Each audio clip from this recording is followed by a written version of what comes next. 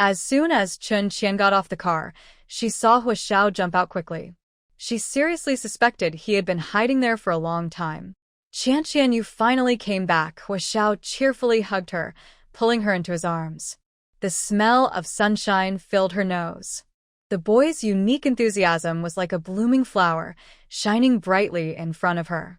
Lively and full of energy. Chun Qian snuggled in his arms, planning to enjoy some close time with her young friend. Suddenly, she felt the boy's body tense up sharply.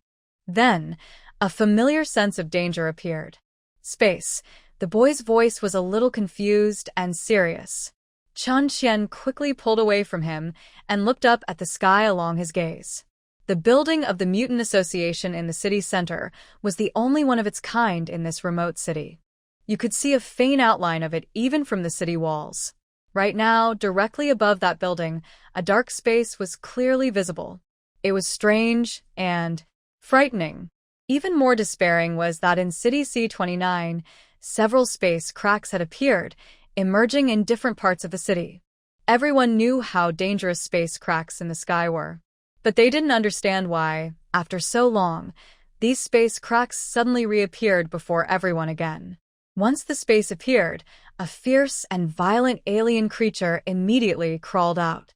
It had an irregular body covered with disgusting mucus, and no other organs could be seen on its head.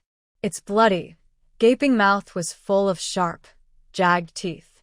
A pair of fleshy wings spread out like claws, scraping the building of the Mutant Association, taking off half a wall corner. The energy caused by the wings flapping was like a huge storm sweeping through the city center. The protective shield activated very quickly, but it seemed powerless against this creature and shattered soon after. Meanwhile, the guards at C-29 were also evacuating citizens urgently. Jiang Lingrui had taken full control of the city's security due to recent events. Patrol guards arrived from all directions whenever space cracks appeared, trying to stop and attack the largest flying mutant. Outside the city, guards also rushed in quickly. With help from the detection room, they identified each space and sealed them fast. As they acted swiftly, strange and fierce-looking mutants emerged from each, from high level to low level. In just a few minutes, C-29 City went from peaceful to a hellish scene. Qian, don't be afraid. Hu Xiao stayed close to Chun Qian, not wanting to leave her side. Chun Qian shook her head. I'm not afraid. Since I have nothing to do, let's go get supplies. More beast cores. She was still worried about you, Ran. After sending her a message and confirming that her match was safe, she felt relieved. Great. Hu Xiao's eyes lit up. Qian, let's fight monsters together. Was this really happening? The nearest space was only 2 streets away. During the mutation in the city, Jiang Lingrui's former subordinates also moved.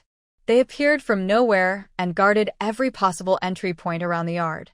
The small protective shield Jiang Lingrui applied for hadn't arrived yet. You don't need to worry too much about this place. Help handle the surroundings first. Chun Qian knew what was important. She cared about her home, but it was just a temporary structure, easy to build in a day. Compared to lives, it was nothing. Her home was with them. After speaking, Chun Qian and Hu Xiao headed toward the nearest space. But when they arrived, dozens of mutants had already emerged. All of them were low-level. Qian, I'll kill the ugliest ones first. Hu Xiao walked quickly past Chun Qian, using his long legs to get ahead, and didn't forget to say something. Chun Qian felt a bit speechless. At such a moment, shouldn't he just ignore her aesthetic preferences? And these little monsters weren't even worth a finger movement for the two of them. Chun Qian didn't stop him. In a few moves, she used her auxiliary branch to kill the few alien creatures that had not yet started causing trouble and had already met their end. Qian, you're so great. Watch me destroy this space gap, Hu Xiao said, but he had already started acting. Something's wrong, something's wrong, something's wrong. Chun Qian's alarm was at its maximum. She felt things were about to go badly. Her instincts made her immediately retreat into the space. When the scene shifted from outside to inside the space, Chun Qian was still a bit confused. Why did she run? There were no high-level monsters. Ahem, and she left Huashao behind. Without the influence of the battlefield, she still was the kind of person who would hide in the space at the first sign of danger. She awkwardly exited the space, just about to apologize to Huashao, when she saw him covered in soot, his brightly colored short-sleeved shirt torn and tattered, including his shorts. Chun Qian was worried he might be exposed. Fortunately, his big shorts were still holding up. It seemed the noise was quite loud, but the surrounding buildings were still intact and not much affected. Why was the explosion of this space gap different from what she had heard before? Chun Qian immediately wiped away her apology face. Luckily, she had escaped quickly. How could she forget Jiangling Rui's miserable appearance? Qian, Huaxiao's once bright smile turned a bit sad, and he looked at her with a full sense of complaint. Why did you run so fast? I heard you were very brave when you saved Jiangling Rui before. Although brothers in the same contract didn't usually fuss over these things, Chun Qian's escape this time was just too decisive.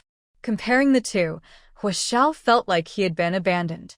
Chun Qian, after being overly brave, she got scolded badly. She was not guilty at all. If I didn't run, I'd be just like you. Fighting together, embarrassing moments together. She could tell the difference. She had no problem with the first, but the second. Goodbye, Maya Xiao. Your contracted master cannot accompany you. Huaxiao looked at himself with innocent eyes and pursed his lips. All right, I won't let you be so embarrassed. Run. Run well. He always managed to find something to praise, even in difficult situations. Xiao, I don't ask you to be more clever. Just don't stare at your own people so openly. Chun Qian turned away to avoid softening at his eyes. Is there still a need for her to scold others these days? Okay, Huaxiao remembered this. Chun Qian nodded happily. She appreciated his willingness to listen, but she still felt something was off. However, she didn't have time to think about it now. After destroying the space, there were other things to deal with. Not just their relationship with Jiang Lingrui, but also, as a reserve beast tamer, even without urgent orders, as long as it didn't affect the contract master, anyone with a bit of humanity would help when such a situation arose. And he also really wanted to fight. His contract master wanted to fight even more than he did. This doesn't count as wandering around, so let's go. Chun Qian's eyes sparkled. She could hunt monsters now. But she had to stop him quickly, or City C-29 would be more seriously damaged. Huaxiao, covered in black dust, followed Chun Qian with a somewhat pitiful look. The two fought fiercely along the way, leaving no mutant creature alive in their path. Of course, not a single beast core escaped either. Meanwhile, outside the city, Jin Fei, take 3 guards and their squad. Within 30 minutes, control the situation inside the city.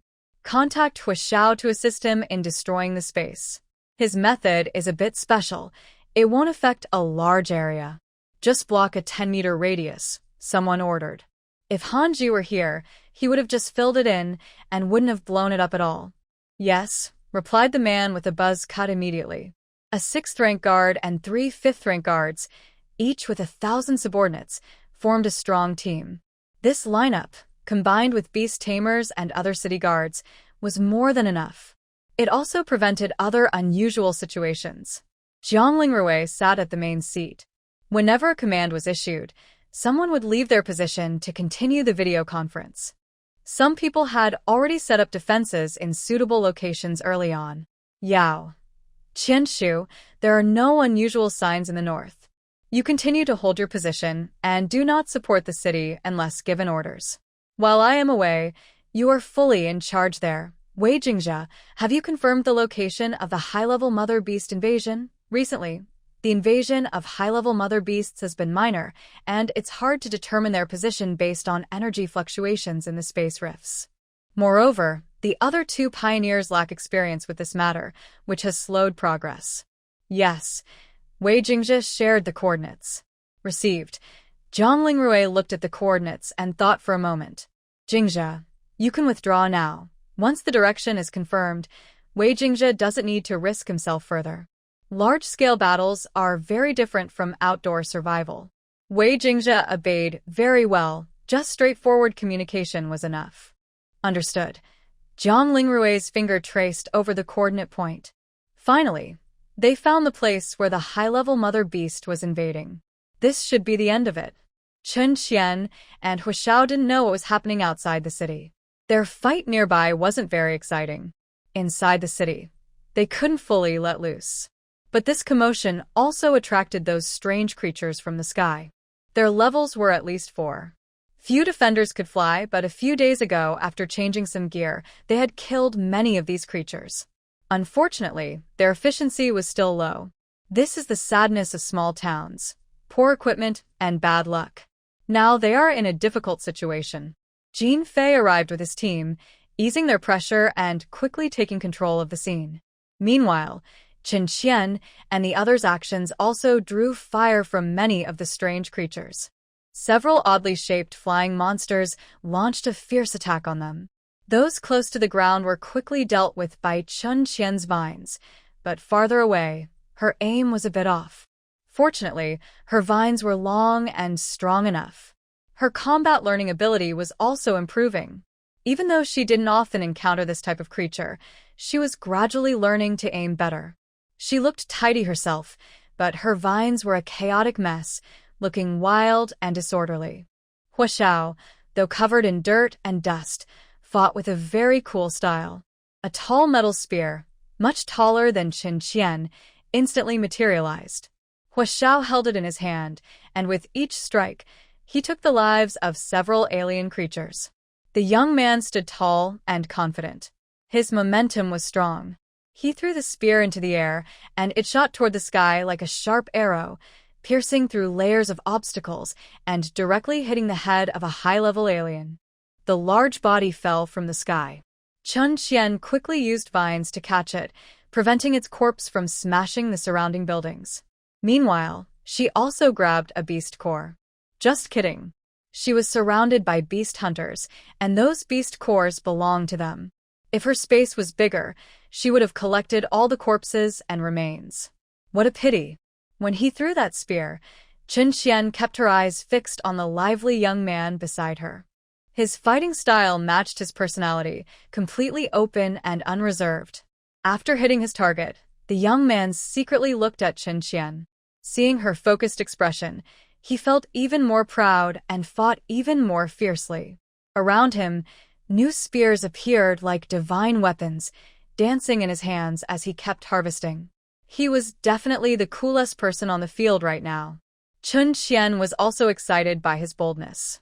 She slightly toned down her chaotic fighting style and started to look more stylish, completely addicted to showing off. Honestly, it felt great. Jin Fei had finished dealing with other areas and was about to wrap things up when he came over. He looked at the battle in the center with a complicated expression.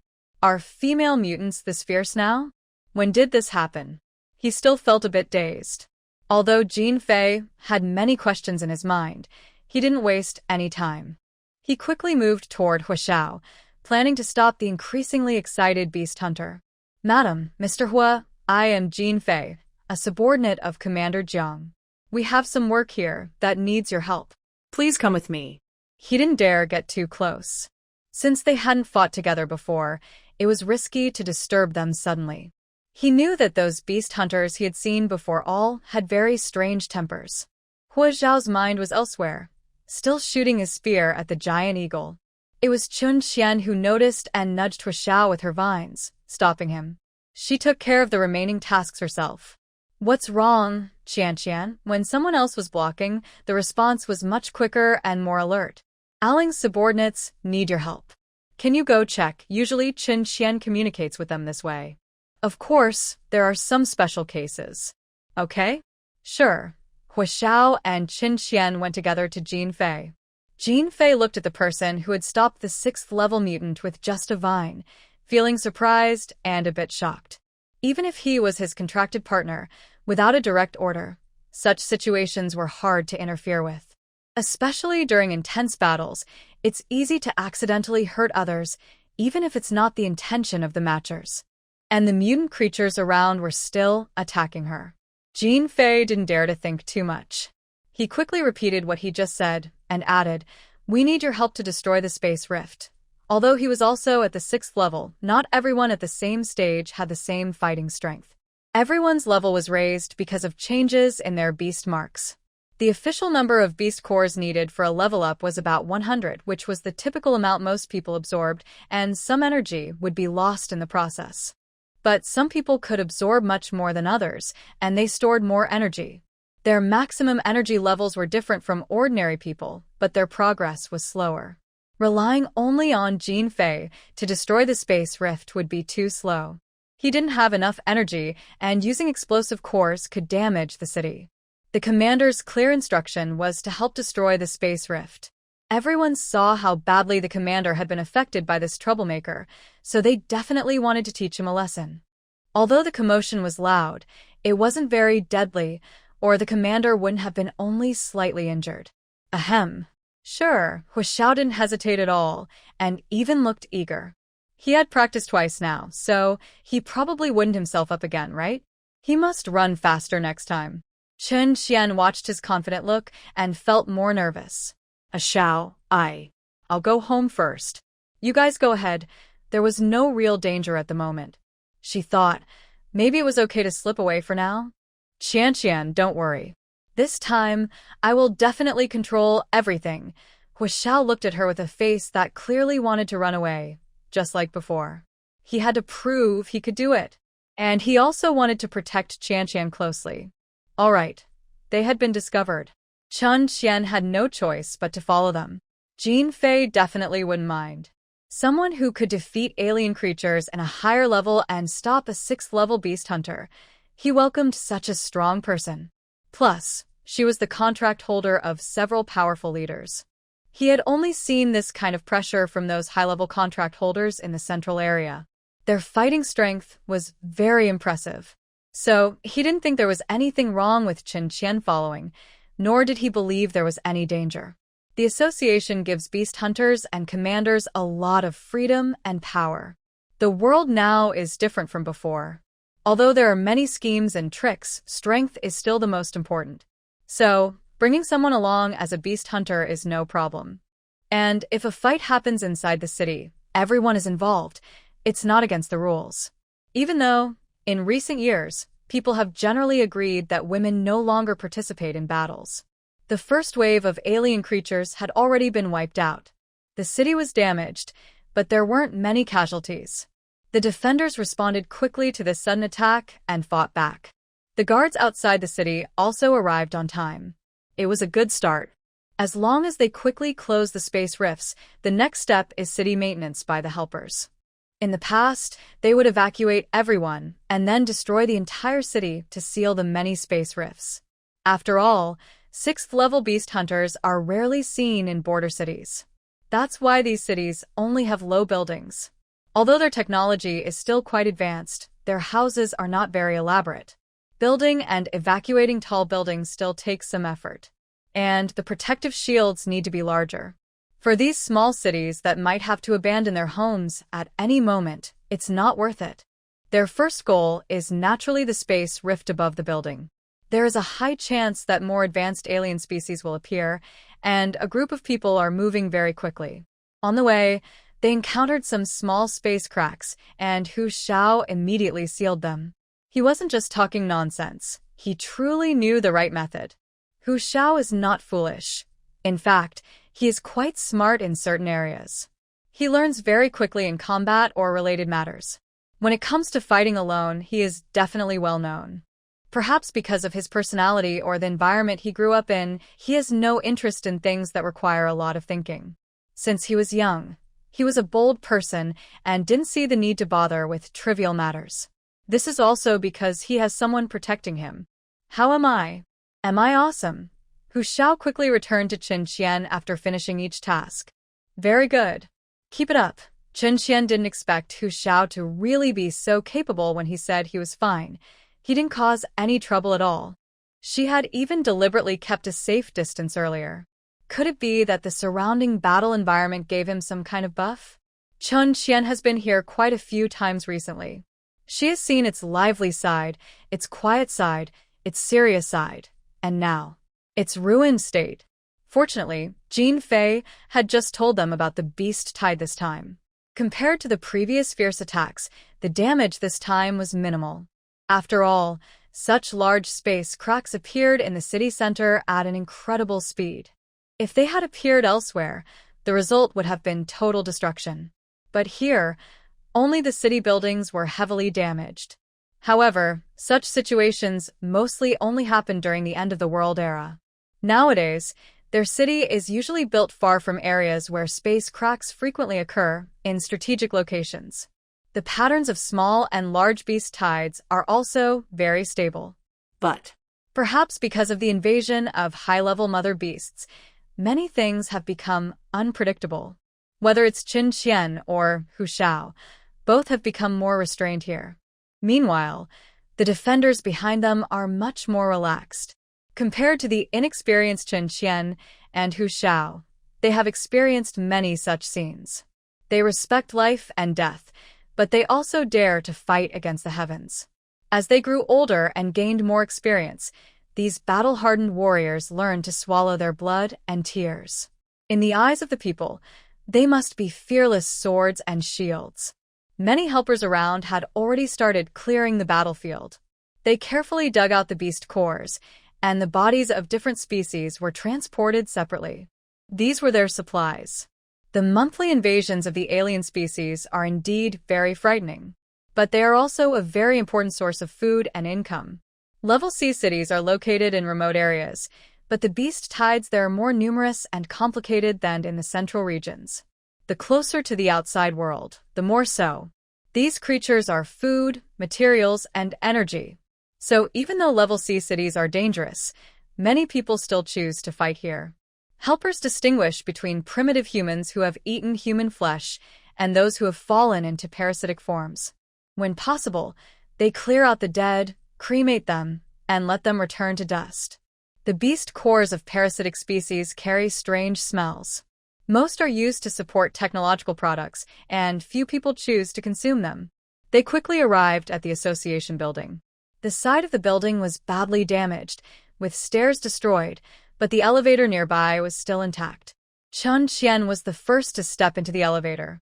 At that moment, she suddenly remembered her first time here. How long has it been? But her mindset had changed completely. Back then, she was full of hope for the human world, uneasy about the unfamiliar world, and curious about everything around her. Her tattered wasteland coat covered her tightly, barely making her look presentable. Now, without a mask, her face remained delicate and beautiful, and her cold gaze seemed slightly softer. But because of her strength and growing maturity, she appeared especially calm when expressionless. This calmness made her look less young and less fragile. All that remained was Chun Qian herself. Jin Fei, when close to Chun Qian, felt this familiar sense of pressure. Although slight, he truly sensed the commanding presence that the commander brought, along with the real strength behind it. He couldn't help feeling curious about the rank of this female mutant. Could she also be at the same level as him, a sixth rank? No one gave him an answer. The female's beast mark was not on her forehead. Jin Fei's position made it hard to access such information, and since he was a commander, he wouldn't normally touch these warning lines. The elevator couldn't reach the top floor. When it stopped at the 10th floor with a squeak, the guards closest to the door forcefully broke it open. After reaching the top floor, Jin Fei observed the surroundings carefully and then began to organize the work that needed to be done. As a subordinate of Jiangling Rue, and because of Chun Qian's strength, he sometimes instinctively looked at Chun Qian's reaction when giving orders. The guards naturally followed this example. Hua Xiao, in particular, hardly took his eyes off her. Chun Qian, who was being watched by these people from time to time, kept her face very tense, afraid her expressions would betray her thoughts. After what happened with Zhou Bensong, she couldn't keep wearing a mask all the time, nor could she let others easily see through her. It's better to use herself as a distraction, even if it means fighting directly, but she must not let others guess her true intentions. That would be the most troublesome. She had to pretend. She needed to show some presence. She had to hold it together. This was her first direct contact with these guards since arriving in C-29 City. Outside, with no cover, She needed to get used to these gazes early. She also had to learn to stay calm or, alternatively, to reveal what she wanted to show. Chun Qian shouted inwardly. Oh no, she had been poisoned by what a Ling had taught her. These things were too difficult. She decided she should first learn to bluff. But honestly, scaring them was pretty satisfying. The work to handle the space gap was rapidly intensifying. Because there was some distance in midair, and the space gap was quite special, many preparations had to be made. 2 guards used their abilities to start building.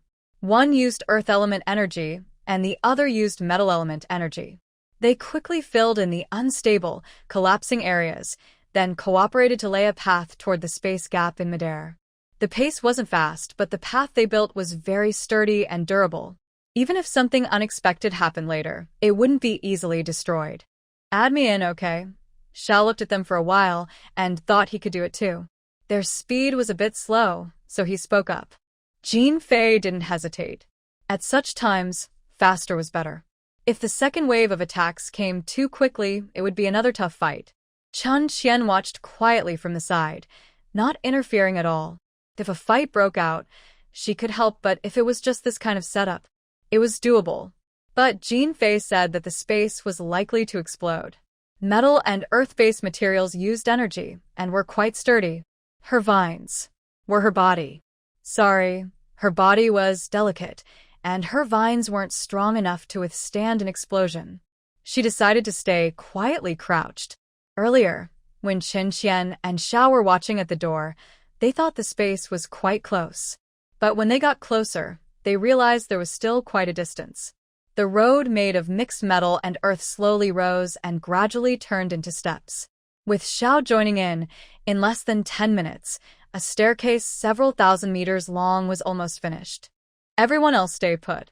If anything unexpected happens, handle it quickly, Jin Fei ordered after organizing the others. Then he looked at Qin Qian. Madam, would you like to wait here for now? He didn't see Qin Qian as a fragile woman but asked her with the respect given to a strong person. Qin Qian ignored the awkward nickname and replied, Yes, go ahead and do your work. Be careful. If it weren't inappropriate to say now, she would definitely tell him to change that nickname immediately. So annoying. It gave her goosebumps. Hearing this, Jin Fei nodded. All right, I'll go find Mr. First. He quickly walked toward the floating staircase. When he was almost there, the guards who had been building the road just finished and were about to leave. They exchanged a few words and hurriedly parted ways. Looking up from Chun Qian's position, they looked very small in the high sky. Jin Fei was already discussing with Xiao which direction to start from. If they didn't choose the right angle or failed to break through on the first try, they might alert the alien creatures and trigger an early attack. Time passed second by second. Whether it was the helpers rushing to clean the battlefield below, the guards on alert nearby, or the citizens being moved to safety, their eyes kept scanning the sky for those figures. Jin Fei and Hua Xiao were ready. The nuclear device was set up. They planned to quickly retreat after delivering the energy. If it exploded on them, it would be a serious problem. Hua Xiao decided to send his energy once the position was confirmed. But before the energy could gather, there was movement in the space. A pressure only high-level alien species could have. Hua Xiao reacted instantly. He drew his spear, and a huge burst of energy erupted. Jean Lingrui had said that when alien species appeared, it was best not to damage the space. If lucky, they might up the directly. If unlucky, it could make the bigger. Then, destroying the would be impossible for just one person. So, Hua Xiao stopped sending energy into the and turned to kill the primitive species that had just appeared. Jin Fei was just as fast. In an instant, he transformed into a giant alien eagle. His claws, like blades, with flames, struck the neck of the alien.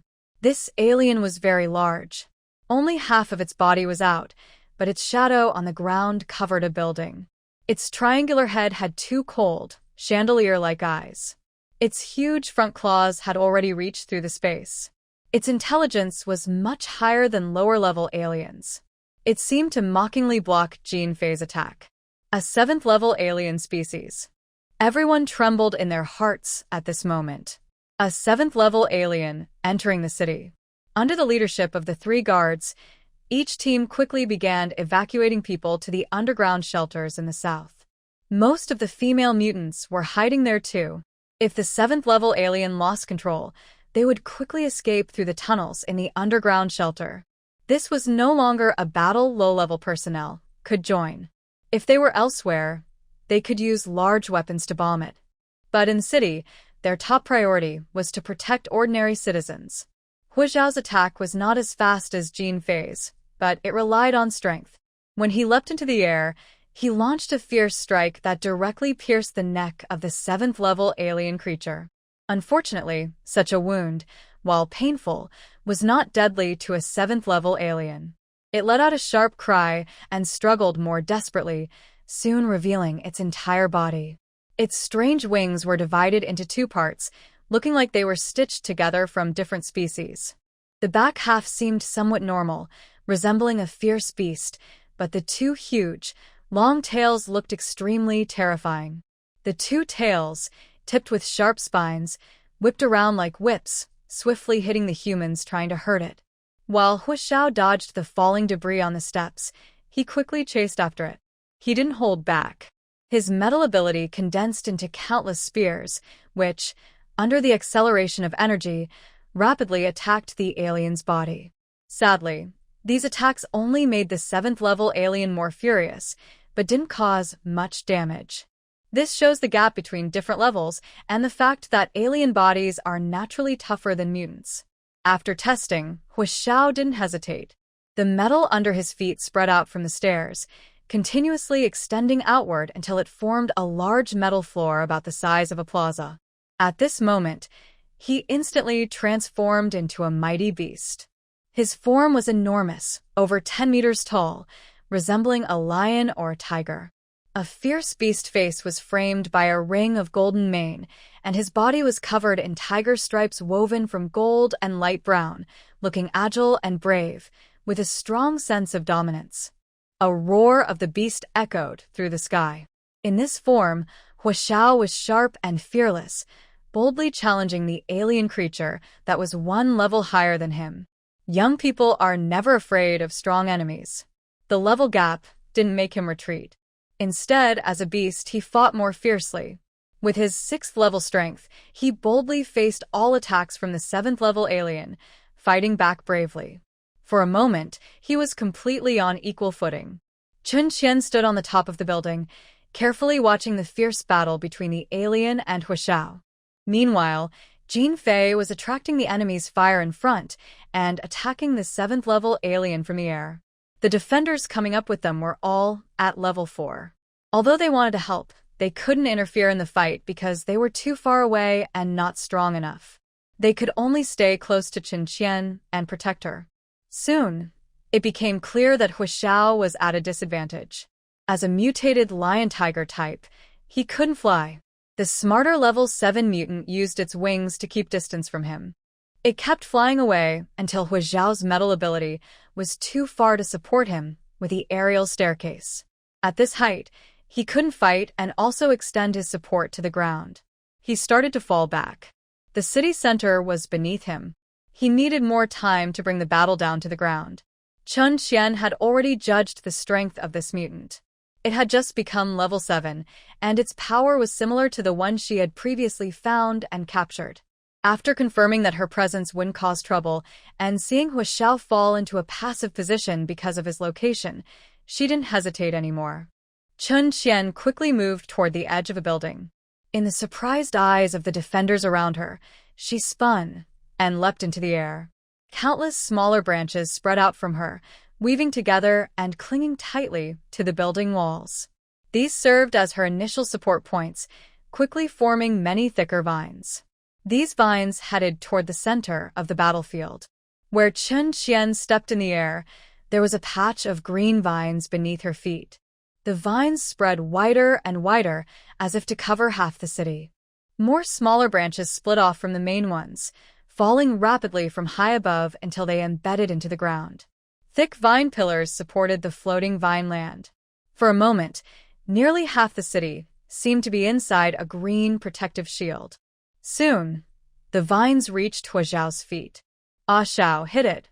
Chen Qian didn't get too close. Instead, she stayed nearby, controlling the vines to keep extending. Without the city buildings blocking her, her vines grew even more lush than before. Roar! The beast's roar didn't carry the killing intent like before. It had no words, but its excitement was clear. Chen Qian is fighting with me again. Charge, charge, charge. Hua Xiao trusted her completely. He quickly retracted his metal floor, ignoring his footing, and either chased upward or dodged to the side. Whenever he lands somewhere, vines quickly build a platform for him. The two work together smoothly, and with Jinfei attacking from the air, this 7th-level mutant creature finds itself stuck, unable to retreat or advance.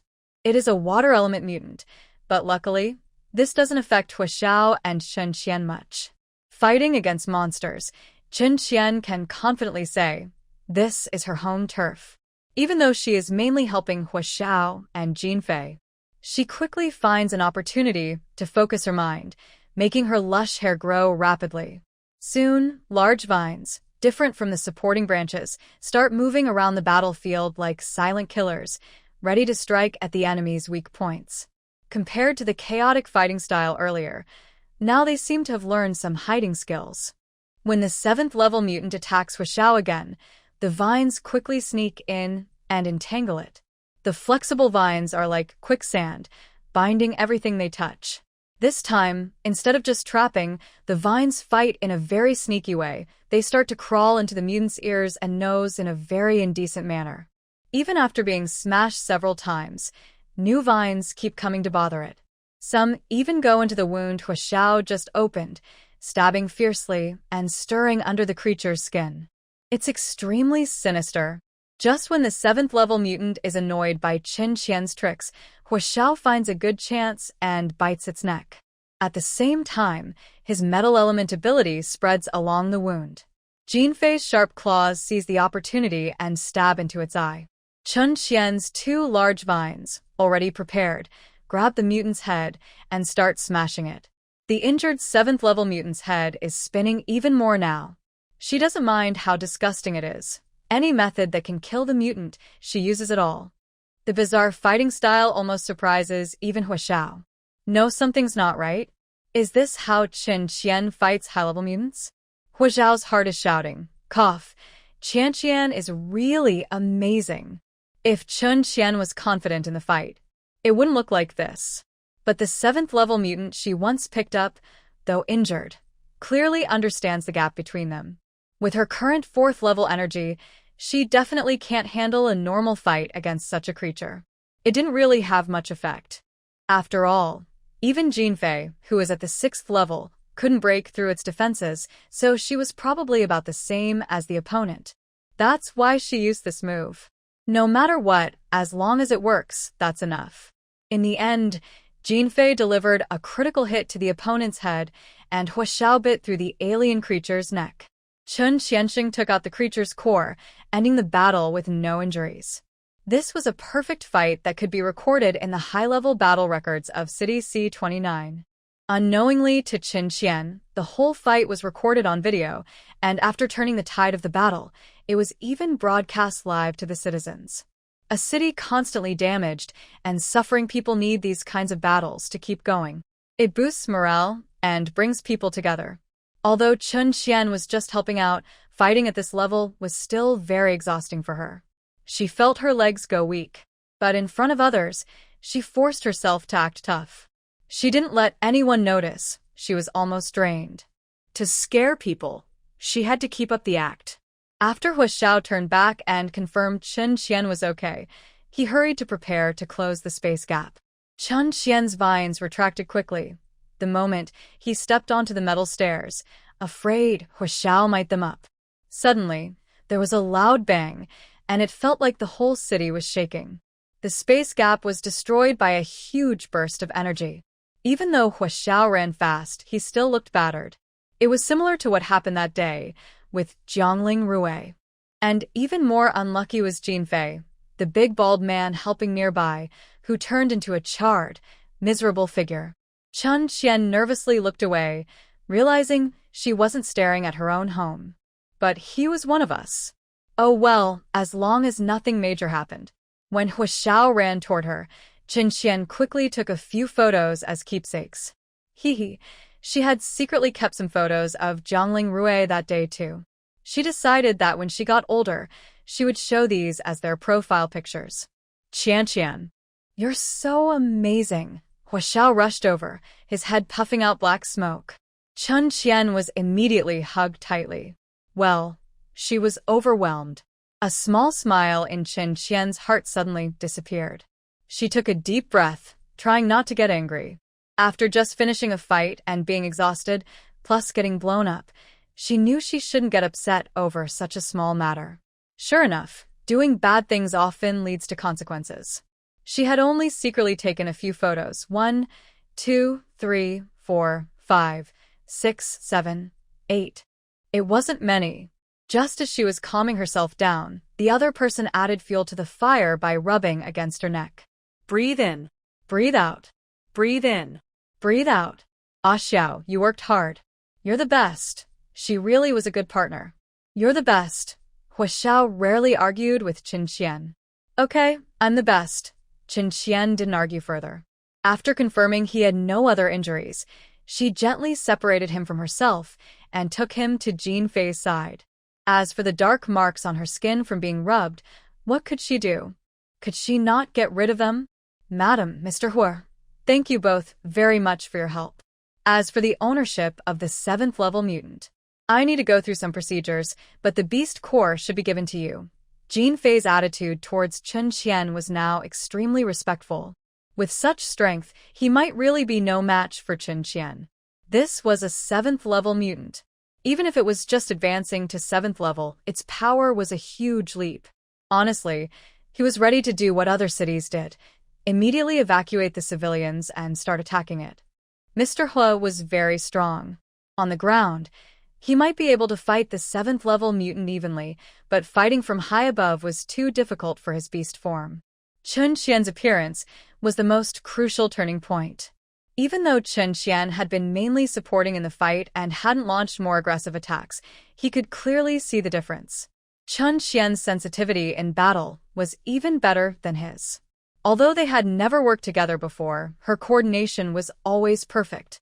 When it was time to be fierce, she dominated with strength. And when it was time to retreat, she cleverly withdrew all her attacks, creating a perfect opportunity for him. While working with him, she also managed to balance her own and Hu Xiao's attacks, ensuring none of their strikes missed the mark. For example, after avoiding the attack from the alien species, the best angle for her to strike is from the west. However, from this position, there are no weak points for the alien to be attacked. If she tries to go around to other directions, it would be a waste of time and likely to be noticed by the alien. At such times, Qin Qian's cooperation becomes very important.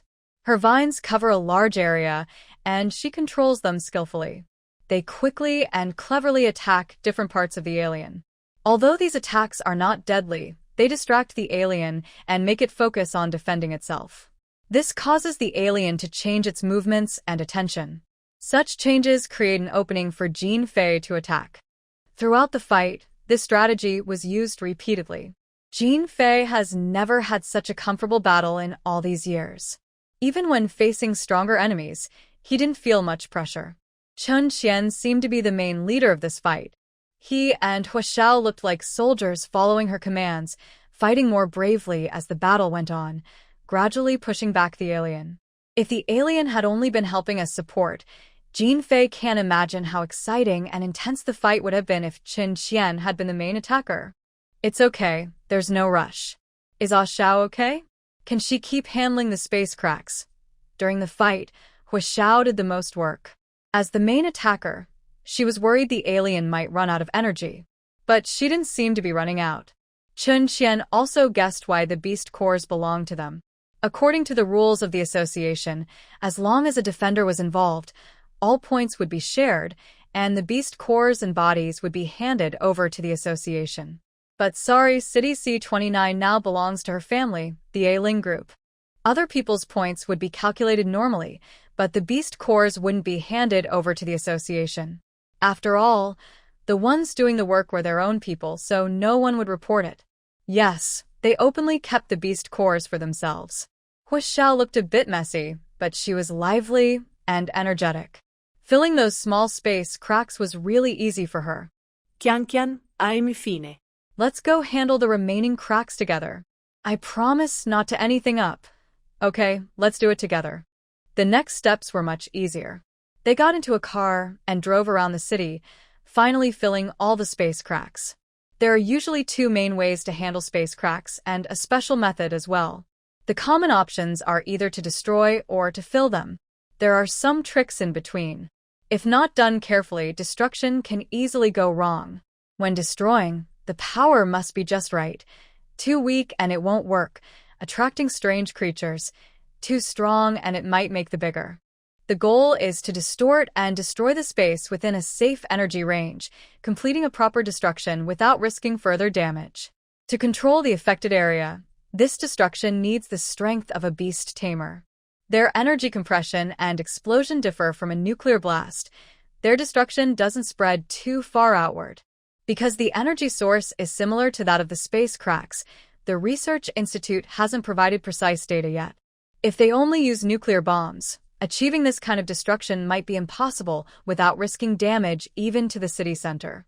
Filling the is more complicated. Since the is caused by energy, it requires carefully choosing a spot and slowly repairing it from within. Once skilled, this filling method can be better than destruction. It's the technique that Hu Xiao is becoming more proficient with now. There's also a special case like in the sky earlier. It was too large. When large bombs can't be used, you need to find its weak point and cut straight through. During the process, it's important to repair quickly to prevent energy from leaking out of control. After walking around this area, the sun is almost setting. After handing over to Jin Fei and his team, they didn't rush back to the defense camp. Instead, they planned to help rebuild the city. Over the past month and a half, they've faced several beast attacks. Hopefully, the commander can resolve the situation soon. City C-29 is really unlucky. Chun Xian watched Jin Fei prepare to leave and couldn't help asking, Jin Fei, what's going on with the Ling? One battle made her more familiar with Jin Fei and his team, and she spoke more casually. The commander took people to the place where high-level mother beasts are invading. I don't know much else right now. Okay, thanks. Chun Xian didn't say anything more. No wonder the message earlier from a Ling hadn't gotten a reply. She wasn't sure what the current situation was. When Chun Xian and Hu Xiao returned home, Wei Jingzhe was sitting quietly on the sofa. He seemed to have been sitting there for a long time, with nothing else to do besides sit. Hey, Wei Jingzhe, you're back. You almost scared me. Although Hu Xiao was usually careless, he knew Wei Jingzhe's personality well. He didn't try to change him, just made a simple joke. Qian, I'm going to take a shower now. Finally remembering his torn clothes, Hu Xiao greeted Qin Qian and Wei Jingzhe and hurried upstairs. He was so messy. What if Qian disliked him? Go ahead. Qin Qian also wanted to go. Jingzhe, have you finished your task? You probably don't need to go again, right? Qin Qian first approached the cold-looking person and looked him over carefully. Seeing he was unharmed, she felt relieved. The information about the advanced beast invasion was shared in the group chat. She had seen it, of course. The danger was obvious. But she couldn't, nor would she, stop Jiang Lingrui and Wei Jingzhe. Because she was doing the same thing. Many things in this world are more important than just surviving. Yes, I finished the task. Wei Jingzhe spoke like a robot reporting work. He and his beast form really. Whether they match or not, it's a different story. What do you usually do? Qin Qian didn't sit on the sofa, but squatted in front of him. She was very dirty now. She didn't want to clean the sofa. So, are household robots really not suitable for edge cities? She heard those things are complicated, requiring many devices installed throughout the house, and Aling said they're not safe. She temporarily gave up on that idea. Wei Jingzhe calmly described his daily routine. Eat, sleep, walk, fight mutants, do missions, organize everything I see. Get paid. And go to the bathroom, you didn't mention that, Qin Qian added. Wei Jingzhe's eyes were cold, and he calmly agreed, attend to physiological needs, and he was even more precise. His tone was as if he was saying he was going to enjoy the moon, not just use the toilet. Chun Qian almost didn't know how to continue the conversation. Is there anything you like to do? She was very curious about this. Wei Jingzhe's expression briefly blinked out. He thought for a moment and replied slowly, "Good night kisses, dart games." The name of the dart game hadn't changed. It had already been turned into a game program and shared in the group chat. But it hasn't been officially used yet. We'll wait until everyone arrives. Chun Qian's eyelid twitched. Wow, are you waiting here for me? How is she supposed to respond? Should she try more things she likes? Ahem, we share the same hobbies, but the rest depends on family rules. Chun Qian kept her composure. She is a bit of a flirt, so she likes all 5. But she can't be biased. So everyone should follow the rules and treat each other equally. Okay, Wei Jingzhe understood the rules. Anything else? Chun Qian felt this explanation wasn't enough, so she added, hobbies that don't involve me. Wei Jingzhe thought for a long time this time. She squatted uncomfortably and decided to stand up and stretch. On the sofa, maybe the sunset outside was too dazzling, and when its light shone into the room, it looked dreamy, even making Wei Jingzhe's eyes sparkle. The coldness suddenly melted away. This scene made him look more lively. Chun Qian's mind wasn't as sharp as Jiang Lingrui's, but in that moment, she and Wei Jingzhe reached an amazing synchronization. She understood what he meant. Jingzhe, do you like being at home? She said the word, home, very softly, afraid of startling it and causing it to break. Just like those lonely dreams from the past. Yes, I like being at home. Wei Jingzhe's expression became more vivid and lively. Although he still looked cold, it was as if his soul had been awakened.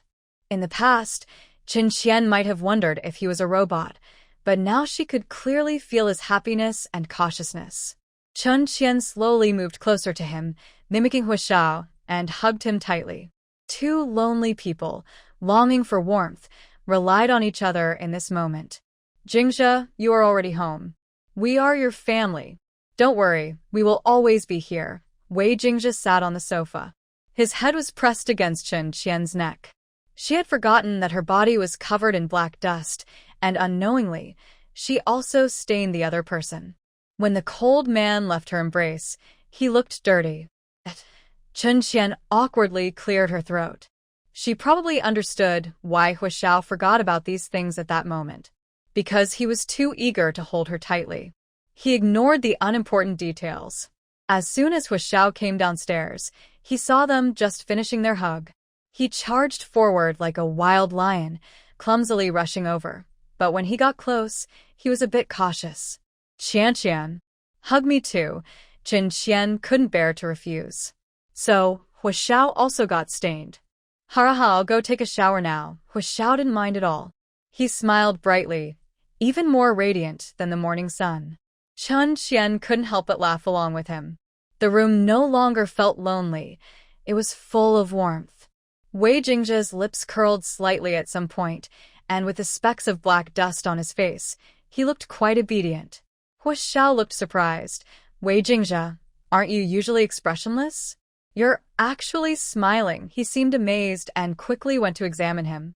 Wei Jingzhe was jostled left and right by him, but still didn't refuse.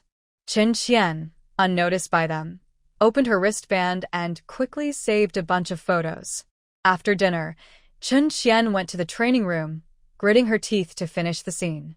If she delayed any longer, it would be hard to handle the battlefield that might come at any time. She stayed up all night. Tears had long dried up. She really wanted to curse. This frustrating end-of-the-world situation. But she also deeply understood the helplessness and numbness of people in this world. Tonight's 2 scenes, although not as terrifying and hopeless as the West Sea battle, still looked like scenes from a human. Chun Qian in the scenes didn't even have a place to stand. Step by step, it was like a mountain of corpses and a sea of blood. The words, images, and videos she once found are nothing compared to even a tiny part of this virtual scene. It makes you feel like you're the main character. When she first entered, Chun Qian completely forgot she was a mutant. Fortunately, there was training and preparation in earlier scenes, or she wouldn't have made it through. After going through these 8 scenes, Chen Qian felt a strange sensation in her mind, but she didn't grasp what it was. Looking at the empty training room, she took a deep breath and slowly exhaled. To become stronger, she must work 1,000 times harder, even 10,000 times. Only then can she survive in this apocalyptic world. The things Chen Qian faced now are totally different from her past battles. Just as she was feeling motivated, she suddenly received a message from Zhao Yuran. Huh? An invitation to a gathering? At this time? She looked confused and asked why. Chen Qian, a gathering now? Zhao Yuran. Yes, a very special gathering. Chen Qian, what is it for? Chen Qian was a bit puzzled. Just yesterday, there was an invasion in the mutant city, and now they're having a gathering? It should be over by now, right? And A gathering usually means lots of people? Oh no, she was feeling her old social anxiety coming back, happening intermittently. Zhao Yuran, I'll keep it a secret for now, but Chen Qian, you should be prepared. There will be others. Is that okay? Chen Qian, all right. All her hesitation was about socializing.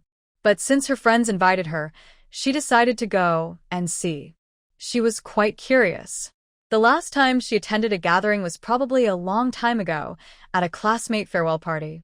When she went downstairs, Hua Xiao and Wei Jingzhe were discussing some experiences outside the domain.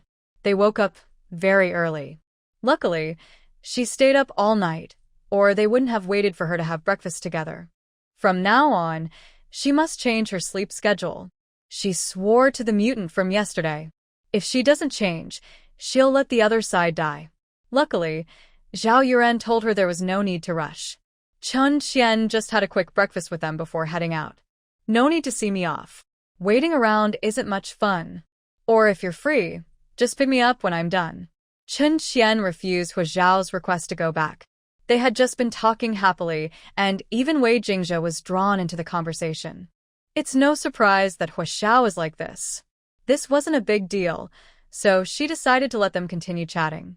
After just telling them that, Chen Qian went to the door to call a taxi, but then she remembered that with the current situation, she couldn't get one. Many roads were under construction, and it was usually better to wait until noon. The monster attack had delayed her driving test, so she still hadn't gotten her license. Chen Qian didn't want to be rude and disturb them in the living room, so she simply took out her electric bike. Honestly, buying this bike was a good choice.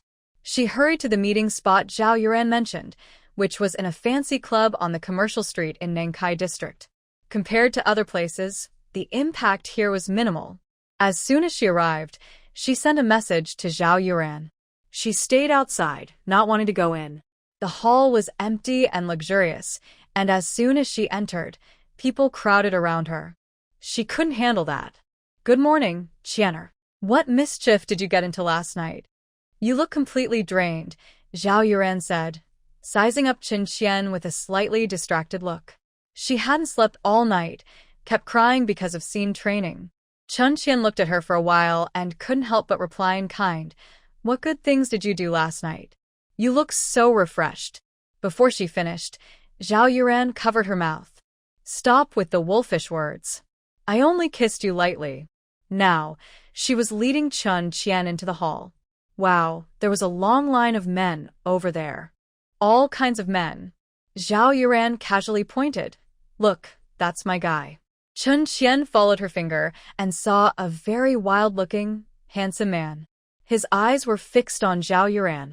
Even knowing they were talking about him, he didn't look away or glance at her. The man's forehead had a feline beast tattoo, indicating he was about to reach level 6 strength. Honestly, men like this are very rare.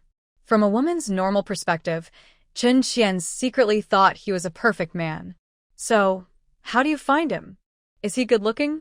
Zhao Yuran smiled happily and asked, looking at the photos, I thought he was a handsome guy, but after seeing him in person, I realized he's actually a wonderful man. Although her sister Qianqian's husbands didn't have the same style, based on their faces, they were definitely on the same level. Dog boss, I really want to check your program to see what's going on. How can you say this kind of husband isn't a perfect man? Talking about this, Zhao Yuran got angry. One reason was her disagreement with the other person's standards, and the other was because of their rules. Besides the 5 matchers and task guides, others couldn't even get a lifespan by forming contracts with her, so she worked hard to pursue those targets. Living only 30 years wasn't enough for her, especially since she just reincarnated. And after learning about the average lifespan of people in this world, she didn't want to die young, no matter what it took. Host, please stop scolding. The system really doesn't know, sniff. But Ryu is so handsome yesterday. The system was blocked for a whole day, but Zhao Yuran finally released it. As soon as it saw the new man her host brought back, it started shouting excitedly. What good are you? Zhao Yuran didn't want to bother with it anymore. Chun Qian didn't pay much attention to the man. Although he was good-looking, she simply appreciated his appearance. She honestly replied, good-looking. Ha ha ha, look at you, it's okay to look a few more times. I don't mind, Zhao Yuran said casually. She really liked Ayu's appearance. He was so handsome, it touched her heart, and his personality was wild and free. I think Mei Ling, Qi Mian, Jingjia Xiao, and Han Zi are even more handsome. There was a proud tone in her words, always lifting her chin. Even when she praised her own family outside, she was fair. She truly believed this. Compared to that man, they each had their own charm, handsome in different styles, but she had to praise her husbands.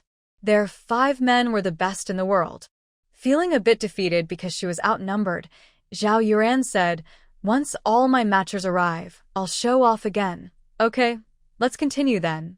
Even as sisters, they leaned on each other at such moments, driven by a desire to win. Although she didn't know what they were competing for. But women can't say no. The two chatted happily and soon reached the 3rd floor.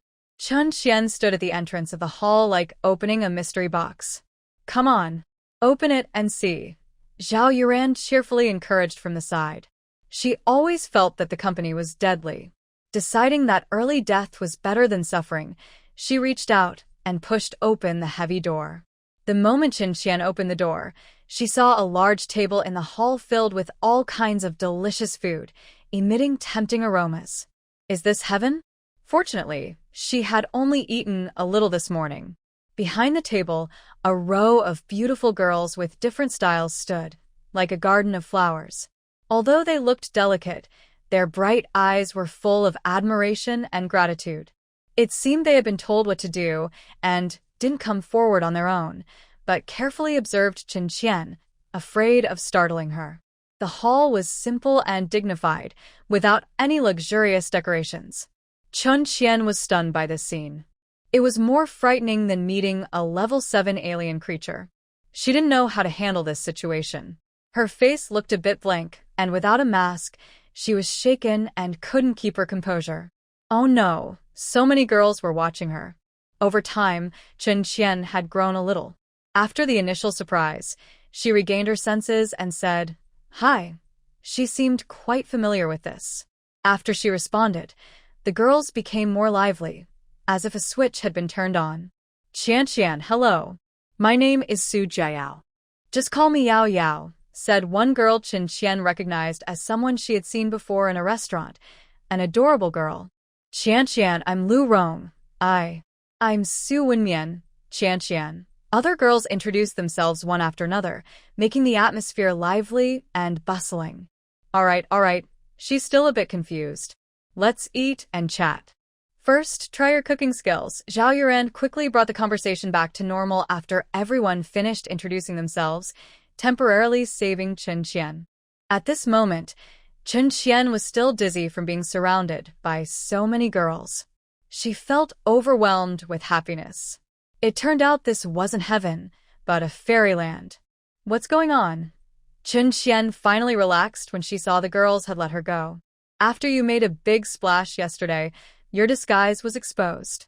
They are all people you have helped before. Coincidentally, yesterday we were shopping together, and someone saw us. When you were fighting the 7th level alien, I was hiding with them. That's how we got caught, and ended up having this gathering. Zhao Yuran was also worried because, of course, there are live streams of some scenes from outside the underground shelter. Well, Qian isn't here, but she is. It just so happened that someone saw her and the others, so she was recruited. Qian, you are so brave. That was a 7th level alien. You just went straight at it, and I was almost mesmerized by you, Zhao Yuran whispered excitedly. Chun Qian was a bit dizzy from her straightforward praise and quickly stopped her.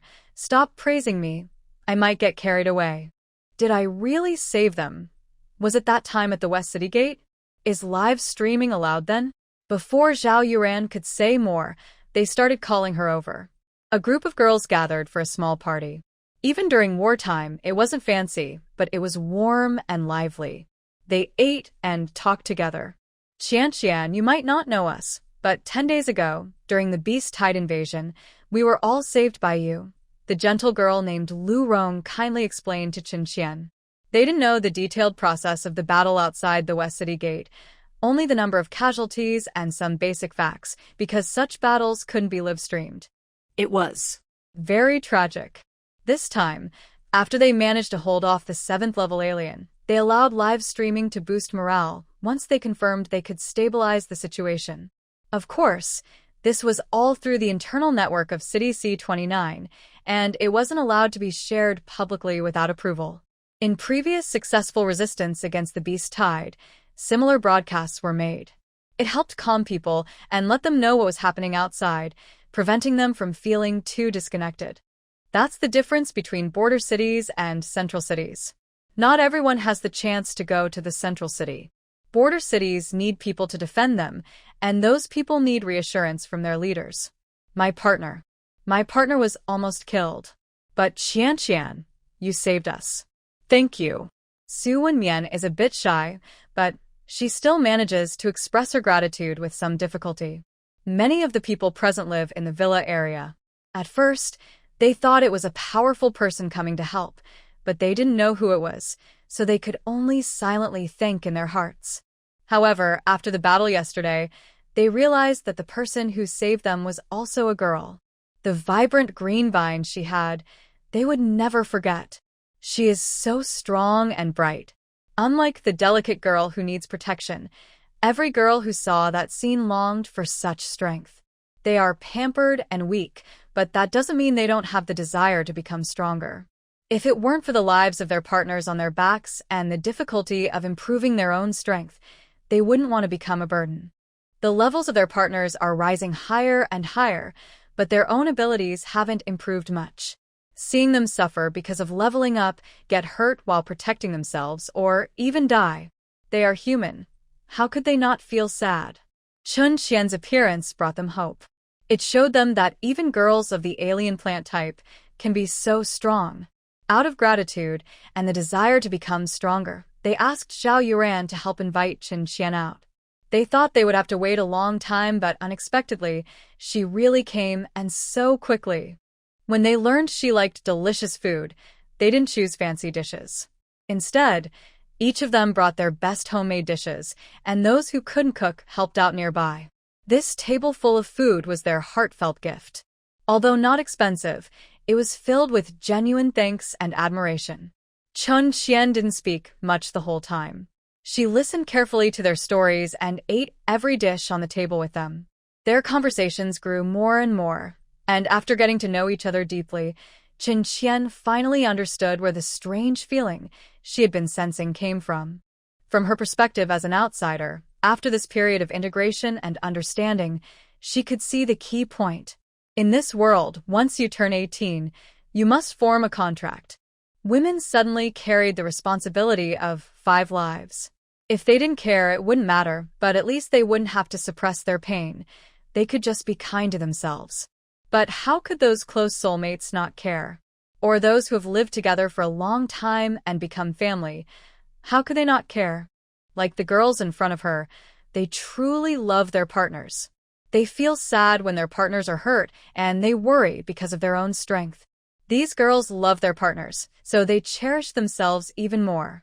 If one dies, 5 are buried. They would never take such risks. So, they instinctively stay away from danger, doing clerical work or staying quietly at home. In this end-of-world situation, such jobs don't give much control over society. And their partners and these women are definitely rivals. They won't let lower-level women or mutants take high positions. The world has been in chaos for 15 years. The laws made early on tend to favor women, mainly to protect them. But when one side is only protected because they are rare, precious, and fragile, they become the ones needing protection, not the ones in charge. Women on the border are different. They've seen suffering. Though powerless, they know they must become stronger. Many work for the Mutant Association, but when it comes to fighting, they are helpless. Whenever danger appears, they hide safely underground. Most women in the main cities have long lost the desire for strength because of their comfortable lives. Honestly, they grew up protected by family and society, and as adults, they are still protected by 5 partners. Few of them go out to work, let alone aim for higher positions. Not to mention the pressure from mutants outside, or the social relationships among mutants themselves. Currently, only 2 female leaders and their partners support them. Even the strongest pioneers are like castles in the air, without followers behind them. Today, top female mutants are like a broken chain. At the very top are the female leaders and their supporters, acting as a shield. There are not many high-level women supporting this social class, which leads to the low progress of lower-level women becoming stronger. This creates an uncomfortable social situation. Laws and social benefits favor women as much as possible, but in reality, they are protected like canaries. No world is purely black and white. Male mutants are bound by contracts, but your contract partner won't hurt you. What about others? Would they harm you, the contract holder? It's impossible. The contract system seems to protect women, but it is actually a double-edged sword. When you're strong, they are your sword. When you're weak, you can only be their pet. The gap in strength and numbers causes some to exclude outsiders. All because of the imbalance of power. This is why some ambitious people train puppets to be contract holders. If the women are of the same level, they might fear being suppressed by other women. But what if a level 10 adult deer faces a younger tiger? They won't fear the predator's pressure anymore. In their eyes, anyone except the contract holder and their brothers can be enemies. How can such a person accept being subordinate? Women are protected. Too well. So much so that they have become like canaries. It might not be out of malice, but the long-term result is the same. The world has never been static. This seemingly perfect world may only be so for now, but not forever. At the beginning of the End Era, those female pioneers fought through the hardest 5 years of resistance, successfully turning the tide and fighting for women's dignity. They refused to live as mere breeders, numb and passive. Yes, breeders. This word was discovered by Qin Qian by chance, and he looked into it carefully. After the end of the era, due to a sharp decline in population, humans lost many companions. If they didn't want to go extinct, they had to consider increasing the population. And only women could give birth to children. Those strict and unkind laws named women as breeders, a role unique to females. At first, it was even mandatory. But because of the nature of the mutants, all males who formed bonds became submissive to women. Because of this, some women began to grow secretly, gradually gaining influence. Finally, in the 5th year of the End Era, they had a chance to turn things around. They improved protections for women and abolished the role of breeders. Now, all women could avoid the shame of forced childbirth. The female pioneers. They are strong and kind, with a deep sense of justice. They took women, who had long been mistreated by society, under their wings. Perhaps the explanation from the association was just a simple statement. After the 5th year of the End Era, due to the rise in status of female mutants and their partners protested against the Mutant Association. In the 5th year of the End Era, the system for matching female partners was changed, and the benefits for female mutants were improved. At the same time, the age for forming bonds was raised to 18, and the mandatory requirement for women to have children was abolished, but the cost paid for this was enormous. From what Qin Qian knew, she hardly heard their names anymore. Only the current 2 female leaders are their legacy. A simple statement. During special times, the Mutant Association officially banned abortions. This eased the gender power struggle, but no one could truly understand the hardships they faced. Back then, Men were in a critical stage where forming bonds was necessary for survival, and women seized this chance to rise. Forming bonds protected their lives and secured their future. At least, today women are living well. But the world is not static. When women are overly protected and become weak, it's like children holding onto a treasure of bonds but lacking the strength to defend it. In the end, they can only be exploited. In the 15th year of the End Era, Chen Qian saw a society where women's rights were well protected. The two female leaders must have spent countless efforts and energy on this. And perhaps it was too much. In such a difficult time, women can still be like seeds breaking through the ground, struggling to grow freely in the wide outside world. Moreover, what about a society like this? Excessive protection has already kept these seeds locked in glass jars, preventing them from sprouting or growing. These issues Chen Qian thought about, not because she is exceptionally clever or stronger than the two leaders. It's because of her different position. She can see, understand, analyze, or even change things herself. Of course, she currently lacks that ability. But those two leaders cannot. Because it's too late, and they are overwhelmed. The difficulty women face in advancing is a fact. As the strength of both men and women increases, many important positions can no longer be held by them. Furthermore, even with matching protectors, their survival on the battlefield is very hard. And sacrificing a contract master often means the death of several matching protectors. Such a cost is too high for humanity to bear. Chen Qian only truly understood the weight she carried after the battle outside the West City Gate. She is no longer just a lone person, a lonely wanderer who dies alone. One life is tied to 5 others. While enjoying the sincerity and efforts of her matching protectors, she also has to bear these burdens. But she doesn't want to hide behind their protection because of these burdens.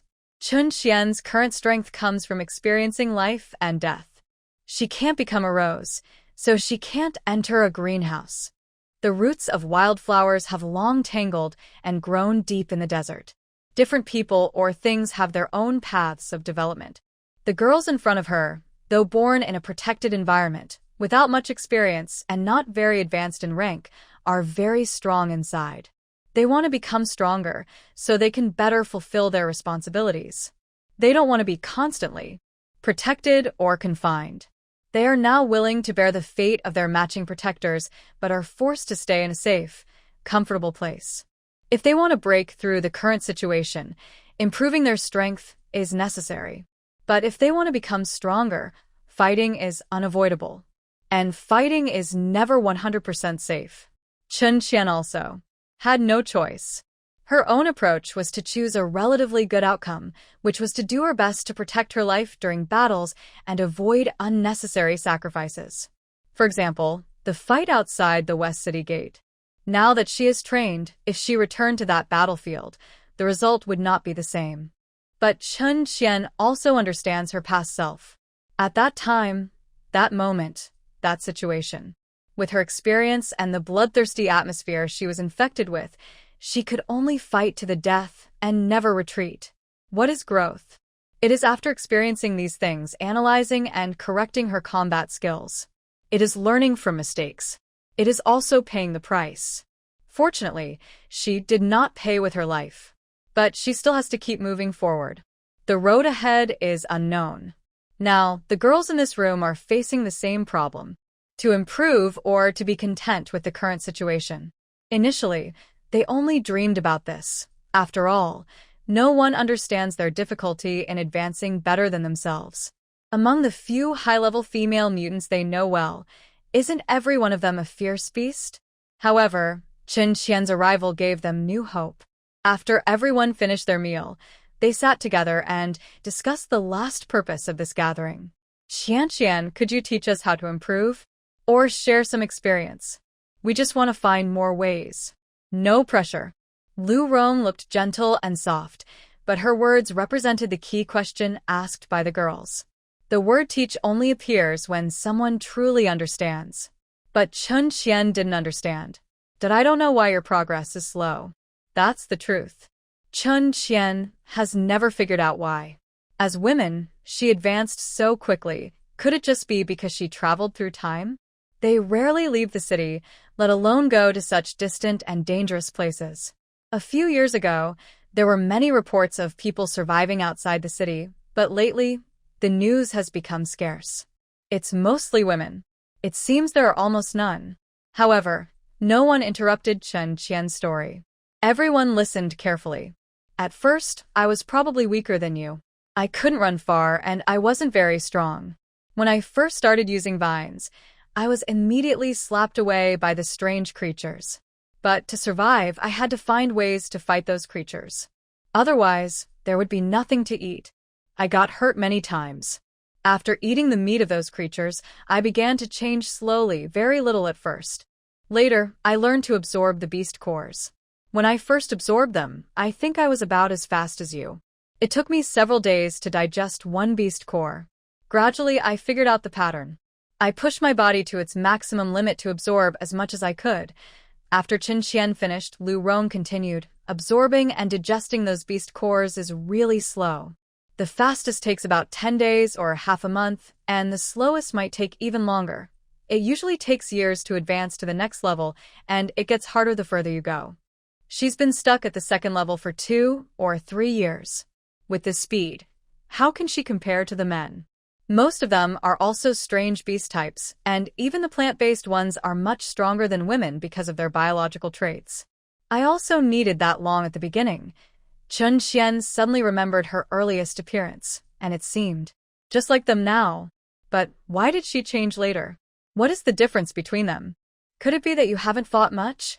Chen Qian thought this was a likely explanation. Lu Rong shook her head. Qian, do you know why we rarely see older women here? No, I don't. She had seen few people, and although she was curious, she just thought it was because she hadn't had the chance to meet them. There are so many things in the world. She had only been here for a few days, and even if she kept learning, she couldn't understand everything. Like this matter. Over the past 10 years, how could no one have tried to work hard? Most of them lost their lives in battles.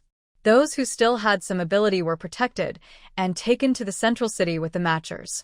Gradually, only orphans remained here. Because of their sacrifices, most of us no longer dared to go on adventures. When everyone was conscripted, women naturally participated. It wasn't forced, they volunteered. Cute girl Su Jiao also said, "We're not afraid of fighting." But it's not just about our lives. Most of the time, forming a contract was their shield of protection, but sometimes it felt like a chain that held them back. If not for the law forcing it, many wouldn't want to form contracts. Who says only men are forced? Aren't they too? They could be better themselves. Even if it meant risking their lives to improve their strength, it was their own choice. In this end of the world, who wouldn't want to be strong? Even if injured or risking death, they would do it. Even if they didn't fight, they didn't want others to support them, right? If they couldn't fight, they just wanted to support themselves. If dying because of weakness, then so be it. Why should they carry other people's lives? Why is it always the same? If you die, 5 others will die with you? If you're afraid of death, then don't form a contract. Join the association and resist. Since you're going to form a contract, be prepared to face life and death together. Even if it's impulsive and reckless, then just do it. Why imprison us? What's the point? They were still young, full of courage, rushing forward, but now they're confined like this. It's so exhausting. Parents, teachers, and the association all teach them. After forming a contract, you're not alone anymore. You can't be impulsive. Later, one by one, they slowly left. Only they remained under protection. But it's really exhausting. They'd rather fight and struggle than carry others' lives. Although after forming a contract, such thoughts would gradually fade due to soul matching, the burden of responsibility becomes even heavier. So the girls are holding themselves back, living like prisoners, slowly trying to find ways to break free.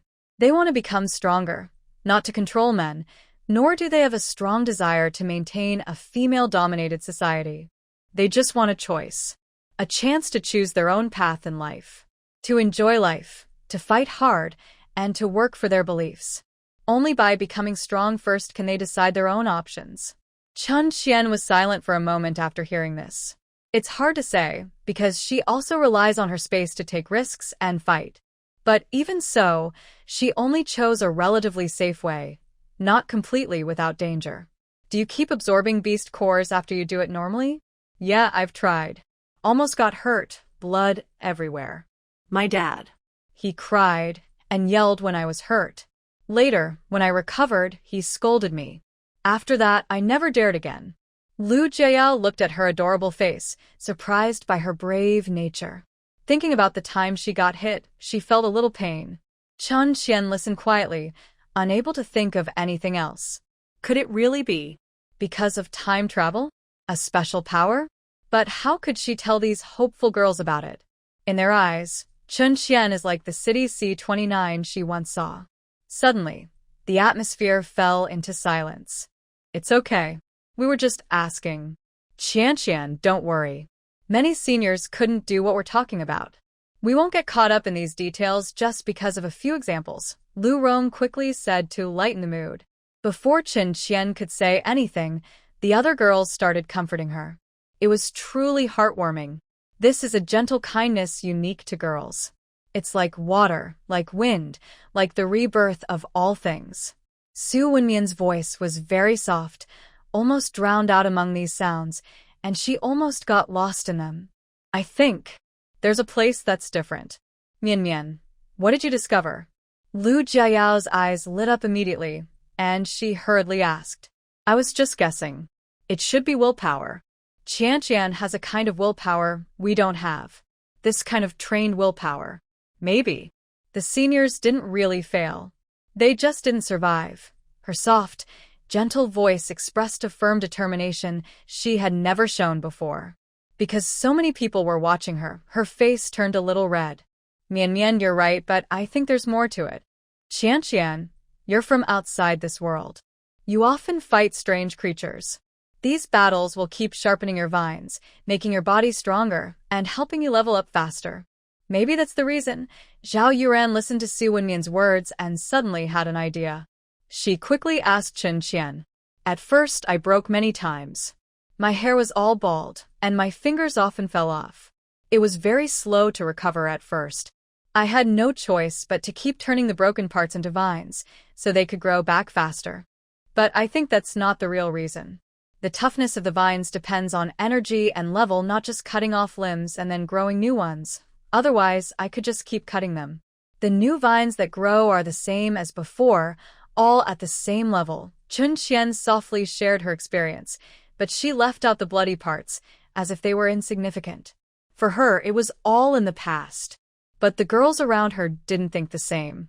Their eyes turned red, and Su Wenmian even started to sniffle. She remembered her mother. Back then, her mother also tried many times. But in the end, she failed. Almost every girl had a similar experience, seeing their family members hurt or watching the matchers get injured. But they could barely comfort each other. The atmosphere only slowly returned to normal. Lu Rong asked, somewhat confused, if it's just willpower, the seniors have tried that too. It's not enough, Qian. Just now, Yao said she was badly injured after absorbing too many beast cores. Have you ever done that? Zhao Yuran caught the key point. Even if her guess was wrong just now, it didn't matter. They were all here to share and learn. No matter right or wrong, they needed to speak up so everyone could hear. She always has a habit of observing everyone, probably because of her experiences, which make her more alert. However, this skill isn't enough when dealing with more experienced people. When she mentioned this, Chun Qian immediately thought of a key point. I've done it before. It was really tough back then, but outside the place I hid, there were many strange creatures. No water, not enough food. When I couldn't hide anymore, I had to risk going out every day to absorb beast cores, even if my body couldn't digest them. I kept doing it repeatedly. I almost died. Several times, she even endured pain and ate beast cores one after another, risking her life. Anyway, it didn't seem to matter much.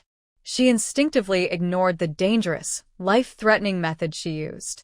Thinking about it now, maybe going through life and death made her stronger. But can these girls who have formed contracts really try such a thing? It's not just a small chance. It's a high probability. Maybe. I won't die. Zhao Yuran said something no one had ever considered before. The people here. No, perhaps everyone in this world knows death better than she does. Because she truly died once. That emptiness after life fades away. Only she can understand that feeling. Chen Qian had never thought of this possibility. Although she often wanted to give up, how could she choose to die after surviving? Maybe she's just lucky? Most of the girls here more or less understood what Zhao Yuran meant. Lu Rong thought for a moment and then said slowly, "There is that possibility. I've looked into many records, and no one has tried that method.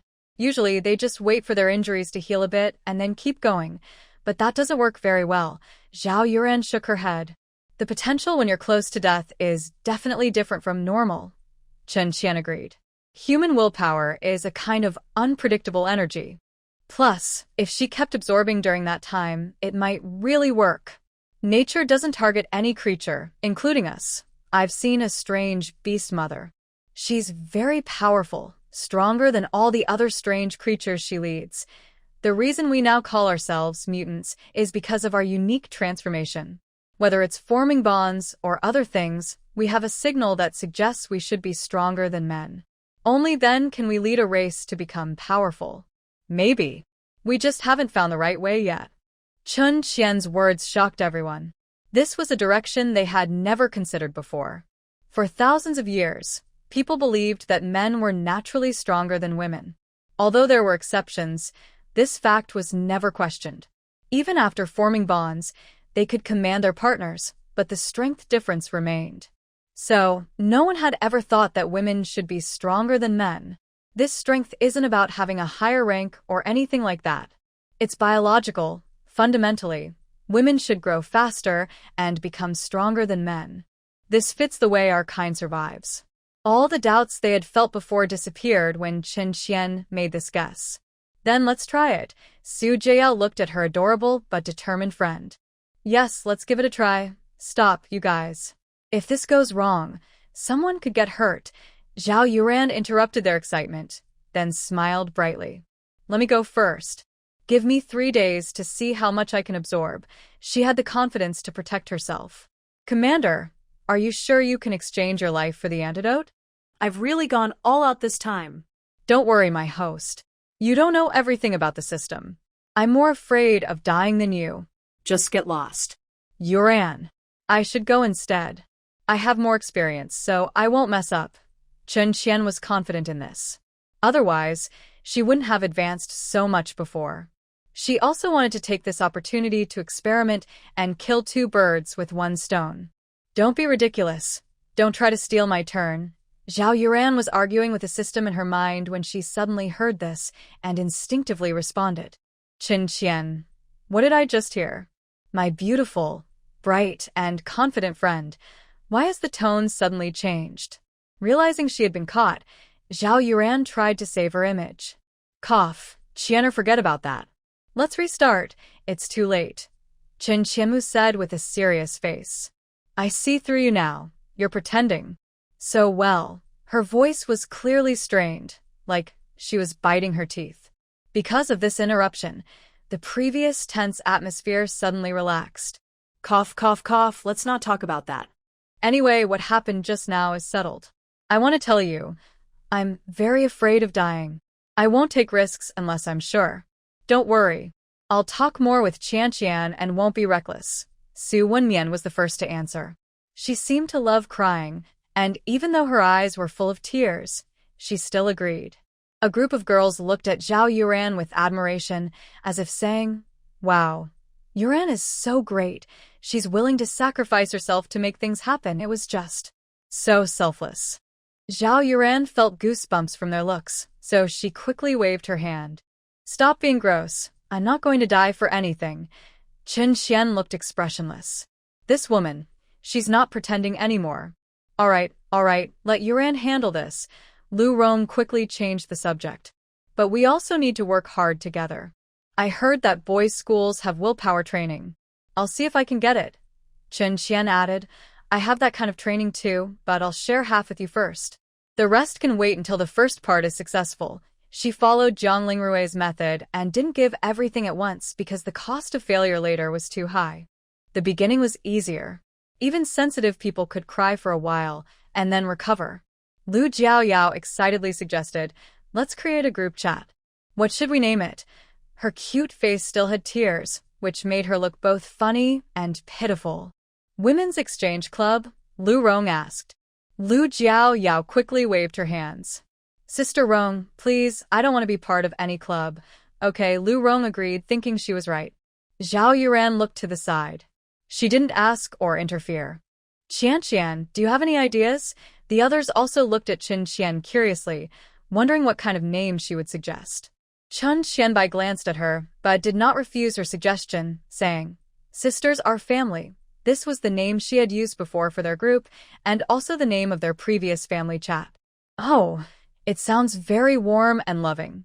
As she finished speaking, the room suddenly fell into strange silence. I think the Beautiful Girl Club is also good, Lu Jiao said as if she hadn't heard what others said, sharing her own idea. Hey, that's too cute. We should be serious. Let me think about it some more. Chen Qianbai, feeling ignored, stayed silent. Isn't it nice to hear? Zhao Yuran laughed loudly beside her, completely forgetting her usual image and letting herself go, breaking out of the cocoon to become a butterfly. What do you think? Breaking out of the cocoon? I like that, Su Wenmian whispered. Isn't it just breaking out of the cocoon to become a butterfly? I also think that's good. Lu Rong saw that they seemed to have agreed and suggested, let's vote then. Do you have any other ideas? No one opposed.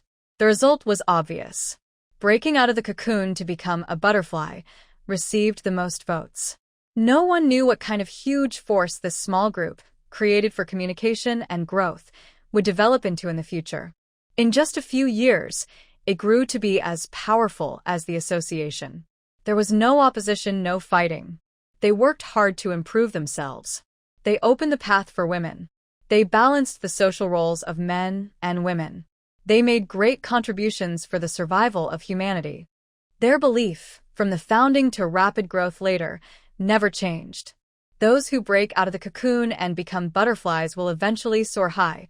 After confirming the group name, they even came up with some official titles. Everyone agreed that Chen Qian should be the leader. But Chen Qian had no interest in that. She didn't like feeling trapped. She was happy to discuss and share with the girls, but leading and managing was another matter. She didn't want to set her path based on theirs. These girls would find their own unique way forward. However, in the end, she was assigned a special honorary position. The specific duties were up to her own choice. She could manage anything or nothing at all.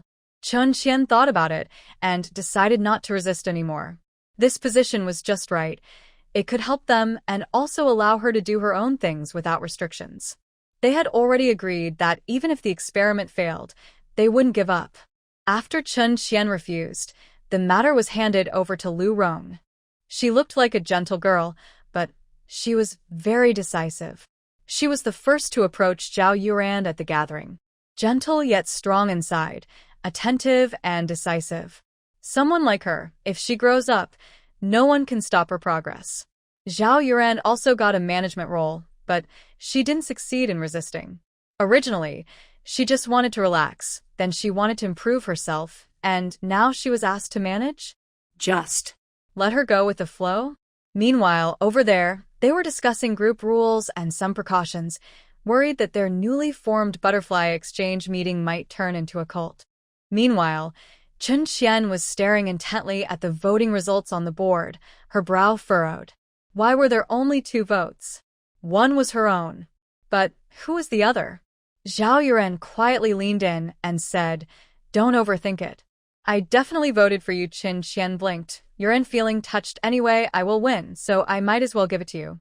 After all, I'm your good sister. I can't let you lose so badly. Oh, don't pinch my feeling touched. She withdrew her hand. Chen Qian didn't squeeze hard. Her opponent was too ticklish, so she quietly pulled back her hand. Do close friends usually become like this after they get to know each other? Zhao Yuran asked, grimacing as she touched her own. There was no sense of decorum at all. Chun Qian nodded. Although a long time had passed, she still remembered what they had done. She couldn't help but want to laugh, but she couldn't. In the end, she could only softly say, there are even worse things. They were quite scary, even invading each other's personal space. Zhao Yuran looked at her nostalgic expression and swallowed her doubts.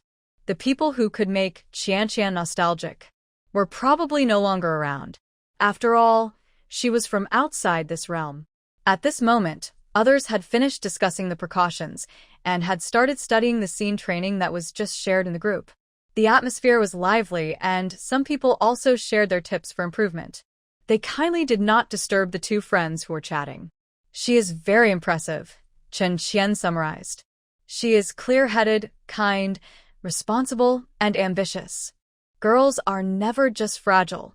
Only in the end times do they have to hide their true thoughts. She used to not understand deeply. After this contact, they began to understand each other a little. They are treasures guarded by a mighty dragon. But their preciousness and value do not disappear because they are protected. Eventually, they will return to the world with the dragon, shining with their worth and importance. She is really impressive, but this world is truly crazy. They want her to hide and protect herself, yet also make her strong enough to comfort men. It's so unfair. Zhao Yuran couldn't help but curse softly. Only those who understand can truly feel it. Chun Qian nodded in agreement. Yes, it's really unfair. The strength of the different species comes from their powerful mother beasts. If the core is always kept safe in a cozy nest, then their group will eventually be overwhelmed. Maybe the association of mutants doesn't mean it that way, but most of the time, people only look at the results. Perhaps those two female leaders are also powerless. Race and dignity. Without sitting in that position, it's really hard to understand what kind of choice it would be. Qianqian, aren't you surprised by my change? Zhao Yuran changed the subject. Chun Qian looked at her in surprise.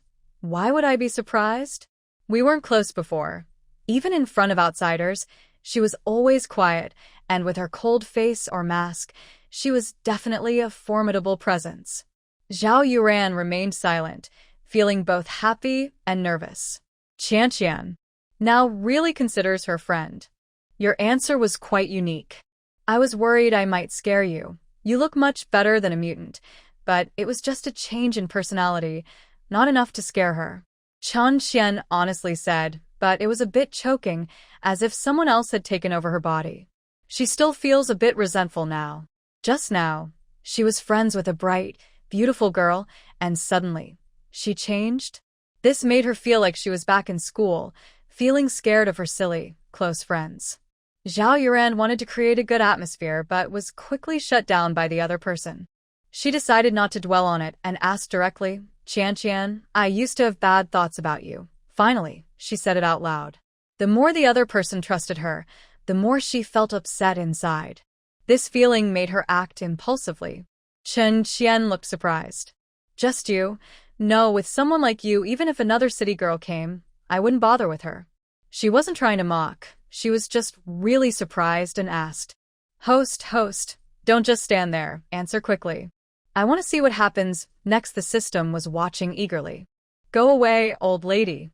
Zhao Yuran didn't know how to respond. Her carefully prepared mood was gone. Hey, I have an idea. Just tell her you used to flirt with her man.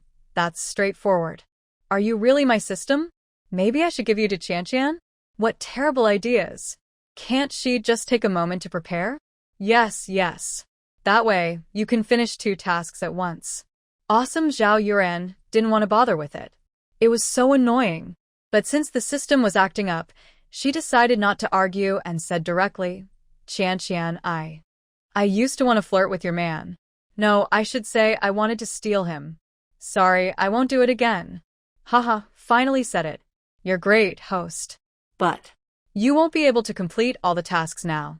You better cling to Qianqian. Chun Qian saw her struggling for a long time and then suddenly say this. You're quite reckless. This is a serious commitment. Qianqian. Don't focus on that. Zhao Yuran was so annoyed with Qianqian and the system that she didn't want to speak. She was sincerely apologizing. Please respect me. Someone in her mind was just eager to eat all the gossip and loved making trouble. A strange thought crossed her mind. Should she be angry? Chun Xian was stunned by her beautiful, fiery expression, which suddenly looked very intense. Wow, she looks so pretty when she's angry. Zhao Yuren's annoyed and shy look is really funny. Before the other person could come over, Chun Xian quickly stopped her from acting on her feelings and straightened up. If in the future you try to take my man, I definitely won't play with you anymore.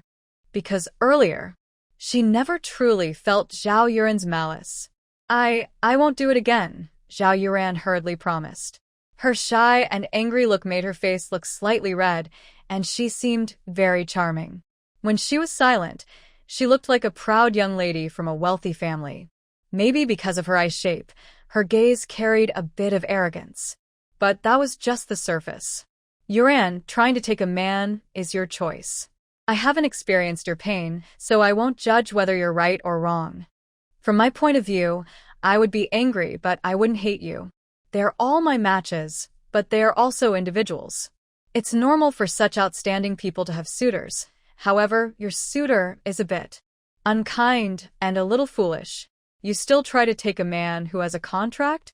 Are you going to turn him into a specimen? He can't even be used. Chun Qian's teasing was very sharp.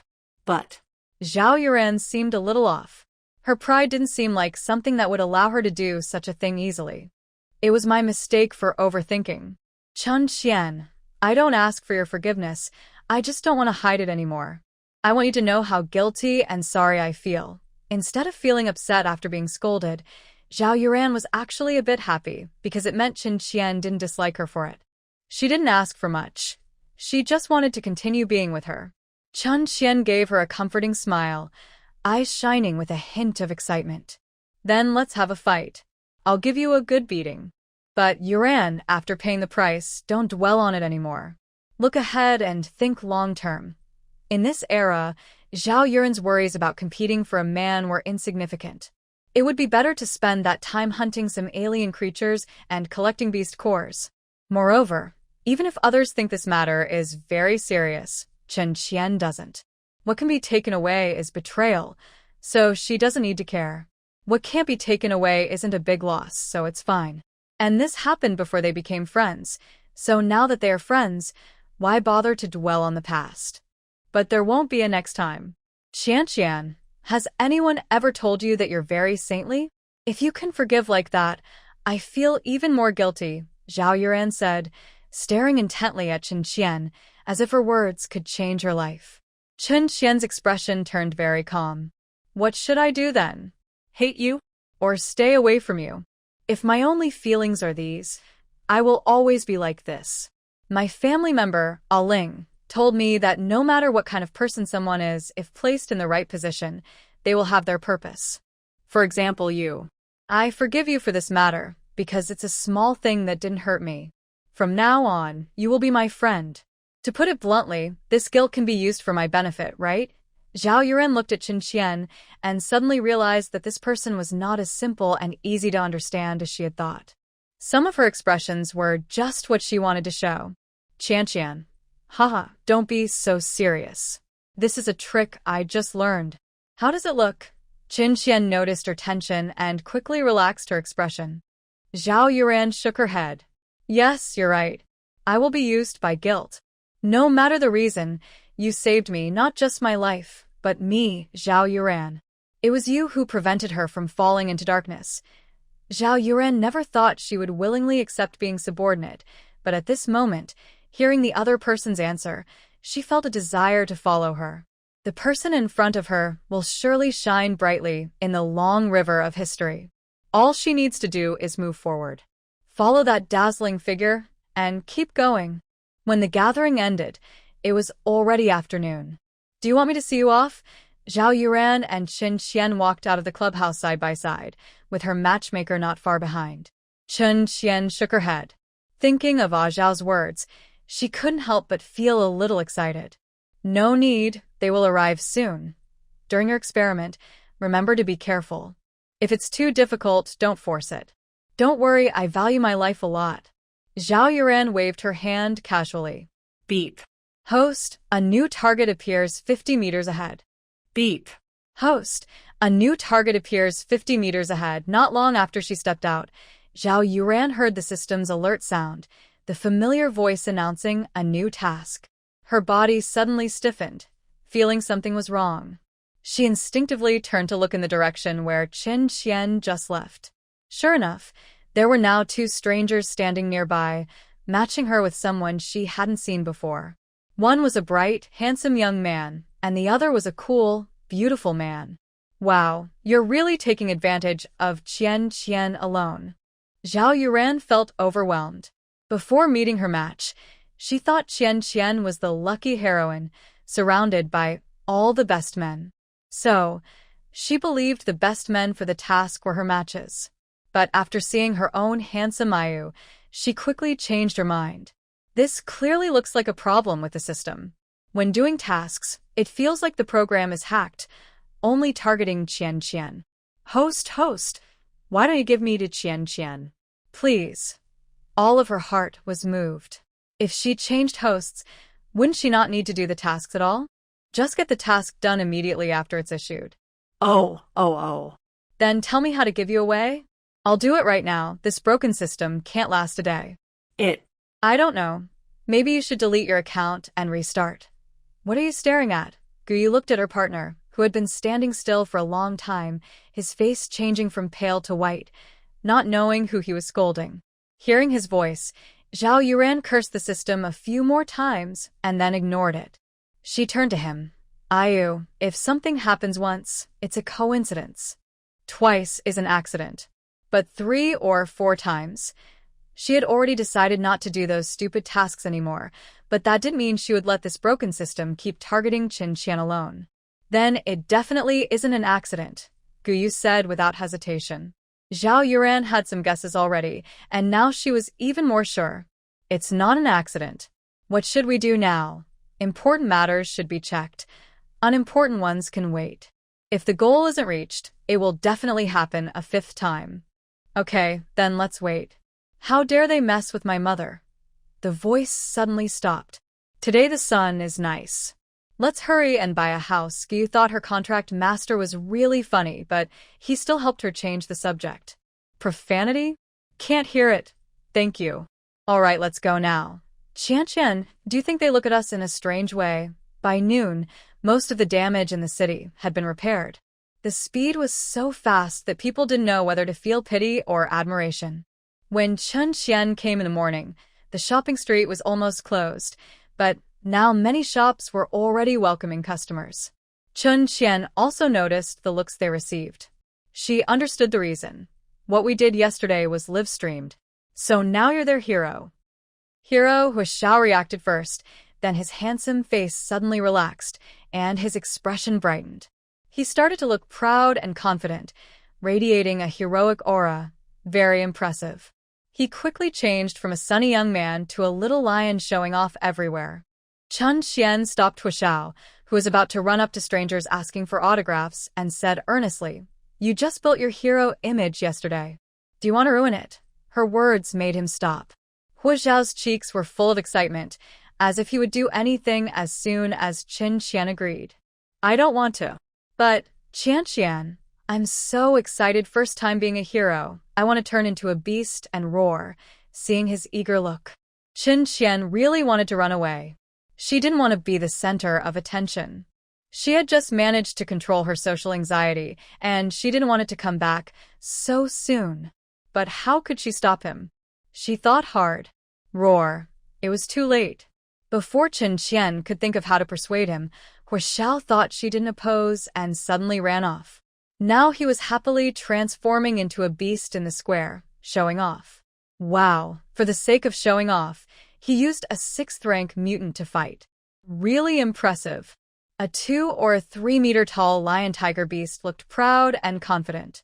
Its proud, big furry head was held high, as if afraid others wouldn't notice it was breathing through its nostrils. The majestic and powerful lion-tiger beast was pacing around the square, happily bouncing around. Because of its lively behavior, the nearby spectators immediately became excited.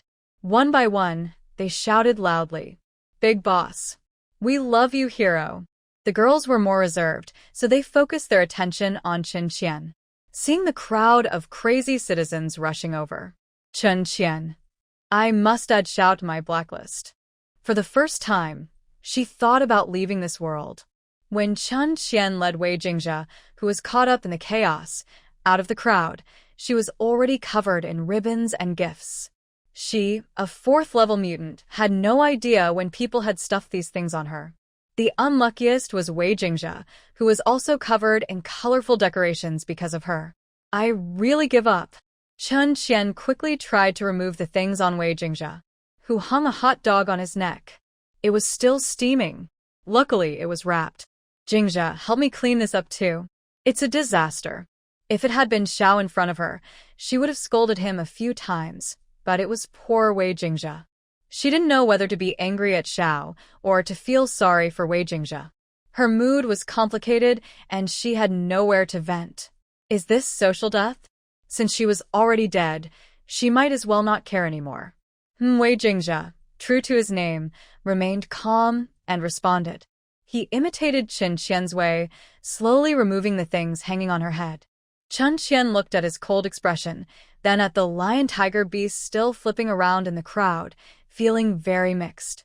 For the first time in her life, she doubted her mental state. Why? Was she matched with such vastly different personalities? Could it be that she was mentally abnormal? When Xiao finally calmed down and started looking for the contract master, more than half an hour had passed. Right now, Chen Qian and Wei Jingzhe were quietly hiding in a corner. She never expected that the skills she just learned would be used to hide from a crazy fan. My face was covered completely, as if I was afraid of meeting those scary girls again. I thought the girls in the group were just friendly, but I didn't realize that their friendliness was actually carefully controlled by others. It's not surprising that the citizens were so excited. Even the city guards and defenders were extremely thrilled. That was a 7th-rank mutant, and it was defeated in the city with almost no casualties. It's hard to believe this isn't recorded in the city's official records. Yesterday, I couldn't delay because of important matters. Many citizens had just finished watching the live broadcast and hadn't had a chance to act. But today is different. They saw it alive. Not touching it and just showing strength isn't enough anymore. When Chen Qian saw Hu Xiao withdraw from the center circle, she had already hidden her presence. Wow. Qian, I'm so happy. Super happy. It's the first time I've been so popular. When Hu Xiao smelled the scent and came over, his face was beyond bright. The sun outside seemed dull in comparison. Originally, Chen Qian was full of frustration, but seeing him like this, her anger suddenly disappeared. Xiao, you need to get used to it. You'll always be a hero from now on. So keep your warrior image. Don't let them see through you or ruin the illusion. She gently advised her noticeable partner to tone it down a little, to fix mistakes early. At least it was a start. At least, no more doing backflips in public. What started as a fan event somehow turned into a wild animal dance. And someone couldn't control themselves, stomping several holes on the square's floor. She was stunned. If an animal lover saw this, they might be completely captivated here. Hu Xiao quickly looked himself over. Luckily, he only had a bunch of colorful ribbons hanging on him. He still looked handsome, yes. I will always be a hero. Always protect Qian and them. Chen Qian. Okay. He didn't understand her subtle hints at all. What can her partner do? Really sharing joys and hardships together. Are we really okay to go over there? Chen Qian pulled both of them into the car, ready to drive to find Jiang Lingrui. Xiao told her that he had already passed the reserve duty verification a few days ago and was now a proper beast hunter. Thanks to Jiang Lingrui's quick report, the certification was completed in less than 2 days. He could now take Chen Qian to the battlefield. No problem, if we can't win, we'll just run away, Hu Xiao said very confidently. Okay, then we'll run when the time comes. At this moment, Chen Qian was no longer afraid. The virtual training gave her confidence. She was sure she wouldn't get scolded again. After discussing, and with Wei Jingzhe, who listens to everything, they decided on this plan. Hu Xiao drove the off-road vehicle out of the city. His driving skills were quite good. Although the area was just barren Gobi Desert with few roads, he still drove steadily. Qian, do you want to learn how to drive? Xiao knew Qian hadn't gotten her driver's license, but those rules mainly apply in the city. Outside the city, there are few roads, so who cares about traffic rules? As long as you can drive, that's enough. Qian's eyes lit up. She was so excited by his encouragement that she almost wanted to get behind the wheel herself. Learn, being able to drive and having a license are two different things. She sat in the driver's seat with a thump and, with Xiao's help, adjusted the seat. Since there was no signal outside, the vehicle's settings favored manual control. People used to fighting outside often didn't choose to leave their safety to the light brain's automatic driving. Left foot on the brake, right foot on the accelerator, just go for it. Xiao's teaching style was as wild and free as himself. As a student, Qian kept her eyes fixed straight ahead. Okay, Wei Jingjia. It seemed dangerous. So, in the first 30 seconds, the off-road vehicle moved very slowly. And then, it took off. One foot on the accelerator, it shot forward like an arrow, unstoppable. The speed was so fast that even Jean Fei, who was coming behind, had to chase after. Ah. This is so fun. With the windows down and chasing the sun, Qian's mood now was more like that of a lively young girl. The experience of driving for the first time was simply amazing. Wow, that was a bit too lively.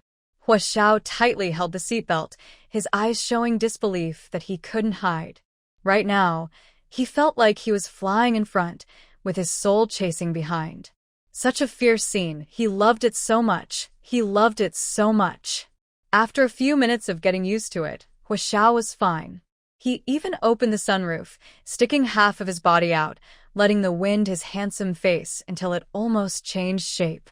Wei Jingjia sat in the back seat, still looking the same. Even when his bottom was lifted off the seat by the bumps, he didn't seem uncomfortable. Huh? Why is his heart beating so fast again? He hadn't changed at all, but inside, he had some new thoughts. Thoughts he wouldn't have had before. Maybe he didn't really like staying at that house. Maybe he just knew that he could see the person coming home there. Jiangling Rui, after confirming the location of the Mother Beast's invasion, began to organize and plan carefully. It wasn't until this morning that the battle they had prepared for several days finally started. Nearly 10 hours of fighting had turned this once barren land into a place filled with corpses and blood. There were alien creatures and also their own. 20,000 people participated in this fight. From the defense forces sent from over a dozen nearby cities, the number of casualties had already reached 1/5. The low-level alien creatures nearby had been wiped out, leaving only a few thousand high-level aliens still fighting. At the very center of the battlefield was that Mother Beast, which had reached the 7th level. Compared to those strange, bizarre male primitive creatures, its form was more like an alien being. It was truly grotesque, and its strength was also beyond the usual. Within its level, it could crush all the other 7th-level aliens present. From Wei Jinjia's words, the Mother Beast usually wouldn't come directly to Earth. It would wait until the males had taken over the territory before migrating over. Of course, it could also be due to lack of data, and there was some randomness. High-level female aliens weren't absent from the invasion. But after submitting to the Mother Beast, these females became subordinates. They only had reproductive and combat abilities, with no chance of ruling. They rarely participated in battles, and this time was no different. No other female aliens were seen. A temporary signal tower clearly transmitted all its data to Jiangling Rui on the outskirts of the battlefield. If they want to defeat this level 7 Mother Beast, the estimated casualties would definitely double. Maybe even more. The death of the Mother Beast would trigger a violent response from the mutant group, and their weapons couldn't suppress such retaliation. This is a power issue because humans currently have very few weapons capable of damaging such high-level mutants. Now, they can only rely on people and time to wear down the other mutants until they can be controlled, preventing a backlash. Jiangling Rui calculated several possible outcomes in his mind. After each calculation, the estimated losses became smaller. But this is only relative. The number of casualties kept changing, but Jiangling Rui's expression remained unchanged. He had already made up his mind. Just as Jiangling Rui was about to give an order, the mother beast in the center of the battlefield seemed to sense something. It suddenly stopped moving, let out a strange roar, and the surrounding primitive mutants began to spread out. Before he could investigate the reason, he saw that something was rapidly approaching from the direction the mother beast was facing. Jiangling Rui moved his finger slightly and pulled up the surveillance footage of that area. He looked at the familiar off-road vehicle on the screen and immediately felt something was wrong. The off-road vehicle was moving very fast and soon reached the edge of the battlefield. Brake with your left foot. Brake with your left foot. Can't stop. Chen Qianyao was frantic. What on earth was going on? The vehicle was going too fast and she couldn't stop it for a moment. After finally stopping the car, Chen Qianyao realized something was off. She had planned to observe from outside, but ended up rushing into the battlefield with the accelerator pressed. Chen Qianyao simply decided not to dwell on it. Let's go, Ashurao, Jingzhe, we're fighting. In this battle with so many participants, joining in a little wouldn't affect the overall strategy or command, so Chen Qianyao didn't hesitate. Just follow the rhythm of those around and attack together. Chen Qianyao was already somewhat familiar with this. I'm coming. Hu Xiao was the first to respond, and he started rushing into the battlefield. Wei Jingzhe followed behind them quietly, then took out some bone spikes he had hidden somewhere. In just a few moves, he appeared behind a different species. He struck quickly and killed it instantly. Chen Qian didn't know when the other had run over. His speed and jumping ability were unbelievable. With such fighting power, there was no need for a prototype. Qian, something's wrong. You should retreat first. Before Chen Qian could act, Jiangling Rui's communication came through. A temporary signal tower near the battlefield allowed their wristbands to work in a small area. It's too late. Chen Qian realized the strange atmosphere on the battlefield. The defenders and high-level alien species were still fighting fiercely. But on purpose, those aliens started to move away from their mother beast, forming a protective circle. The mother beast crossed most of the battlefield, keeping its focus entirely on Chen Qian. Although it was badly injured, its strength was still enough to crush the surrounding enemies. Jiangling Rui quickly understood who the mother beast was targeting. He said, Qian, go into the space now. This is a 7th-level mother beast, much stronger than ordinary aliens. Chen Qian knew this. She had told Hu Xiao and Wei Jingzhe before not to worry about her. If she couldn't fight, she would hide. But she hadn't fought yet. How could she just run away?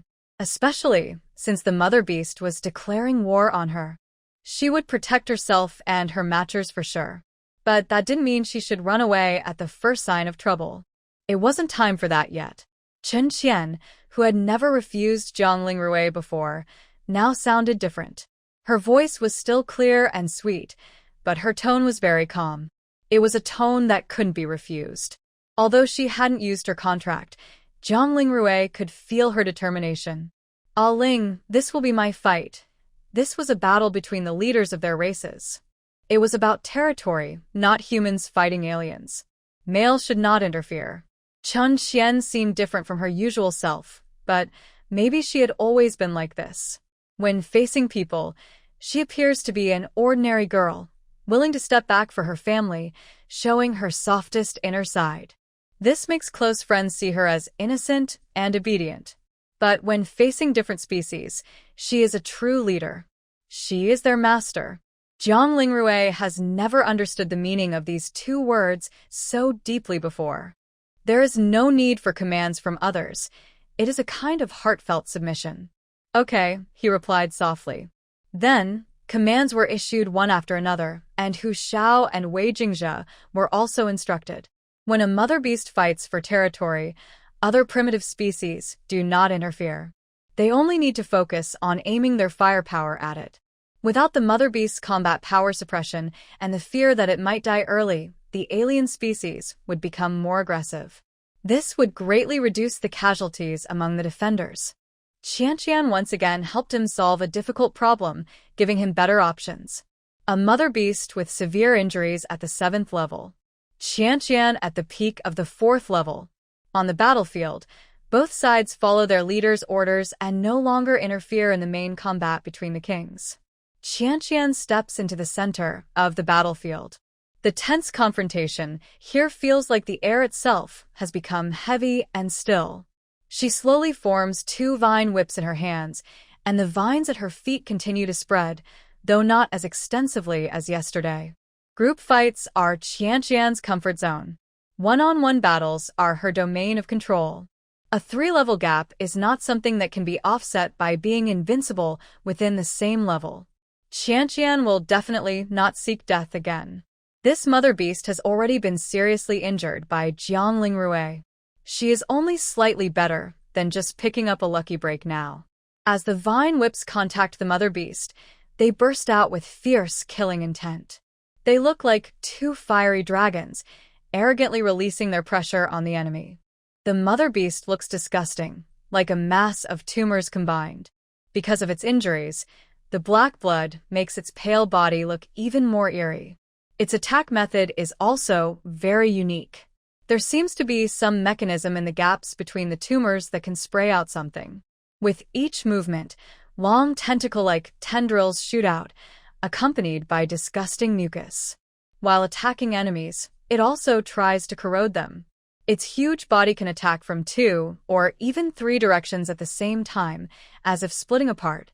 It surrounds Qianqian in a semi-enclosing way, trapping him tightly. As fire vine strikes, Qianqian's body transforms completely into a different form. The large vine body rises from the ground, forming a forest of vines within the cleared area. The many auxiliary branches multiply several times over because Qianqian's entire body has transformed. This is her progress over the past half-month.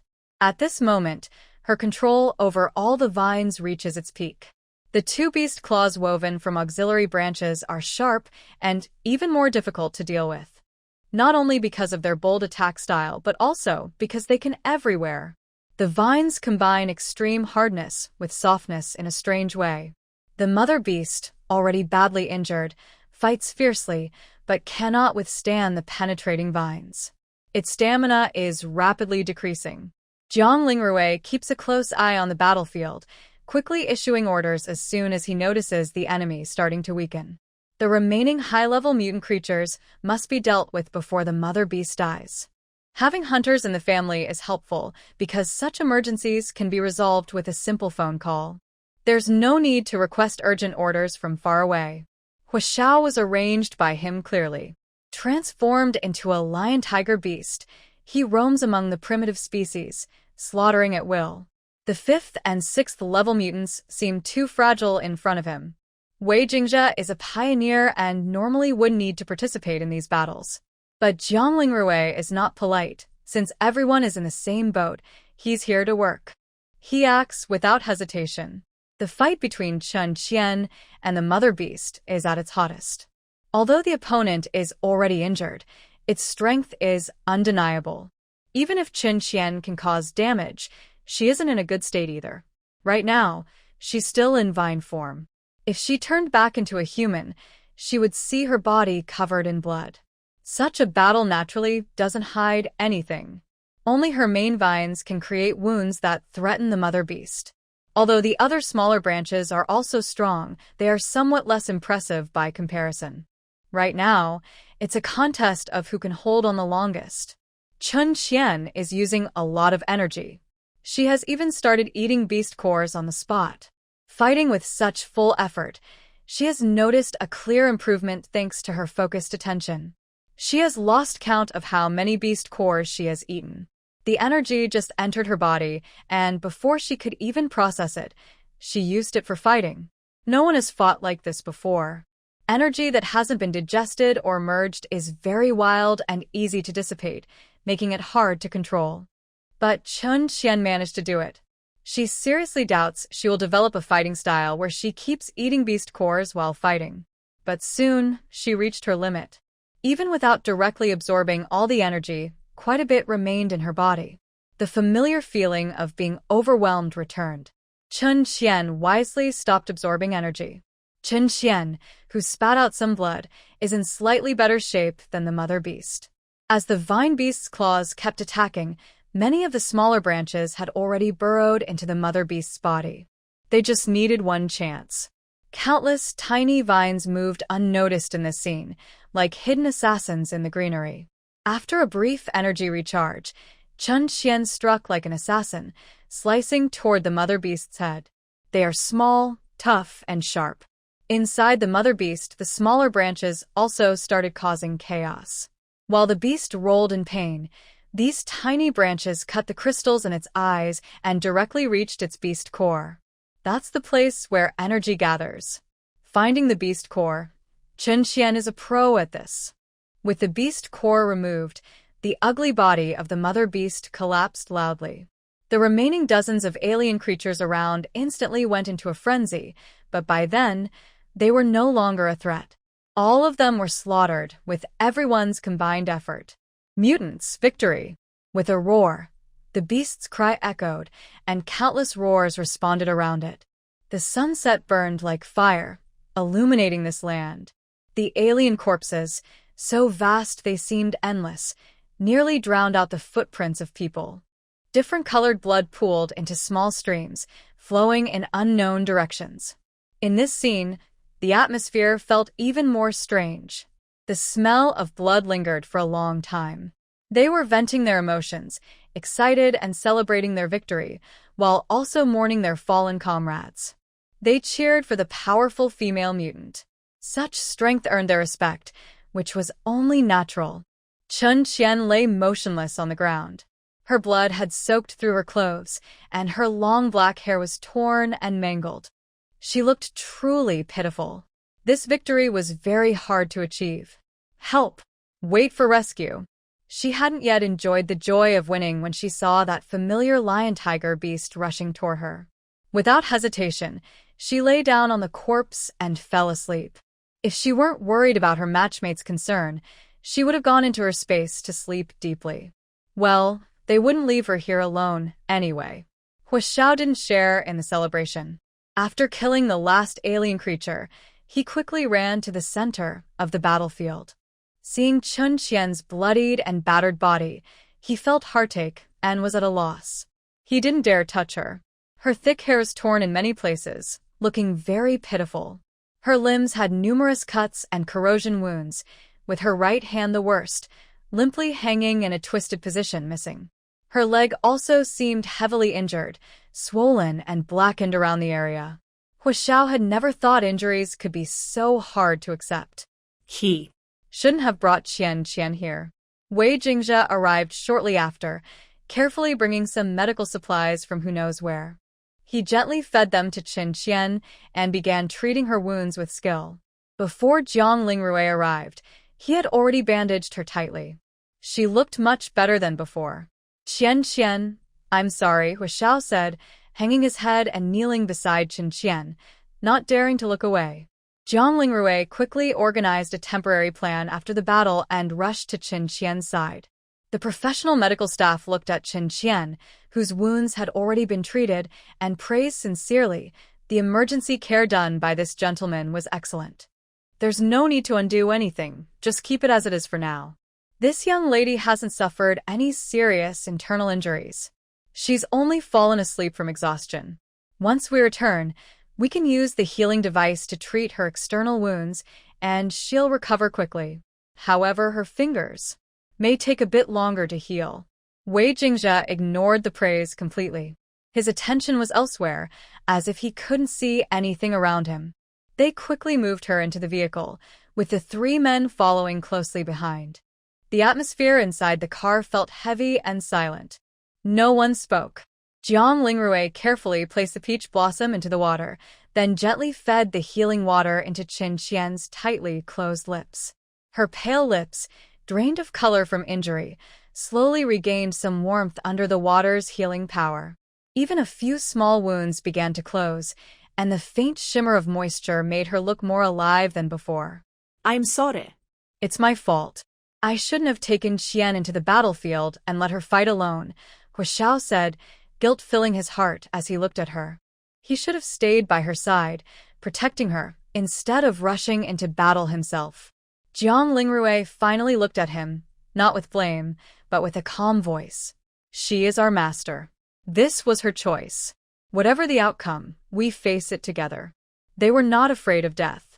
As long as Chun Qian made a decision, they would follow her, no matter what it cost. Even if it meant all 5 of them losing their lives, they would not hesitate. But they feared her getting hurt, and even more, they feared losing her. Their duty to protect her was never about their own safety. Jiang Lingrui said softly, "You did the right thing."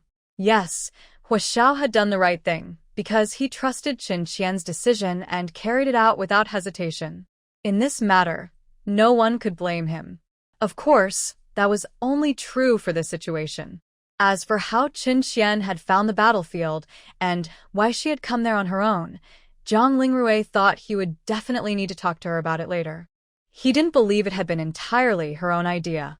Hua Xiao was now fully focused on worrying about Chun Qian, not knowing what challenges she would face next. After confirming Chun Qian's condition, Jiang Lingrui did not follow the car back to the city. There were still many things to handle here. Because of this female beast, many nearby cities suffered serious attacks. However, their preparations over the past few days were quite sufficient, and the number of casualties was much lower than expected. He divided the battle into 2 main parts. The first was yesterday's attack by the alien species front line heading toward various cities. Many cities chose to sacrifice themselves by destroying nearby space cracks, and a few capable ones tried to destroy them while protecting the cities as much as possible.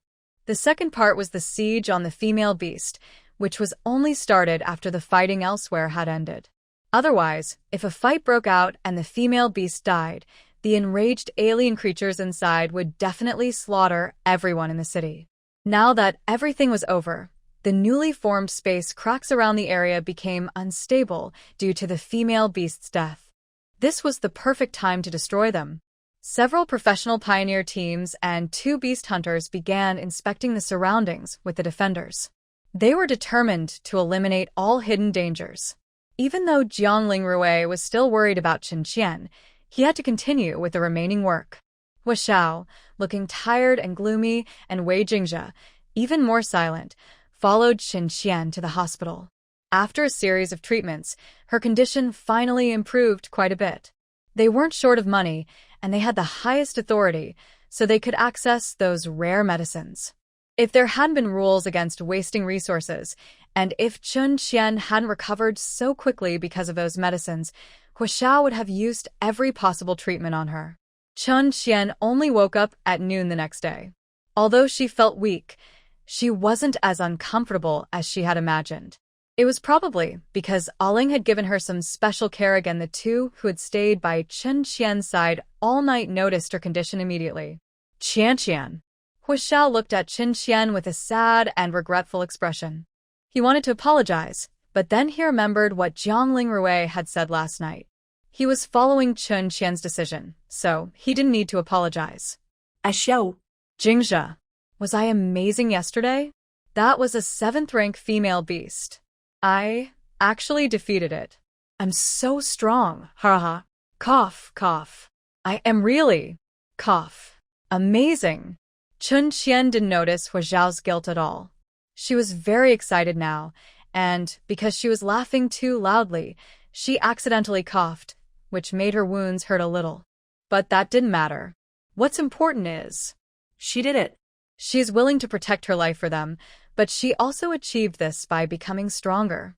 Although she was just taking advantage, but she didn't care. She is simply super strong. Indeed, fighting as support and fighting as the main attacker feel completely different. Chun Qian didn't realize that right now. Her eager desire to show off was exactly the same as Hua Xiao, who was flipping around on the square yesterday. Hua Xiao is a simple-minded person. When he saw that Qian was really not angry and was even so happy, he immediately let go of his worries and cheered loudly. Qian is so strong. My contract master is the best in the world. No one can compare. His eyes sparkled with stars, but only for his Qian. Wei Jingzhe also sat nearby, seriously replying, Qian is amazing. This time, his answer was no longer stiff. He added a nickname for Chen Qian. His tone was unchanged, but it felt more close and friendly. Chen Qian felt a full sense of victory. So wonderful. After eating a little, her complexion looked even better. It wasn't until Jiang Lingrui pushed the door open that she snapped out of her excitement. Her head lowered nervously, but her eyes still secretly looked at the other person. It was just a coincidence from yesterday. She didn't mean to be harsh with Ling. Well, actually, she wasn't really harsh, just a bit bossy. Qian Qian was very impressive yesterday. When facing the declaration of war from the race leader, she didn't back down and won beautifully. Jiang Lingrui didn't give the kind of loving education Chen Qian expected. Instead, he openly praised and admired her as soon as he entered. She single-handedly changed the guard's views on women. Loving her contract master and judging other women are not in conflict. So many people naturally believed that women should be protected. But Chen Qian's strength was like a sharp sword, breaking their old stereotypes. The fundamental issue is not personal strength. Ling, do you think I am too impulsive? Chen Qian listened to his praise, feeling excited again, eager to show off more. I believe that yesterday, you made your decision after careful thought and also prepared a backup plan. While doing all this, you accepted the Mother Beast challenge and killed her to change the battlefield. This is not impulsive. It shows Qian Qian's decision-making ability and strength. Jiang Lingrui smiled kindly and seriously praised Chen Qian, then carefully analyzed how her actions yesterday changed the entire battlefield. He didn't scold or lecture her for her decision. Instead, he admired her decisiveness. With such praise, I feel even more powerful. That was a 7th-rank Mother Beast. There's no room for guilt or doubt. She is such a strong contract master. How could she feel guilty?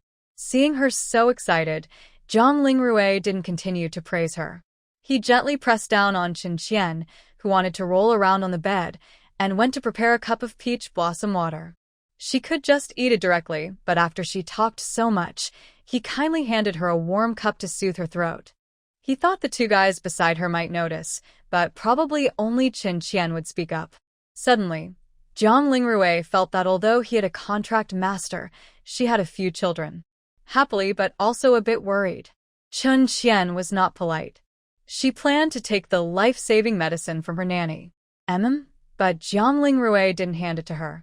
Instead, he looked at her hands with a mysterious expression and said, "I'll get you a straw." Chen Qian looked down at her hands, which were wrapped like pig's trotters, and decided it was better not to touch the cup. She obediently sipped her water through the straw. Ling is really so thoughtful every time she drank this miraculous medicine. Chen Qian couldn't help but marvel at the feeling of her limbs being gently healed. Such a wonderful experience. Just like Ling, gentle and warm, like the vibrant life within her. He was the first match she ever met and the first person to open his heart to her. Ling's tenderness and care gave her the warmest protection when she was most anxious and uneasy. That was a comfort for her soul. It may sound a bit inappropriate to say, but many times, Chen Qian really wants to shout out her feelings. But she doesn't have the courage. Does Ling still need to stay at the guard camp later? Although Chen Qian looked very miserable earlier, most of her injuries were just superficial wounds, with only her legs and hands being more serious. After several treatments, although not fully healed, she has recovered quite a bit. Plus, she was excited earlier, so now Chen Qian's face doesn't look pale at all. She appears very healthy. Of course, ignoring the bandages, she does look quite good. Jiang Lingrui sat on the chair beside her bed, worried that he might not stop her if she suddenly jumped down. No need. After this, there will be cleanup and repairs after the battle. I only have some work summaries and reports to organize. Jiang Lingrui also sighed in relief. The makeshift guard troops he assembled are indeed too weak in combat power. He has already applied to transfer his usual troops. Although there are only a few 10,000 soldiers, they have been trained by him for a long time, so they are easy to use, and guarding here is more than enough. Make sure to rest well. If you keep pushing yourself, you'll probably get dark circles. Chen Qian casually said this. But Jiang Lingrui's expression turned serious as he thought carefully about this. He usually doesn't care much about appearance, but since his Qianqian likes to look good, he must treat her well. He decided that from now on, she must sleep at least 6 hours every day. Okay, I will rest well. You should too. Your recent injuries just healed, and I know Qianqian is very capable, but pain is unavoidable. I will pay attention in the future. Chen Qian couldn't bear to see the sad look on the beautiful peach blossom face, so she made up her mind to be more careful and stay safe. Jiang Lingrui, feeling both worried for Chen Qian and with an ambiguous glance at the two people, looked at them with a hint of meaning. Wei Jingzhe, there is danger, hide. Hua Xiao's back hairs suddenly stood up. Why? Why are you looking at me? He is not afraid of Jiang Lingrui at all. Chen Qian saw Jiang Lingrui's serious expression as if he was about to settle a score, and quickly turned her face to look out the window, almost twisting her neck. Wow, such a big sun. Yesterday, you took Qianqian out, right? Jiang Lingrui's smile was gentle, as if he was just casually chatting with Hua Xiao. His expression and tone made Hua Xiao suddenly think of the other city bosses who had been controlled before. Is that right? He rarely dared to admit it outright, and his tone was a bit uncertain. Since you admit it, then settle the bill. Jiang Lingrui's tone remained calm, but his words felt like knives stabbing into Hua Xiao's heart. Hua Xiao looked confused. He hadn't admitted anything.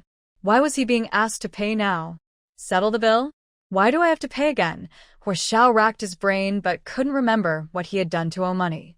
He had just taken Qianqian out for fun, a little impulsively. But wasn't Qianqian very happy? A car bought less than 3 days ago, completely wrecked, worth 1.5 million. Hua Xiao. Feeling guilty. After being injured, your stomp on the 5th level guard, treatment costs 100,000, compensation 150,000. Hua Xiao. He did step on someone. Destroyed a military tracking missile vehicle worth 9 million. Hua Xiao. He did bump into quite a few things. Jiang Lingrui's voice kept ringing out, gentle but deadly. Inside the room, only he dared to breathe freely. Chen Qian's head was stiffly staring out the window, not daring to turn back. Hua Xiao's head went from slightly raised to almost burying itself in the ground. Wei Jingzhe had kept his presence hidden the whole time, instinctively choosing to hide. When Jiang Lingrui finally finished calculating the bill, the three in the room didn't dare to move at all. Total, 32.5 million. How do you plan to pay? Jiang Lingrui was very considerate, not only helping Hua Xiao calculate the total but also preparing the application, so he wouldn't have to go to the mutant hall to pay himself. Hua Xiao. His mind was still stuck. Oh no, he couldn't figure out how to pay. Chen Qian, watching all this, was completely frozen. Several tens of millions of points, doubling that was their current savings. It's not that Ah Xiao is too fierce. So many bills, it's really not easy for him to gather all that for Hua Xiao. As expected, once he stepped in, someone was going to suffer. Terrifying, truly terrifying. Hey, Asia, please don't look at me. Don't call me. Ignore me. It's okay if I sell some private beast cores to you for points, but if it gets involved in a Ling's education, that's a problem. Chen Qian is dead. Don't dig up his grave. Hua Xiao didn't calculate everything carefully, but now his mind is finally clear. He opened his points panel, which only showed 30,000. The 1 million pocket money Qian gave him before was already spent, losing 70,000 during the escape. Maybe I should just owe it for now. I'll earn points and pay you back later. Hua Xiao completely forgot that he hadn't officially acknowledged these debts, and he just accepted all the bills in a daze. He now feels guilty and nervous, like he's caused a big mess again. Jiang Lingrui, the mastermind, couldn't help but twitch his mouth when he saw this. He hadn't even exerted much effort, yet the other person was already defeated. Fine, I'll cover it for the association first. As family, I won't charge interest. Jiang Lingrui barely kept from laughing out loud, risking his dignity as a commander. Hua Xiao sighed in relief when he heard there would be no interest. If interest compounded, he might never recover. Thanks, I owe you one. Honestly, Jiang Lingrui can be pretty nice to his own people sometimes. Chen Qian. Finally, he understood why Zhao's points were below 10,000. If they were above, that would be strange. Jiang Lingrui. See? This is what happens when you don't understand the law. The Earth Alien Species War Law clearly states that all damages caused by beast hunters in battles are covered by the association. This is a benefit for the strong. And such battle damages are normal. Wars always wear out equipment. Also, what he just said, although Huashao was involved, he only slightly touched the situation. For example, that military tracking artillery vehicle crushed by pressure, Huashao didn't step on it first, just one of the many steps. It was already broken into pieces. Weapons like these are damaged everywhere, especially since this was a relatively large-scale, small battle. Among all these incidents, only 2 really required him to take responsibility. One was encouraging his contracted beast to drive out, which led to injuries and vehicle damage. The unlucky guard, after rushing toward Qianqian, accidentally stepped on something. After treatment, he is now lively and back home. Jiang Lingrui only wanted him to understand the trouble caused by kidnapping the contract master and running away. As long as Huashao slightly objects, he will give him a way out. By carefully handling those 2 key points and giving a small punishment, everything would be fine. But, unexpectedly, he admitted to everything outright. Jiang Lingrui isn't happy about successfully suppressing Huashao. He's actually quite worried now. If this guy is released, he will be a troublemaker. The points in Qianqian's pocket probably aren't enough for Huashao to pay off his debts. Jiang Lingrui, who cares so much about this family, made a tough decision to let this guy carry a huge debt. So he won't go out causing trouble all day long. Wei Jingzhe. After Huashao owed a huge debt, he became very listless. He secretly looked at Chen Qian several times, but in the end, he obediently curled up at the foot of the bed. Does Qianqian dislike him? Actually, all this was an accident. The battlefield is complicated, and he just made a mistake that anyone could make. Jiang Lingrui seems to be naturally good at controlling the situation. After achieving his goal, he eased the atmosphere in the room. Of course, besides Huashao, who seems a bit down, probably won't cause trouble for 10 days or half a month. Jiang Lingrui gently touched Qianqian's stiff neck, which had been staring out the window for a long time. A gentle energy slowly eased the discomfort. This kind of energy transfer isn't as effective as peach blossoms, but it's perfect for relaxing stiff muscles. Chen Qian blinked at him, clearly asking, "Is this really paying money? Oh no, does she have enough beast cores? The ones saved for upgrading can't be used.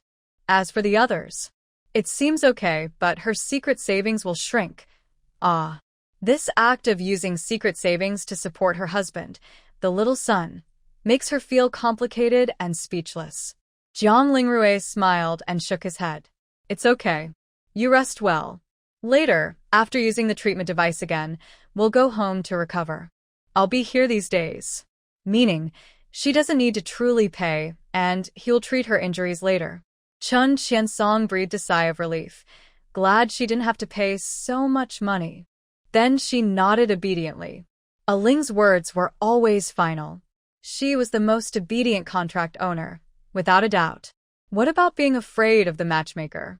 That's called being spoiled, do you understand? There was no way she would be afraid of such a gentle and caring Aling. She wasn't afraid, QAQ. Jiang Lingrui only remembered Wei Jingzhe's existence when it was almost too late. Seeing the other person's cold expression, he sighed helplessly. Next time, think more carefully. Don't always follow blindly. This guy, who couldn't think straight, probably couldn't understand the deeper meaning of any punishment. Moreover, this person was just a bit slow, doing whatever he was told. Wei Jingzhe found that hiding things was useless, so he calmly replied, "My mind doesn't work well." "Yeah." Jiang Lingrui said, "Then just keep things as they are." He twitched his brow, not wanting to cause more trouble or get tangled up in this issue. Wei Jingzhe nodded, "Okay." Jiang Lingrui stayed with Chen Qian all afternoon, only occasionally handling some video work. With him there to chat, even the heavily indebted Huashao relaxed. Since they owed so much anyway, worrying wouldn't help. "Qianqian, can we raise our points limit a bit?" C29 City needs it for many things. Jiang Lingrui brought this up, feeling like he kept asking the contract owner for points or permissions. Qianqian really didn't understand those traditional rules. For example, the points limit is usually set higher based on the work nature, making things easier to manage. Most of these things aren't recorded. They're just reflected in daily life. Because Qianqian was from outside the domain, Jiang Lingrui slowly explained things in daily life, not delving too deeply into other matters. Those secrets, when she wanted to know, she would naturally find out. Chen Qian's face stiffened. She hadn't thought of this at all. She was still transitioning from asking her family for pocket money to being the one giving pocket money. Then we won't set permissions. Oh, by the way, I used our family points to buy supplies earlier. She didn't bother to say she would make up for it, just mention it casually. Jiang Lingrui did not refuse the unrestricted authority. He smiled and comforted Qin Qian, saying, Qianqian can spend as much as she wants. Those are all yours. We just might have some trouble if the limits are too low. Of course, it was only a little trouble. If they weren't willing, there was plenty of room for maneuver. Moreover, for people like them, points were actually secondary. What mattered most were the beast cores, weapons, and other special materials and supplies. Before forming a contract, everyone made some preparations. His items were still on the way, and others probably were too. It really was like what Qianqian said. Like a dowry. Jiang Lingrui's handsome face showed an even longer smile. Chen Qian didn't realize that her husband still had some private belongings that the system hadn't detected, and that a large batch of dowry was on its way. All these points are useless in my hands. I don't know how many you had before, but since you say they're mine, let's split them equally according to my idea. She remembered her father once said that money only has value when it's in motion. Doing nothing and waiting for it to grow on its own wouldn't work. She had saved some beast cores these days, but it was clearly not enough. They were needed for upgrading, living expenses, and compensation. Oxio. Chen Qian quickly added. Hua Xiao was thinking about whether his pocket money would be enough to pay off debts later, and his mouth, which had just started to curl up, couldn't hold back. Your money should stay with me first. I heard there will be many new clothes soon, and I'm worried I won't have enough money. The excuse was so fake it was almost painful to watch. But as long as it worked, haha, if the points went to Hua Xiao, they wouldn't last until tomorrow. Anyway, it was just a fake account. Oxio, you owe it. Chen Qian didn't expect her slowly growing brain to first use Hua Xiao. Hua Xiao didn't hesitate at all, completely forgetting the huge debt he owed. Okay, whatever Qianqian wants to buy, I'll buy it. As for how many millions of points a piece of clothing was worth, sorry, that wasn't in his consideration. As long as Qianqian asked for it, he would risk his brain to get it back. All right, I'll do it now. While Hua Xiao hadn't reacted yet, she quickly finished everything. In retinal mode, many things could be handled quickly. In just a few moments, Chen Qian had already distributed everything. Jiang Lingrui looked at the over 10 million points on the score panel, feeling complicated. His family. Seems a bit poor? TSK, who else played tricks before making a contract like him? He should guess carefully. Some things it seems he needs to act quickly. Why didn't Jingzhe accept the points? Chen Qian looked at the points that were returned unchanged, confused. Does she treat money as dirt? The person in charge said the points must be kept by the contract master to buy clothes. Wei Jingzhe answered straightforwardly. That's understanding. Chen Qian automatically ignored the previous comment, not wanting to get upset. She was a bit surprised by Jingzhe's answer. Jingzhe really just repeats what she hears. As long as someone is doing something, she will follow and learn. Not bad. Her progress is quite fast. But using a fake excuse to fool two people is really unreasonable. She suddenly remembered that Wei Jingzhe also can't keep money well, so she might as well help them manage the money a bit more. This family is not going to fall apart because of her. Jiang Lingrui. The points in his hand suddenly felt hot. But he didn't say he would return them. Instead, he was thinking about how to double his points as soon as possible. Aling, since you're not busy now, let's talk about something very serious. Chen Qian had long forgotten she was wrapped in bandages, looking miserable, and didn't seem serious at all. Jiang Lingrui listened carefully to her words. What is it? Chen Qian hesitated and said, "It's about the title, madam. I think it sounds too high in rank. Maybe we should change it?" She instinctively thought that Jiang Lingrui decided on this title. "Madam?" Jiang Lingrui softly repeated the word, his voice gentle and clear, with a different meaning. Chen Qian's ears immediately turned red. How come these two words sound so warm coming from Ah Ling's mouth? It's like a soft little hook, making people itch with longing, madam. Hu Xiao quickly came over. At this moment, he definitely couldn't be missing. Back then, when Jean Fei used it as a respectful title, he didn't think much of it. But when it came from Jiang Lingrui's mouth, he suddenly recognized the tone his father used when calling his mother long ago. At this moment, Chen Qian could no longer look directly at the words, "Madam." Her gaze shifted from the lively and carefree Hu Xiao at the foot of the bed to Wei Jingzhe in the middle of the sofa, who appeared cold and emotionless, and finally settled on Jiang Lingrui, who was gentle and smiling at the bedside. They cheated, using their looks to her. But she couldn't do anything now. She was injured, and it was ridiculous. There were so many points to complain about. Chen Qian didn't know where to start, so she focused on the main issue. Ailing, the way your subordinates address me makes me feel like my rank has gone up and I suddenly feel decades older. It's so embarrassing. You should change it quickly. Hu Xiao and Wei Jingzhe really could find any excuse to gather around. She secretly glanced at the reactions of the three men inside the room. As long as Hu Xiao wasn't interested in the topic, he would listen seriously and honestly, without feeling awkward or misunderstanding. Wei Jingzhe wouldn't answer unless asked, but he would definitely participate in group matters. Even if he was wrong, oh well, just accept it. As for Jiang Lingrui, Ailing blushed. Chen Qian was curious and wanted to lean closer to see better. "Be careful, your injuries haven't healed yet." Jiang Lingrui immediately tried to stop his lively partner from moving around. He wrapped himself quite tightly, but he couldn't restrict Chen Qian's movements. If there's one feature Chen Qian was most skilled at using in her bracelet, it was taking photos. Blushing Ailing, and as for why she didn't record videos, she still wasn't used to it and kept forgetting to turn it on or off.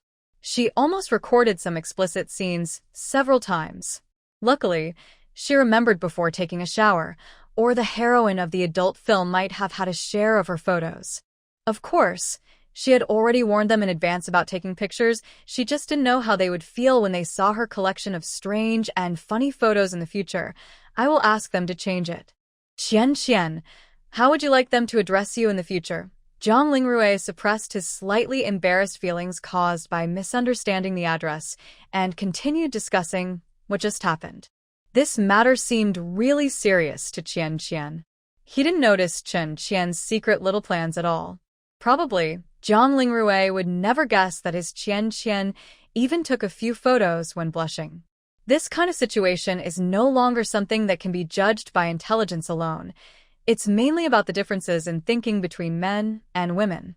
The previous question hit the point. Chen Qian doesn't understand this either. Do you have any reference? Jiang Lingrui suddenly remembered the crazy dog she contacted a few days ago. Master, please spare me. Just after sending away someone who threatened her life, another one shows up?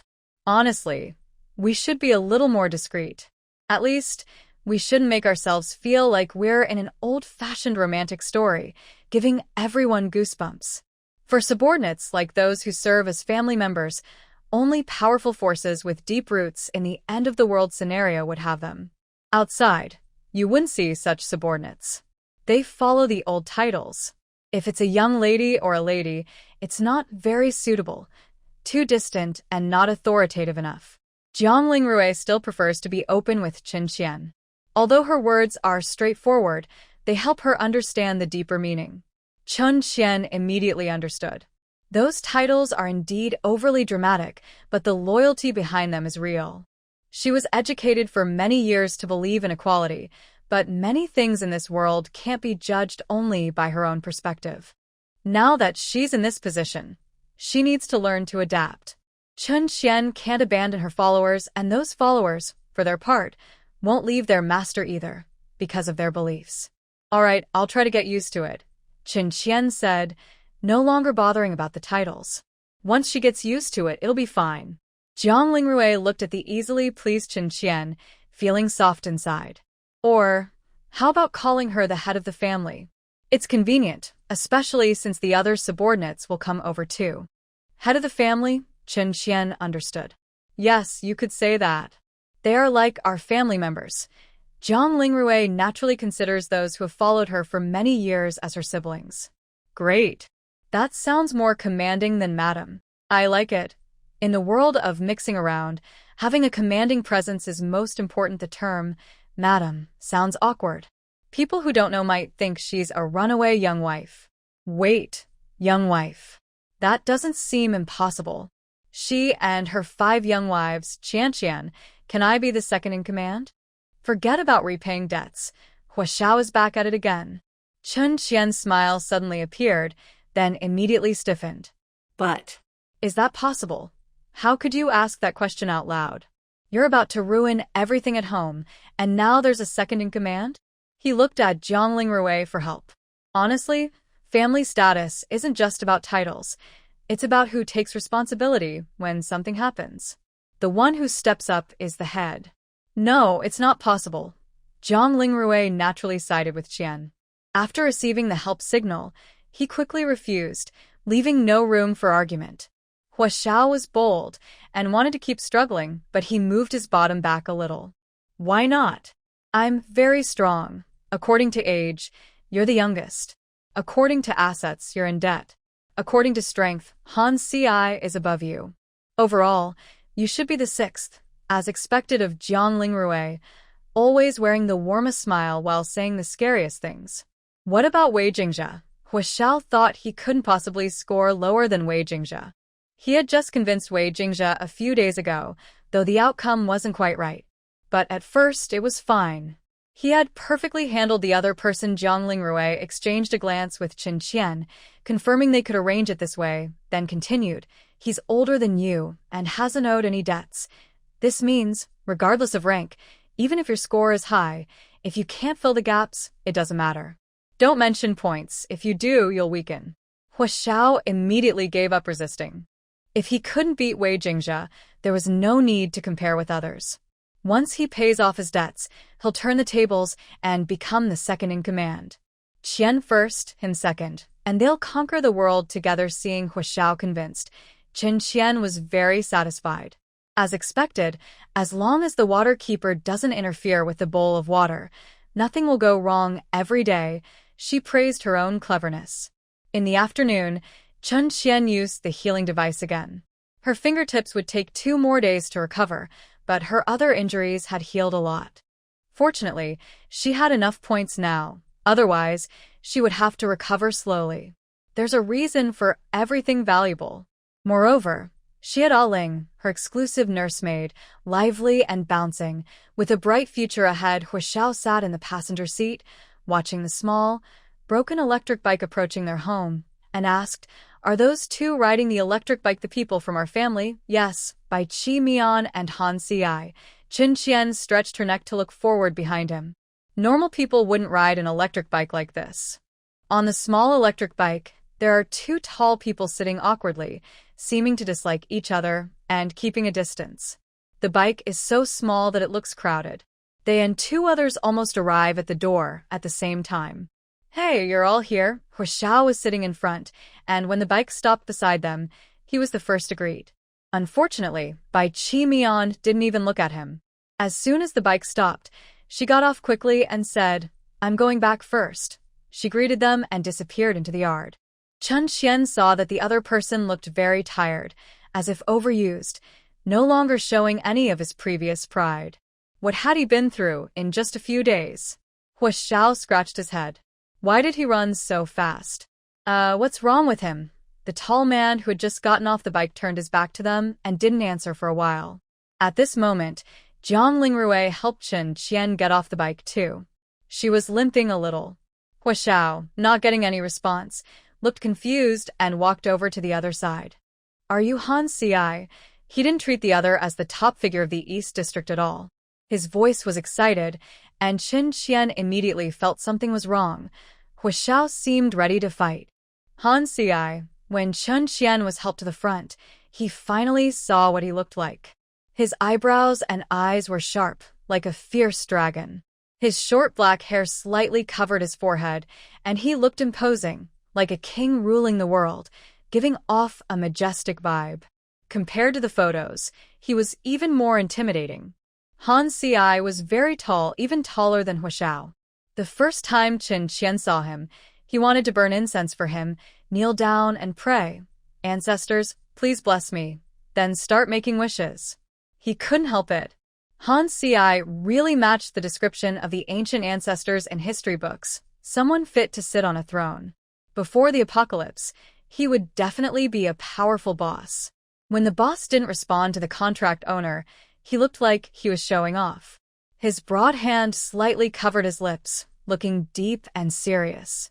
He was not at all flustered by the intense gazes of the others. He wanted to say something, but just as he opened his mouth, he seemed unsure and covered his mouth with his hand, then ran to the corner of the wall. Ugh, at this moment, everything around was silent. Not only was Qin Qian stunned, but Jiang Lingrui and Huashao were also shocked. Did he just?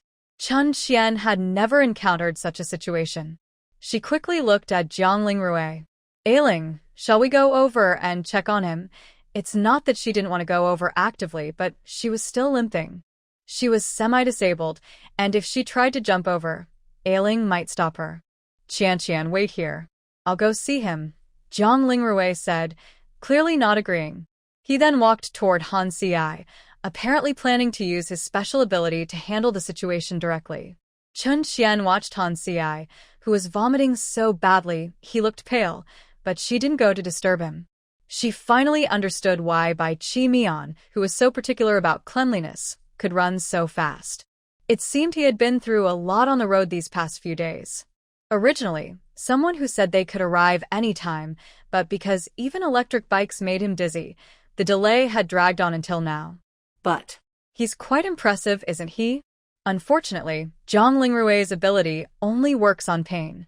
For this kind of personal physical condition, it can only provide some relief. Still, it's quite powerful. At least Han Xi, that poor kid, stopped vomiting. Han Xi, supported by Jiang Lingrui, looked weak and exhausted, with no trace of the mighty aura he had just moments ago. "Let's go back first and let him rest," Qin Qian said, worried he might not catch his breath. So, the limping Qin Qian and the weak Han Xi were helped into the small courtyard together. Han Xi and Qin Qian sat on the sofa, one bandaged tightly, the other looking weak and helpless. Neither of them should be laughed at. After all, they were both brought into the house in this state. "Haha, Qian, Han Xi, you two look really pitiful." Only Huashao in this atmosphere could speak casually and say whatever he wanted. Han Xi didn't even bother to give him a glance. He was very weak, didn't want to speak, didn't want to move, just wanted to sleep. "Ailing, since A Xiao was the one who took me out, can I ask for compensation now that I look like this?" Qin Qian wanted to scare him a little, but she wasn't really angry at all. And he still dared to mock her? Their IQs were no longer on the same level.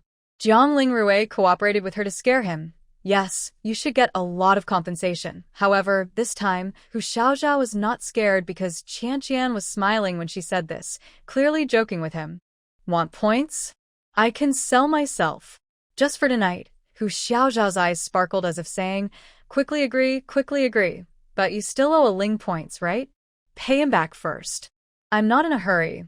Why does she act clever one moment and silly the next? Qin Qian quickly diverted the conversation. On a large, three-sided semicircular sofa, Jiang Lingrui sat on the left side, smiling and looking very approachable.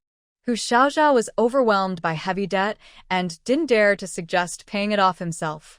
Without his involvement, the atmosphere gradually became a bit strange again. Oh no! Is this what a blind marriage and silent union are like? Jiang Lingrui looked at someone and couldn't help but sigh. "I'll have someone prepare food." "Does Qian want to eat anything?" "I'm not picky," Qin Qian said. She loved all kinds of food, except for exotic meat. Alright then, tonight we'll keep it light. You and Hanji need to rest well. Once you two recover in a few days, we can have a proper celebration, Zhang Lingrui said as he opened his wristband to order food. As for others' opinions, Hanji was weak, Wei Jingzhou was silent, Bai Qi Mian was upstairs, and only Hu Xiaozhao dared not speak, afraid of being caught up in debt. If they had opinions, they would say so themselves. He didn't need to ask. Tian Qian instinctively glanced at Hanshi beside her. Yes, he really needed to rest. Let A Ling decide. It's not that she wanted Zhang Lingrui to keep busy, but looking carefully, it seemed only A Ling could be trusted with family matters. Oh no, she increasingly felt that A Ling was like a guardian, taking care of these grown-up children. Alright, I'll make arrangements. The family wasn't complete before, so many things were put on hold. We can discuss how to handle them later, okay? Zhang Lingrui didn't feel tired at all. Since his contract master had spoken, he could now feel more at ease to use them. Chun Qian didn't know his true thoughts. Seeing how worried he looked, she felt a bit guilty. This isn't urgent. A Ling can rest first. Let's wait until tomorrow. Zhang Lingrui, used to making plans early, was stunned by his contract master's concern. For a moment, he was lost in thought but quickly returned to his usual self. He nodded gently, a faint smile on his lips showing his good mood. Okay, the topic he was forced to bring up quickly faded away. Chun Qian felt that the atmosphere in the room was becoming more and more strange. It shouldn't be like this. When she first met the Matchers, the mood was very relaxed. At first, everything was easygoing. She frowned and thought carefully. Then her eyes involuntarily shifted back to the last person who entered. She found the reason. Han Ci, should I try to calm you down first? Your state seems a bit off. As Chun Qian learned more about calming techniques, she stopped associating them with certain sports. Now, when she focused seriously, she could clearly sense the states of the Matchers. For example, Zhang Lingrui's energy has always been very peaceful, without any disorder. Huashao, because of his personality, is naturally a bit restless and sometimes more impatient, but not seriously. As a high-level mutant, he isn't tormented by beastly instincts. Probably because he doesn't think about complicated things, and when he gets irritated, he just vents. But over time, without a contract partner, he might become the hardest to control. Wei Jingzhe, on the other hand, is even harder to sense. She's never felt his energy at all. Chun Qian always worries that he might unconsciously be close by, but she can never detect him. Then there's Bai Qi Mian. When he saved her on the battlefield, it was her first time experiencing his wild, beastly instincts. Even his proud personality couldn't suppress it, which shows how tough it was. But none of these compare to the energy of the person in front of her. Han Ci looks sharp and seems difficult to deal with, but now he appears to be a carefree and indifferent person. However, these are just appearances. Chun Qian initially thought she was too awkward to chat, which made the atmosphere too serious. But after careful analysis, she realized the true reason. As a contract holder, unless the gap in rank is too large, she generally wouldn't be affected by the other person's restless energy. Right now, after deliberately sensing with her energy, she could clearly feel how wild Han Ci's energy was beneath his lazy appearance. It was as if a gentle touch could cause an explosion. In the room, his energy seemed even more terrifying, dangerous and intimidating, making others afraid to get close. If not for that, Huashao would have already sat close to her. Zhang Lingrui carefully helped him inside, and then sat him next to Chun Qian. This kept the room from feeling too heavy with his energy, though it was a bit awkward. I wonder how Bai Qi Mian has been managing these past few days with all that restless energy. It must be tough. Chun Qian silently mourned for him for a few seconds. But to suppress such terrifying agitation for 2 or 3 years, Han Ci is really tough. Chun Qian casually asked whether they should comfort him, which made everyone in the room think a bit more. She believed that with her ability, she could handle comforting him even if it was difficult, so she didn't need physical contact. She said this very purely, with no double meaning. But others might not see it that way. Han Ci, who was half dead and lost in thought, suddenly heard such a straightforward invitation. He lifted his eyelids, looked at the master of the contract, and his voice was hoarse and low, with a hint of weakness. Maybe another day. You should rest and recover first. He just wanted to stay close to the contract master and not send him away. Everyone here is resilient. There's no need to make things difficult for each other. First, let's calm him down. It's just superficial injuries and doesn't affect anything. Compared to Han Si, who could turn into a parasite at any moment, her injuries were nothing. Chun Qian rarely became so firm. When the other person spoke, his already uncontrollable restless energy suddenly burst out, almost making Hua Xiao jump up from the sofa. Even Jiang Lingrui and Wei Jingzhe were affected, looking alert and ready. They were already like this, still trying to control themselves. How has this person's character been shaped? Han Si withdrew his surprised gaze and didn't argue further about the contract master's decision. All right. His own words had been rejected? Fine then. If she refused, she refused. Jiang Lingrui wanted to stop him but didn't say anything, only reminding Qian, pay attention to your health. Also, this time shouldn't be too long. Han Si has been suppressing himself for too long. Take it step by step. I know my limits. I won't do anything reckless. We'll start after dinner. If she wasn't confident, Qin Qian wouldn't have brought it up at such a moment. Previously, Aling had taught her how to handle such intense energy. You're crazy. Next time, make sure to explain that he even gets dizzy on the electric scooter. Do you know how I've been these past few days? Bai Qimian changed out of his traditional, worn-out clothes into soft homeware. He looked less noble and his features softened. Maybe because he had gotten used to Han Si's energy these past 2 days, he didn't feel uncomfortable at all. He had some things to complain about and rolled his eyes at Han Si. Han Si, sleepy-eyed, didn't notice the signal. Sorry, I didn't ask clearly at the time. But this is the first time I've seen someone get dizzy on an electric scooter. Jiang Lingrui looked away, feeling a bit guilty. This was his mistake for not planning well. Forget it. Don't let him go out next time. He can ride the scooter himself, but if he sits behind and starts to get sick, I really don't want to deal with him. Unless he's as weak as a ghost. Bai Qimian waved his hand in frustration, then turned his bright blue eyes to Qin Qian. Qin Qian shifted, uncomfortably worried. Oh no, his sharp tongue was about to start. You. I'll have someone check what kind of bad energy is bothering you. Every time I see you, you look so miserable. Bai Qimian was surprised. He was serious, not joking at all. Every time, it seemed to hurt more. You're quite superstitious. Despite his injuries, Chun Qian looked at the bandages wrapped around himself and glared at Bai Qimian. This is called a badge, do you understand? A soldier's badge. Jiang Lingrui, I think with her like this, you might as well stop treatment. At least she can stay honest for a few days. Resting is better than risking her life. Bai Qimian didn't want to argue about this, and went straight to the person who always spoiled her. Jiang Lingrui naturally didn't agree with his bad idea. He softly said, She'll be in pain. Qin Qian quickly nodded, hoping to recover soon so he could go out and have fun. He rolled his eyes at Bai Qimian. How did you say such a scary thing? Isn't it because you don't take care of her? Never mind, let's eat first. Bai Qimian saw that the food was ready in the kitchen and stopped talking. He looked around and, without hesitation, said, that one hiding in the corner and the one silent. Let's go. Bring the dishes together. They prefer to trouble themselves rather than let the cooks enter the dining area. That space connects to the living room. Coming. Qian. Wait for me to set the dishes, then I'll carry you over. Hao Xiao ran quickly, and before he finished speaking, he had already disappeared into the living room. Wei Jingzhe hadn't realized he was being called and simply replied, Okay.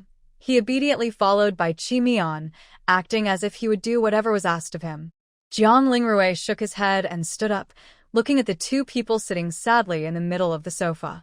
He smiled and said, Who should I help first? His gentle voice carried a hint of helplessness. Chun Qian pointed to the person nearby who looked almost lifeless. That one. I'm a bit stronger than him. He was indeed a little stronger. Han Zi finally moved, lifting his arm to cooperate. Come on, Jiang Lingrui. That he was just politely asking, but Hanzi was being quite straightforward. In the fragrant room filled with the smell of food, Chen Qian was also carried over by Hao Xiao. She was placed in the middle of a round table. To her right was Jiang Lingrui, sitting close to him was Wei Jingzhe, on her left was Hanzi, and next to him was Bai Qi Mian. Directly opposite Chen Qian was Hao Xiao, smiling brightly. Seeing his face, she felt like having a few more bowls of rice. Jiang Lingrui sat beside her, carefully paying attention to her preferences. He was thoughtful, very thoughtful. As for Hanzi, perhaps because others didn't want to sit next to him, he was sitting apart. Only Bai Qi Mian didn't seem to mind his presence much, and Wei Jingzhe was fine with whatever arrangement they made. It's so nice. From now on, we'll be a family. Chen Qian felt very happy. When there was no awkward or romantic atmosphere, she could more easily see them as her own family. Bai Qi Mian now knew the title, family head, and asked, then should our head of the family say a few words? Meanwhile, Jiang Lingrui was pouring her a cup of warm water, with a straw at it. He also soaked some dried fruit in it, worried she might find the taste dull. The drink was sweet and sour, with a unique texture and very soothing for the throat. Chen Qian sighed happily. I just wonder why I have to speak on behalf of everyone. It's okay. I don't expect you to give any grand speeches, Bai Qi Mian replied. They all didn't pick up their chopsticks and kept their eyes fixed on Chen Qian, never looking away. Finally, the family was complete. Seeing the serious atmosphere suddenly, Chen Qian hardened her heart. Some things might be better to say clearly early on, even if it's not convenient. Chen Qian paused. Her face, now more delicate and beautiful, was uncovered. Only when she was serious and expressionless did her eyes turn cold and fierce. She smiled softly as her gaze swept over their faces, then firmly said, I am strong and will keep working to become even stronger. Even if I am alone, I won't be in danger. So, you don't need to worry about me, and you don't have to always be around me. You can do whatever you want. No one has to stay by anyone's side. I know you're worried about me, so I will do my best to protect myself and let you worry less. I am quite good at escaping. When Chen Qian said this, she felt sad inside. She didn't want them to leave. But she thought about those girls from a few days ago, who was not initially bound by this apocalyptic world. The more she understood, the more she didn't want to be tied down. Of course, you can come back anytime. I will always be here. Maybe she would occasionally go outside to fight monsters, but this place would always be her home. No matter how far she went, she would return here. And they could always come back too. No one expected these words, not even Jiang Lingrui. They never thought their contract master would say such things. Before forming the contract, wasn't everyone the pride of heaven? But because of the contract, they willingly submitted, abandoned everything, and guarded her. From then on, Chen Qian was everything to them. Qian, do you not want me anymore? Hu Xiao didn't think too deeply. He just asked based on his understanding. The lively young boy seemed overshadowed by gloom, looking a bit dull. Everyone should have the chance to make their own choices. This is a new lesson she just learned. Loving someone can also be a form of restriction. She understands that forming a bond is about matching souls, but this doesn't conflict with what she wants to do. Otherwise, there wouldn't be those dark things that Ling mentioned. Hu Xiao heard this and immediately became happy again. He quickly promised, Qian, I want to stay by your side. Even if I have things I want to do them with you. It was like he was eager to tie himself to her and then hand himself over to Chen Qian. Hanzi didn't want to speak. He had used most of his strength just to come here and rest. Now, if he left, it would be like losing his life. That's exactly what he wanted to do. His eyes, full of deadness, stared at Chen Qian, very clearly showing his intention. Chen Qian felt a chill on her scalp from his gaze. People who didn't know might think she was doing something terrible. She quickly waved her hands and said, You don't leave. You stay and rest well. Oh heavens, Hanzi's resentment is so strong. She was just making a small suggestion. She didn't really want him to leave. Sorry, our family only has widows. Oh, now we should be in this together, but we definitely don't separate. Why don't you come back with me? Bai Chi suggested. It seemed he was seriously considering this idea. Chun Qian immediately understood what he meant and firmly said, "Follow the rules. Marry a chicken, follow the chicken. Marry a dog, follow the dog. You should just stay quietly." Bai Chi didn't argue about marriage issues at this moment. He just raised an eyebrow, clearly remembering her words. Wei Jingzhe's tone was the coldest and his expression the most indifferent, but what he said was always the truest from his heart. At home, Chen Qian sighed. They still chose to stay by their own will. But the meaning was different this time. This time, they left voluntarily. Then she looked at Jiang Lingrui beside her. Usually, he would be the first to comfort her. Jiang Lingrui seemed to be lost in thought, his beautiful, gentle eyes fixed on Chen Qian, as if pondering something. This topic. They had already discussed it long ago and made their choice. Bai Chi seemed to remember something and let out a soft snort. In their place, family is more important than anything else.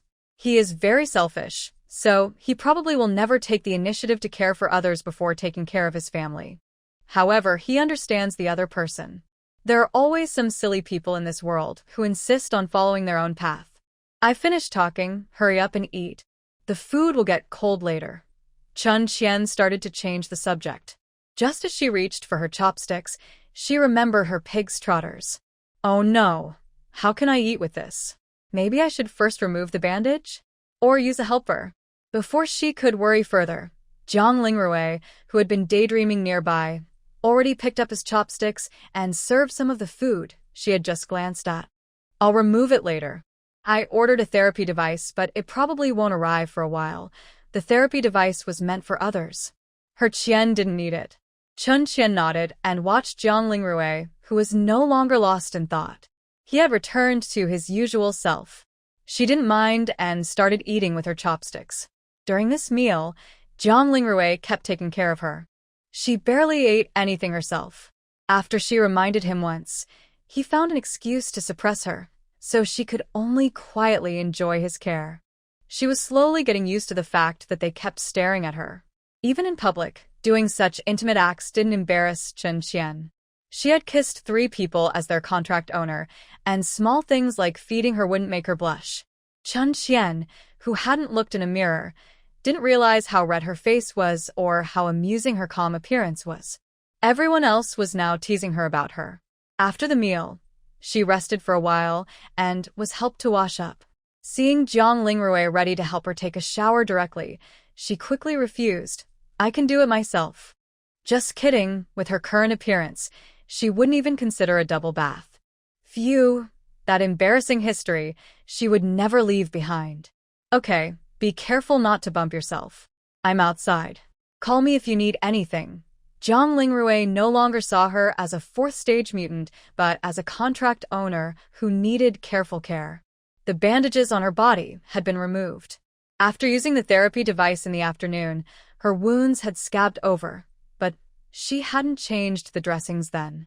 Relaxing happily in the bathtub, Chen Qian felt so comfortable she wanted to close her eyes and sleep for a while. At this moment, a familiar voice came from outside the door. Because she was worried she might fall, the door wasn't closed very tightly. Qian, if I leave you, can I come back again? Jiang Lingrui's deep, restrained voice sounded outside the door. Although she had already told him, he couldn't help but want to hear it again.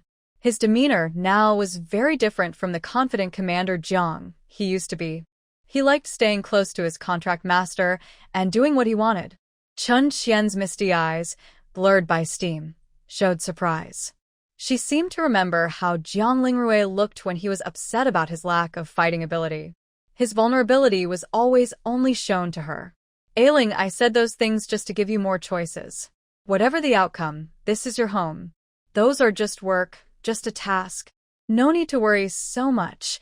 She was half lying in the bathtub, warm water wrapping around her. I'm your contract master, but I also don't know much. Thinking back on what I did before, I didn't consider the consequences at all. I just wanted to run back outside, if I was discovered. That's why I filled the space with supplies when I first arrived, just in case I needed to escape. But, ailing because of you, I learned a lot and stopped being so afraid. I've been trying to get stronger because I want you to feel protected too. Lonely times can be hard, but once you get used to it, it becomes normal. If there was real danger, I would run faster than anyone. It was because of him that Qin Qian might have run away the moment her space was discovered. Only because of Jiang Lingrui, because of him, she didn't back down. Jiang Lingrui, as your contract master, I want you to do what you want, but remember to come home. This was a promise. No matter what choices she made, Qin Qian would be waiting here for him. Of course, I will come home. Jiang Lingrui's voice was faint, as if he was both agreeing with Qin Qian and telling himself. Qin Qian didn't stay in the bath for long. Her injuries didn't allow her to stay in too long. When she came out, Jiang Lingrui couldn't see any sign of her previous distress. He touched her damp, long black hair, looking a bit confused. Why didn't you dry your hair a bit longer? It's too ugly. I can't look in the mirror for even a minute. Qin Qian had just looked in the mirror while drying her hair. She almost cried from how bad she looked. She had been walking around like that all this time? Have I really been saying so many touching words with this hair that looks like it's been chewed by a dog? I want to start over from scratch. I'm not ugly, just cute. But does the vine made from hair hurt? He remembers that Qianqian's vines are touchable, but he's not sure if hair vines would hurt. Mutant plants are very diverse, and Qin Qian is patient enough, so he just asked out of curiosity. As long as they're not completely broken, it usually doesn't hurt, but they do look very ugly. Jiang Lingrui never misses a chance to give advice. He quickly takes the opportunity to say, yes, to look better, Qianqian, remember to avoid getting hurt in the future. Qin Qian didn't think too much about it. She also plans to avoid injuries, so she just accepts the ugly look and says, okay, a master shouldn't have such a bad image. They are casually chatting at the bathroom door. Jiang Lingrui, who somehow has hair care products, is gently applying them to her. I should still be alive, right? A voice suddenly comes from the bed, interrupting their chat. Qin Qian just remembered she needs to comfort Hanzian tonight. She didn't expect him to wash up so quickly. Now he's already lying on her bed. Ahem. She was so caught up talking with a Ling that she completely ignored everything around her. She gently lifts her head and replies, yes, be confident. You're still alive. She feels a bit embarrassed, but can't pretend to be false. Jiang Lingrui naturally knows when Hanzian arrived, but when he talks to Qin Qian, he completely forgets about the other person. Feeling a bit guilty, he coughs softly. Hanzian, control yourself, I'll be leaving now. This would be easier with others, even if they're just watching, but Hanzian has been suppressed for so long. If others are around, it might affect them.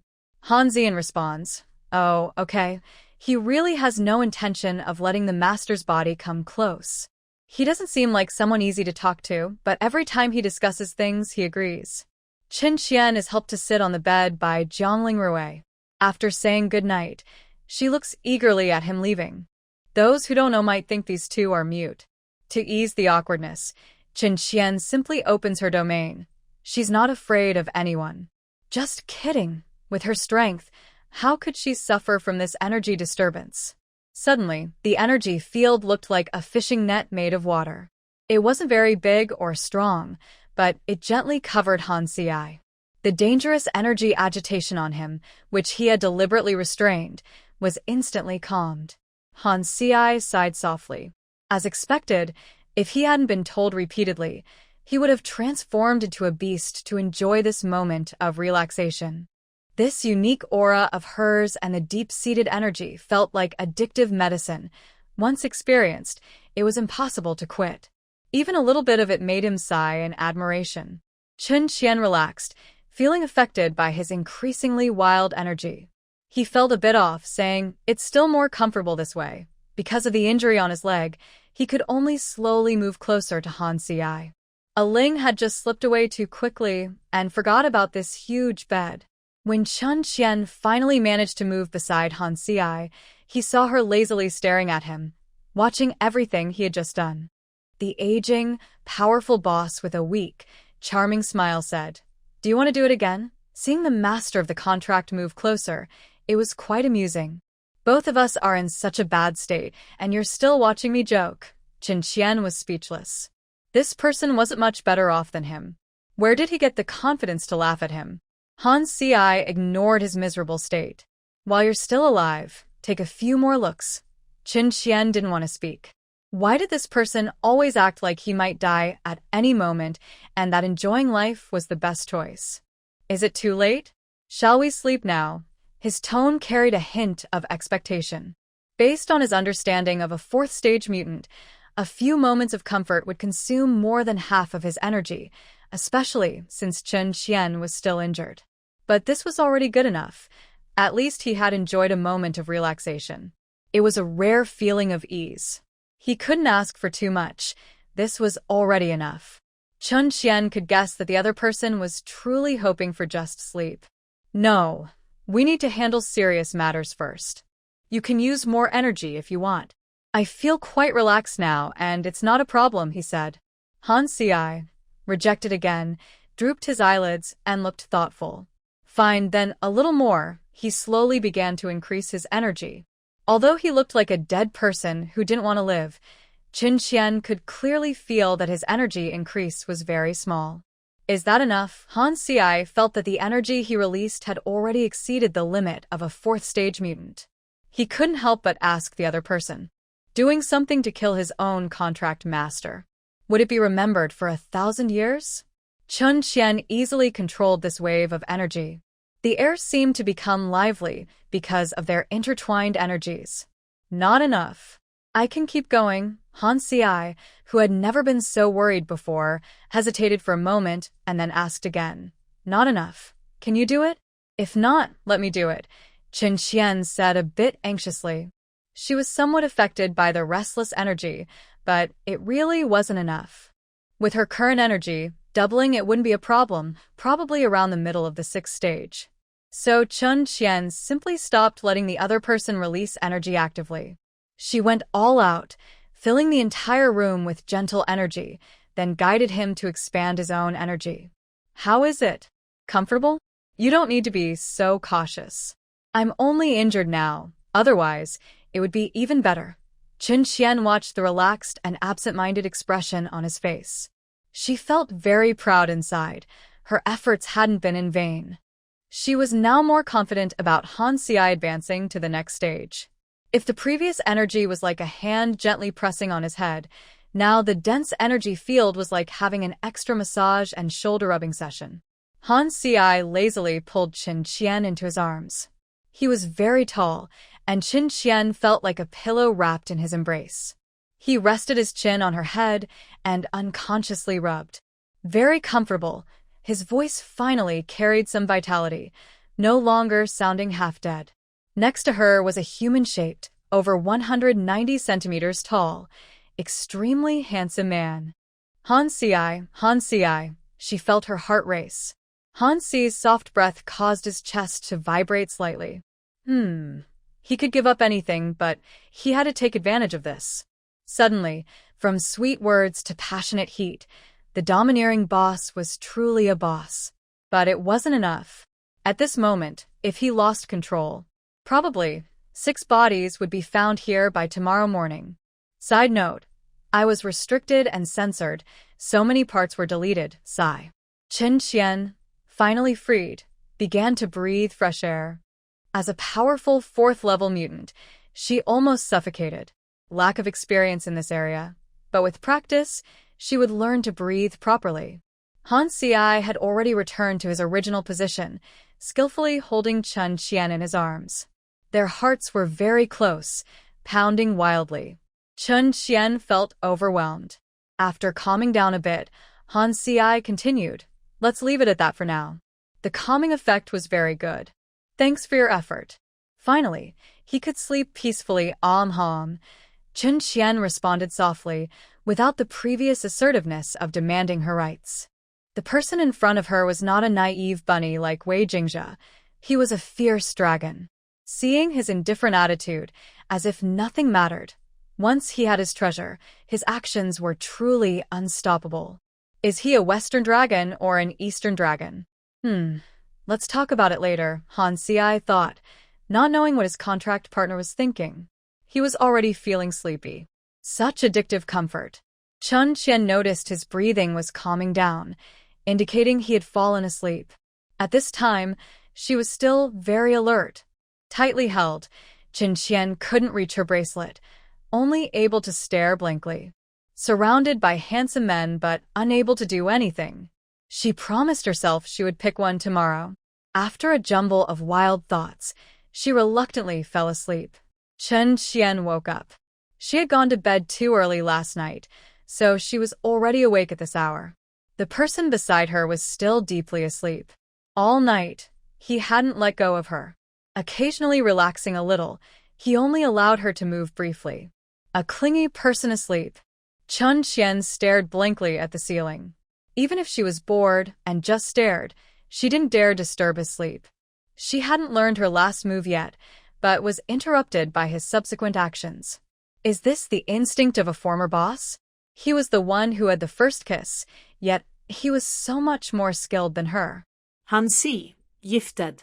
As he instinctively opened his energy field, the restless energy caused the entire room to tremble. That's not even close to enough. Are you planning to explode with energy? After a night of rest, Chun Qian's energy had recovered quite a bit. It took some effort to calm this person down and stop the energy from exploding again. Once the two finished tidying up and went downstairs, they just caught the lunchtime rush. The invasion of the high-level mother beast was over, and it seemed everyone was now free. As Chun Qian came downstairs, he heard Hu Zhao's voice. So many things. I've been moving all morning, and the house is almost full. Later, I'll buy the neighbor's place too, to store these things.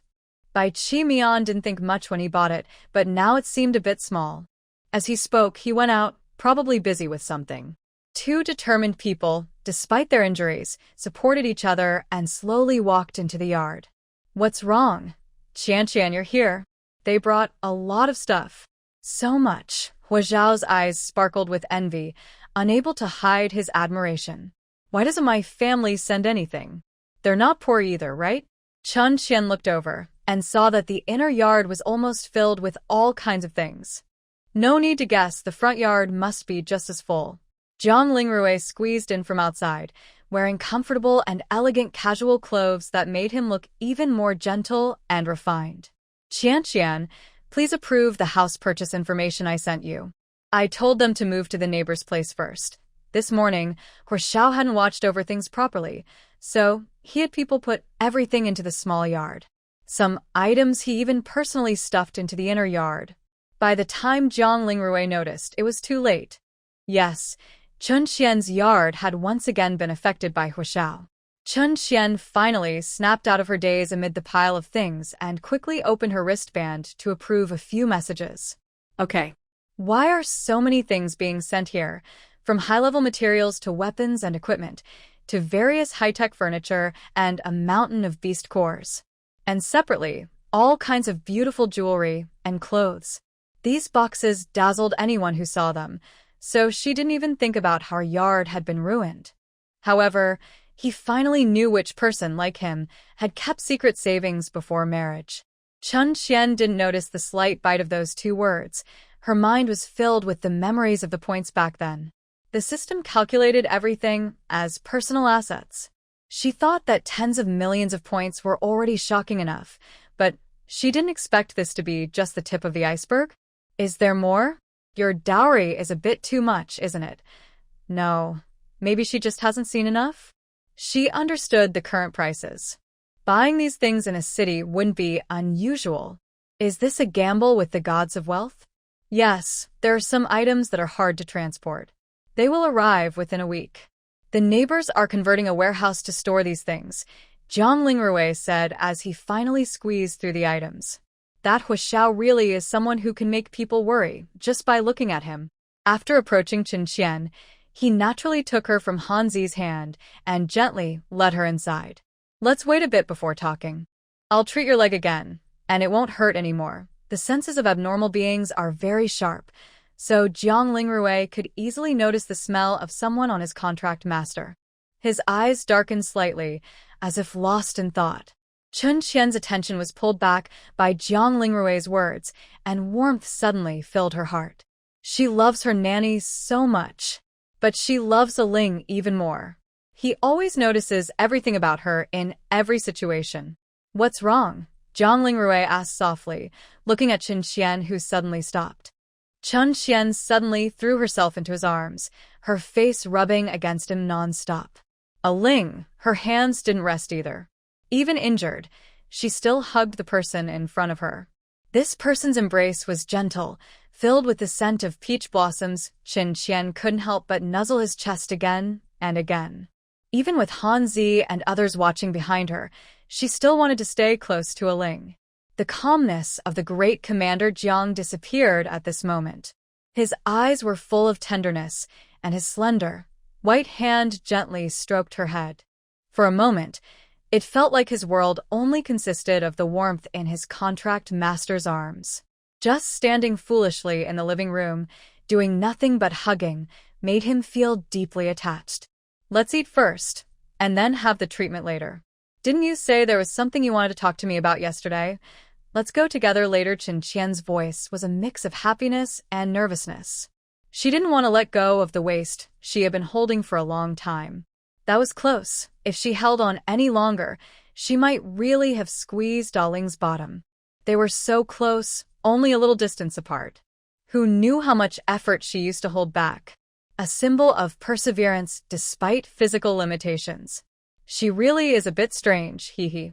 Jiang Lingrui's eyes slightly darkened, hiding her reluctance. Then she continued to support Chun Qian toward the sofa. Yes, I've already arranged some preparations. Later, you can add a few more dishes. The items sent this time also include special spices and ingredients from 3 other regions. Qian can try them. If you like any, I'll have someone find more. Chun Qian could also see information about other regions on her bracelet. She had briefly looked into it during the global shopping but hadn't gone into detail.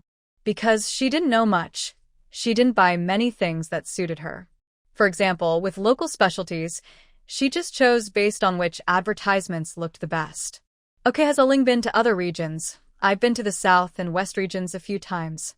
The north is too cold, so I never thought about going there. Jiang Lingrui explained carefully. Is it cold? Or okay? I think it's quite comfortable there. Qian, I tell you, the North District is really fun. It's always snowy and icy, and I can play freely in the snow with my beast form. There are many fish and exotic species by the sea, and they taste delicious. It's a pity it's hard to get live ones here. Talking about this, Huishao had a lot to say. He had also stayed there for a while and found himself increasingly addicted. His plan to visit the Western District was put on hold, and he never even signed the contract to go. Without Han Xi's influence, he was back to normal. When he arrived and saw that the left side of Chun Qian was empty, he just sat down beside her. As for Han Xi, he was lazily half lying on the side sofa, looking more like the head of the household than Chun Qian, completely relaxed. If the side sofa hadn't been too short, Chun Qian suspected he would have just slept on it. Turning her head, Chun Qian saw the passionate young man next to her and couldn't help but twitch her lips. This guy didn't care at all about why Jiang Lingrui didn't go to the North District. They're all alien plant types. Being cold-natured is just in their blood. She didn't want her little vine to freeze into a crisp over there. Wait, could her fire element be used to handle this kind of situation? Once we have the chance, we'll go together. But, Xiao, don't you want to see the other 2 regions? Huizhao's eyes brightened, and he looked eager to go right now. Yes. I heard the special dishes in the Western District are really delicious. I want to try them. So, am I the only one working here? Bai Qi Mian walked in from outside, brushing imaginary dust off himself. Why does Jiang Lingrui always manage to make him go work just with a few words? He had already arranged for people to move the items outside earlier, categorizing and placing them in the neighboring yard. He also contacted a home decor shop to give that area a slight makeover to match the style here. Jiang Lingrui hid his scheming behind calm eyes and kindly explained, that's not quite right. Wei Jingzhe is still busy in the kitchen handling some special ingredients. With your skills, you do the most. If you don't work, who will? Jingzhe can cook. Chen Qian had been wondering earlier because she hadn't seen Jingzhe. She couldn't imagine a cold, elegant fairy cooking in the kitchen. If her legs weren't inconvenient, she'd definitely go see for herself. He can do barbecue and handle ingredients. More complicated dishes he can't manage. Haven't you asked him? It was obvious. Except for Jiangling Rui, no one had asked. Chen Qian sighed, her eyes showing some worry. Our family of 6 can't even find one person who can cook. She planned to stock up more ready-to-eat food in the space, just in case they had to return to the outside world. Otherwise, they'd be eating barbecue and meat soup every day. Fortunately, Aling was clever and had hired a chef early on. Otherwise, relying on takeout every day would get boring, especially since the city only had a few places with really good food. Didn't anyone ask me? A tired voice came from Han Ji. He seemed to be in a strange state. After a while, he looked half dead again. Luckily, his energy was still stable, unlike yesterday when he felt like sharp blades were stabbing him. Chen Qian said firmly, "No need to ask. You don't know how to cook." Hearing her confident tone, Hanji couldn't help but change his position and face her. Huh? So confident. Exactly. You definitely don't know how to cook. Hanji suddenly chuckled softly, feeling much better. You're wrong. I can cook. As soon as he said that, everyone was stunned. It's almost unbelievable that the usually lazy boss could cook, just like it's hard to believe Wei Jingzhe's brain can turn. It's really hard to believe. Chen Qian smiled slyly and said, I guessed right. You can cook, but you can't cook. This statement is a bit ambiguous. With her deliberate vagueness, it becomes more meaningful. Jiang Lingrui immediately understood the key point. He smiled slightly and looked at his partner playfully, feeling a bit helpless. As long as Qian Qian didn't lose, he wouldn't interfere. When he's not overthinking, his mood is really good. No wonder He Xiao always looks so silly every day. Huh? Qian Qian, what are you talking about? Why do you say you can cook but can't cook? Can both be true. He Xiao, being a bit simple-minded, didn't quite understand this wordplay. In this kind of thinking, he and Wei Jingzhe are quite similar. Wei Jingzhe. He didn't understand either, but that's okay. She's being childish. She's saying Han Ci can cook but won't go to the kitchen to make food. It's a double meaning. She's right. Han Ci is so lazy now he's almost being carried to the bathroom. There's no way he'd cook for you. Bai Qi Mian knows Han Ci well enough to explain in 2 sentences. Although he was forced to learn this. I see. Qian Qian is really clever. He Xiao usually doesn't like to think too much, but when others help him understand, he quickly gets the main point. Alright, you're right, you didn't guess wrong. Han Ci didn't need to think much. He was sure he was too lazy to cook. It's not a glorious victory, but it's still a win, and Chen Qian proudly lifted her head. Every day her IQ increases by 1. So when can she catch up to Aling? Jiang Lingrui didn't know Chen Qian's grand goal. Seeing that the time was about right, he took Chen Qian to the dining room. Without yesterday's heavy topics or Han Ci's pressure, this meal felt more like real home cooking. Chen Qian couldn't help but glance around their faces and behind their ears before focusing on the special dish. She took a small taste with Jiang Lingrui's spoon. The taste is so strange, a bit bad. Wait, no, that's not right. Why do I want to eat a second bite? The dish's original ingredients weren't clear, and it tasted strange. But after a moment, the odd flavor faded, and Chen Qian still wanted to keep eating. So Jiang Lingrui smiled as he served her another spoonful. This time, she didn't hesitate. After the second bite, she was already hooked. Really? It's so addictive. This is a rare, gentle variety of the ancestral plant from the southern district called the Izihua. It has a strange taste, and eating it regularly can help calm the energy agitation of mutants. Jiang Lingrui even thoughtfully showed her a picture so Chen Qian could see. The others also tried it after hearing this. Bai Qi Mian commented, that place always grows these weird things. The taste is strange, and the plants look even stranger. Seeing his picky attitude, it seemed he disliked it. Chen Qian didn't care much about how food looked, as long as she didn't see anything unpleasant. Even if she did, she could tolerate eating it. Strange is strange, but as long as it's tasty, that's enough. While saying this, her eyes unconsciously looked at everyone. Chun Qian, you seem a bit off today. Bai Chi Mian didn't continue her words but stared into her eyes, as if trying to see something. The sudden change in topic made Chen Qian feel a bit confused. Her expression stiffened. Had she done anything wrong? Huh? Me? Did I? Yes. Qian seems especially talkative today, Hua Xiao added with a smile. Bai Chi Mian nodded. And you keep secretly watching us. Are you planning something? Let me guess. He thought for a moment and then pulled Jiang Lingrui into the guessing game. Jiang Lingrui, do you want to guess too? Jiang Lingrui thought to himself. Qian looks at me the most. She's happy, no time to guess. Let's eat first. The food will get cold, Jiang Lingrui said, changing the subject with a casual but effective excuse. Bai Chi Mian looked at Chen Qian's guilty and greedy expression, but didn't pursue it further. Forget it, let her go. He decided to find the elders later and ask what kind of bad luck she had touched, since she kept getting hurt every few days. Chen Qian nervously sipped her fruit tea. She couldn't help but glance at the matchmakers a few more times. Her strange behavior was noticed, and Bai Chi Mian almost guessed her thoughts. Something's wrong. This family is strange. It seems there is more than one clever person here. She decided to look carefully. A Xiao, definitely not. Jinju, definitely not either. A Ling, no need to say. Anchi, Kimian. They all seem to be clever people. Adding herself, a family of 6, with 4 clever people. In the future, they definitely won't suffer when going out. But she needs to be more careful about hiding secrets, or else she might get caught before doing anything. Especially about what she plans to do later. Chen Qian was worried she might reveal herself, so she focused on eating, occasionally joining their conversations.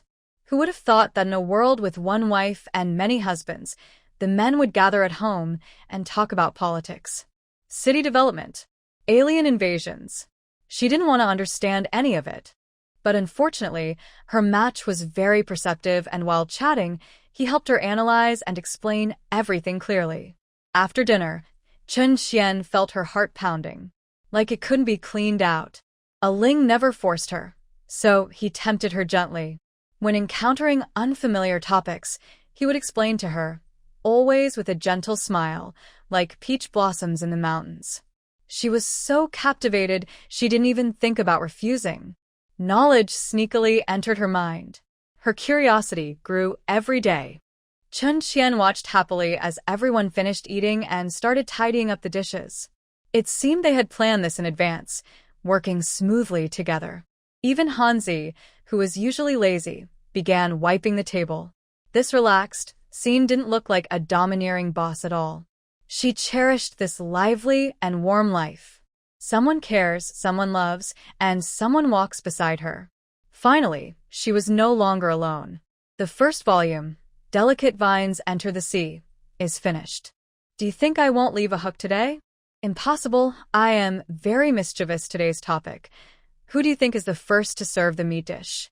Black Dragon Slow Stew, Peach Blossom Brewed Meat, Snow Wolf Sweet and Sour, Lion and Tiger Braised, White Cut Rabbit. Is this better now? Jiang Lingrui brought her back to the room for treatment at Chen Qian's request. The healing energy almost fully healed Chen Qian's knee, plus the massage techniques he learned last night. Chen Qian sat on the bed, comfortably closing her eyes. Jiang Lingrui also felt that her contract master was acting strangely today, but since she was confused and lost her mind in her partner's embrace, she had already thrown her worries away. Chen Qian leaned against the head of the bed, trying to move her legs. Her loose pants had been pulled up to her knees, and her feet wiggled as her legs shifted. Jiang Lingrui's attention was completely drawn to her. Her gentle, soft hands gradually slowed down. Suddenly, Chen Qian asked, Ailing, what did you want to tell me earlier? Just about future plans and the city. Jiang Lingrui's voice suddenly paused. Chen Qian's leg was healed, and she could walk again. Her fingers, though a bit weak, looked okay. She should recover fully in a couple of days. She adjusted her position. Her previously treated leg was somehow pulled out of Jiang Lingrui's hand, and her little foot curled up playfully, messing around. Ailing, why don't you say anything now? Jiang Lingrui's mind was blank. Say what? His gentle, refined face now looked a little confused. What was he about to say just now? His mind, capable of commanding hundreds of thousands or even millions, had stopped working. He couldn't guess what his partner really meant. Say you like me. Qin Qian took the chance to coax him. It's a rare opportunity. She had to seize it. Jiang Lingrui didn't hesitate at all. His tone was light and sweet. I like you. At that moment, her charming face seemed to bloom like a flower. Jiang Lingrui felt a bit guilty seeing the pleading look in his partner's eyes. No one can stay rational when deeply communicating with someone they love, and he was no exception. From the moment he tasted her, his mind was overwhelmed. After a long moment of tenderness, Jiang Lingrui looked at the time and finally, reluctantly, got up to tidy up. He gently carried Qin Qian into the bathtub filled with water. I'll have the kitchen prepare some food. Should I bring it up later? Qin Qian softly nodded.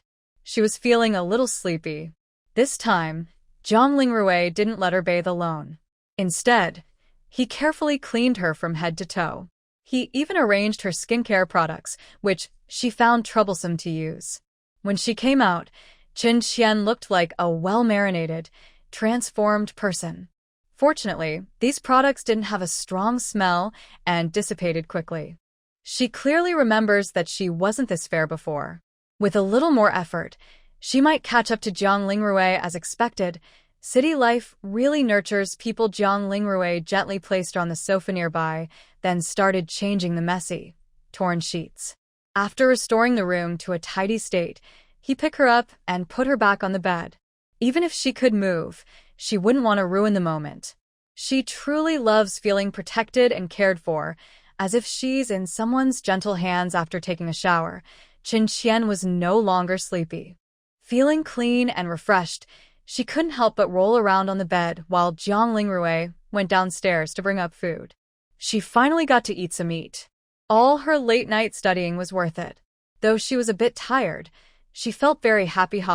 Jiang Lingrui was immediately surrounded as soon as he came downstairs. Jiang Lingrui, you're cheating. We agreed on a dart game. How did you cheat? Hu Xiao pouted with a resentful look, staring at the satisfied man. After sleeping with Qian Qian, he's now at level 5. This sneaky, clever guy. In the afternoon, Qian Qian's uncontrollable energy field suddenly burst into the small courtyard. Everyone felt a wave of comfort at the same time. It was embarrassing but also very enjoyable. When they looked at each other, their eyes showed a bit of awkwardness. Qin Qian, no wonder I feel so tired. Luckily, the chef they found was contracted, so he didn't react to Qin Qian's energy field. Otherwise, they'd have to find a way to deal with that guy. Jiang Lingrui, in a very good mood, didn't mind the accusations. I mentioned to Qian Qian earlier that starting tomorrow, we'll officially play the dart game, so I didn't cheat. Hu Xiao was speechless, trying to think of a way to argue but couldn't find one. It seemed he was right. The game hadn't officially started yet. Wait, starting tomorrow? Then his chance might be coming. Hu Xiao immediately stopped caring about Jiang Lingrui's actions. He needed to find a way to increase his luck. He was sure he'd be able to get close to Qian Qian tomorrow night. Bai Qimian watched this guy hold out for half a minute before finally giving in. He couldn't help but want to face bomb. His blue eyes flicked back and forth over Jiang Lingrui, and he said, "No wonder you didn't let me guess her thoughts at noon. You already had it figured out?" Jiang Lingrui's smile carried a hint of meaning, looking confident as if he had everything planned out. In truth, he felt quite nervous inside. He didn't expect that he and Qian Qian would really end up together in the end. He thought it was just some close moments. Hanzi, barely alive, peeked out from the sofa. As someone who almost ate the first piece of meat, the atmosphere around him was very tense. Yesterday, he was trying to stop him, and today, he was the one tempting the contract master. This feeling. Don't you feel guilty? Jiang Lingrui didn't get angry when he heard this. Instead, his smile grew wider. I have no conscience. Just leave quickly. You went downstairs without even washing to show off. Do you really think everyone is as clueless as that fool? He was radiating the aura of a contract master. Bai Qimian couldn't bear to watch Jiang Zhihua, known for his military skill, act so childish. Jiang Lingrui was caught out, but he didn't argue. He slowly fixed his clothes, revealing the bite marks on his neck. After making sure everyone saw, he calmly headed to the kitchen. Whether others ate or not wasn't his concern. He really... Hiske. Bai Chi Mian clicked his tongue in disgust, annoyed by the display. Hanzi lay back down again. After eating, he stayed on the sofa, motionless. It's so annoying. Thanks to the 2 calming sessions yesterday evening and this morning, he was feeling pretty good today. The contract master had reached the 5th stage, so his chances of leveling up increased. He needed to quickly get his condition in order these days. At least he couldn't do things in beast form. He had to be quiet and careful, not cause a big fuss. Wei Jingjia, who had been sitting silently in the middle of the sofa, suddenly moved to a corner chair. In this unnoticed spot, his gaze was fixed on the marks left by Jiang Lingrui's actions. He wondered what that dull head was thinking. Hua Xiao didn't see him move. He was busy searching online for 100 ways to improve his luck. The first step to changing luck, should he take a strand of the contract master's hair? Qianqian would probably agree, right? He planned to ask tomorrow. When Jiang Lingrui returned with the food, Chen Qian had already absorbed the beast core and was feeling incredibly energetic. This is the 5th level. If I fight that mother beast again, I could definitely win convincingly, maybe even have a chance when it was at its strongest. I'll heal a bit more and Qianqian will recover fully, said the 5th level mutant with a healing ability. That's no joke. Jiang Lingrui hadn't yet explored the limits of his powers, but the strong energy inside him gave him great confidence. This slow progress finally has a purpose. Thank you, Aling, said Chen Qian, quickly recovering and no longer feeling a little irritable. Both sides are happy, so there's nothing to worry about. But we should stop at the right time. If she hadn't lost control and opened her domain widely, her physical strength could keep up. The main problem is that she can't practice that area. Even if she's healed, who can handle the constant back and forth? The pleasure in her heart would also become exhausting. Moreover, both of them are beginners. Luckily, it was Aling. If it had been someone else, she might have had to lie down until tomorrow after doing this for the first time. Jiang Lingrui directly carried her to the table. The contract master was now lively and bouncing, but as her lover, he had to take good care of her. The food remained light. I want to eat spicy food tomorrow, Chen Qian said. She felt she had been eating too blandly these days. It was tasty, but without some strong flavors, she felt like something was missing. Jiang Lingrui didn't insist anymore since her strength had recovered. Okay, Qian, you can eat whatever you want tomorrow. Then I'll have jelly noodle soup. I want to see how the chef's cooking compares to the machines. This was the first time they ate together, with a fully automatic cooking machine preparing the food. Although it lacked some of the human touch, the taste was still good. He also tried to imitate Chen Qian's slightly raised tone at the end, sounding a little spoiled and affectionate. Oh, by the way, what did Aling want to talk to me about earlier? Now they could finally get to the main point, but Jiang Lingrui's thoughts drifted away. When Qianqian said that earlier, her feet were scratching him. His once calm mind started to wander again. Love makes people confused and lost. Aling? Chen Qian called out, seeing no response. Jiang Lingrui snapped back to himself, feeling embarrassed about his unhealthy thoughts. Just some plans for the city. Is this also under her control? Should she just be the head of the household? When did she become the city lord? Yes, City C-29 is a low-level city, located in the northwest desert. The surroundings are desolate, close to outside territories. The city's facilities and defenses outside are hard to describe. Jiang Lingrui didn't go into detail about these frustrating things because her family's contract master already understood them gradually.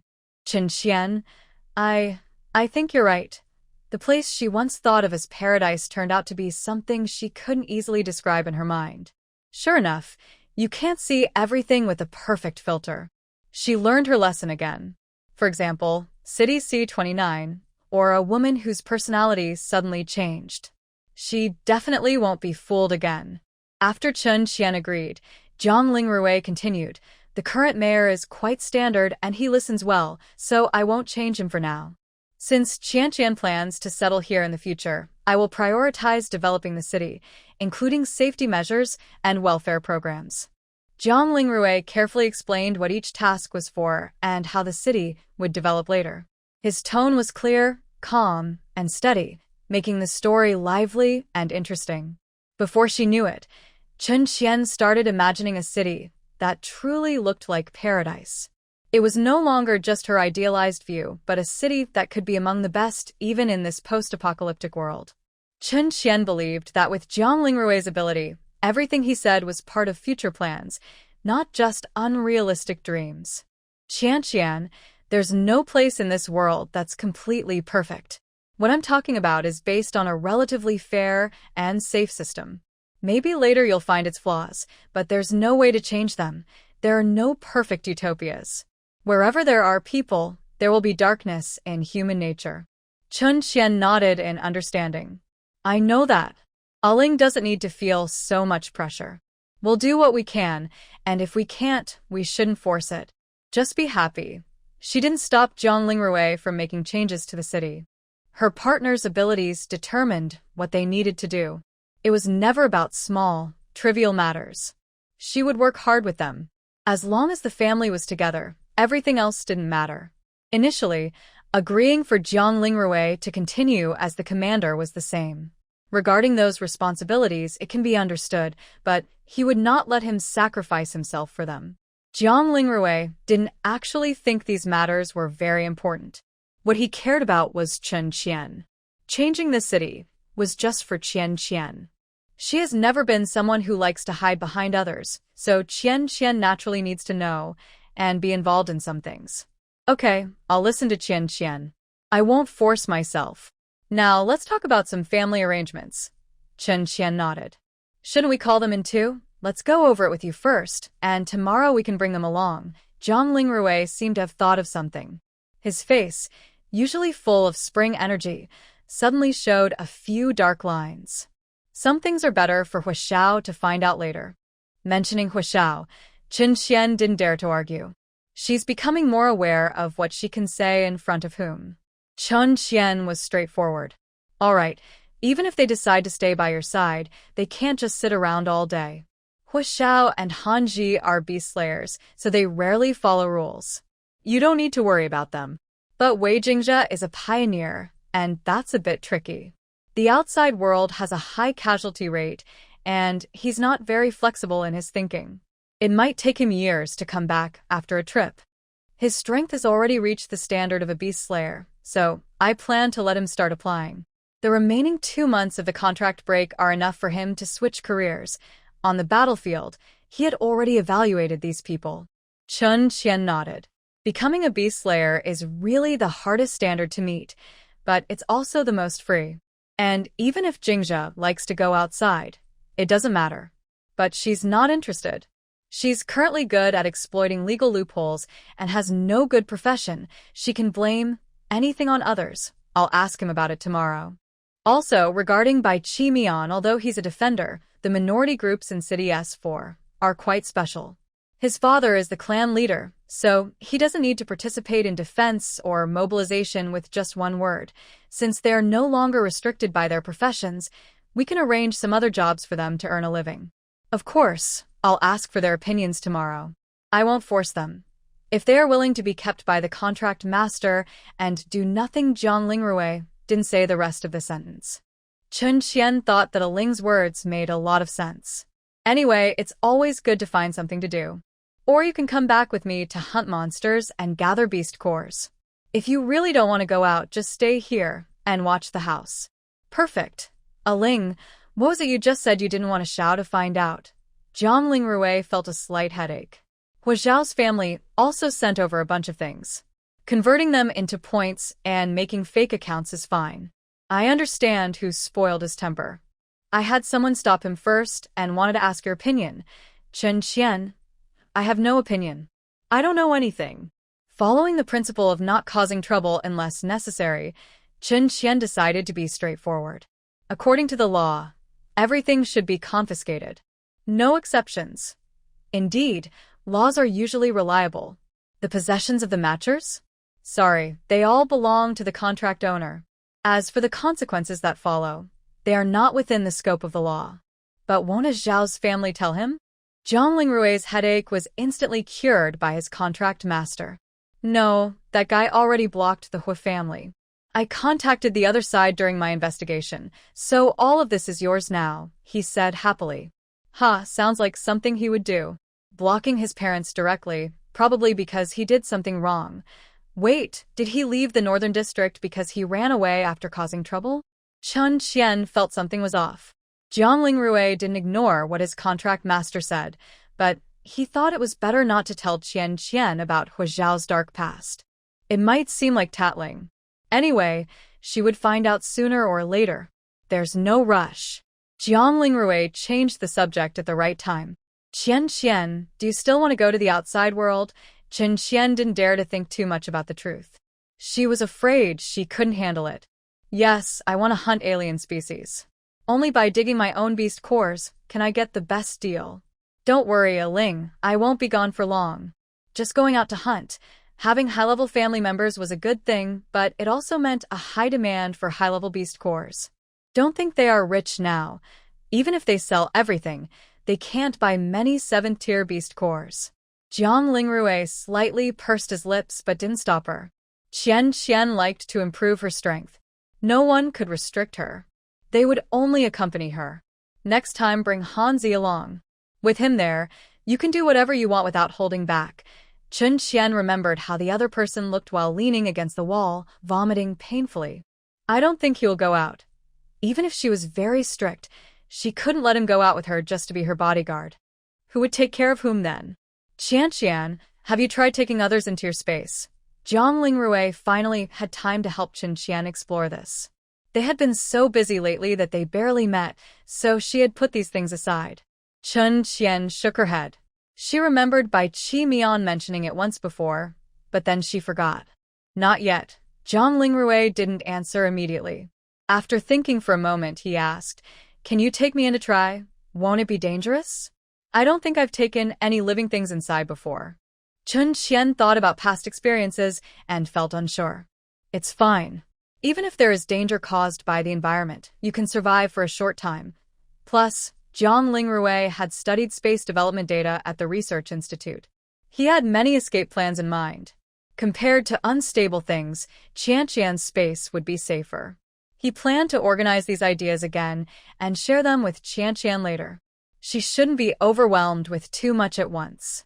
After hearing the explanation, Chen Qian decided to trust Ling's judgment and didn't dwell on it. Let's try then. She took Zhang Lingrui's hand and entered the space. Suddenly, the environment changed. The people around her were still there. Really? It works.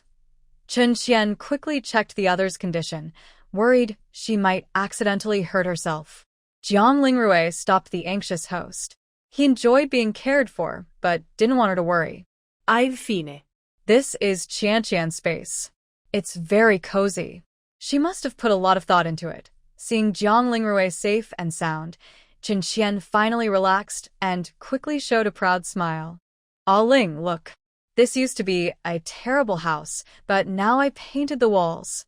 I also laid the floor and I hung that lamp myself. Isn't it really beautiful? Qian Qian is amazing. Nothing can stop you. Your ideas and skills could even start a design business. Zhang Lingrui smiled warmly as he praised his contract master. His gaze followed Chen Qian, only shifting away when she specifically pointed at something. He finally understood why his contract master had such a unique taste in aesthetics. Living in a haunted house every day. What had the person he cared about experienced? I'll show you other rooms too, Chen Qian said confidently, pulling Zhang Lingrui's hand to continue exploring. Zhang Lingrui responded softly, keeping his guesses to himself. He didn't want to ruin Qian Qian's happy mood right now. There will be many more days ahead for them to spend together. These white mist clouds can't be cleared no matter what. I tried placing things in them before, but they disappeared, so I didn't dare go in, Chen Qian said after showing him other places before opening the door to look at the mist. Being cautious is wise. If this space belonged to someone else, Zhang Lingrui would definitely try to understand it fully. But this was his own Qianqian's space. Even if he explored outward, tempted by the idea of a huge personal space, he didn't want to try. But he could do some clever tricks to avoid danger. Qianqian, do you want to make the space bigger? To hold more things. He knew his contract master liked to store a lot of stuff. Sure enough, Chen Qian's eyes lit up immediately. Ailing can do it. That was a definite statement. If Ailing said it, it could be done. Qianqian probably hasn't looked up there, so he doesn't know that above this room isn't mist, but the same environment as here. I'm not sure how high it is. I'll measure it later. In the end, Zhang Rui couldn't help himself and leaned down to give Chen Qian a gentle kiss.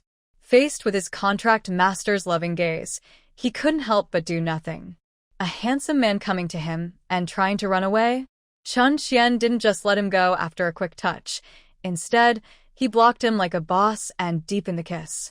After they both ended with slightly red faces, Chen Qian calmed down for a moment before looking at the space above that Zhang Lingrui mentioned. Alright, if the height isn't enough, he won't see it. She gave up directly and used vines to make a ladder, slowly climbing up to explore. She didn't dare to go directly inside from outside to places she hadn't been before. Aling, wait for me below. Chen Qian pushed Zhang Lingrui down. No. What's wrong with her adoptive father?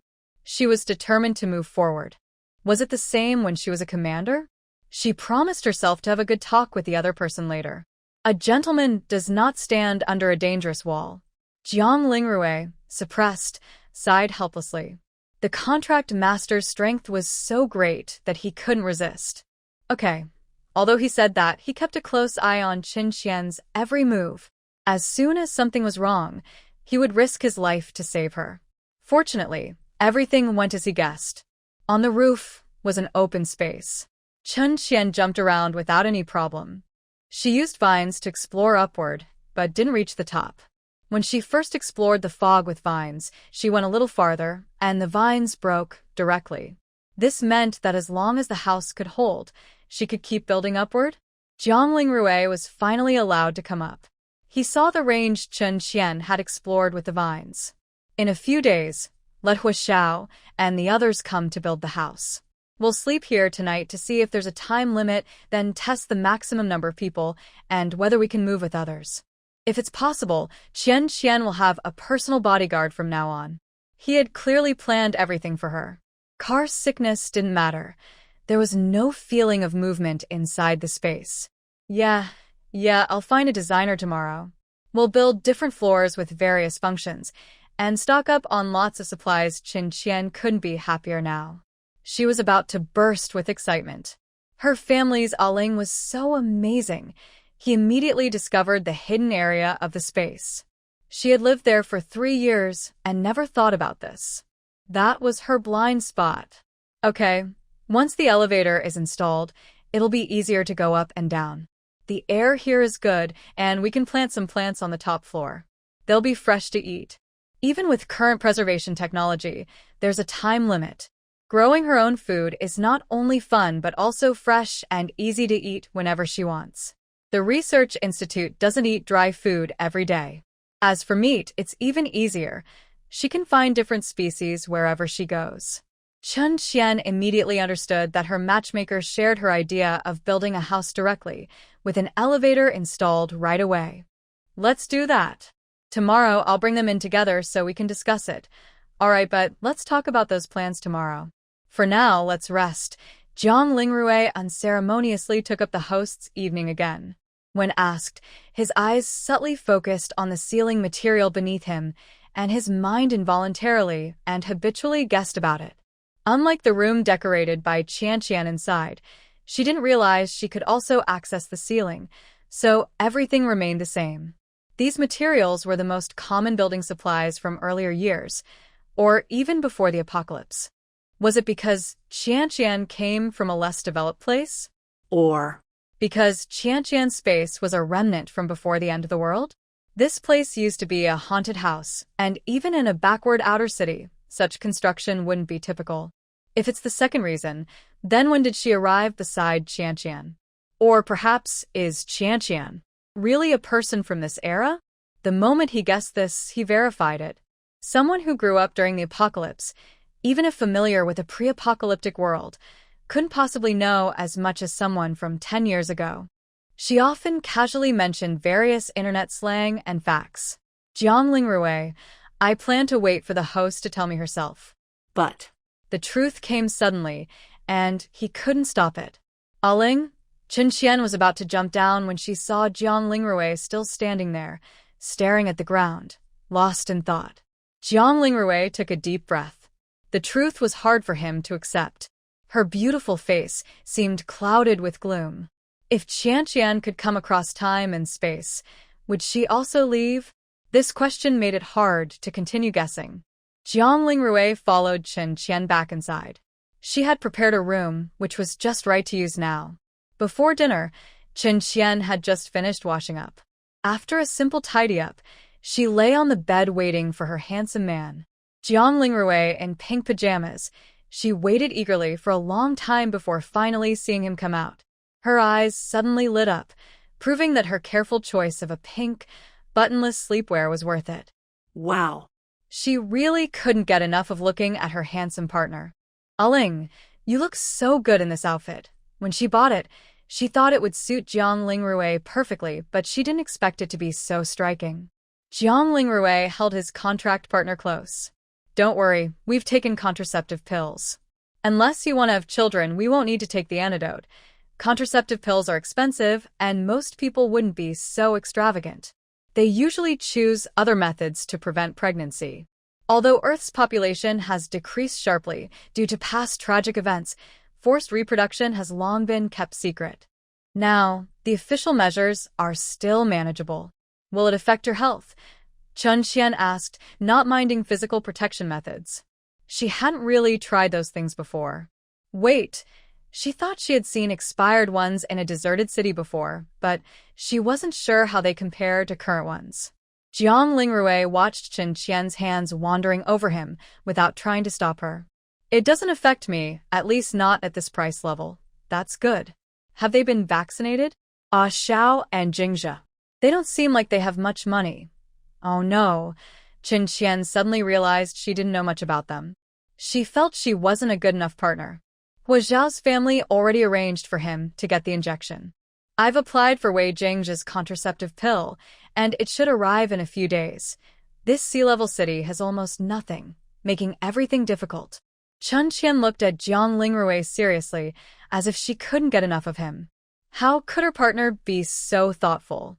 I wouldn't have thought of these things without seeing them myself. Aling, you're really amazing. She knew herself well. After more than 10 years in a different environment, it wasn't easy to adapt. Without the help of their partners, she wouldn't even know how to get the contraceptive pills. She was almost blank on these topics, and they had been helping her fill in the gaps. But as a contract partner, managing everything is too tiring. She was trying to learn, but she couldn't involve herself in every matter. Some tasks are better left to those who are skilled. Poor Aling and her family is busy all day with these matters, either official or personal. People shouldn't be so overworked. Originally, Chen Qian was uncertain, but at this moment, she made up her mind. This time, she will support Jiangling Rui. Since they don't want to leave, let's work together to contribute to the family's harmony and growth. Jiangling Rui smiled and shook his head. Qian Qian is the most amazing. Not only can she fight off different kinds of enemies alone, but she can also defeat higher-level mother beasts. I believe my contract partner will soon be among the top humans, shocking everyone. He knew many women with good abilities, but none as strong as his partner. Her battles against 7th-level mother beasts and the sky battle in the city are incredible. If news of this reached City S1, it would cause a big stir. As soon as he finished speaking, Chen Qian couldn't help but wrap her auxiliary branch around him. She really wanted to cuddle her partner and roll around on the bed. Fortunately, Chen Qian cared about her partner this time and stopped herself before he got tired. Jiangling Rui, did I think I'm doing okay? That night, the two slept peacefully. Jiangling Rui wasn't kicked out of his space, and as for the time limit, others can try their luck.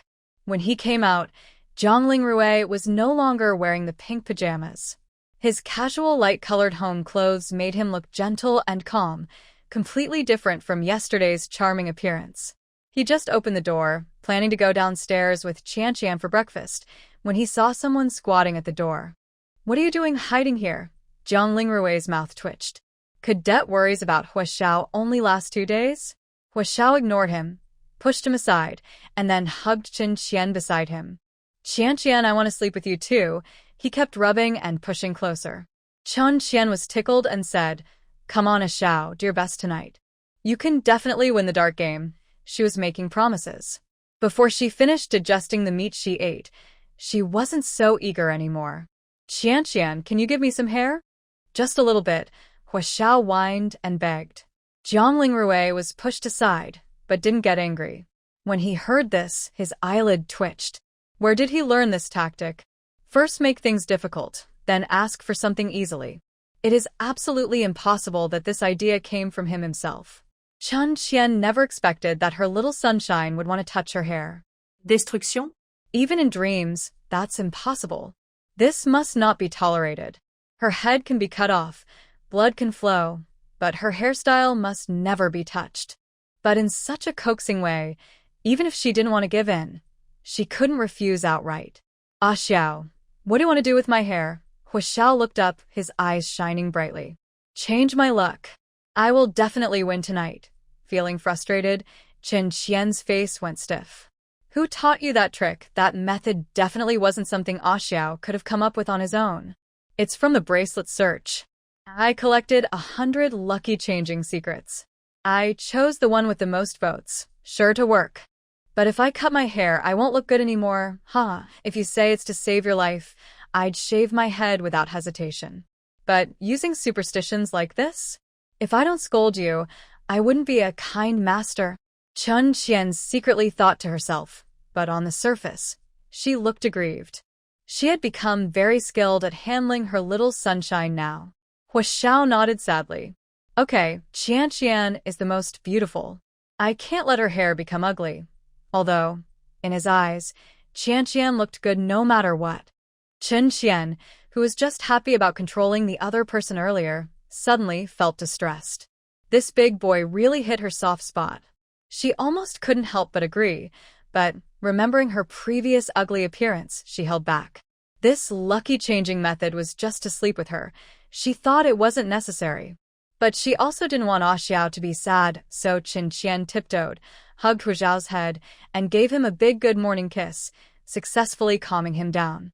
While doing this, she even caught a glimpse of Jiang Lingrui smiling beside her, not sure if she was laughing at Huaxiao or herself. Laugh if you want. She needed this kind of toughening up to become more resilient. Huaxiao, who received the kiss, didn't know how to express his happiness. After thinking for a moment, he excitedly said, Qian, I want to turn into a beast form and play with you. Sure, let's wait until later. I have a lot to do today. Qian didn't refuse. She also wanted to play with the little lion-tiger beast. Huaxiao jumped down the stairs ahead of them, looking like he couldn't remember what he wanted to do earlier. Jiang Lingrui followed behind Qian and immediately saw the white corner of clothing drifting away. Ah, the culprit is right here. He's so clever, sneaky, and full of tricks.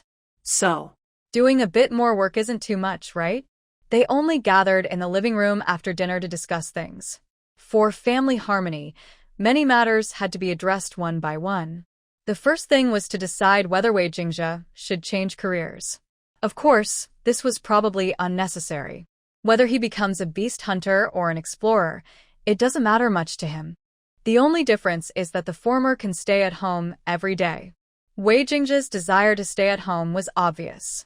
Change. The second thing was to announce that the dart game officially started today. When Qian finished talking about this, she felt her scalp tingle. She considered herself quite brave. But with several people staring at her intently, she felt very uneasy. And they all looked like they wanted to eat her, making her worry she might get nervous. She finally understood that eating meat, regardless of rank, couldn't change the fact that some parts are fragile, no matter how strong her stamina. Yesterday, she was able to walk normally only because a Ling kept healing her. Does she have to ask her adoptive father for a bite every morning? Oh no, her also went numb. Now, let's talk about future work arrangements. Qianqian is responsible for hunting beasts. What about you guys? Jiang Lingrui calmly said, taking on this difficult task. As a contract owner, Chun Qian didn't have to do anything, but she wanted to go out and have fun, so no one could stop her. As for the others, well, I'll be a bodyguard. Accompanying Qianqian, Hua Xiao spoke confidently, but his expression didn't look like he was protecting someone. It seemed more like he wanted to cause trouble with the contract owner. Jiang Lingrui quickly shut him down. Then, when you're in the city, just do some chores at home. Hua Xiao. Huh. Is this the same job? Forget it. Anything is fine as long as I can be with Qianqian. Hanzi lazily spoke, clearly knowing his role. Look after the house. Okay, Jiang Lingrui responded straightforwardly, with a meaningful smile. Hanzi instinctively felt something was off, but taking care of the house didn't require much activity, and he couldn't think of any other tricks. He definitely couldn't rely on himself for work, nor would he be the one going out. So what scheme was Jiang Lingrui planning? He thought about it for a long time but couldn't figure it out, so he decided not to worry about it. When the problem comes, he would deal with it then. Bai Chi Mian glanced at the old fox with disdain. He already guessed what the other meant, but what could he do? What do you want me to do? Jiang Lingrui was very direct, taking advantage of the work he offered himself. You're responsible for earning money. Our family can't always rely on old achievements. The C-grade city here is too backward, and Qianqian living here is quite inconvenient. It also takes some effort from you. Chun Qian. Actually, it's very convenient. I can't believe this is a city in a post-apocalyptic world. She didn't dare say it out loud, because she couldn't tear down the ailing platform as the contract holder. She could only pretend to be mighty and impressive outside, but when it came to household chores, she had to be honest and keep a low profile. Never oppose the family house husband. Bai Chi Mian clicked his tongue. He managed both the household and the city, so he wasn't planning to rest either. His eyes fixed on Chun Qian. How much do you want me to earn? He didn't mention how he used to come up with all kinds of ways to ask Chun Qian for points. Suddenly asked, Chun Qian shrank her head. It's not that she was afraid, but she felt a bit guilty. Cough, cough. She secretly participated in the chores too. He almost thought her efforts went unnoticed, but he found out. Chun Qian carefully stretched out a finger. 1 million should be enough for him to keep busy for a while. After all, over the years, 5 people had accumulated more than 70 million, not counting some precious materials, which was quite a sum. Bai Chi Mian's mind was a bit overwhelmed. 10 million? Can we even earn that much? You guys are so serious about discussing this, just for this amount of money? The young master couldn't understand. Chun Qian felt something was off. Why was the face-to-face chat now so different? Not only was it 10 times worse, but he also looked down on her? No, young master, do you even know what you're saying? Qianqian's meaning is 100 million. During your vacation, just have fun. But later, the economic assets, city facilities, and talent recruitment for City C29 also need your involvement. In the post-apocalyptic world, asset calculations are very different from before. Cities are not closely connected. Even the economy can break at any time. Right now, they only care about what is immediately useful. 100 million is roughly enough to meet the standards of a wealthy person in City S1. The rest will take time to build up step by step. The people under Bai Chi Mian are all skilled at making money. In the end, it's because City C is too backward and not flexible enough for them. Jiang Lingrui thinks he is quite kind. He didn't set the young master's goals too high, since he's still on vacation. When he first checked on this young master, he felt something was off. It wasn't until the supplies arrived that he fully confirmed who the mysterious wealth god of the Bai family really was. Bai Chi Mian glanced at him. I think you mean it. Are you trying to enslave me in the name of the contract owner? Exactly. So, what's your answer? Jiang Lingrui didn't hide anything. His smile showed he was in a good mood. He enjoys dealing with smart people because the smarter they are, the more benefits he can gain. Finally, he can share the workload. In the future, he can spend more time getting close to Qianqian. I really don't want to talk to you. Hanzi was right. This person is really annoying. He looked at Qin Qian again, recalling her earlier words that this place is her home, and also their home. When facing Jiang Lingrui, her pride and arrogance softened quite a bit. Her tone remained the same, but it was clear he was treating her differently. What are your thoughts? Qin Qian was momentarily stunned but then said seriously, I like lively places. I don't want to worry all the time about our home being attacked by alien species. But as the contract owner, I'm not good at business. Still, I can kill alien creatures, mine their cores, earn points, and support my family. If those tasks are difficult for you, then forget it. Don't force yourself. She swore there was no double meaning in her words. She truly didn't want to make things hard for him. 100 million, that's a lot of money. She finally understood why they charged $1 million just for a quick glance. Their values are simply different. So you even gave yourself a discount? Aling is not only powerful, but also brave. He can even talk about so many points easily. Feeling embarrassed? Reluctant? Bai Chi Mian felt offended. Earning points is so simple that it hardly requires thinking. Why would he back down? TSK, it seems his contract master doesn't know him very well. He isn't interested in the points themselves, only in teasing his contract master. All right then. He didn't argue further and responded with a look of disgust. Do you even realize what you agreed to? Qin Qian couldn't hold back anymore. What fierce eyes. No way. Now, she only has a pair of bright, shiny, adorable eyes glowing with gold. This is definitely not a poisonous tongue. She's his lucky god. Lucky god. Bai Chi Mian, I won't scold you anymore. Stop giving me that creepy look. Bai Chi Mian was completely unreserved. Uffed, this sharp-tongued person, with such a noble and beautiful face. Why does she have to open her mouth? For the sake of earning points hard, Qin Qian didn't fight back. She wanted to take back her earlier admiration. The lucky god just needs to throw money around. Qin Qian was curious. This person counts points in billions. So why do the three of them only have around 70 or 80 million when converted? She planned to ask about this later. She felt like these matchers were hiding some tricks she didn't know. Wait, only 70 or 80 million. With so many points, she still felt it was too little.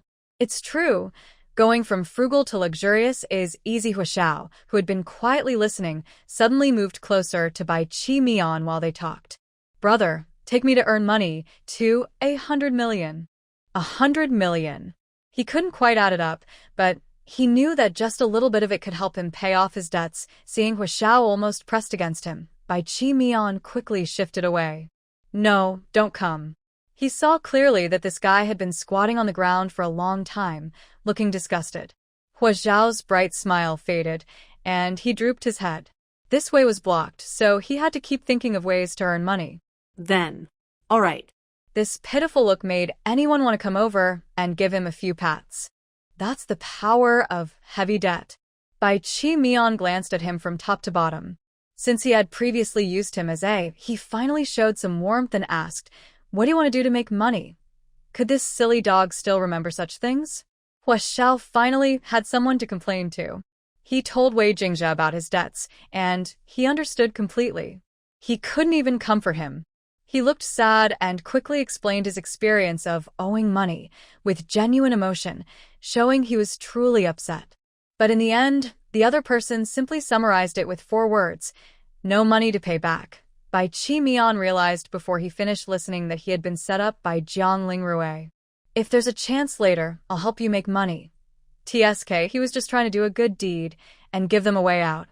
Huashao's personality probably meant he could go a week without causing trouble. Really? Thanks, Brother Bai. Huashao almost roared like a lion right then. Just thinking about this matter these days made his head ache. Looking at Huashao, who was carefree and started showing off again with disdain, Bai Chi Mian and Jiang Lingrui exchanged a glance. Bai Chi Mian, do you really need to? Jiang Lingrui, surprising. Qin Qian felt the atmosphere was a bit strange. Gosh, does it seem like someone was giving secret signals? Aren't they all on the same page? Fortunately, because of Huaxiao's mischief, she relaxed unconsciously and focused her gaze on a rabbit hiding in the corner.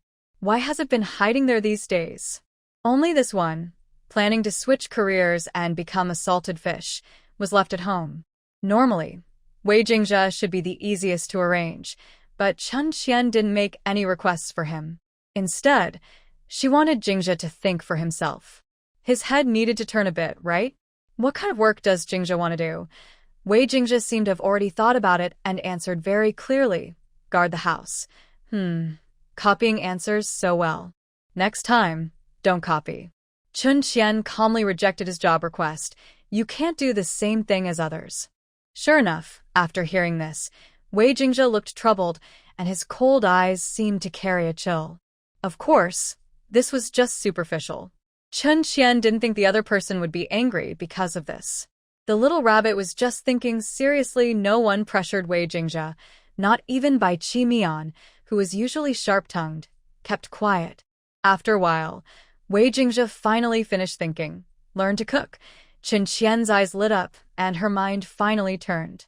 How did you come up with this idea? Please, let it not always be the person in charge who says it. She should go back and burn more paper for him. Person in charge. Rest in peace. Thank you. Qian loves to eat. This fact is well known. She just ate a little more than usual during meals, that's all. At this moment, Chun Qian couldn't smile. She didn't know whether to praise Jingzhe for thinking or to quickly save her own image. Okay, Jingzhe, you should study hard.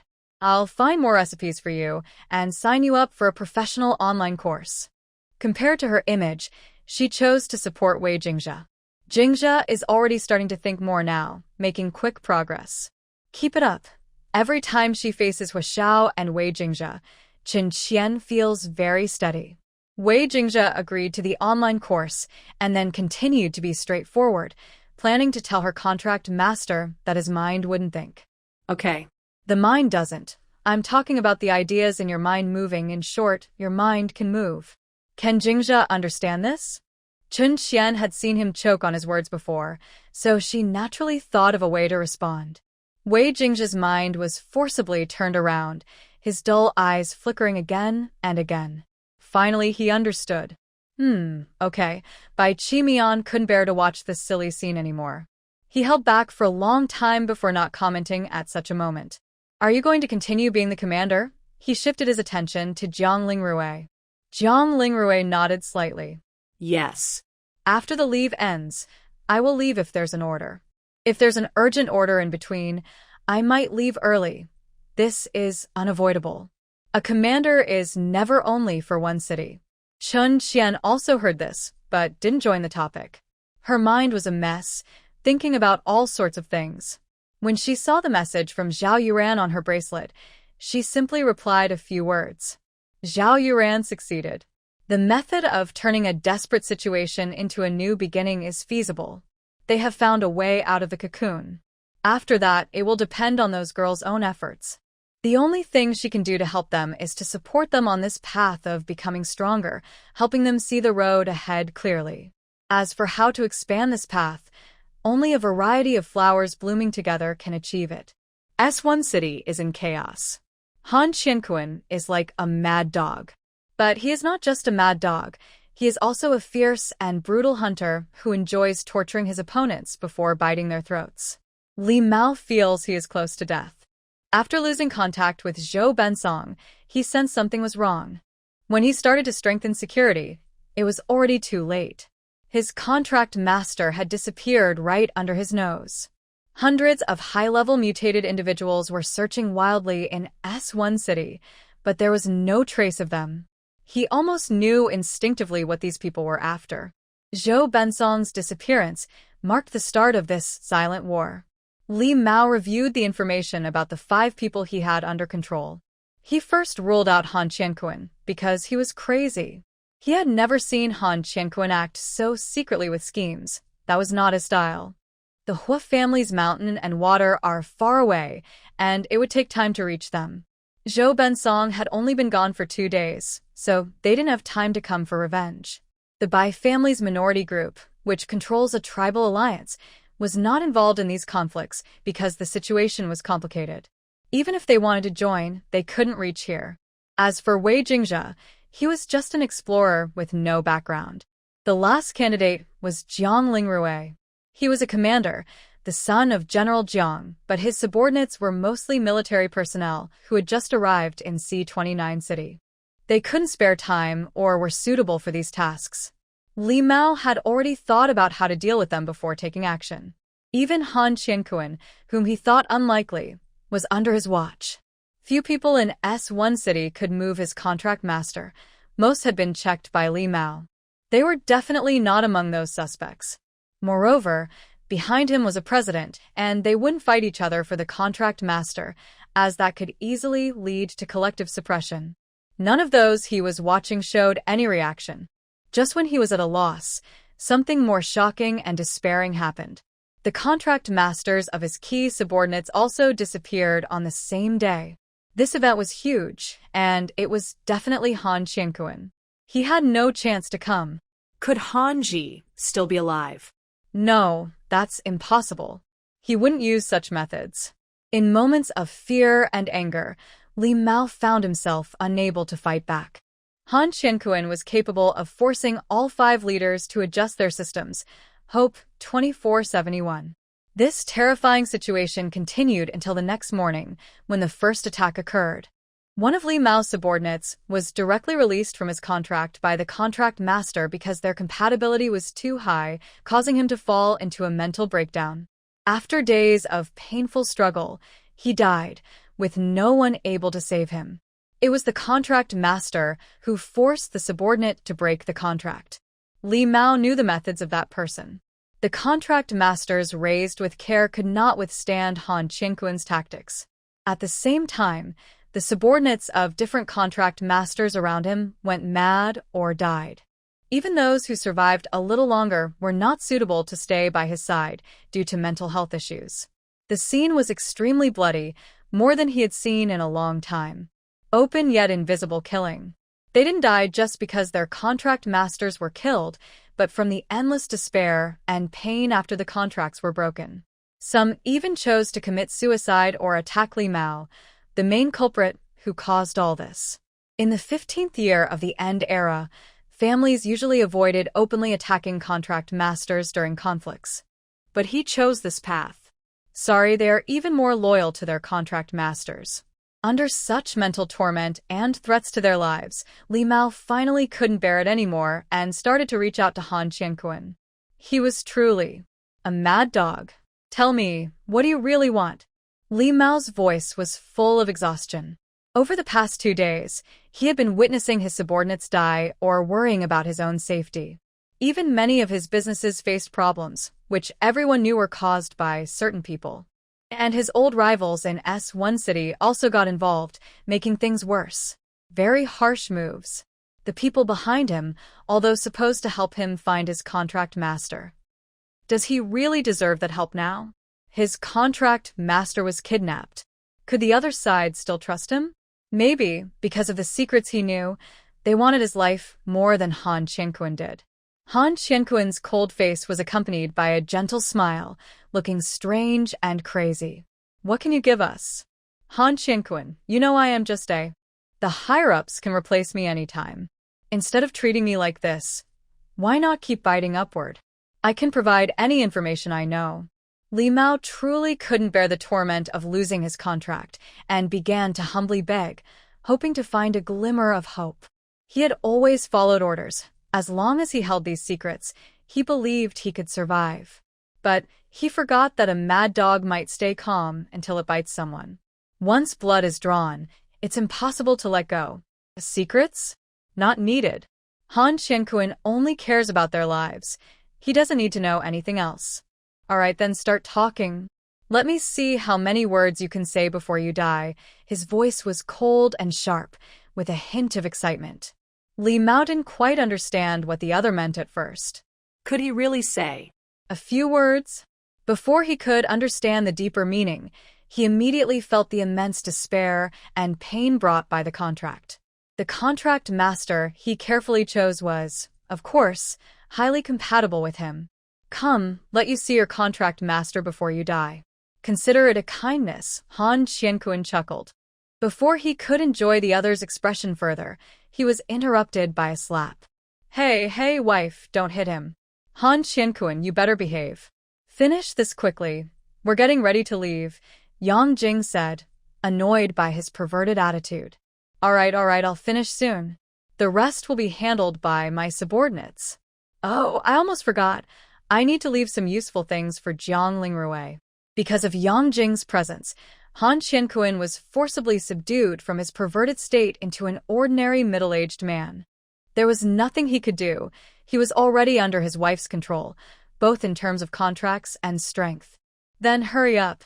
Bring all our useful people along. I wonder if the master has been eating and drinking well lately. He gets seasick easily, and went so far away. Yang Jing scolded Han Qiankun while quickly packing her things. Finally, she found her master's location and wanted to go quickly.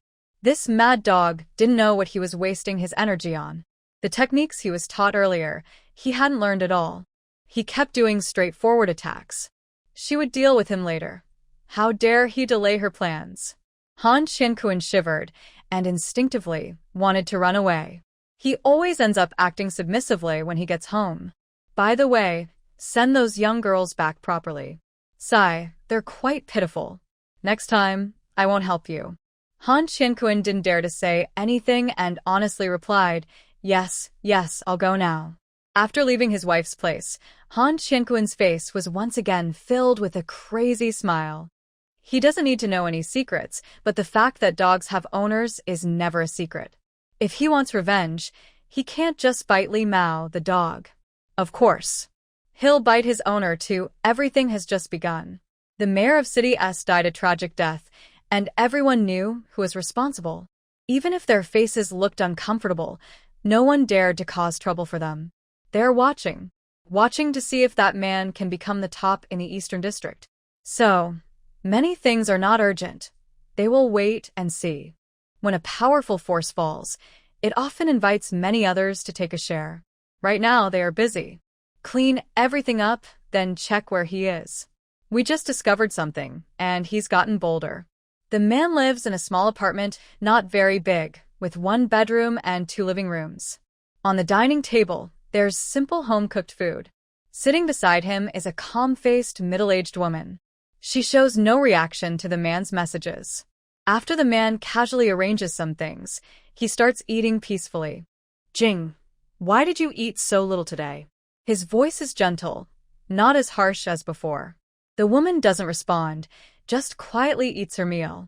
The man doesn't mind and helps her serve some food. They discuss many small matters. Just as Huashao is starting to get impatient, Qin Qian speaks up, Let's stop here for today. There's always something to do at home. Just pick a few important things. I'll take you to the space to take a look first. Her relaxed and casual attitude surprises Jiang Lingrui and Bai Qi Mian, who almost turned their meeting into an office conference. Okay, we'll listen to our Qian. It's not good to be too formal. Since there are many people, we can do some experiments in the space. Jiang Lingrui was the first to react, putting away his professional habits and stopping the discussion.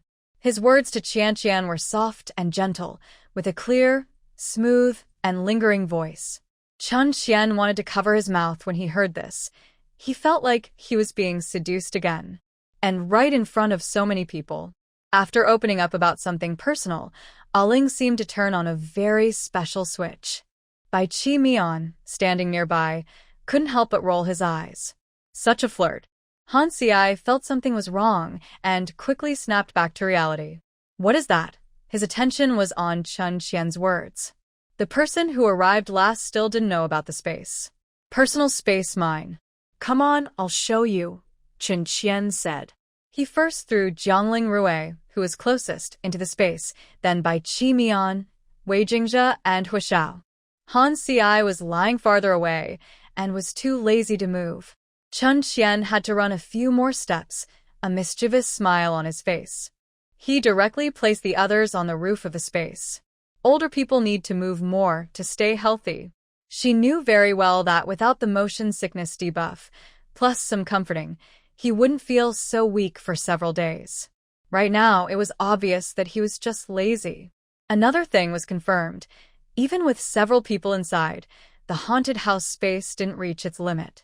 As soon as Han Ci entered the space, he understood why Jiangling Rui's meaningful smile earlier made sense.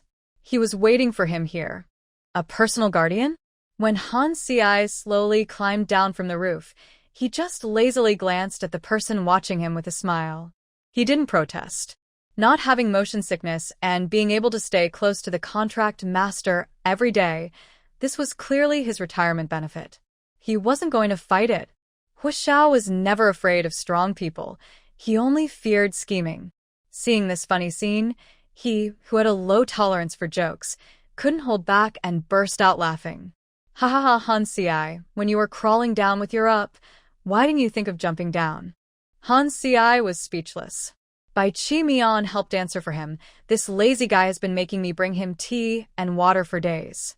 It's already good that he remembered to crawl down with his up. Do you really expect him to do more? Huh? Han Ci, do you need some brain supplements? My mom has a secret recipe. I can ask her for you later, Hu Xiao said enthusiastically. Han Zi weakly refused, having already left the sofa several minutes earlier. Just keep it for yourself. Forget it, I don't want to drink that. It makes me feel sick if I have too much. Hu Xiao quickly waved his hand and didn't pay him any more attention, instead looking around. Chun Xian didn't see the good show. She had just returned to her room and then summoned Jiangling Rui. As expected, everything went as she guessed. Jiangling Rui also appeared on the third floor. From now on, it can be like a moving little house. Chun Xian was very happy. She could carry the matched ones inside the space wherever she went. Just think of who she wanted, release them, and close the others. It seemed like she had unlocked something amazing. This space is very magical and has many places to explore. But Qian, you need to be careful. Don't go to uncertain areas easily. Jiangling Rui was a bit worried. The more magical something was, the more restrictions there would be. Spaces like this, besides the range, surprisingly have no other limits. That feels strange. With the upper space, there's enough room. I won't risk going somewhere else. People should learn to be content. Otherwise, something bad might happen. Chun Xian wasn't greedy enough to go that far. Moreover, she had thrown some inappropriate trash into the white fog for years. She definitely wouldn't research those things again. The two entered the space together. Jiangling Rui went to discuss matters with Bai Qi Mian. Chun Xian didn't see Hu Xiao and felt something was wrong. As soon as she opened the door, she saw someone doing something dangerous. She quickly grabbed Hu Xiao, who was about to explore the white fog, and pulled him back. A Xiao. Don't run around. You absolutely can't go into the white fog, understand? She just looked away for a moment, and the mischievous kid wanted to cause trouble. If he got lost, where would she find him? Although Hu Xiao loved to cause trouble, he was obedient. Even if he was curious, he held back and didn't investigate those things. I'll listen to you. I'll take you to the rooftop for a walk. We'll build it very tall in the future. Seeing his curiosity, she took Hu Xiao up to the roof. Bai Qi Mian was leading Wei Jingzhe with work because Jiangling Rui had already said earlier that he would finish measuring soon. The data is already collected. The structure of the first floor is fully preserved. Later, we just need to build a new wall on the outside to support and cover it. There are plenty of materials for the 6th and 7th levels, enough to make a strong frame. With such valuable materials, building a house with them, even in an earthquake, probably wouldn't break these things. While saying this, he was quietly observing something with a mysterious look. Jiangling Rui didn't hold back at all. All right, this place isn't good for outsiders to come in. The construction behind will be hard work for you to supervise. The rest of us will do the work. Got it, Bai Qi Mian replied softly, raising an eyebrow. Now that this old fox knew what he was up to, he was watching him carefully. Later, ask Han Qiankuan to look for some materials. It seems he has some 8th-level rare materials, Han Ci said. He wasn't very interested in these things. He had only heard a few words from the other side. After chatting with Jiangling Rui and Bai Qi Mian for a while, he suddenly remembered this matter. Jiangling Rui's eyes looked strange. Are you asking your own subordinates to contact them? They're all Qianqian's people. Feel free to use them, Han Ci said casually, walking toward the sofa. Wherever he went, He always looked for a place to lie down first. What do you mean, my? Qin Qian just came back and heard this. Did she miss a conversation about dividing the property? Jiangling Rui smiled and explained, we were talking about his subordinates. From now on, they all follow Qian. Of course, the others do too. What were you doing just now? Qin Qian was about to nod, but her face suddenly turned red. Her lips looked moist and red, and she shyly looked away, too embarrassed to answer that she had gone out for a walk with Xiao Sunday. While walking, she couldn't help but hug Xiao Sun and nibble on him for a while. Xiao Sun was now offline on the roof, calmly reflecting. Their previous kiss was light and gentle. This time, she went a little further, and he blushed so much that she was afraid Xiao Sun might get flustered and blush even more. Such a pure big boy, always thinking about dark games. But maybe he doesn't understand anything at all? Qin Qian was suspicious. After all, when she sneaked into a certain site before, it was full of all kinds of things. Her mental world was colorful and rich. Could it be that Xiao Sun really hasn't seen any of that? Should we go out now? She awkwardly changed the subject, trying to clear her mind of useless thoughts. The space in the haunted house wasn't very big. Half the room was filled with supplies, so it didn't take long to look around. Jiang Lingrui guessed what they had been doing from her expression. He chuckled softly and shook his head. Every time he helped Qian become more cautious, she would just stick close to Xiao again. There's nothing else to see here. Let's go now.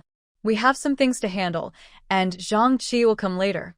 After managing to bring everyone out of the space at once, Qin Qian asked, Zhang Qi?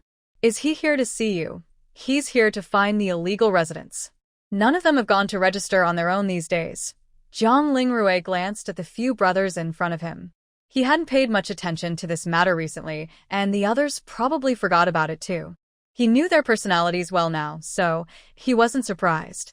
The association's people coming to check on their household registration meant they had strong backgrounds. Otherwise, they would face trouble sooner or later. Qin Qian shyly looked away. Cough, as the head of the contract, she hadn't remembered this either. These people came straight to their door. She had been too distracted at the time to think about it, and even now, it was only Jiang Lingrui's reminder that made her remember. Will this cause any problems? Qin Qian quickly asked. Out of the 5 men, only Jiang Lingrui was officially brought back from the mutant hall. She had always felt something was off when Zhao Yuran said she was going to find a partner. It turned out she had forgotten about the 4 illegal residents at home. Is this what they call a wild man? Jiang Lingrui shook his head. It's fine, as long as they don't pass the deadline. If they do, their reputation points will be deducted. Zhang Qi is quite responsible. He even came here on his own accord. He helped me apply for some treatment potions before. Qin Qian had a good impression of him. He was kind-hearted, even if there were some other motives involved. Overall, he seemed like a good person. Yeah, he's pretty reliable. Jiang Lingrui had been in contact with him more recently. Being able to hold a position as a leader in the city's mutant association wasn't easy, but he was sensible and easy to work with. After saying a few words to Qin Qian, Jiang Lingrui planned to return to his room. He needed to contact Han Qianquan as soon as possible to confirm some documents and approvals. These weren't exactly proper methods, so to protect his image, he decided to keep a low profile. When Qin Qian saw Jiang Lingrui go upstairs, she took the chance, while Zhang Qi wasn't around, to sign Wei Jingzhe up for an online class. If Hanzi weren't about to advance to the next level, she would have made him take over teaching Jingzhe himself. To train Jingzhe's thinking skills, Qin Qian specially chose a one-on-one teacher and reminded them to use vague terms like a little, some, or about this much when talking about materials, and not to teach anything unnecessary. She also planned to keep an eye on things so that her little rabbit wouldn't be taken advantage of. She knew her partner well. If she didn't do this, she might end up with a real-life cooking machine someday. Still, without clear instructions, those vague terms might trouble him for quite a while. She decided to test it first. If it didn't work, she'd stop teasing him. When I finish my advancement, I'll cook something for you to try, Hanzi said lazily, stretching his long legs over the back of the sofa and joining the conversation. He was now sitting right in the middle of the sofa, barely fitting. Chun Qian had been chatting with others earlier, and by the time she noticed, Jingzha's matter was already settled. She walked toward the sofa. "You're finally willing to move?" Hanzi was probably just advancing, right? Could that really cure his laziness? He even offered to cook. How surprising. The sofa was wide, and as Chun Qian spoke, she tried to squeeze him inward to make some space for herself. Not that she was trying to take advantage of the situation, of course. Still, what a strong waist he had. Bai Chimian sat to the side. Seeing her like that, he patted the seat next to him and said with a teasing smile, "Come on, I'll share half with you." His refined face carried a hint of amusement. He rarely just watched, he preferred to take part. Chun Qian rolled her eyes at him, then pushed Hanzi further in with her hip. "No need for your kindness, I've already made room." Taking up half the sofa came with the price, after all. "Forget it," she sighed. "I'll just focus on surviving first."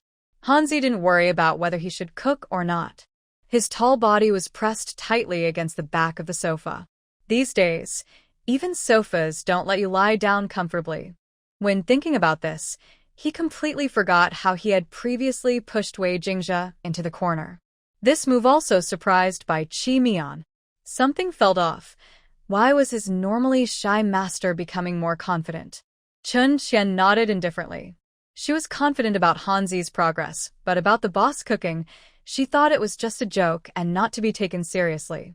Later, she planned to let him and Ah Xiao play together more, hoping to gradually improve his lethargic attitude. To be a good person, you need to stay positive. Wait, Ah Xiao. When did he disappear after leaving the room? It seemed she was worried about him causing trouble whenever she couldn't see him. "Ah Xiao, why are you sitting so far away?" Chun Qian only noticed after passing through the partition that her little sunshine had quietly sat on a chair at the other end of the living room, not daring to say a word. Wasn't a deep kiss supposed to be so powerful? Hao Xiao heard his master calling and looked up pitifully at Chun Qian, but he didn't rush over like usual. He had just found a way to make money, and now it was gone. And he still didn't understand why. Chun Qian was a bit confused. Nothing happened while she was talking with Jiang Lingrui, right? What's wrong with Ah Xiao? Haha, nothing. It's just that when I was measuring the space, I saw a wolf's pelt, Bai Chimian said with a cold smile, clearly annoyed. He had just tried to show a little kindness but was slapped in the face. Danger, danger, danger. She forgot to hide the wolf's pelt. It was just sitting in the living room of the space, right in the middle. She was used to seeing it and didn't think it was strange, but today, after bringing someone in, it was different. What could be more upsetting than just learning that the sharp-tongued person was actually a wealthy benefactor and having offended them? And worse, that person still remembered the grudge. Did she tell them that Hao Xiao gave her the wolf's pelt? Bai Chimian was brewing a bad idea, her cold eyes sweeping over Hao Xiao, who was squatting there, clearly not planning to let him go. Chun Qian also stepped back nervously. Everyone knew that wolves are proud, cunning creatures that hold grudges. Would she be harmed? I don't want to die from being squeezed by the contract master. After Chun Qian shifted her hips uncomfortably, Han Xiai finally couldn't hold back his desire to survive. He was being squeezed a bit too much. Chun Qian suddenly stiffened and immediately wanted to dig a hole and hide. This time, she really didn't mean to bump her into anyone. Two kinds of awkwardness gathered around her, and she wanted to escape. "Someone help me, help me." Then, Zhang Qi arrived. When Chun Qian heard the doorbell, she ran faster than a rabbit. "Sorry, Ah Xiao. When trouble comes, everyone flees their own way." She completely forgot that the other person was here to handle the household registration transfer for these matchmakers. "Miss Chen, good afternoon." Zhang Qi still wore formal clothes, but his posture was more humble. If before he was just respectful to a high-level woman, now he showed admiration for a strong person. He quietly observed Miss Chen in front of him. She seemed to have changed a lot. From a helpless little girl when she first arrived, she had become someone carefully cared for now. Of course, this wasn't just about her appearance becoming more beautiful, but mainly her aura and strength. She still wore casual clothes, but the colors were a bit lighter. Her long black hair, although a bit uneven, looked well-maintained and smooth. No longer the cold, fierce look she had when she first met him, barely holding on with a fierce gaze. Now, standing in front of him, even though her face wasn't the cold, elegant type, she still exuded a strong presence. This was a confidence from within. Now, in City C-29, no one didn't know about the battle with the 7th-rank mutants, and even the later battle with the 7th-rank Mother Beast. He knew the details. Facing such a powerful person with both strength and background, his attitude was even more respectful. Chen Qian showed a smile. "Good afternoon, Mr. Zhang. Long time no see. I've already heard from Ah Ling about the matter. Sorry for the oversight on my part, and thank you for making this trip." While speaking, she invited him into the guest room outside. At some point, she had become so comfortable talking with others. Who could tell she was once a stammering girl? "You're too kind." Recently, many women have moved here from other cities, mostly choosing to live nearby. "I was planning to bring them over to see the place," Zhang Qi said, but he couldn't help but be drawn in by the beautiful scenery of the small courtyard. "It's very nice, but it also costs a lot of points." Hearing this, Chen Qian's mind moved, and she quickly understood the reason. These were subordinates of their matchmakers, arriving in City C-29 with their families. After few words, the group of unregistered individuals came over. At first, Zhang Qi seemed calm, but when faced with so many high-level mutants, his legs nearly gave out on the spot. Chen Qian silently admired herself for being kind. She deliberately restrained her energy in front of Zhang Qi, so he wouldn't feel uncomfortable. Look at Xiao, though in a bad mood, his energy still radiated outward boldly and dominantly. Then there was Qi Mian, tough, cold as the winter moon, high and aloof. And Hanzi, well, he had restrained himself, but his control was on a different level from what others could handle. Only Zhang Zhe habitually hid his energy, which spared Zhang Qi some trouble. "Everyone. Sir, please turn on your wristbands. I will help you with the household registration transfer," Zhang Qi stammered. He had prepared for this, but it was still very difficult. Compared to asking the big shots to register themselves at the Mutant Hall, enduring this pressure was nothing. If Jiang Lingrui hadn't come voluntarily to the Mutant Hall and needed to sign a contract there, Zhang Qi would have gone there himself to handle the matter. Although he was the head of the C-29 city branch of the Mutant Association, he couldn't really impress these people. Despite his stammering, Zhang Qi was very skilled. In less than half an hour, he finished registering all the unregistered individuals. This efficiency was much faster than what Chen Qian had heard about before. There was no need to wait. Everything was done on the spot. Zhang Qi arrived quickly and left even faster. Judging by his appearance, he was eager to fly away. If he didn't run fast, he might have been scared out of his wits. Chen Qian, who had wanted to ask about other news, shook her head helplessly as she watched the fleeing figures. Her home was truly a dangerous place. At night, Chen Qian projected her bracelet holographically onto the table. Under the silent urging of others, she solemnly and seriously clicked to open the dark game. I must say, Ah Ling's taste is excellent. She not only refined the rough game created by Huashao but also gave each person a cute anime avatar. These avatars stood on the right side of the dark game. Before Chen Qian clicked, each little figure looked just like their real counterparts, either lazily lying down or playfully crouching. The little figure of Wei Jinjia was even hiding behind the background decoration, only showing half a face, coldly peering out from the screen. It seemed as if they were all secretly watching Chen Qian, who was about to operate. Right now, Chen Qian's blood bar was empty, but her mind was completely absorbed by the adorable characters. She instinctively clicked on the other's avatar, only to realize that these little figures could interact. Wei Jinjia was the first to be stunned. He nudged the spot her finger pointed to, then shrank back behind the background. But after Chen Qian's hand moved away, he couldn't help but peek out again. Chen Qian eagerly looked at the little figures, then glanced up at Wei Jinjia, who seemed calm as usual. Who could stand this? Qian, you should poke me too. Huashao was a bit forgetful and stubborn. His worries only spun around his head a few times, never staying long. It hadn't been long, and he was already bouncing around again. Chun Qian didn't refuse. She even looked forward to it. She poked the little Huishao, who was much more enthusiastic than Wei Jinzhe's avatar. In holographic mode, he even hugged Chun Qian's finger and swung back and forth, with a bright smile on his face, just like Huishao himself. Unfortunately, although they looked real, they were just like holographic screens, no actual touch. She wondered if adding special devices would give a virtual tactile sensation. "So cute," Chun Qian exclaimed in admiration. She then poked the other 3 little figures equally. Xiao Han lazily turned his body to glance at her, as if greeting her. Bai Qi Mian rolled his eyes in his signature way, then secretly looked at her again.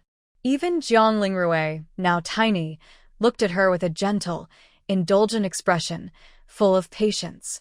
He actually used this method to tempt himself into playing dart games every day. She doesn't think these little characters only have such simple interaction programs, and this thing can keep updating. She loves both real people and little characters. After interacting with them, Chun Qian finally focused on the game in the middle. She really wants to know how these little guys will react when chosen. As the warm background music switched to tense yet cheerful tunes, the wheel spun quickly. To prevent cheating, Jiang Lingrui even edited the wheel's display so that even Han Ci couldn't figure out anything through technology. Chun Qian muttered a few words, then, under the gaze of the matchmakers, finally pressed the shooting button. The little characters, who had been relaxed after the interaction, now nervously gathered around the wheel. Chun Qian wasn't too concerned about the outcome. She just wanted to play with the little characters. In the end, the dart landed in the area with the rabbit pattern. The other little characters, though a bit disappointed, obediently took out various musical instruments and started drumming and making noise. The scene was very lively. Only Wei Jingzhe's little character stood there blankly behind the screen. After a moment, the little guy reappeared dressed in a bride's red outfit. Chun Qian was stunned, and Jiang Lingrui was also a bit confused. It seemed he didn't plan this costume change. Everyone except Huishao and Wei Jingzhe looked a little strange. All right, Jiang Lingrui immediately identified the culprit. "Did you make them change it?" Huishao, who had been complaining about Wei Jingzhe's good luck, suddenly stiffened.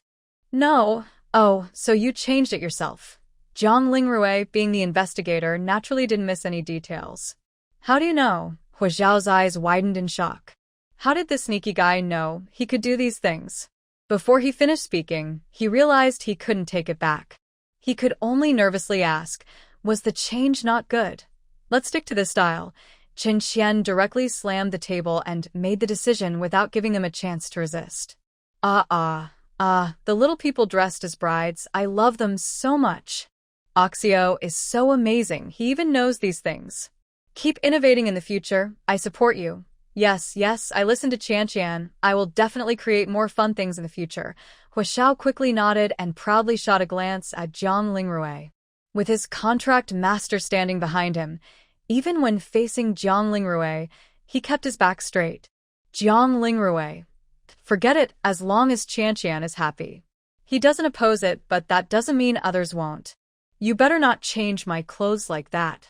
Bai Qi Mian's voice was cold and icy, and the murderous aura of wanting to tear someone apart couldn't be hidden.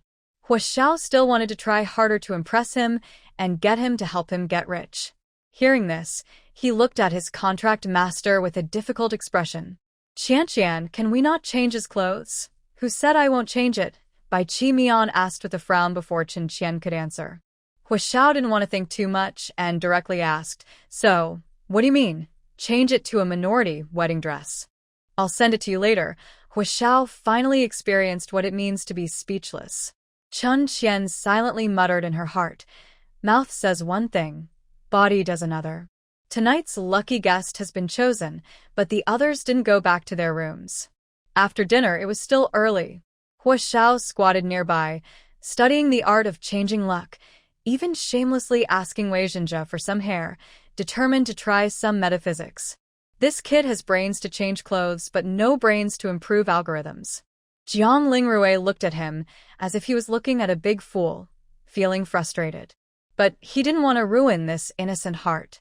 With Huishao around, no matter how much darkness Qianqian has seen, she can find herself again here and happily be herself.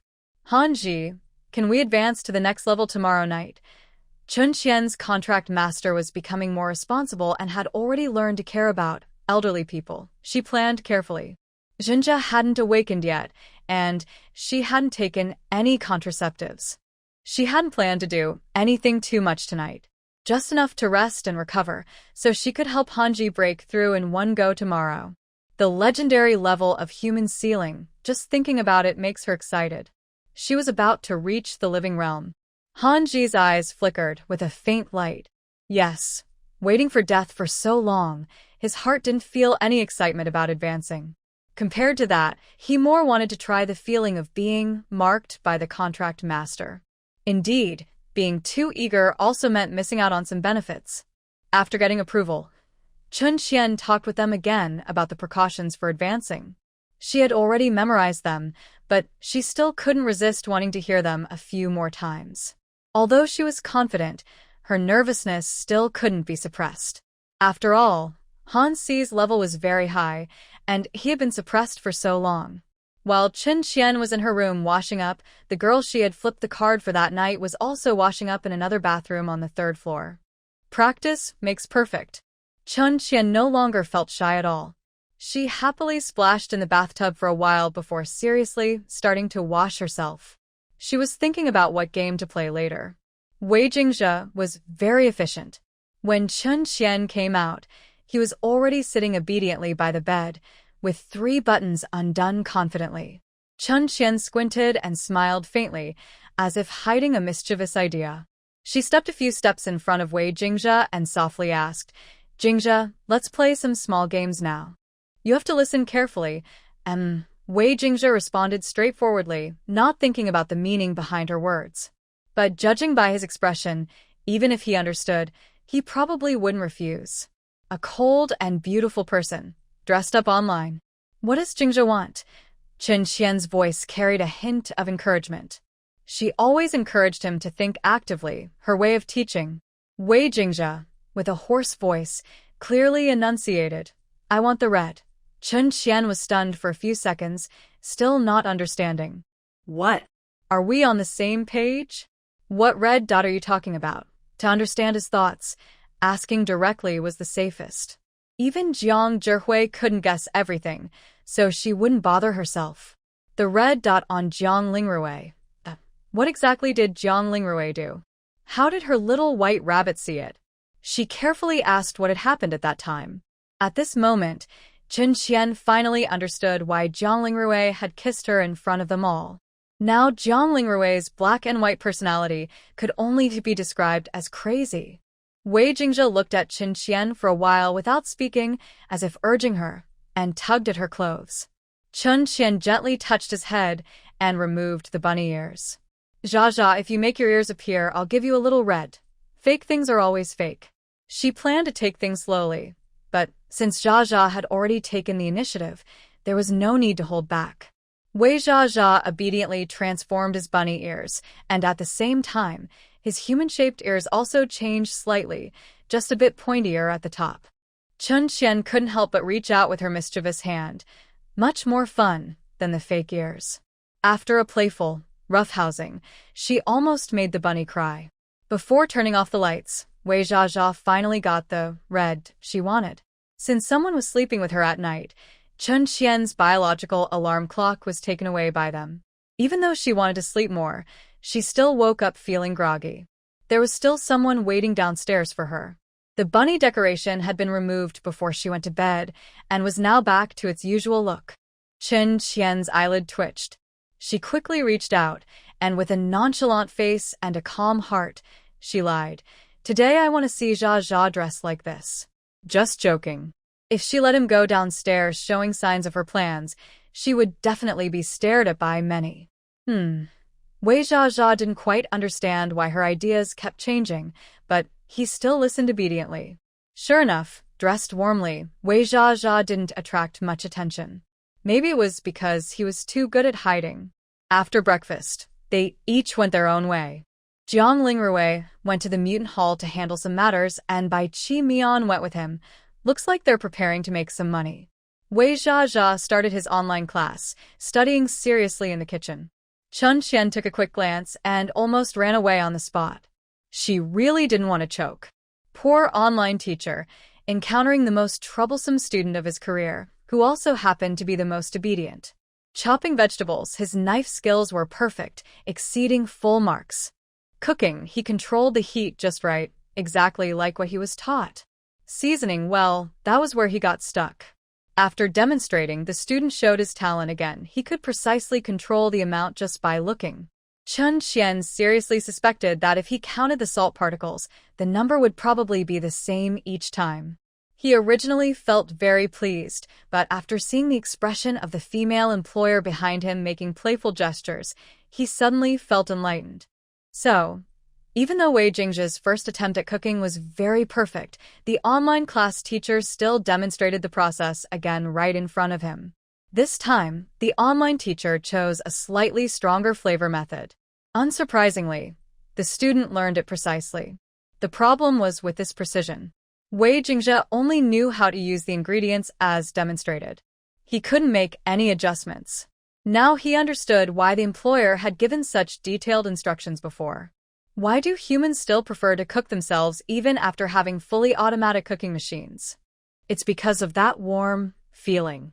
If the taste is always the same, it's better to rely on machines. He can't demonstrate the exact amount for every dish, since everyone's taste is different and situations vary. Many things require students to understand on their own, so they can develop their own unique flavor and adjust as needed. Also, the combination of ingredients is important, especially since their main food sources are now various exotic ingredients with different flavors. If the cook can't adjust seasonings based on different types of meat, it would be a nightmare. For ingredients that are naturally salty, you can add a little sugar to balance the flavor, the online teacher said vaguely, following the employer's instructions. Even when adding the ingredients, he deliberately avoided the other person's gaze and only roughly indicated the right amount. But Wei Jingzhe, being an experienced survivor in unfamiliar territory, could easily tell what the teacher was doing. He once again matched the same amount as demonstrated. The teacher. Then came a series of clever mind games. Although Wei Jingzhe remained silent, his sharp observation forced the teacher to move the camera away before adding the seasonings. But the result was the same. The teacher rubbed his forehead, knowing it would be hard to earn points this way. How did you figure out how much I added? He looked around, as if checking the surroundings, even though there were no surveillance cameras in his home. Total amount in the box decreased, Wei Jingzhe said calmly. The online class teacher's transparent spice box was placed in front of the camera, making the holographic teaching clearer to see.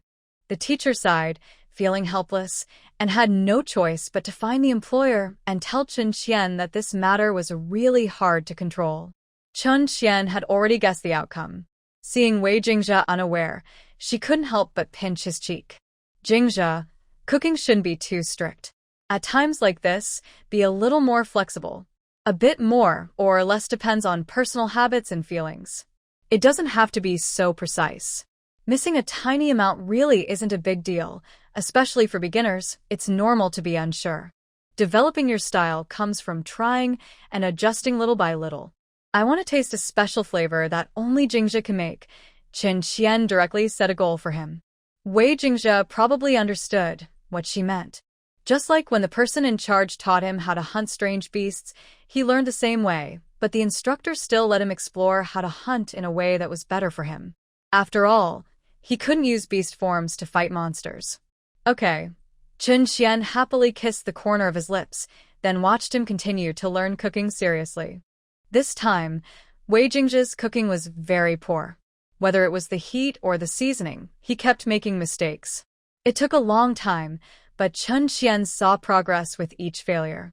Her Jingzhe was really impressive. He was very smart, but he didn't understand deeper meanings. Still, once she explained clearly, he understood better than anyone else. Chun Qian looked at the online teacher who was working hard to teach, and she gave the other a big red envelope. As long as she could teach Jingzhe well, these points didn't matter at all. Meanwhile, Chun Qian was dreaming of becoming a great chef. On the other side, Hua Xiao followed the sound and came over. Qian, look at these red gold bones and lucky muscles. I heard that making bracelets from these can bring good luck all year. The young boy excitedly ran over and handed the items to Qin Qian to look at. Isn't this superstitious? Qin Qian was a bit worried that her young boy might someday be misled by a cult. Ah Xiao, you really don't need to go to so much trouble. She couldn't bear to see him like this. Hua Xiao lowered his head. But my luck is so bad. Maybe I won't even get a chance. This game only determines who sleeps with whom at night, not during the day. So, I'll give you a special lesson later, Qin Qian whispered softly into Hua Xiao's ear after pulling him out of the kitchen.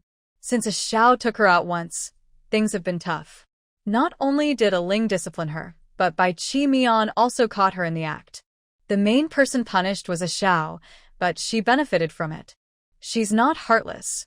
She wouldn't just ignore it. However, she needs to avoid Jiang Ling Rue and Bai Qi Mian, or the situation will become unfair. Sure enough, the boy's eyes lit up quickly, wishing he could pull Qin Qian back to the room right now. Not today. I need to help Hanji level up tonight and get ready, Qin Qian said simply, referring to calming down and restoring energy. She was also thinking about whether to explain a bit more. But Hua Xiao was even more innocent. He nodded obediently, showing his small teeth happily. Yes. Let's take a nap together tomorrow. Chun Qian sighed, realizing she had more than one little friend. Okay. Unconsciously, it was noon. They didn't call the chef and just ate some simple dishes made by Jingzhe, which looked pretty good. The first 2 dishes were perfectly recreated, but after that, well, no one got hurt. Does a Xiao know much about these game programs? Chun Qian finally had time to ask. Yesterday, she was so dizzy from the little one's antics that she almost forgot about this. Hua Xiao had never known what humility was. Yes. I'm super good at it. Qian, do you want to come see my room? Even if they couldn't sleep together, just being able to spend time with him made him very happy. Especially when they were alone in his room, Qin Qian nodded in agreement and followed him to the innermost room on the 2nd floor. Hua Xiao had only been there a few days, but it already reflected his style. His big boy's room was filled with all sorts of strange materials, showing the boy's carefree and messy personality. Hua Xiao quickly opened his brain device and a bunch of strange mechanical equipment. It looked a bit like the scene construction Qin Qian saw before, or the mini-games from last night, but now it was more realistic and 3-dimensional, even making the little characters more human-like. Many pieces of information haven't been fully collected, so they can only do simple interactions. Once I understand their character settings, I'll make a more realistic dart-throwing mini-game for Qian, he said. Although his handmade games were rough, it didn't affect Hua Xiao's talent in digital gaming. He treats the people around him, who are hard to understand, as if they are game characters, which helps him understand their personalities better. Unlike the arrogant boy he was during the fight, or the troublemaker he used to be, the detailed explanation he gives to Qin Qian makes him seem like he's grown from a big boy into a man, with a touch of maturity. The young boy is passionate and lively, but when it comes to things he likes, he can show a different side of himself. Whether the sun is shining outside or not, this place is always warm and bright.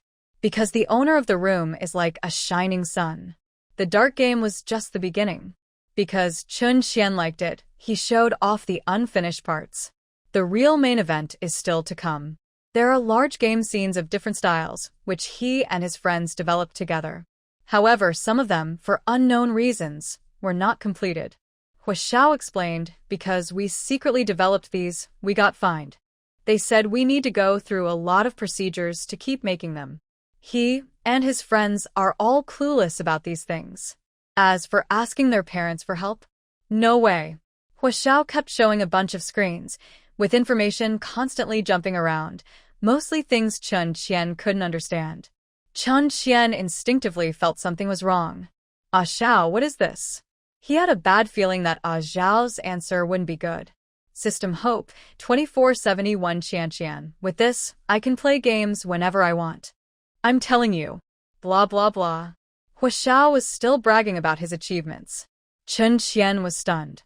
How many years would it take to hack into the official system? He was so bold just to oppose the game addiction regulations. She was truly impressed. She's not afraid of kids messing around blindly, but she fears kids with skills messing around. Her little Zhao's IQ seems to be all about playing games and fighting. Since you have the skills, why don't you hack some points? She didn't believe Hua Xiao didn't have this idea. After all, he's now so desperate to pay off debts that he's practically begging by Qimian. But she believes her little sunshine wouldn't really do such a bad thing. Hua Xiao's excited mood suddenly cooled down, and he looked around nervously. Hacked. I've hacked before. Who told them to find me? I was just trying to get my points back. I was immediately proven wrong, and it hurt a lot.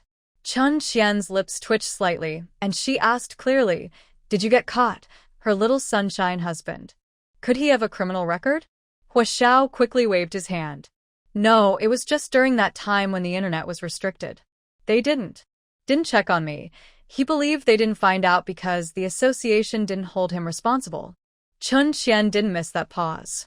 Then, who did they find out about? My dad. Chen Qian was silent. In the end, Hua's dad just gritted his teeth and admitted it, not mentioning the matter again. Instead, he looked at the guy in front of him, and when he talked about this, he seemed a bit eager again. As long as he moved his finger, he could pay off his debt. Hua Xiao's eyes lit up, full of hope. Qian, I want to. No, you don't want to. Be good. Don't cause trouble. We won't do anything illegal. Chen Qian was firm. It wasn't because she was law-abiding, but she strongly suspected that after Hua Xiao broke the law, the person he blamed was definitely a Ling. For a fake account, it shouldn't be such a big deal. Ah Xiao, did you go to the North District because of this? She wondered if he ran away because he couldn't stay at home anymore. If he ran, he ran. But he was especially arrogant, even blocking his parents. How afraid was he of being scolded? No, not entirely. Hua Xiao stammered. Oh no. Why is Qian asking so carefully now? He wouldn't lie to her, but if she kept asking, everything would be exposed. Qian would definitely be disappointed in him. Chen Qian took a deep breath. Just tell me everything at once, so I don't have to ask one by one. If she didn't figure this out, her mind would be restless. She wanted to see how far her match could go in causing trouble. If things got really bad, she would just take her people and run away quickly. They were almost like system-wanted criminals. Did I just ran after blacking out my points? And then because the East District manages things too strictly, I went to the North District instead. There is a game called Dark Research Institute there, and it's really awesome. Out of curiosity, I hacked into the Research Institute. Hey, Qian, do you know? Turns out they didn't just develop one system. I found several. I planned to take one, but I was intercepted halfway. I got nervous and just threw it somewhere. Maybe I should go back and find it? Hua Xiao initially felt a bit guilty, but as he kept talking, he became more excited, even eager to try. Stop, my Xiao. Let's not jump around the edge of the law. I really can't afford it, and you're already in debt. Chen Qian really didn't expect that his troublemaking limit had no end. Wow, he actually sneaked into the Research Institute. Should I praise Xiao for being brave, or scold him for being reckless? But Xiao's news surprised her.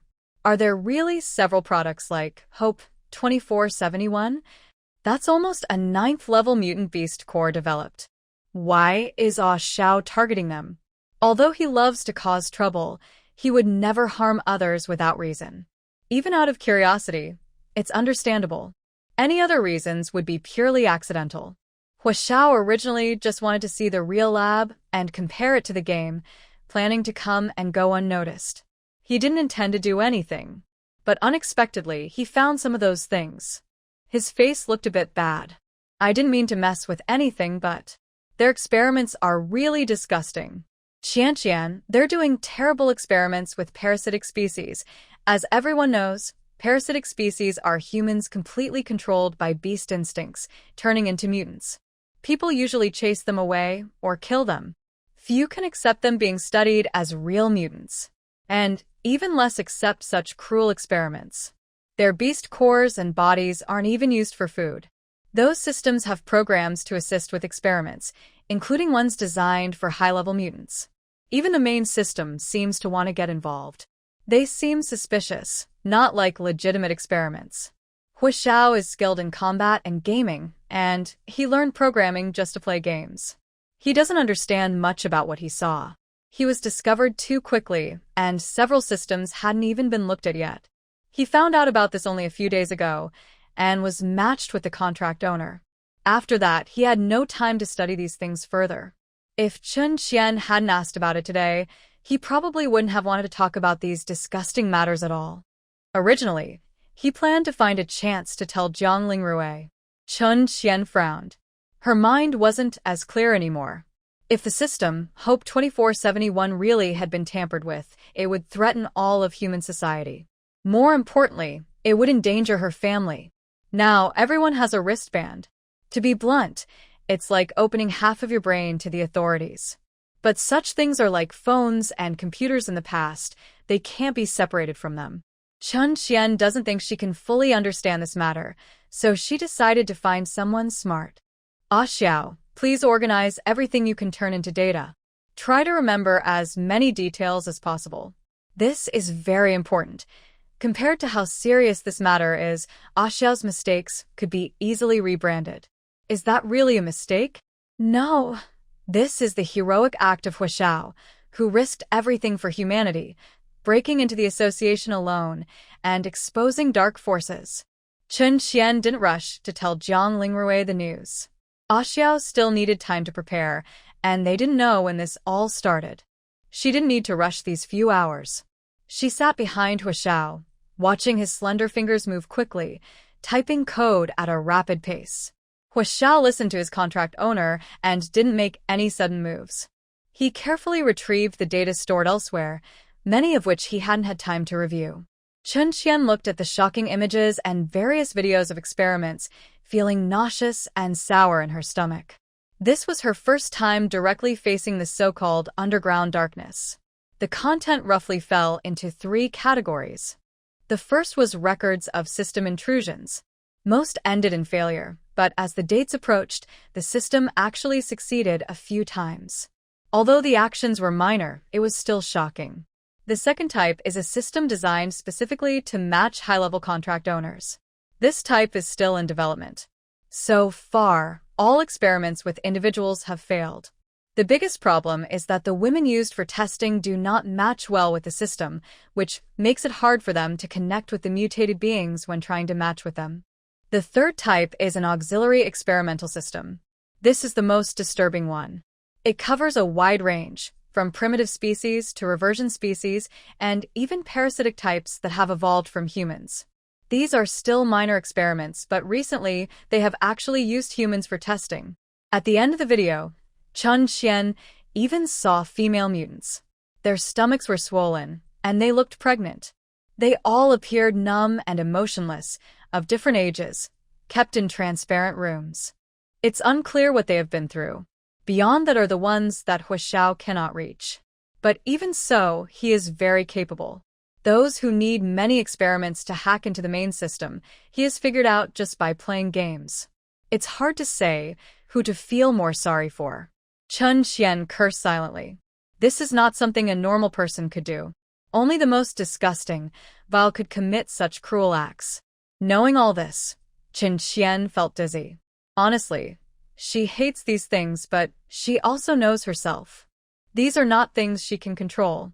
Even if she finds them disgusting or feels sorry for those people compared to her family, she can be ruthless. Getting involved in this means fighting against a ruthless, bottomless force. The peaceful life she longed for would disappear. Right now, Chen Qian doesn't want to save the world. She just wants to live, to stay alive with her family.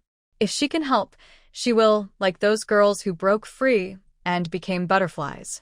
Because they happen to meet, because it's not complicated, and because it doesn't affect her family, she's willing to lend a hand. But the darkness far away, even if it's right in front of her, she can't find the words to save others.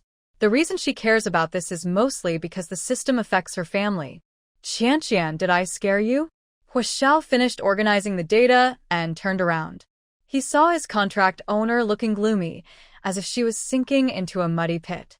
He carefully hugged Qianqian, gently patting her back and softly comforting her. Let's not look at those things anymore. I will protect Qian, so don't be afraid. His clumsy words were like a light shining into Qianqian's increasingly dark heart. It was her. She was losing her mind. At some point, whenever the topic of home came up, she became obsessed. She could choose not to get involved, but that didn't mean she had to just stand by and watch. If the sky fell, there would still be someone to support her. There are many honest people in the association, otherwise, society would be chaotic. She believed she could find a good way to bring those people into the picture. She was confident she could cause a big stir. This was her idea, something that wouldn't go against her conscience but would also protect herself. However, the specific details still needed family members to think together, fill in the gaps. The danger was much smaller now, but not completely gone. Thank you, Xiao. I'm fine now. Qianqian hugged Hua Xiao again. Her little sunshine was so warm. After carefully checking everything again, Hua Xiao and Qianqian returned downstairs. Qianqian's heavy mood eased when she saw everything before her. The once delicate living room had become even warmer without her noticing. On the shelf, there were several strange objects Hua Xiao used to bring good luck. A white coat she often wore was hanging on the clothes rack, and some jewelry was neatly placed on the cabinet surface. Hanzi had moved the old rocking chair to the yard, where he was leisurely rocking, looking very comfortable. Looking toward the bookshelf, most of the books were brought by Jiang Lingrui. They weren't sneaky or malicious, just interesting leisure reads. In the corner, Jingzhi's bone spur quietly rested on the table near his usual seat. Not only these, but every corner of the house showed traces of their life together. Seeing all this, Qianqian's eyes grew softer. She wouldn't let anyone destroy all of this. Not even herself. As the sunset faded, Qianqian and Hua Xiao went to the door and sat on a bench next to the old man Hanzi, quietly enjoying the view in the yard. At some unknown time, Wei Jingzhi finished his class and quietly sat on the other side of Qianqian, with the four of them watching the sunset slowly fade away. It's mealtime now. Does anyone want to eat something tonight? I'll order the food. Qianqian had already confirmed the return time with Jiang Lingrui and Bai Qi Mian. Yes, yes, yes, Hua Xiao eagerly raised his hand. With him leading, even Wei Jingzhi unusually ordered a dish. Yes, it was the dish he learned today. President Han Bao doesn't have the typical CEO habits. As long as someone cooks, he will eat. If he had to say what kind of taste he prefers, he claims he's been focusing on light, healthy food recently. As for which dish he eats the most, that depends on his mood at the time. Qianqian's timing was pretty good. When Jiang Lingrui and the others returned, the kitchen was almost done. Jiang Lingrui immediately noticed something was off when he entered, mainly from Hua Xiao's hesitant expression. But when he carefully observed his own contract master's face, he found nothing unusual. He didn't ask questions, but obediently followed Bai Qi Mian to wash his hands. Even after sitting down, he still felt confused. The information he gathered was not enough, and the atmosphere felt strange. The only lead he could find now was Hua Xiao. His Qianqian was getting more and more impressive fortunately. Hua Xiao temporarily kept Qianqian's mind focused. His mind had been spinning all day, but Jiang Lingrui kept his attention at the door, praising his contract master, then unconsciously turning his thoughts again, always wanting to find something. Seeing his thoughtful expression, Qianqian softly said, "Let's eat first. Some things can wait until later. I want to share this matter with the other presidents." Qianqian's voice paused slightly, and her eyes, tinged with anger, flicked over the documents like blades. "Actually, I prefer to reveal everything but the consequences of doing so. Their family's strength is formidable wherever it is placed. They possess rare materials, weapons, space, and if you include their subordinates, they could definitely survive well in this apocalyptic world. Even if they do a bit more to protect City C-29, it wouldn't be a problem. But if they do that, humanity, which has just begun to breathe a little easier, will suffer heavy internal damage. A society's biggest fear is unrest among the people. No, this situation can't even be called unrest anymore. If they find out that the research institute under the trust of their association is involved in such activities, they might rise up in rebellion. Should I just publish all this information directly? Guarantee that all 4 major districts will know about it. Huashao thought only of listening to the master of the contract, completely unaware that Chen Qian was still wavering. He instinctively chose the latter option he heard. As for the first option, didn't Chen Qian change her mind after she started to speak? So, let's go with the latter. The serious atmosphere was broken again by him. Chen Qian immediately rejected coldly. No, it felt like her little son was a bit too arrogant. After Huashao interfered, her killing intent softened somewhat. The more extreme decision later on was too risky, unless absolutely necessary. She couldn't bring herself to make that choice. So, how about this?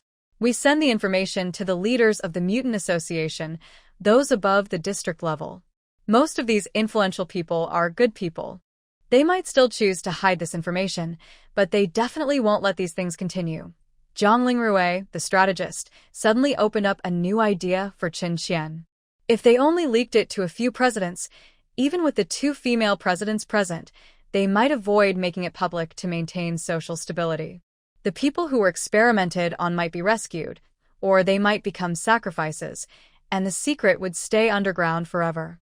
Moreover, after learning many things, Chen Qian could no longer simply believe that those 2 female presidents were necessarily good people. She cannot even control her own dark side, let alone those she has never met. Moreover, this approach is quite risky. She cannot guarantee that her family will be able to avoid trouble.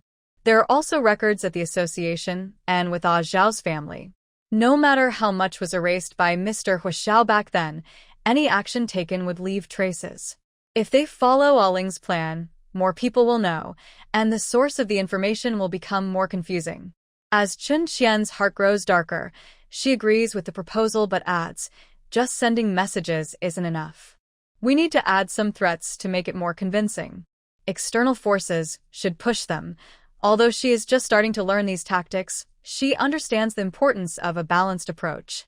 Bai Qi Mian praises from the side, very clever, you've learned a lot recently. Chen Qian automatically interprets this as very smart. This person is insincere. If he can praise her even a little, it means he is probably exaggerating her abilities in his mind. She glances at him proudly. She's not stupid, she just hadn't been taught these skills before. All right, then we'll follow the contract master's plan. But the details need to be handled by professionals. Han Qiankuen, a subordinate of Han Zi, has worked with the association many times and is a very suitable choice. As for the security of the bracelet, a specialist will come in a few days to handle it. Huashao can also learn more systematically then. What do you think, Qian Qian? Zhang Lingrui's way of choosing people is rarely matched. He is a competent leader. Compared to the past, when he was exhausted and alone, now even sitting at home, he can still plan everything carefully. But in front of the contract master, everything depends on her decision. Even if Zhang Lingrui doesn't show much presence now, his contract master can gradually take control of the situation. Alright then, it's Han Qiankuen. As for Ah Xiao, I'll see them first before deciding. Chen Qian doesn't know much about these people and chooses to listen selectively to Zhang Lingrui's advice. Zhang Lingrui's eyes become even gentler and more warm. He responds softly. Bai Qi Mian sees that they're almost done talking and finally speaks, I'll cover the funds. The glow around the god of wealth shines even brighter.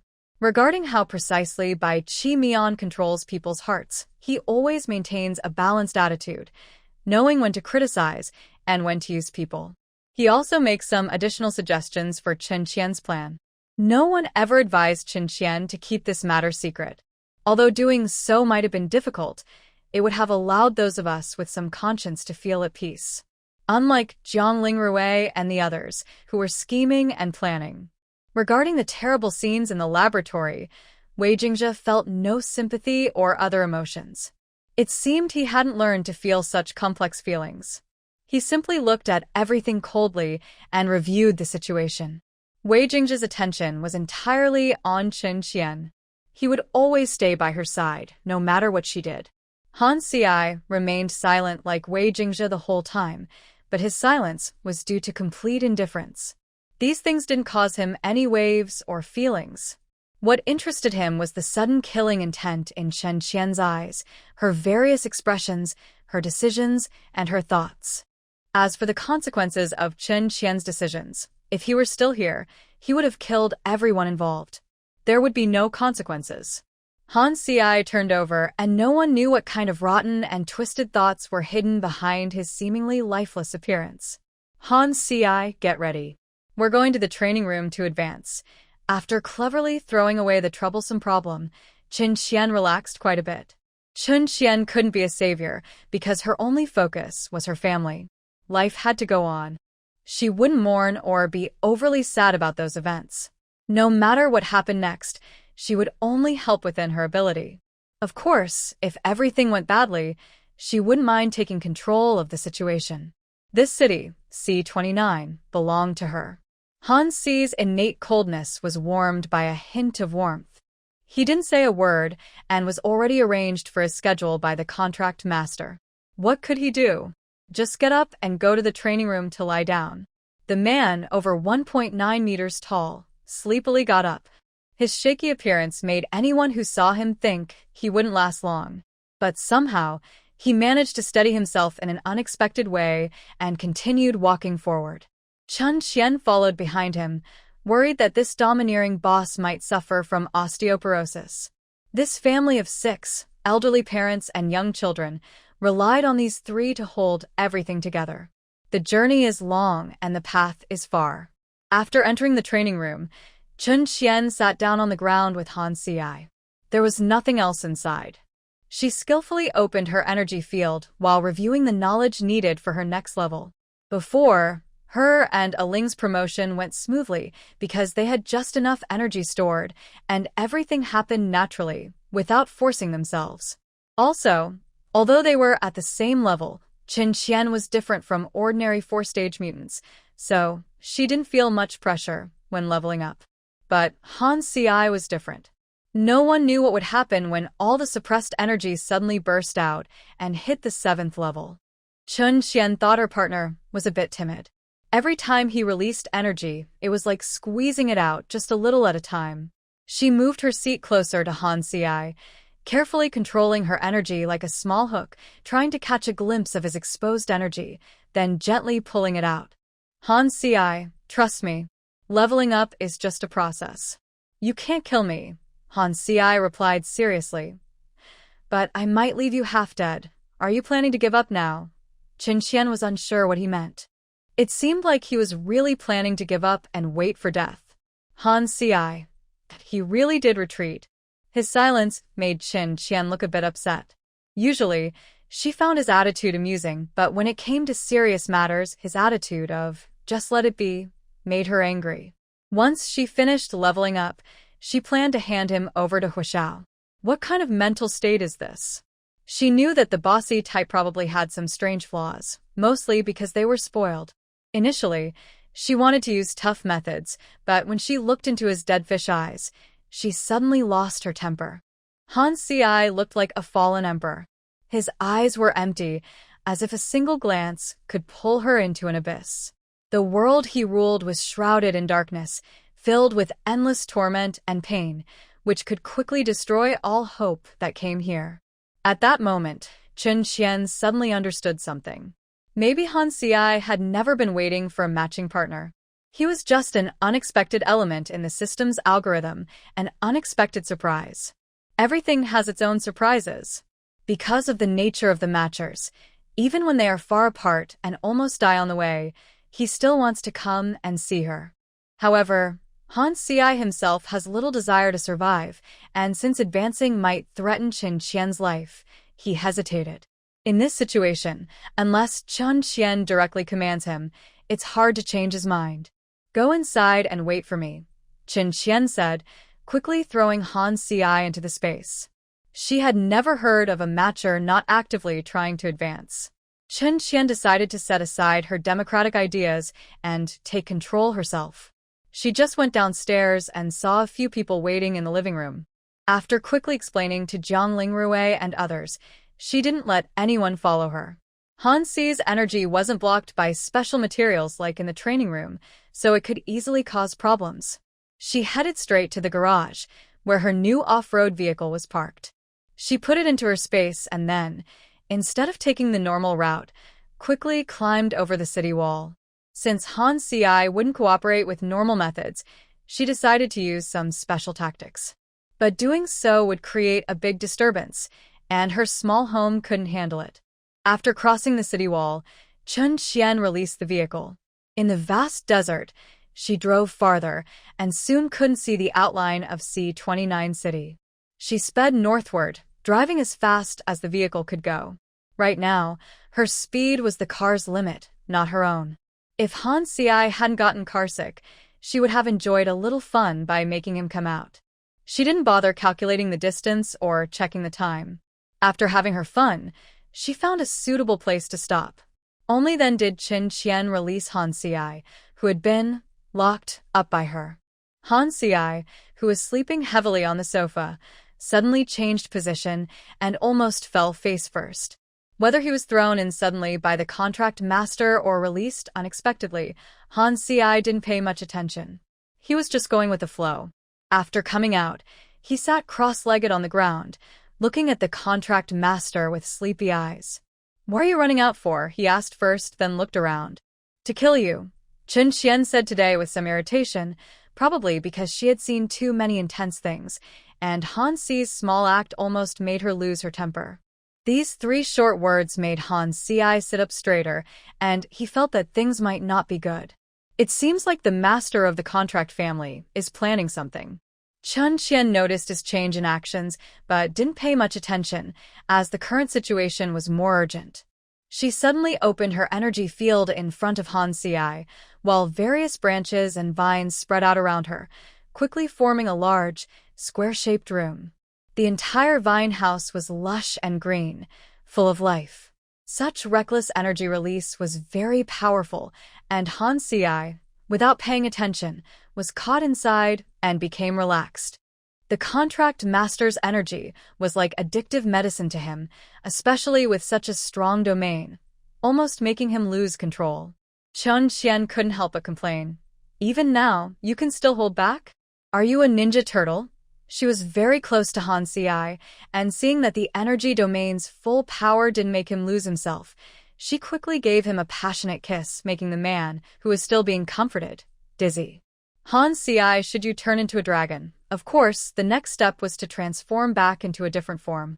That night, she and Jiang Lingrui could only shyly transform into a smaller version of their advanced form, because they were in a room.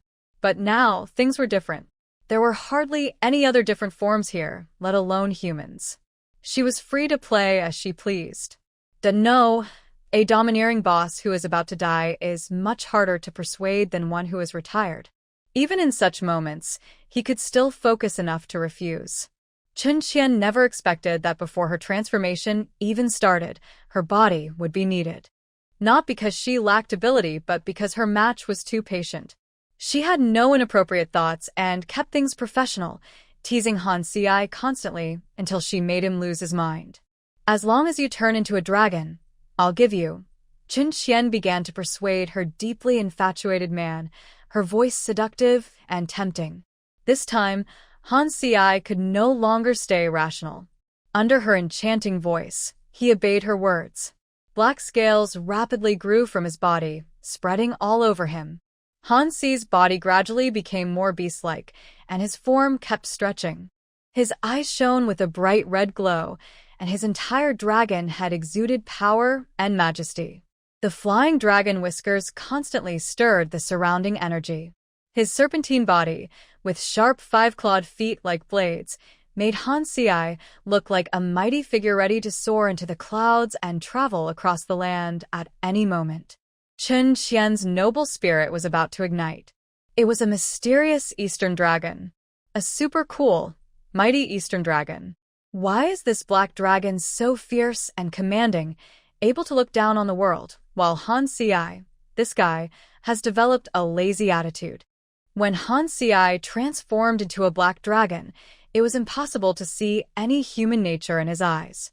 If Chun Qian hadn't prepared him in advance and calmed him down for a while, he might have become a parasite the moment he changed into a dragon. Fortunately, although he was dangerous now, he still had a bit of rationality left. Chun Qian turned her head and forgot her previous promise, immediately urging Han Si, "Now's the time, quickly upgrade." She was just joking in reality. Now, if he acts, either he dies or they all die together. After transforming into a beast, Han Si's survival instinct drove him to break through the heavy barrier that had oppressed him for a long time. The energy within him became more violent with each surge, as if wanting to shatter everything around him. Chun Qian had already expanded her vine house when he started transforming, but now it still felt a bit cramped. Her black dragon was suffering immense pain, twisting and flipping madly on her vines. Soon, she scraped off a pile of scales and flesh. Chun Qian kept gathering energy around her to soothe Han Si, helping him stay conscious. This energy consumption was like snow melting in August outdoors, quick and relentless. Her fifth-level energy reserves, which had multiplied several times compared to before, were almost exhausted after 3 hours of struggle. At this point, Han Si looked like a mess of flesh and blood. The pain in his body and the mental torment nearly took his life. Chun Qian ignored her own disheveled state. Seeing him gradually weaken, she knew he couldn't hold on much longer. She quickly supported herself and cheered him on, shouting loudly so he could hear her. "Han Si, don't give up. If you dare to die, I will bury you upright here today, so you can never lie flat again." This sentence is very powerful, and it suddenly made Han Si's confused mind become a little clearer. His dragon tail flicked in annoyance. "Not only will I bury you upright, but I will also dig out your dragon bones during festivals to display in a museum for people to see." Han Si twisted his huge dragon body, trying to struggle and stand up. The display board reads, "Han Si died from a sudden illness." Roar. A loud dragon cry echoed through the sky, making Chun Qian's scalp tingle, almost causing her to step back. Wow, his survival instinct is even stronger than when he was wandering alone. Tian Qian perfectly handled Han Si. Thanks to his strong desire to survive and avoid social embarrassment, Han Si soared into the sky. If Chun Qian hadn't dodged quickly, held him tightly, and quickly retracted the vine house, he might have broken free. Chun Qian sat on the dragon's head, continuing to comfort her partner. Although she was badly hurt, her mind became clear after that last push. Han Si's energy had already exceeded the 6th level. Once he controlled his beastly nature, leveling up became much easier for him. After flying a few circles, his dragon roar spread across the entire world again. Black-purple lightning suddenly appeared in the empty sky, and the nearby land was split by countless cracks extending dozens of kilometers. But this was just a small display of Han Si's unintentional power. At the same time, Han Si officially reached the 7th level. He wobbled as he flew back to the ground with Chun Qian. When he turned back into a human, he couldn't even remember to put on clothes. He was standing there completely on the endless Gobi Desert. Chun Qian had no time to pay attention to his impressive appearance. She quickly checked her injuries, more serious than before, but still manageable. She just needed to give him a couple of bottles of peach blossom medicine. She was about to examine him more carefully when Han Si suddenly pushed her away. Chun Qian looked at him in disbelief. Could it be that they broke the contract? Her mind was still in shock. Before she could ask, Han Si covered his mouth and turned his head too. He didn't even have time to walk away. This guy gets carsick, and now he's even carsick from himself? This is just too ridiculous. Did he used to walk everywhere? Chun Qian watched as the person, with their bare backside facing her, once again fainted from exhaustion. She was completely speechless. She took out some clothes and mouthwash from her space. "Here, rinse your mouth," she said. She even thoughtfully moved the sofa out of the way. But she didn't put the person into her space. It's not because she disliked him. Han Si weakly took the water to rinse his mouth, then plopped onto the sofa, feeling too tired to move for a while. Seeing his indifferent look, Chen Qian quickly covered him with a thin blanket. Walking around in broad daylight, she wasn't worried about others seeing. "Wait, Han Ci, your beast mark looks a bit off," Chen Qian said, sitting down so she could see his forehead clearly. Han Ci raised an eyebrow in confusion. He was so exhausted that his voice sounded strained, but he forced it out. He dared not ignore her. He still remembered the threat from the contract master just now. Chen Qian gently pushed his head to look closer, examining more carefully. "The color seems wrong. I remember the 7th rank should be orange, but your beast mark clearly has some gold in it. Could you be approaching the 8th rank?" She took out a mirror from her space for Han Ci to check his beast mark. Han Ci lifted his eyelids and glanced. It seemed he really was. His mind was filled with a jumble of swear words. He didn't want to advance in rank. He just wanted to lie down and relax. Who could stay sane after such long mental torment? Although he now had a contract master to comfort him, giving up and slacking off was so addictive. The young man's lofty ambitions, he had pursued, possessed, and abandoned them all. Isn't sleeping in late more comfortable? Chen Qian sighed. Sometimes, advancing too quickly as a matchmaker was also a kind of trouble. Luckily, she was faster. "Don't worry, I will catch up as soon as possible." She was already planning to reach the 6th rank. Chen Qian watched Han Ci, who was half closed-eyed, not in a hurry to leave. They both reclined on the sofa, enjoying the scenery around them. It wasn't beautiful, but it was still quite pretty.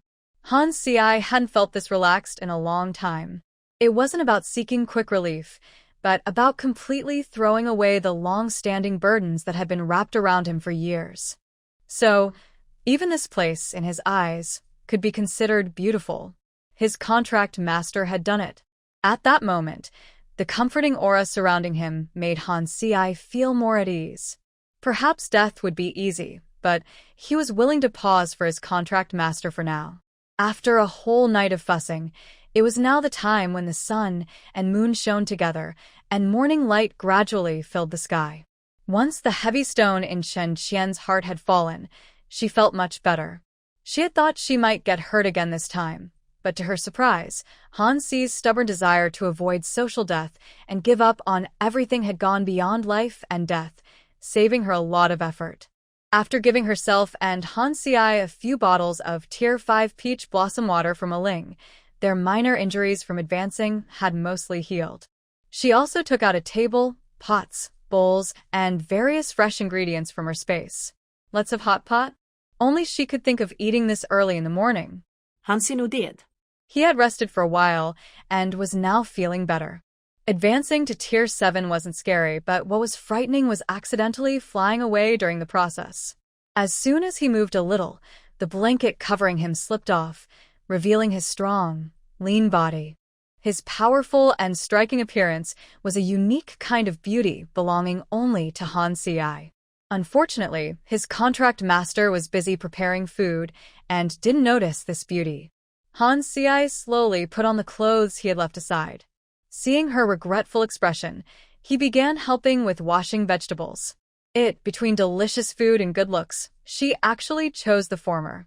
Eat, eat, eat. She knew only how to eat.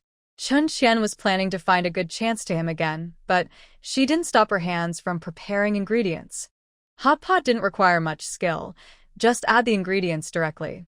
She watched the steaming hot pot, cooking some strange meat she didn't recognize, and felt a wave of happiness. This was her carefully selected meat platter. "You're already Tier 7, still thinking about just relaxing?" Her favorite part of hot pot was the variety of ingredients, never knowing what unique flavor the next bite would bring. The joy of a surprise box. Han Ci responded seriously, "I should just be advancing a level, not starting over." In other words, unless he was starting over, he would definitely keep relaxing to the end. "I don't think rebuilding you can save you. Later, I will ask Xiao to take you out for walks to absorb some young people's energy, which will help your body and mind." This doesn't sound like a joke. Chen Qian has long had this plan. Han Ci didn't immediately oppose but asked a question that hit the soul. Is he walking me or am I walking him? Why make it so clear? If you walk him, it can improve your health. If he walks you, it can help develop your character. See? You two are very compatible. Chun Qian remembered that her compatibility with Han Xiai and Ah Xiao was 99%. From another perspective, maybe they are also very well matched. She still doesn't fully understand how this compatibility is calculated, only that it's roughly about soul connection. But she and Ah Xiao probably aren't that compatible, right?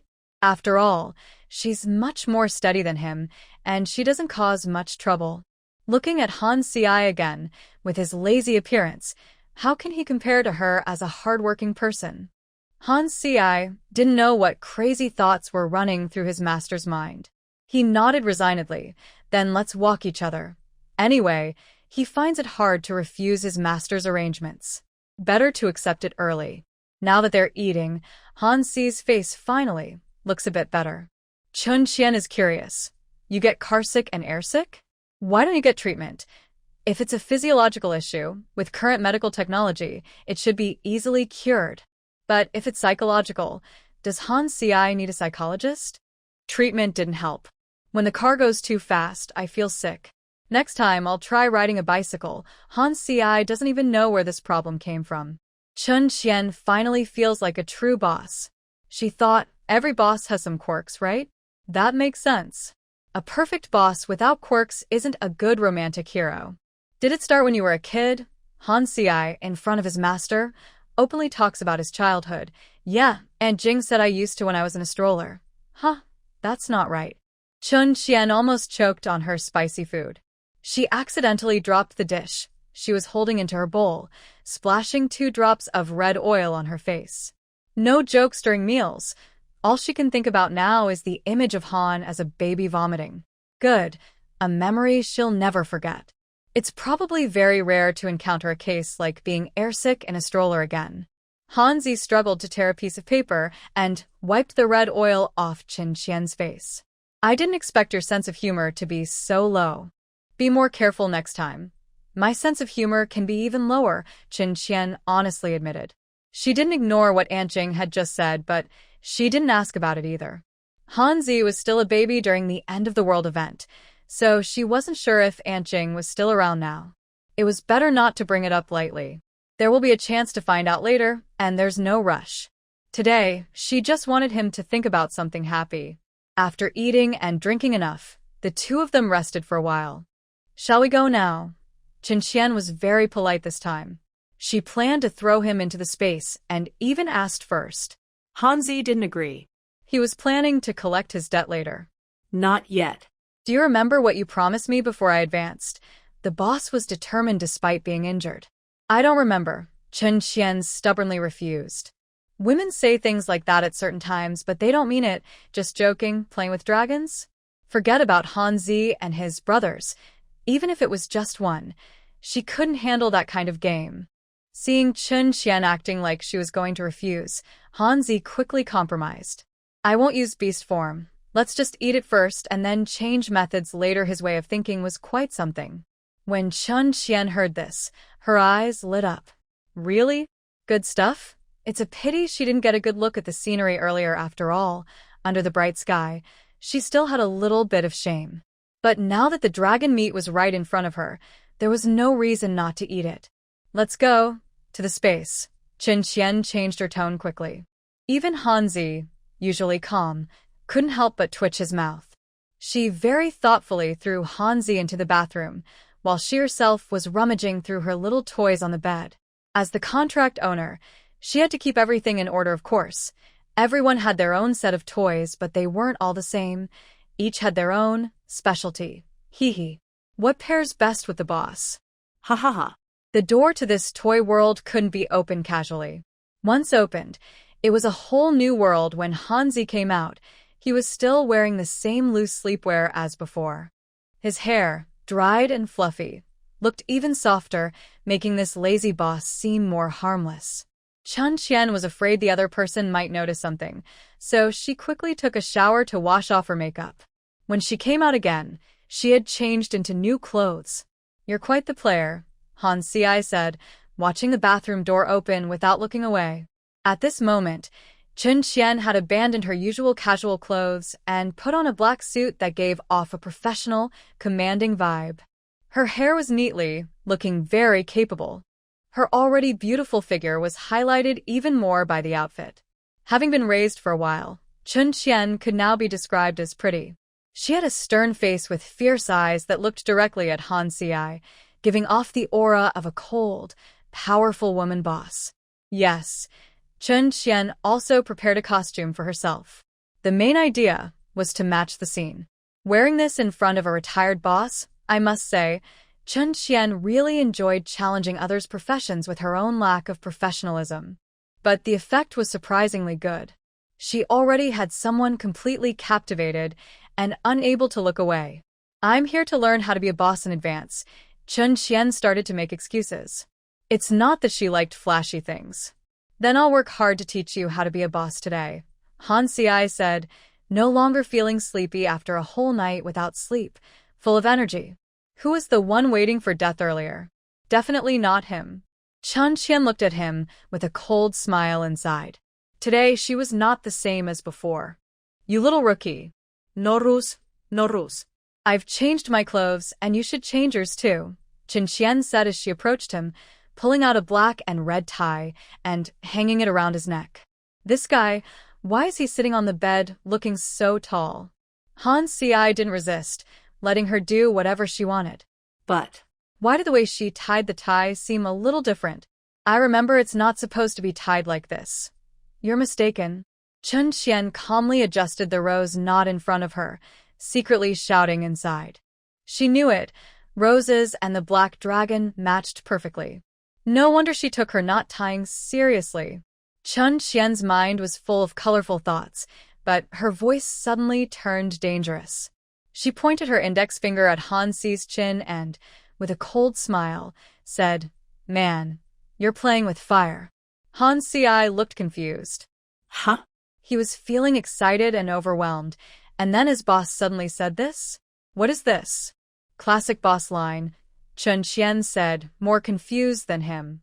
She thought he was following the usual rules of the industry, right? Actually, she hadn't.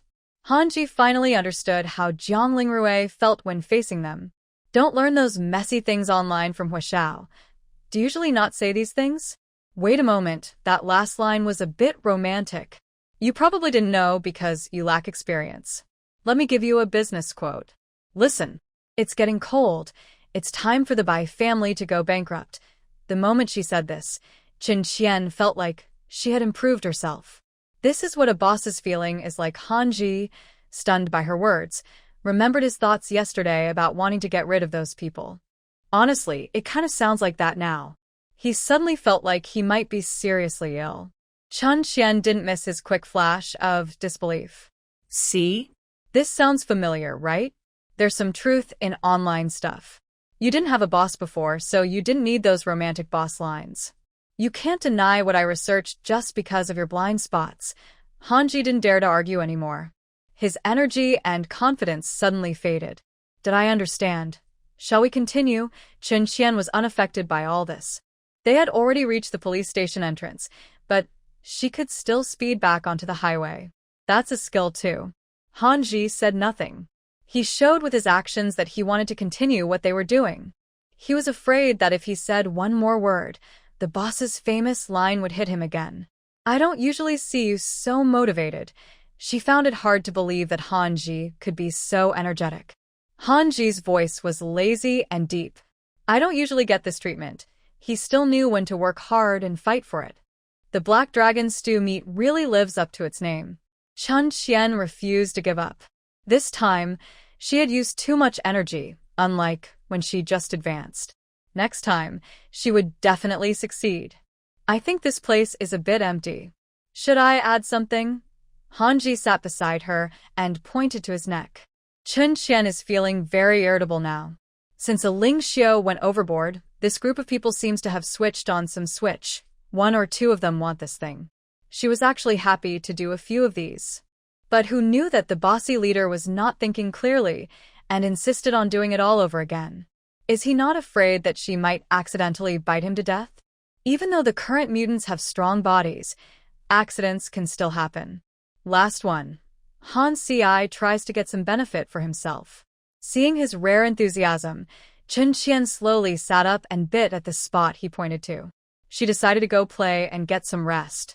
Chen Qian pushed him back onto the bed and threw a classic line at him. Man, don't forget your role. You're just my matchmaker, Han Si. He didn't know how to answer that. He decided to ask Han Qiankuan later if he usually talks like this. Fortunately, Chen Qian didn't wait for his reply and closed her eyes to sleep. Han Si decided that after they got back, he would discuss with Jiang Lingrui about how to educate the contract master. Learning everything won't help her digest it well. While the wild pair outside was happily together, the others at home were getting a bit anxious. They had no sense of the beast marks, which meant Qian Qian was doing okay, and Han Si should also be alive, but they were still worried because they couldn't find her. Why did you agree yesterday, last night, when Chen Qian said she wanted to take Han Si outside to advance? Bai Qimian opposed. He had never seen Chen Qian in such a frustrating state. She was almost dying right in front of him. Seeing he couldn't persuade her, Bai Qimian decided to go along, since he had already been tortured by Han Si's energy for several days and didn't mind this time. But before Chen Qian rejected him, Jiang Lingrui stopped him. Maybe it's because Qian Qian respects us too much, so you forgot about the orders from the contract master? Jiang Lingrui's voice was very soft, but every word sounded like a warning bell, waking Bai Qimian. Qian Qian came from outside the domain. Her attitude towards the matchmaker is different from others. She doesn't know much about here, but is willing to adapt and learn. I believe, with your insight, you can also see her growth during this time. White Pawn's sleep suppressed his increasingly aloof emotions caused by worry and tried to calm himself. Of course I can see that. His contract master was no longer the naive girl who was easily influenced by battlefield emotions and only thought of dying. Yesterday, regarding the association, Chen Qian showed the results of her recent studies. Maybe she didn't understand the politics deeply, but she could accurately grasp important information and extract it. When facing difficult problems, her methods were a bit rough and immature, but very practical. Her growth was undeniable. Jiang Lingrui added, "The last night you mentioned was when I agreed to let Qian Qian leave. I don't agree with that. As her contract master, she convinced me without giving any orders. Even though I worry about her safety, I respect her decision." White Pawn's sleep wasn't foolish. He knew what the other person was saying, but if you're really worried, why not earn more points? When you want to give advice to your contract master in the future, just spend your points. I believed Qian Qian would be happy to accept that. Jiang Lingrui finished, feeling like a good person, caring for the contract master, and also responsible for guiding her other matchers. Come on, if you want to enslave me, just say it. White Pawn Sleep's words were usually stubborn and refused to admit defeat. Oh, I want to enslave you, Jiang Lingrui said bluntly, never polite at such times. Forget it, I'm too lazy to argue about this. I've listened to what you said, but I will still speak up when necessary, even if the truth isn't pleasant. If she can persuade me, then no problem. If not, I'll wait for her orders. White Pawn Sleep's idea was simple.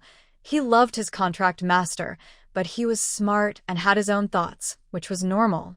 Jiang Lingrui wasn't angry at his sharp words. He understood, but didn't fully get it. Don't be so stubborn. We're at home. Everyone can discuss things together and solve problems. No need to be so serious. But why didn't you stop her last night? White Pawn Sleep was speechless. Yes, why didn't he stop her last night?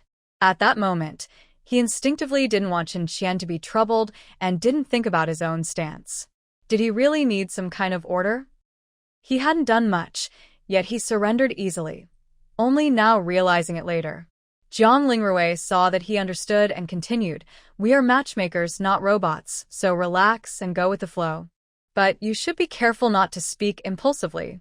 Because when Qian Qian bullies you, we won't help you. I don't need your help." Bai Qimian didn't say anything more, perhaps because he'd seen too much and was overthinking. Or maybe it was because Chen Qian was so good that he couldn't help but keep testing the other's limits.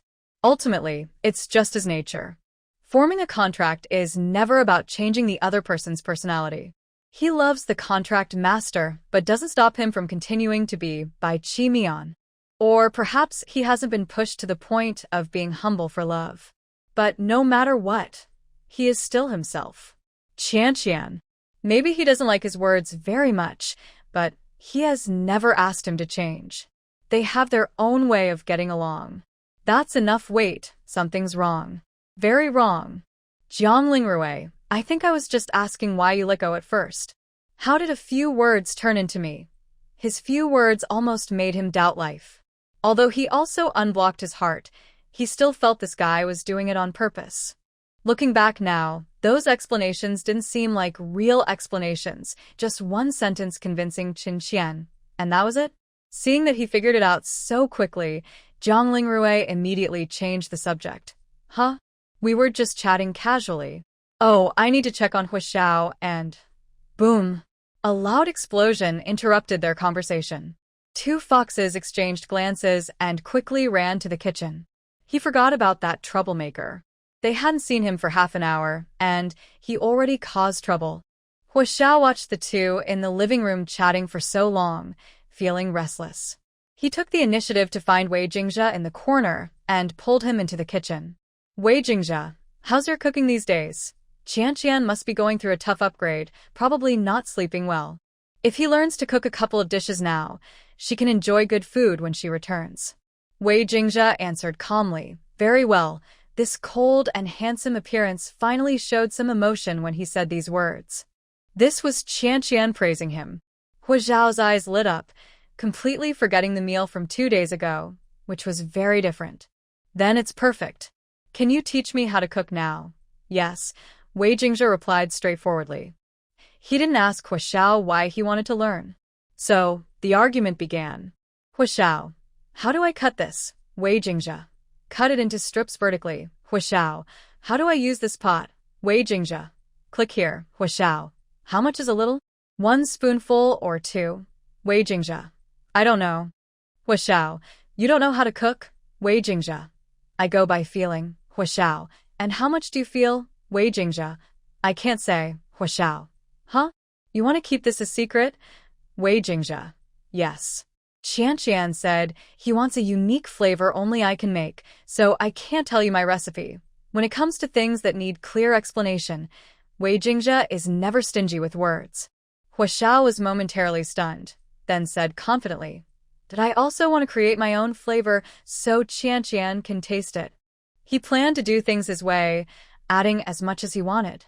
The argument ended, and the war began. When Jiang Lingrui arrived, the ceiling of the kitchen was already blackened. If the materials hadn't been top quality, it might have been blown apart by now. The weapon was a strange black lump that looked like no shape at all.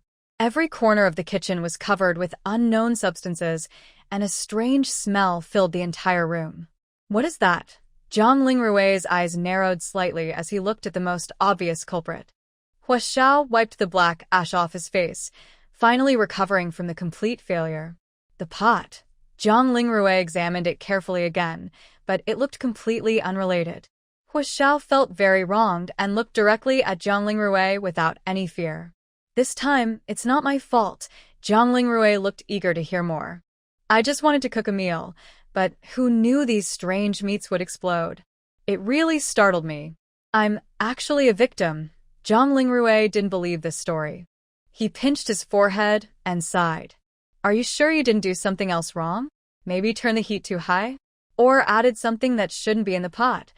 This question hit Huixiao's blind spot. He hesitated for a moment and then looked at Wei Jingzhe. Was I really using a lot of fire? Wei Jingzhe's answer made the kitchen's atmosphere even stranger. Yes. Huixiao scratched his head.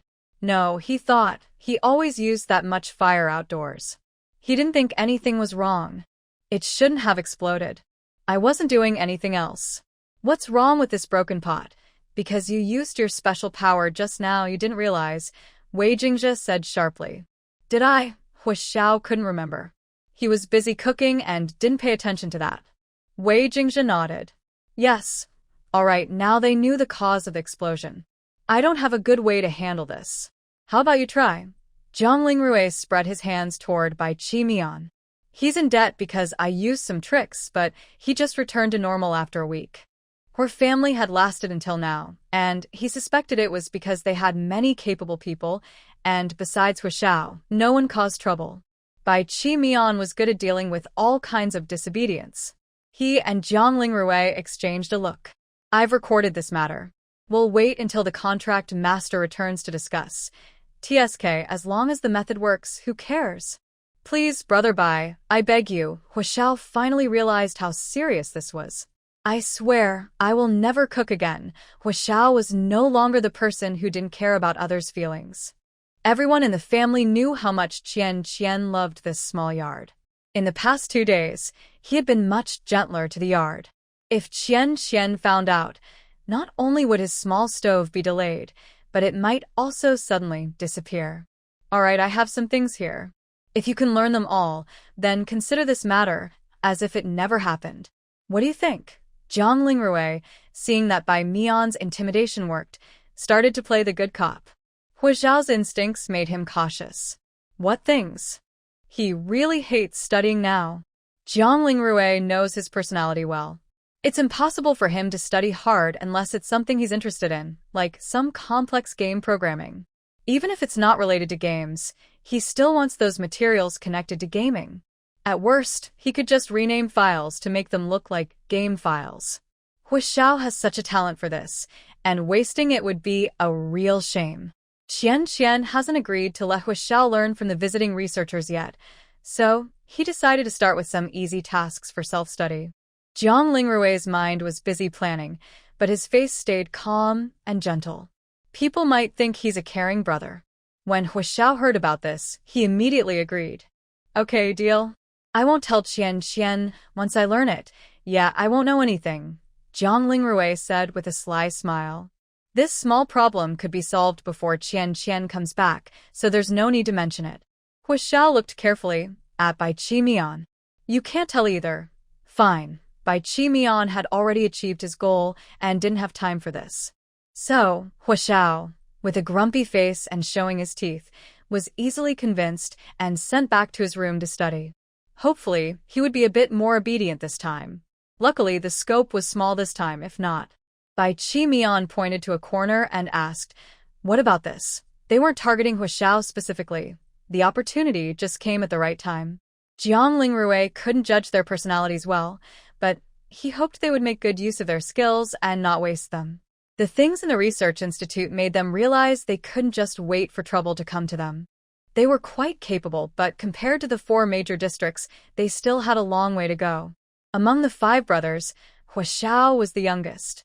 If he didn't learn more now and use his talent well, how could he stand on his own in the future? And Wei Jingzhe was also a tricky one.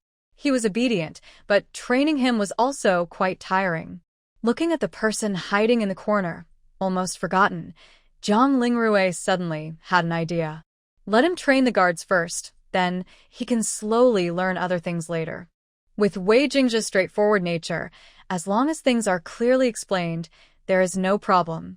Such excellent hiding and hunting skills should not be kept unused. He must learn to grow, just like Qian. Even if he doesn't use those methods, he shouldn't be completely ignorant. He will need to discuss Wei Jingzhe's education with Qian later. Bai Qimian, note that.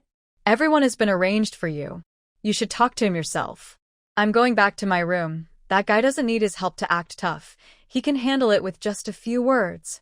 After Jiang Lingrui looked him over, he asked with concern, you should be advancing soon, right? You seem a bit irritable lately. Prepare well these days. The main's advancement also means Bai Qimian, who is about to level up, will progress further. How did you notice I was irritable? Bai Qimian, who was about to leave, stopped at his words. Hasn't his temper always been like this? Did Jiang Lingrui forget? I saw it from how less you're wearing, Jiang Lingrui said, sizing up Bai Qimian. The fur collar is gone, the coat is off, and most of the jewelry is gone. The once well-dressed by family young master now looks plain. It seems the upcoming surge of energy for his advancement is making him even more unable to handle it. He has no mind for dressing up now. Bai Qimian didn't want to chat anymore and turned to leave. Sometimes being too clever isn't a good thing. Jiang Lingrui replied, but most of the time, it's a good thing. After he left, Jiang Lingrui's attention returned to the corner where someone had been silent for a while. Jiang Lingrui. Wei Jingzhe. He sighed. How have you been learning to cook these past 2 days? Since it was an arrangement decided early on, he couldn't interfere too directly when wanting to add other things. Jiang Lingrui, who commands others without hesitation, is more democratic when it comes to his own people. Very well. Wei Jingzhe repeated what he had said before. Jiang Lingrui was a bit surprised. Such confidence? He would try it himself later. Since you're learning so well, you should be able to free up your hands to do other things, right? Just now, Wei Jingzhe had been listening to their conversation the whole time. Wei Jingzhe, surprisingly, did not agree. No, Jiang Lingrui was a bit confused. Normally, shouldn't Wei Jingzhe agree directly? Qian said I should learn to refuse. Jiang Lingrui. He feels like the other person has just learned to refuse him. Don't want to do it? That's okay. Focus on learning to cook. Later, I'll have someone bring over some other ingredients for you to try. Seeing him refuse, Jiang Lingrui didn't insist further. Indeed, if someone agrees to everything, even he can't help but want to control them more. Learning to refuse is pretty good. I do not want to do it, Wei Jingzhe said. Even though he had learned to refuse, he was still the same helpful person who answers every question. This confused Jiang Lingrui even more. It seemed like their minds were always out of sync. So, are you going to do it or not? Wei Jingzhe replied, yes, I will. He could tell they really wanted him to teach the guards, which wasn't a problem for him. They only cook enough for that day, and they can't eat the same dish more than once a day. Qian told him to balance work and rest, so he has plenty of time to relax. Jiang Lingrui asked, then why did you refuse just now? Wei Jingzhe said, Qian said I should learn to refuse. Jiang Lingrui's mind was again overwhelmed by Wei Jingzhe. He tried to understand from his perspective. So, you mean you refuse but still go ahead and do it? Wei Jingzhe nodded. Yes. Jiang Lingrui forced a stiff smile. Then I leave this to you. He watched Wei Jingzhe leave the kitchen without any change in expression and head straight to the yard, staring blankly at a pond of clear water. He looked like he had a heart attack. He needed some fresh air. Inside the space, 2 sleep gods were sleeping soundly. Hanzi was lying fairly still. The bed was just right for her, not enough to roll around freely. Usually, she was quite obedient, but today she looked like she was about to take off, almost sleeping sideways. Suddenly, Hanzi opened her eyes. There was no trace of sleepiness in her gaze. She poked Qian's head, which was almost resting on her stomach, and in a sleepy yet worried and confused voice, she asked, did you get hurt again? His skin injury healed quickly, and with peach blossom water, there was no longer any blood or smell. In contrast, Qian's auxiliary branch was injured, but after treatment, it didn't affect her much, and there was no visible sign on her body. Qian blinked drowsily and asked, Her mind was not very clear, but the strange yet familiar feeling below made her sense that something was wrong. Could it be? Not hurt at all. Qian suddenly jumped up, and before she could look at the bed sheet, she rushed to the bathroom. Sure enough, her relative had come. Eating meat and getting her period, she really has some skill. No wonder her temper has been so irritable these days. She was already out of sync with the outside world, and with irregular periods, she didn't pay much attention to it. But this time, it seemed to come earlier than usual. Could it be that eating good things recently has helped her recover? Qian quickly took a shower, then took out the special products she bought for relatives. These were much better than the old ones, and once worn, they caused no discomfort. A feeling of flying. Master Qi, you deserve it. But even though these useful things felt comfortable, Qian felt a bit uneasy inside. All these convenient items were developed by the Research Institute. But what could she do? Like Bai Qi Mian said, she should curse when needed and use them without delay. When she finished tidying up and came out, she saw Hanji had already tidied the bed. Honestly, when the boss needs to do something, he doesn't hold back at all. Hanji's loose robe was full of signs of pleasure. Leaning against the wall, looking like he could barely stand but was still waiting for her, he asked with some doubt, Are you here too? Before he finished, Qin Qian interrupted. Yes, so don't worry, I'm fine. Are you done sleeping? Shall we go back now? Qin Qian's words sounded as if she hadn't asked anything. Someone who could only stay in the space waiting to be brought back had no right to speak. Just lie down honestly. Cough, okay. Hanji cleared his throat lightly. He had no experience with this, but judging by Qin Qian's look, she seemed really fine. If you feel uncomfortable, don't go back yet. Rest for a few more days. I know. She had a good tolerance. The slight discomfort in her stomach was nothing, not even pain. They ate a simple meal, and Qin Qian left the space directly to take out her favorite off-road vehicle. They slept from the afternoon until noon the next day, which was quite an achievement. Qin Qian only put away the car when she was near the city gate. She had sneaked out and didn't have a driver's license. Even now, she was still awkward at turning, so she naturally didn't dare cause trouble inside the city. The north gate usually has few visitors, so when she was still far away, the guards noticed her. Yao Qianshu looked at the young master, who was not much older than him. Although she was quite pretty, his first impression was still her commanding presence. Normally, as a 6th-level mutant, he could ignore such natural dominance, but in front of the master, he still felt a kind of pressure. Sure enough, a master capable of fighting 7th-level mutants wouldn't be easily suppressed. Master, I am Yao Qianshu from North City Defense. The commander has prepared a vehicle for you. Would you like to go back now? The speaker was a 6th-level mutant, a somewhat round-faced man. His most noticeable feature was his smiling face, which looked like a kind god of wealth. It's a bit of a waste for someone at this level to be guarding the city gate in this small city. Since meeting his matchers, he always felt that 5th and 6th-level mutants seemed to be everywhere, as if they were free. Qin Qian originally planned to take a taxi, but now it was more convenient. Her ailing was so thoughtful. Okay, let's go back now. Thank you for your hard work. It seems more lively here these days. Qin Qian sat in the back seat, while Yao Qianshu sat in the front passenger seat. Another young guard was driving, and in less than 2 minutes, they arrived at a busier area. Yao Qianshu replied, "The news that the commander settled here a few days ago has spread. Many guards who fought with the commander want to move to C-29 City. Apart from helpers and beast hunters, other professions need approval to move to other cities. Most people now are those whose levels won't be blocked by higher authorities. Are you planning to settle here in the future?" Qin Qian asked curiously. Yao Qianshu nodded, but his words hinted at something else. "I will always follow the commander." Qin Qian felt that her intuition was off. She could even sense the hidden meaning behind his words. Something's not right. Yes, you can always follow him. This is a promise from the matchmaker, the master of the contract, who allows her partner to do whatever they want. Yao Qianshu, now calling her the head of the family, speaks more confidently than before. Thank you, head of the family. Previously, Qin Qian was respected but felt somewhat distant from them. When she truly saw Qin Qian, her feelings about the title, head of the family, changed a little. Because of this promise, Yao Qianshu's tone became more sincere. Qin Qian quietly thought that it would be a shame if this person wasn't a merchant. His serious face makes him look likable, but he's actually quite clever. During their casual chat, he was trying to gauge her attitude. Maybe changing his profession would suit his name better. She was a bit stunned when she first heard this, but luckily she reacted quickly, or it would have been rude.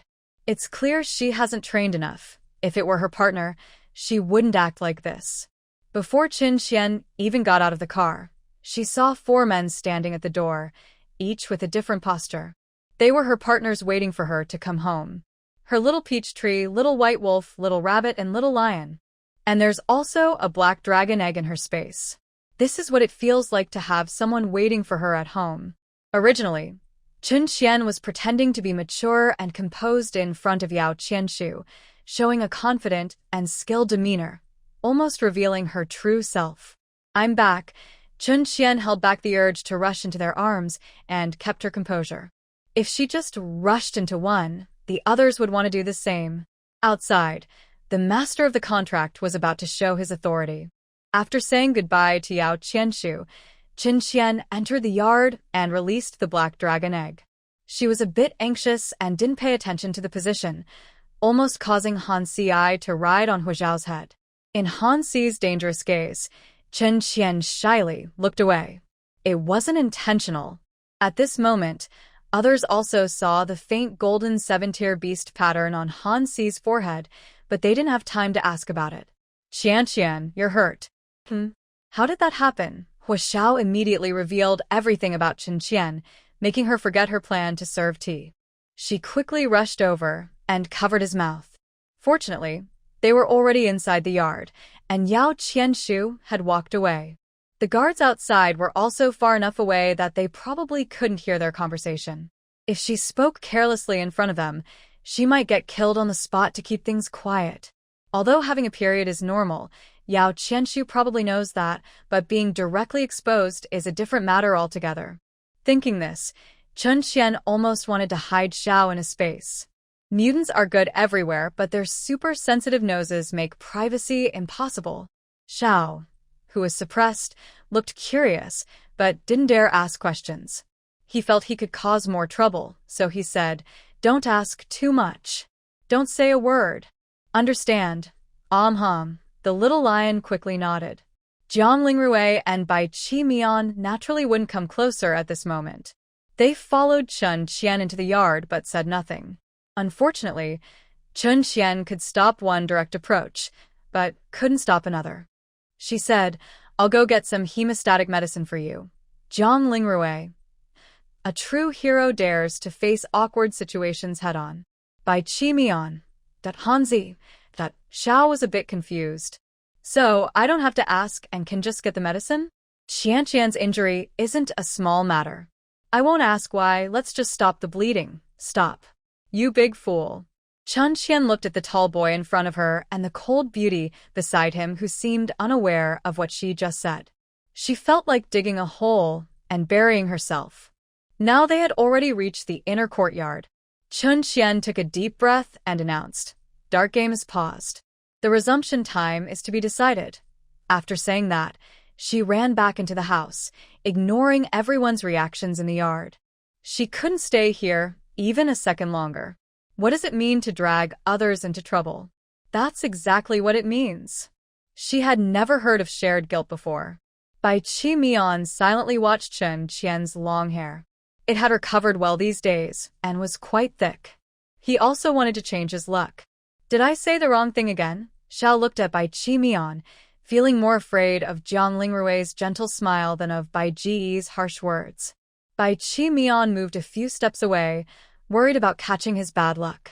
"You should keep trying to change your luck and not think about things you can't control. Bai Qi Mian, if you keep trying to change Zhao's luck, I'll dye your hair black." Chen Qian's energetic voice came from inside the house, clearly overhearing their conversation. One day, they kept engaging in superstitious practices, and I was really worried that one day they might join some unmentionable cult. Sure enough, girls during their period should never be disturbed. Bai Qi Mian felt like he was having trouble breathing, but he knew he had to admit his mistake and apologize. He was clear and firm. "Sorry, I won't do it again." That phrase sounded familiar. "This show is really interesting." Han Si and Jiang Lingrui stood at the back, pretending to comment seriously. Jiang Lingrui looked at the hickey on Han Si's neck and finally understood how they felt earlier. It was really painful to see. He kindly helped Han Si think, "You can't even play darts." "Is this still fun?" Han Si yawned and glared at him. "You're really ugly," Jiang Lingrui said. "Honestly, that's hard to accept, but I understand." Han Si replied, "It's okay. We're in this together." Jiang Lingrui was hurt by that.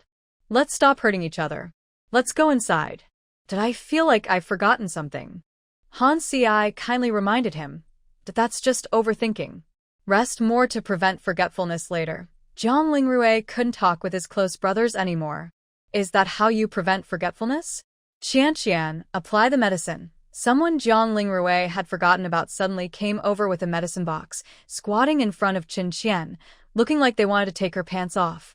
Wei Jingjia, maybe used to these things because he's been outside the domain for a while, wasn't very familiar with the medicine. Chen Qian looked at the cold, determined person in front of her and felt a little scared. She thought she should tighten her belt now. She took a deep breath, realizing she couldn't go on like this. Nowadays, do contract owners have to explain basic biology to their matches? No, didn't teachers teach that in school? Huashao, what? Cultural lessons? Not learned. Wei Jingzhe. Teachers? No. Responsible persons? No. Unable to find other ways, Chun Qian had to look up some basic science online and share it with these two kids.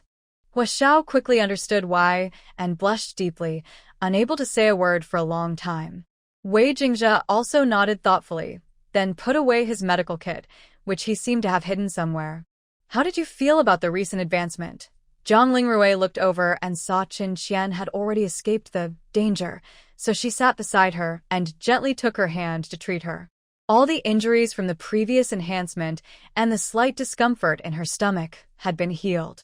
As expected of Zhang Lingrui, she could naturally change the subject and thoughtfully care for her at the same time. Chun Qian squinted comfortably, wanting to relax on the sofa. It was much easier than I expected. I didn't do much this time. It mainly depended on Han Zi's strong willpower, Chun Qian honestly said. Her main role as the contract owner was to help him stay awake when he turned into a beast form. But the actual breakthrough was thanks to Han Zi's own strong willpower, although she used a little trick in the process. As soon as Han Zi lay down on the nearby sofa, he was called out, lifting his eyelids to look at the contract owner with a vague expression. He Wasn't just determined in his willpower. He was actually threatened, right? Chun Qian smiled innocently at him. That's not a threat, it's love's encouragement, Han Zi sighed, afraid to speak, not expecting to experience being encouraged by the contract owner again before he aged. He used to be the one encouraging others. Zhang Lingrui didn't miss their interaction.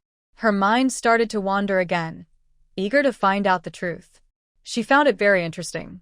After they discussed some other details, Zhang Lingrui finally brought up the main matter. Han Zi successfully advanced and became the 4th 7th rank mutant among humans. The rank information should have already been synchronized with the association by now.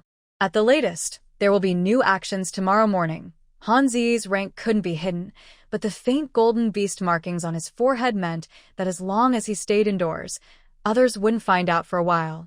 This person was truly impressive. Do we need to prepare anything? Chun Qian naturally knew this couldn't be kept secret. As soon as her bracelet connected to the internet in the city, she knew that as long as she wanted to live here, this matter couldn't be avoided. Moreover, Ling had mentioned before that although C-29 was now under his control, as long as they didn't disturb the surface harmony, the inserted nails couldn't be moved for the time being. But there was no need to hide this matter. It was just a matter of a few days earlier or later. Either die or advance. Later, more people will pay attention to you. Qian, be careful of those who come close. It's not just because of Han Ci, but also because of the organization she joined earlier, which helps people transform from cocoon to butterfly. The organization has changed a lot recently and has attracted many people's attention. I will have someone watch over you. With such a bold move, Zhang Lingrui finds it hard not to notice. Qian now has the most contact with the organization. According to him, in just a few days, the group has grown to over 4,000 members, mostly women from C-29 City, along with many women from nearby cities. This is despite their strict screening, which only limited the number. Yet, the news spread further and further. They didn't hide how to advance. Instead, they openly shared the method online, along with a series of precautions. In the past 2 days, many women in the city have advanced, and male partners have also benefited. People paying close attention can naturally see these changes. It's likely that news about this will be released soon. Chun Qian hasn't checked the group for several days. She didn't expect they would be so powerful now. She plans to look at it more carefully later. I will pay attention. But right now, just having the method to advance has caused such a big stir. If they start fighting later, will they face a lot of opposition? The first wave of advancement was because they dared to try and because of their continuous effort over the years. But if they want to reach higher levels, fighting will definitely be necessary. There will be both opposition and support. At least I can assure you that women in C-29 City can participate in battles. However, At first, I won't let them take part in very dangerous fights. They can train with primitive species of Earth's ancestors, but to engage in battles with primitive species, they need to apply for a professional role. This role is exclusive to them. I've already prepared a report, but the name of the profession isn't decided yet. No need to rush. Applying for a new female profession isn't discrimination, it's a necessity. Because of the contract, their roles must be different from men's. Humans simply cannot afford a high cost. Jiang Lingrui is still organizing his words. No matter how he says it later, it won't sound good. It can only be handled officially. Qianqian, their job applications are many times more difficult than those for men. As helpers, women definitely have the best benefits, but if they want to fight, it is also the hardest. I divide this profession into 3 main categories. The first is a team based on family units, carrying out edge-of-the-battlefield hunting missions. This way, even if the matchers focus entirely on protecting their master during fights, it won't affect much. This type can fight or retreat. When successful, it reduces pressure on the main battlefield. If not, it doesn't cause much impact. It offers high freedom, and with their own matchers protecting them, escaping when overwhelmed is easy. Even losing an entire team is acceptable for the overall battlefield. The second category is female teams that participate in low-risk city guard duties and small-scale enemy hunts. This category is very safe. The city is gradually upgrading its defenses, and there are few invading enemies. Small battles under current firepower are not threatening at all. Using them for advanced combat training has little impact. The third category is the most difficult. These women fight on the battlefield without special treatment. Even if their deaths cause matchers to die or go mad, each is assigned a space accessory. Although their time inside is unstable, it greatly increases their chances of survival. Women capable of reaching this level are already valuable enough on the battlefield to justify risks. They are also able to stay calm and analyze their situation, and can hide in their space during danger. He, using Hanji's resources, has gathered a lot of data. Once the researchers he's hired arrive, he can start working on space replication and improvements. Mass production is currently difficult, but with a start, future progress is not a problem. Jiang Lingrui is not so great. He wouldn't do all this for free. He might contribute some effort, but he wouldn't risk being the target just to gain benefits for this newly formed organization. Some things require long-term thinking. Since he's taken on the risks, he must also see the rewards. He spends his own manpower and resources with no reimbursements. But because Qianqian is involved in this organization, he is willing to put in the effort and plan carefully. He could see the way those women leaders looked at Qianqian, their passionate eyes as if they wanted to follow her every step, always moving forward. For people like that, Jiang Lingrui was willing to handle the trouble himself. Problems that could be solved with resources should not be wasted on time and lives. After Jiang Lingrui explained his plans in detail, Chen Qian almost felt dizzy. She thought her cleverness was pretty good, but it turned out that Ling was just encouraging and guiding her. Look at that mind. She had thought of everything. She just joined a group. She only shared some advanced tips. How did he think of such long-term plans so quickly? Chen Qian wanted to say, ABA, but her mind was not in the mood lately. She asked, did Lu Rong and Zhao Yuran come to discuss this with you? They wanted to fight, so they naturally needed to contact the current leader of City C-29. However, when Lu Rong and the others went to the Mutant Association, they found that Zhang Qi had already said it was no longer his decision. He no longer had any say, not even in the top 10. Jiang Lingrui nodded. It was them who came to see him, but he was the one who told them to come. I asked them to come. If they don't, it will be considered an illegal organization. Qianqian, Ho Xiao mentioned that system he threw around earlier. I found it, Zhao Yuran, who had registered with Jiang Lingrui before, said. She hadn't had time to study it carefully before, just giving a small punishment. Unexpectedly, she was lucky and became friends with Qianqian. As Qianqian's match, he didn't bother her anymore, but he still checked everything he needed to. Jiang Lingrui, who already thought her behavior was strange, quickly used some methods to find out Zhao Yuren's background and the system. The matter of rebirth was still uncertain. He had no clues yet, but he was sure that if there was a purpose, it wouldn't end here. As for the system's target being Qianqian's match, and eventually turning into Qianqian herself, that made it even more interesting. Considering Qianqian's background, Zhao Yuren's rebirth, and the so-called system and the contract with the Khitan. TSK, Jiang Lingrui didn't think these were coincidences.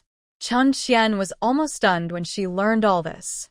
No, what was the shocking thing that my friend, who was picked up once wanted to do? It turns out she was reborn before the apocalypse and has a guide system on her. Isn't that a common trait for heroines in stories?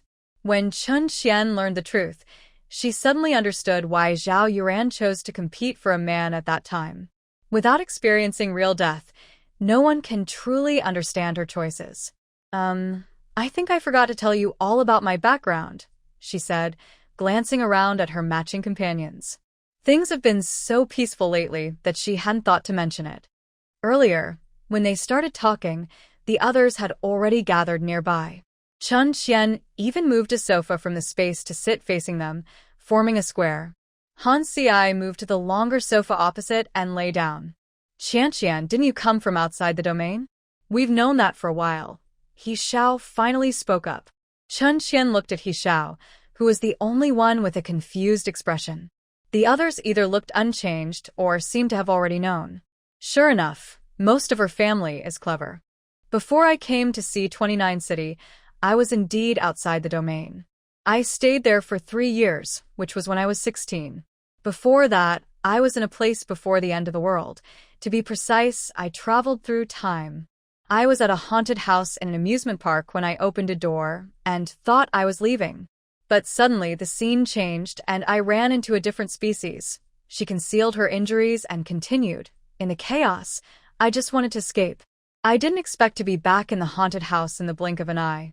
I thought I was dreaming, so I quickly looked for the exit. As you saw, there was only fog and nothing else. I felt something was wrong and was too scared to go back inside to meet the other species.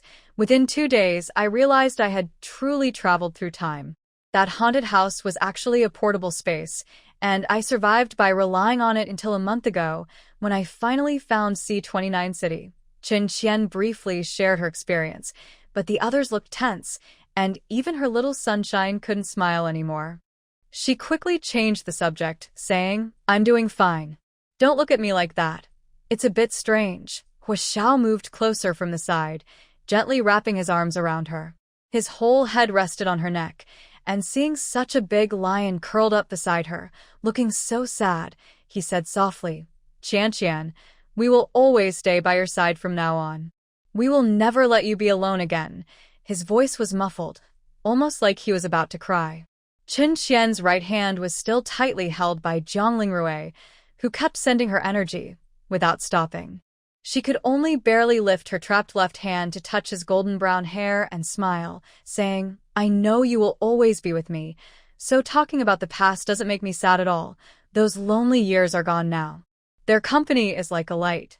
No matter how dark the road was before, they can cross time and space to brighten those gloomy moments." Jiang Lingrui, who had already guessed these things, was somewhat prepared. But when he heard Chen Qian hide all those dangerous secrets, his heart suddenly ached again. All the past was explained to them now. Because their contract master still held onto old beliefs from before the apocalypse, they were more unfamiliar with the end-of-world situation than even outsiders. If not for the contract, their master might have become even more lonely and unwilling to communicate with others due to these experiences. No one thought that long-term loneliness could turn a person into a chatterbox. Loneliness only makes a person more lonely. She yearned for crowds but also feared them, and even among people, she kept her distance.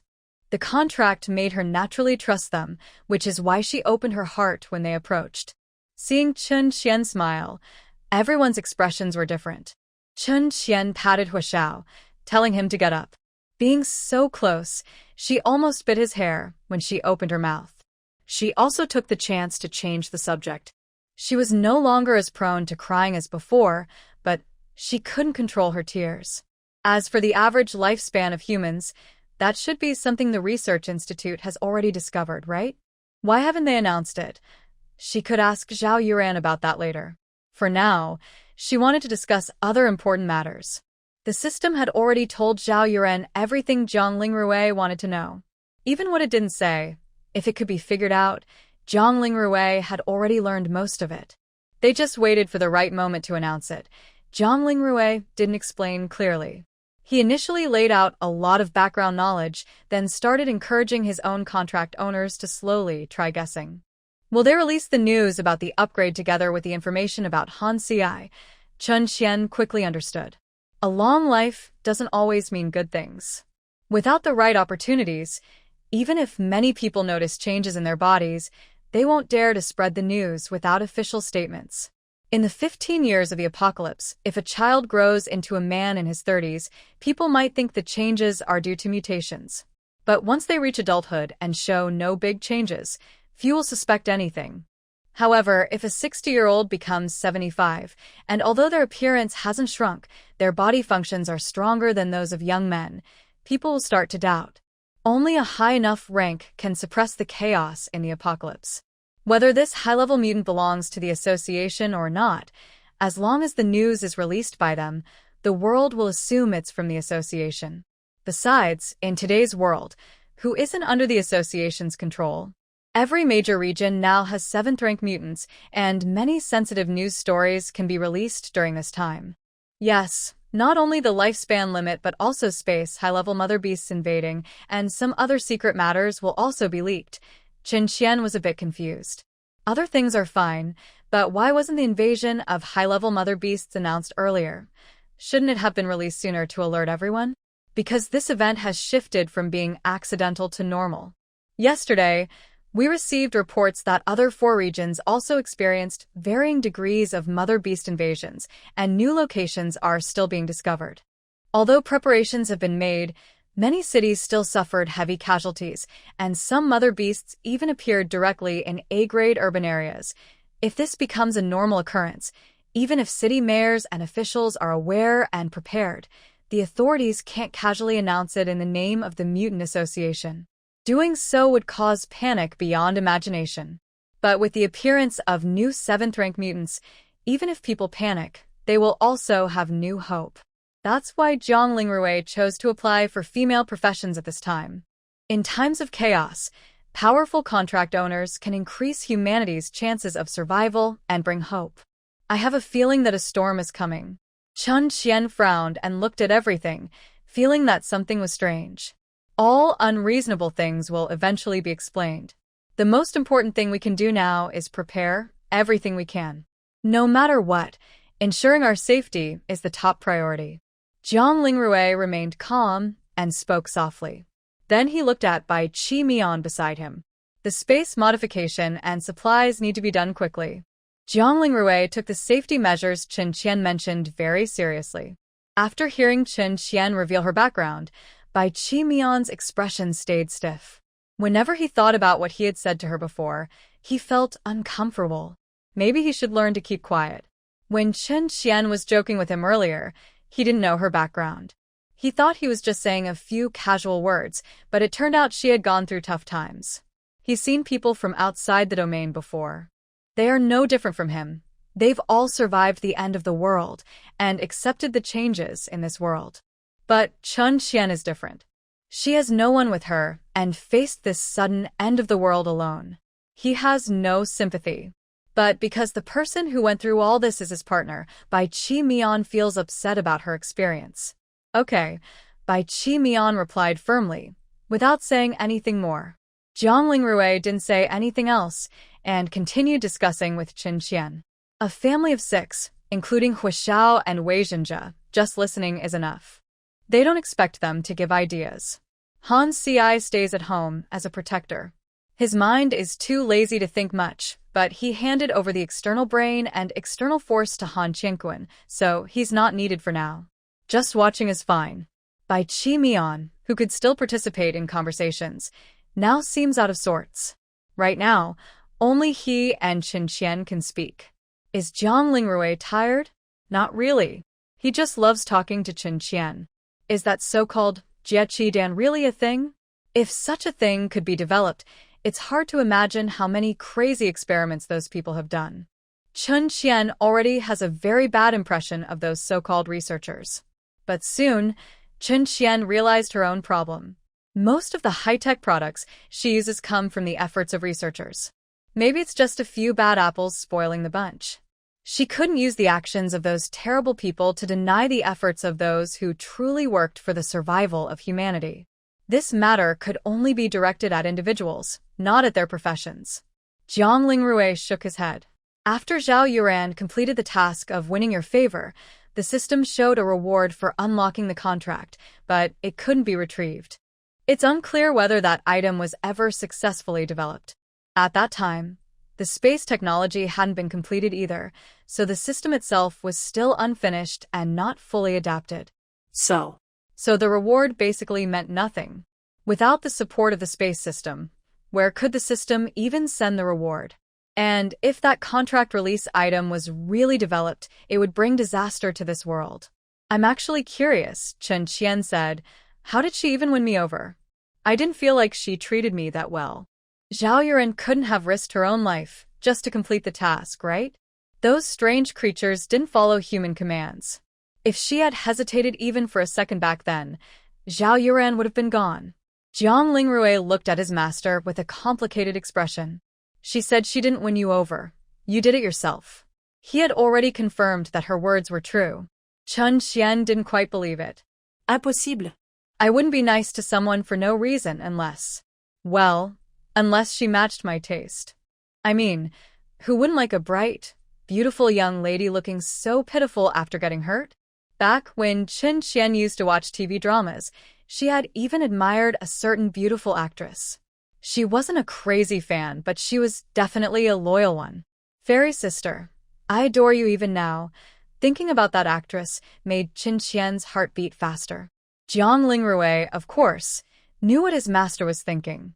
He had been sleeping well these days, and today, Chen Qian had been staring at him for much longer than usual. That's right. Maybe because of that system error, even simple admiration was counted as a successful completion of the task. But that calculation wasn't quite right. Admiring someone's looks didn't necessarily mean trust or affection. Just like Chen Qian, she simply thought the woman was really beautiful. Showing a bit of kindness to a harmless, pretty person didn't seem wrong to her at all. If other girls also have a liking system, Chen Qian's might not be very low.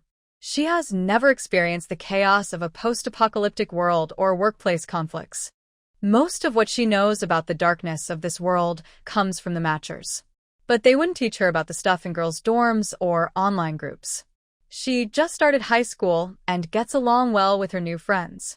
Based on what little she knows from books, she hasn't met any of those strange female characters or background characters in real life.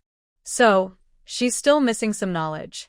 Thanks to Zhao Yuran, she learned that pretty girls can have bad thoughts and change their temper. It's quite scary, but she doesn't need to learn all that. She can just apply what a Ling taught her. If it gets too complicated, she can just fight everyone and make them behave. Chen Qian plans to pay Zhao Yuran back with a good punch when she reaches the 4th level. If she hits too hard and kills someone because her skills are too low, that would be really bad. Jiang Lingrui finally explained something that someone could understand. Hua Xiao quickly added, Qian, that's because the system can't tell the difference between love and friendship. They're both positive feelings. I think they use a beast core for research that's at level 7, while the main system uses a nearly level 9 beast core. The hardware is too weak, causing software problems, and there might be system incompatibility, which leads to errors. If they just switch to a higher level beast core of the same type, it should work, but changing the beast core isn't easy. They spent a lot of effort and resources just to get 2 level 8 cores. Those people's actions are secret, and they wouldn't risk exposing such valuable items. After saying this, Hua Xiao's eyes lit up with excitement, and he looked eager for praise. Chen Qian naturally praised him generously, praising him from start to finish. Finally, she said, "A Xiao is really smart. You hit the nail on the head. Keep working hard. Okay, I will study hard. Huashao suddenly felt that Jiang Lingrui was a very good person. The things she taught him really are useful. I just showed off a little, and Qianqian praised herself. Feeling happy after talking for a while without receiving any praise, Jiang Lingrui finally felt tired. His eyes darkened slightly as he thought about finding a chance. Suddenly, he felt his hand being squeezed. He looked up and saw his contract partner blinking at him. Ling, you are the smartest, all right. Jiang Lingrui was comforted by a single look from his partner. He was no longer tired after some discussion. Qin Qian felt that Zhao Yuran had no secrets left. How unlucky to fall into Ling's hands. Probably almost asked out all her family history, right? What's wrong? Qin Qian's slight change in expression immediately caught Jiang Lingrui's attention. She shook her shoulder a little, but luckily, she was his match. Hungry. Overthinking. Let's have dinner. Seeing that his partner had already learned to change the subject subconsciously, Jiang Lingrui nodded happily. Okay, let's stop here for now. As for what Qianqian was thinking just now, he thought some things were better left unsaid. The dart game, played only once, was temporarily put aside. Without it, after dinner, they could only watch episode 129 of Little Earball together. Chun Qian and Huashao laughed happily, sitting together and giggling so hard they couldn't straighten up. They also occasionally discussed a few things, filling the room with lively noise. Jiang Lingrui sat nearby, opening his wristband to handle some work while watching their fun. Wei Jingzhi sat in the corner, serious and focused. Even with such a funny cartoon, his expression remained unchanged. Hanji wasn't very interested in these, but he was happy to listen to their lively chatter and doze off here. Time slowly passed as the episodes played. Jiang Lingrui also reached bedtime. He had been quite punctual these days. After saying goodnight to Qin Qian, he also took Huashao and Wei Jingzhi away. He thought Hanji, who seemed to be asleep, was already up. He mumbled a sleepy goodnight and headed upstairs, almost bumping into a shelf along the way. But soon, his movements disappeared. It seemed intentional or unintentional. Anyway, only Qin Qian and Bai Qi Mian remained in the living room. Qin Qian broke the silence voluntarily. Do you have something to say to me? No. His tone remained noble and cold, with a hint of icy elegance. Bai Qi Mian was blunt and straightforward when arguing, but once he decided to stay silent, it was as if his mind shut down. He didn't know what else to say. After waiting a moment, and noticing that the other person had no intention of speaking, he prepared to say goodnight like everyone else and leave. Unexpectedly, his partner suddenly made a move. Today, Qin Qian was more aggressive than he expected. Without saying a word, he grabbed some vines and tied Bai Qi Mian to the sofa, making him unable to move. His delicate face, carved like a fine sculpture, showed surprise at the sudden action. Under the contrast of his long white hair, he looked even more captivating. Qin Qian? I won't give anyone a second chance, came the familiar clear voice, but this time it sounded gloomy and cold, unlike the usual Qin Qian. She lowered her head slightly, her expression unclear, but Bai Qi Mian could feel the vines tightening around him. He didn't know what she was thinking. Soon he lost interest in asking. The partner pressed close to his face, and the familiar energy field suddenly enveloped him. The intensity was so strong that Bai Qi Mian felt himself falling into it. All his exhaustion and restlessness from the past days suddenly cleared. Without realizing it, he relaxed and went limp. Qin Qian didn't know when she sat beside him. Her hand, roughened with calluses, gently traced his eyebrows and eyes. Are you addicted? Bai Qi Mian no longer looked like his usual noble self. His eyes, flushed with redness, looked dazed.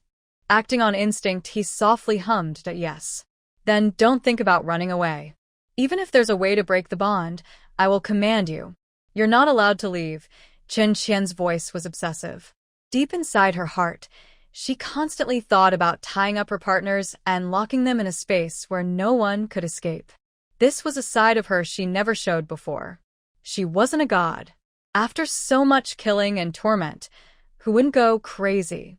But she kept her madness hidden deep inside, unwilling to ruin the hard-earned family she cherished. She would show her best side to her loved ones. As long as no one left. She had long prepared for some plans. I've given you all a chance.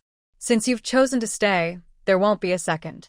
Falling into her hands, her life was hers, and her death was hers. White Chi-Mian, whose mind was hazy from the full reassurance of the contract master, instinctively argued about something he would never want to think about. I didn't want to run. Qin Qian's stubborn face suddenly froze. Not wanting to run? Then why have you looked upset ever since we finished talking about the system and the contract with the chitin? You haven't even complained about me all night. It's definitely not because Qin Qian enjoys being mistreated, but this is just a habit. When no one argues with her, she feels like something. Then why have you looked upset ever since we finished talking about the system and the contract with the chitin? You haven't even complained about me all night. It's definitely not because Qin Qian enjoys being mistreated, but this is just a habit. When no one Qin Qian, wanting to communicate well, temporarily let go of making the other person feel extremely comfortable and withdrew most of her energy from the domain. Bai Chi-Mian stared at the vines still not untied on his body, not struggling, then seriously said, "It's because I heard about your background, so." He didn't know how to start. Maybe Qin Qian never cared about what he was thinking, just feeling guilty inside. Do you dislike me because I'm old? Qin Qian understood perfectly. Based on her actual birth date, she is older than Hanji. Bai Chi-Mian tried hard to figure out how she came to that conclusion. No, I didn't think about those things. Then think about it now. Am I old? Never let a woman think about age, or you'll face a nightmare. Bai Chi-Mian took some effort to make Qin Qian give up discussing this topic. Qin Qian, sorry. I will pay attention to my words and actions in the future, and I won't say those things again. At this moment, he looked a bit humble. The noble young master, who had survived the apocalypse with words finally, had something he was afraid of. He was afraid that if he said the wrong thing, he might accidentally touch on the suffering his contract master had experienced. Qin Qian, feeling guilty, retracted the vines in her explanation, thinking he wanted to run away. But it turned out he was just annoyed at his own mouth.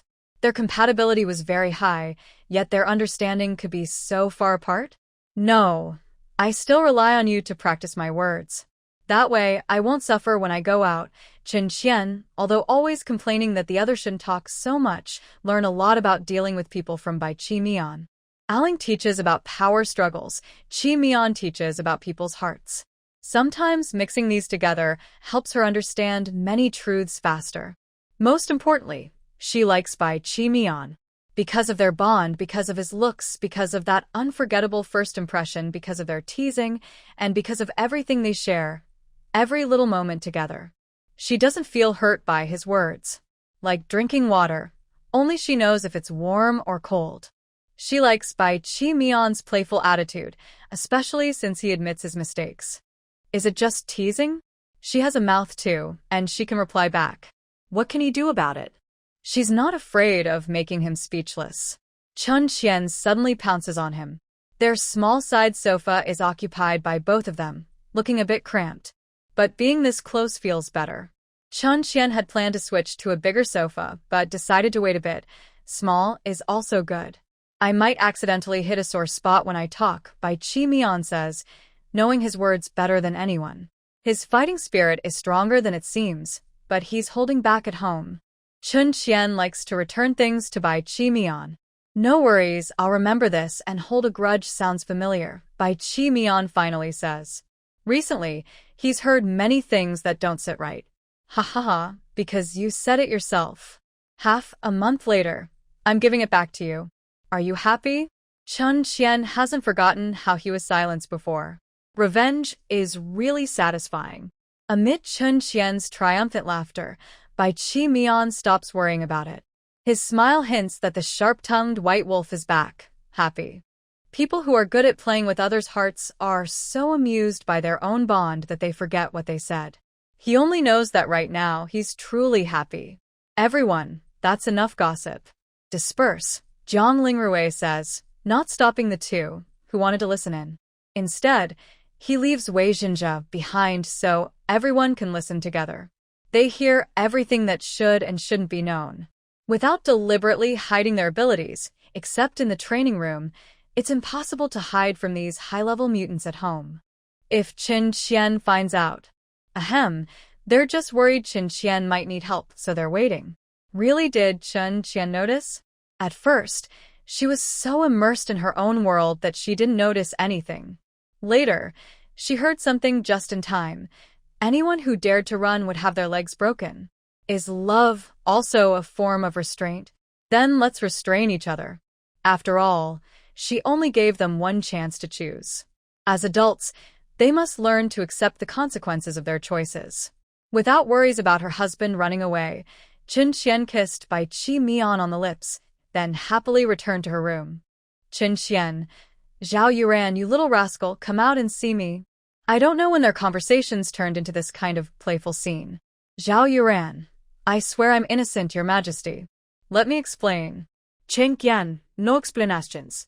Take her out and shoot her for 5 minutes. Zhao Yuran, Your Majesty, what is a gun? I don't know. Chen Qian, then be executed by dismemberment at dawn, be tortured to death at noon, and drink poisoned wine at night. Repeat this process. Zhao Yuran, that's too cruel. Chen Qian, it's okay. By the way, why aren't you sleeping yet? This is almost her old bedtime routine. Zhao Yuran, I'm just having fun. Chen Qian, you wouldn't. Zhao Yuran, Chen Qian immediately turned off her wristband and threw it far away. She wasn't happy about not getting a quick reply. She felt like she had become part of the other's game. As for serious matters, she'd deal with that later. Zhao Yuran looked at her wristband, which had been silent for a while, feeling a bit annoyed. How could Chen Qian really believe that? Is that really her image in her eyes? Chen Qian wasn't in a hurry to sleep. She started her daily practice of absorbing beast cores. In the next few days, she needed to quickly build her space house, gather supplies, and then go outside to hunt beast cores. If she delayed any longer, who knew when she'd get around to it? 7-star beast cores are extremely rare, and she needed a large amount. It's really difficult. That Zhou Ben's song wasn't lying. Currently, the number of 7-star beast cores openly available in the Eastern District is only a few thousand. That sounds like a lot, but for a district with over 100 million people, it's pitifully few. Although she heard that the association supplies all the beast cores needed by 7-star mutants, relying on others is risky. It's like being controlled by others. These are her matches. She doesn't need anyone else to support her. She currently has 6 beast cores. With Hanzi's absorption speed, they can last less than a month, but his maximum is definitely over 100. She must hurry. The next morning, Jiang Lingrui left early again. Today, a wave of news spread, and he needed to go to work. Meanwhile, Bai Qi Mian, now full of energy, took Xin Qian and Huashao outside the city. After 2 hours in the deep desert, Chen Qian saw a tall building rising from the barren Gobi Desert. This is Bai Qi Mian's efficient work style. While Chen Qian was advancing outside, Bai Qi Mian chose to build everything in the wild, making full use of all available time. The building is at least 20 or 30 floors high. Chen Qian looked up and almost couldn't see the top. There were also many construction materials nearby, which needed to be installed manually. Bai Qi Mian said that once these were finished, he would take Xin Qian to the next place, while Huashao and others installed things inside the space. Their work was so efficient that they planned to finish everything in one go. She thought her imagination was limited. Under Bai Qi Mian's command, Chen Qian carefully placed the entire building into the external foundation they had just set up in the space. The materials were strange, but the building fit perfectly and didn't move at all. Chen Qian even wanted to try pulling it with vines. In the end, she kept some boards for future repairs, storing them in the space. She took a piece to practice and used a lot of strength to break it apart. This strength made her more confident in her new space house. In the space, Bai Qi Mian, Huashao, and Wei Jingzhe were working on details. Chen Qian followed the direction Bai Qi Mian gave her, heading toward another destination. When she was close, she didn't need to look carefully. The dense piles of supplies directly caught her eye. What does it mean to be rich? She finally understood why she felt something was off with the points. It turned out someone had secretly hidden a dowry. So much stuff, way more than what was sent to the small courtyard a few days ago. Fortunately, she was prepared, so she didn't freeze in surprise. They are neatly organized here, looking like no one is watching, but in fact, this large area has long been guarded by White Pool Sleep's guards. Although they are far away, they definitely control this place so that no one can accidentally enter. Because Chun Qian drove here, she was able to come in smoothly. Chun Qian pulled White Pool Sleep out. White Pool Sleep almost lost his balance and immediately decided to develop a device that could communicate inside and outside, just in case one day the mischievous contract owner, who was peeing, suddenly caused trouble. Such a lot of things, you only took a few days to gather all this. Chun Qian tried to find answers on his face.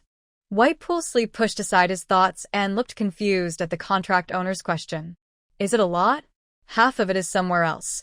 This one sentence almost made Chun Qian forget about searching for hidden treasures. Only half? Wow, now I finally understand why she built such a tall building. Do you still have enough points? Chun Qian thought about giving him the 10 million points allocated to her and maybe selling some unused beast cores to make it enough. White Pool Sleep raised an eyebrow and sneered. The only reason I don't have enough points is because the contract owner set a limit. Now that there's no limit, it doesn't exist anymore. This is the confidence of a wealthy person. Young master Bai, impressive. May I ask how much hidden treasure you have? She originally didn't plan to mention it again, since those belonged to the matchers themselves, but seeing his proud look, she couldn't help but tease him. This person must be suppressed. Otherwise, she always feels like hitting him. White Pool Sleep thought it was better to explain things quickly. All hidden. Better to die early and reincarnate early, so she wouldn't be constantly manipulated by Jiangling Rui. Chun Qian looked at this confident wealth god in disbelief. All hidden? Among those points. Suddenly, she remembered that the other party had only told her initially that he didn't lack points, and later, she helped him fill in the gaps. She thought everything was handed in, but she didn't expect that he had transferred it later. Haha, no wonder he wanted to take it back from her, planning to empty-handedly deceive her. White Pool Sleep finally felt a bit guilty. He awkwardly looked away, commenting, I didn't take a single one. Initially, he was very strict about doing things. He took all the points from his subordinates and family members, using them freely, without leaving any for others. Haha, Bai Chi Mian only cared about who deserved to use his points. If he threw them away, he wouldn't get any so-called contract owner in return. As a businessman, he showed his stinginess and cleverness perfectly. Who would have thought that after forming a contract it would feel like this? She genuinely wanted to give everything to Chun Qian. Chun Qian wrongly accused a Xiao and Jingzhe. Although a Zhao's assets were not over 10,000, he still had a few valuable items. Jingzhe also said that he had saved some points over the years, so both of them still had some. Even if she tried hard to guess, she couldn't believe Bai Chi Mian was so ruthless. He didn't leave a single point. But was he really doing this just to keep his private savings? Chun Qian couldn't find the answer in his expression, so she stopped worrying about it for now. You are a ruthless person. With this, you still dared to cheat them out of their points? She looked at him with a serious face, noticing how shameless and sneaky he was. Even though those points had nothing to do with him, he still had the nerve to ask for them. Haha, so the reason she said she had no money before was because of the system's limit. She was really naive back then. In terms of money, Bai Chi Mian and A Ling were equally smart. You can't just say I have private savings the first time we meet, Bai Chi Mian tried to defend himself. I don't have many points either. I mainly collect rare materials, so most of my assets are those. The system can't even convert them. Now, Bai Chi Mian was willing to use everything for Chun Qian. To make her happier, he even took on the easy job of earning money. He had been unsure how to start, but this time, he took out all the supplies for the space project at once. Recently, he had received more items. Half of them were piled here, and with the additional supplies he bought, he could support not just their family, but even a city. The reputation of the Bai family's wealth god was not just for show. Next time I go outside the domain, I'll bring back some rare materials for you. The space used to be too full, wasting a lot of good stuff. Chun Qian didn't believe he hadn't deliberately exchanged points for materials, but she didn't say anything more. It was his money after all. Although laws regulated it, in the end it all depended on his own mind. The human brain is very good at hiding things, so the system can't find them either. Bai Qi Mian listened to Chun Qian's words, but didn't reply. Instead, she said, "Hurry up and gather the supplies. The next location is a bit far." Chun Qian quickly followed the instructions and gathered the supplies until her hands were sore. The floors had already been marked with where each item should go. She simply sorted and placed everything accordingly. With these items stored in the space, traveling outside the domain would be much more enjoyable. For the first time, Chun Qian felt exhausted from stuffing things into the space. Your secret savings are ridiculously large. At this moment, Chun Qian, who had finally finished packing everything, was taken by Bai Qi Mian to the last location. Regarding Chun Qian's attitude, Bai Qi Mian didn't argue but added, "Some items that are hard to transport haven't been delivered yet." He glanced at Chun Qian through the rearview mirror and said, "There's no rush. You can lie down for a while." Just as Chun Qian sat in the car and was about to think of something else, she heard this and immediately took off her shoes, curling up in the back seat. If she could move after entering the space, she would be lying with Huashao and the others inside the space right now. But Bai Qi Mian is truly wealthy beyond measure. She knew that this noble aura could only be built with wealth. The last location was much farther than Chun Qian had expected. She slept in the car until the afternoon and still hadn't reached the destination. At noon, they had a simple meal in the space, trying some new dishes learned from Jingzhe. The new methods from the online class teacher were very useful. He set maximum and minimum amounts for common seasonings, which allowed for more freedom in cooking and led to impressive progress. Not only that, but many common spices were also used this way. Only the range of quantities was specified, not necessarily requiring those ingredients. He followed Wei Jingzhe's personal preferences, adding whatever he liked, so long as he remembered which ingredients were incompatible. This way, he wouldn't accidentally make the food inedible. Sometimes, if the flavor was off, it didn't affect his overall cooking skills, which were quite good most of the time. Wei Jingzhe still couldn't think creatively yet, but he was very obedient, remembered things quickly and accurately. As long as he mastered the how-to of using ingredients, he would definitely be the best student. When Chun Qian checked his work in the morning, she was so happy she gave the online teacher a big red envelope as a reward. Professionalism makes a difference. The online teacher wiped the sweat from his forehead when collecting points. Luckily, he didn't damage his reputation. His mother has been a primary school teacher for many years. Do you think she was teaching for nothing? He directly invited her to come as an external helper. How could he possibly fail to teach these simple-minded students? Who does he think he's looking down on? In the space, Hu Xiaoxiao and Wei Jingzhe were still reinforcing some structures that couldn't be built directly. Grandpa Han didn't come today. He needed to stabilize his own energy. These things are not suitable to do in the space, and no one knows what kind of impact these huge energies might have on the unknown space. He's just doing his job of guarding his territory. Bai Qi Mian finally managed to drive the car to the destination. If most of the previous supplies were mainly materials and daily necessities, what Chun Qian saw now were mainly food, home appliances, and various advanced weapons and transportation tools. These are from Han Ji's route. He's quite capable, buying a lot of things not available on the market. Since she used her own points, Bai Qi Mian didn't consider sharing these items with C29 City. Where it should be paid from public funds, she wouldn't spend a single point. Chun Qian gently lowered her chin with her hand, putting away her shock. It's not that she's inexperienced, there are just too many things. To what extent? The previous building could barely fit everything, and the living space left for them was probably only 5 floors. Alright, no need to go home tonight. Now she understands that overusing the space causes her mind to feel swollen. Bai Qi Mian's personal wealth directly exceeded her space capacity. She never knew there was such a limit before. Chun Qian couldn't imagine how wealthy Bai Chi Mian was in the Bai family, but she knew that Bai Chi Mian had suffered with her. Chi Mian, the god of wealth, don't look at me with that kind of expression.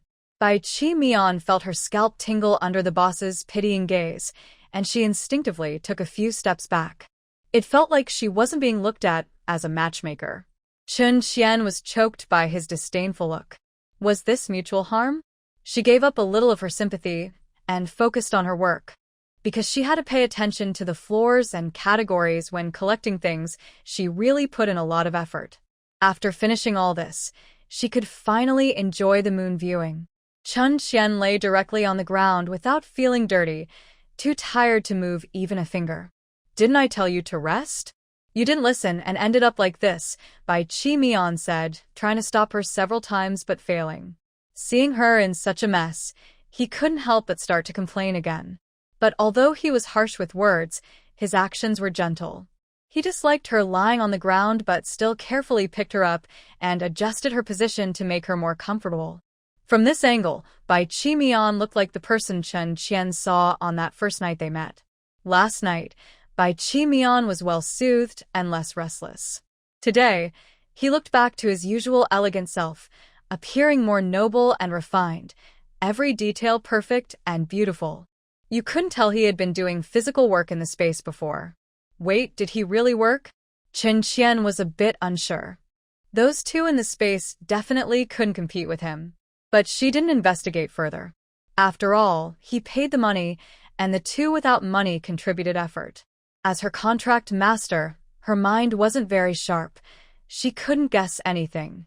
While she was imagining these things, her face showed no expression, so when Bai Chi Mian looked down at her, he didn't notice anything unusual.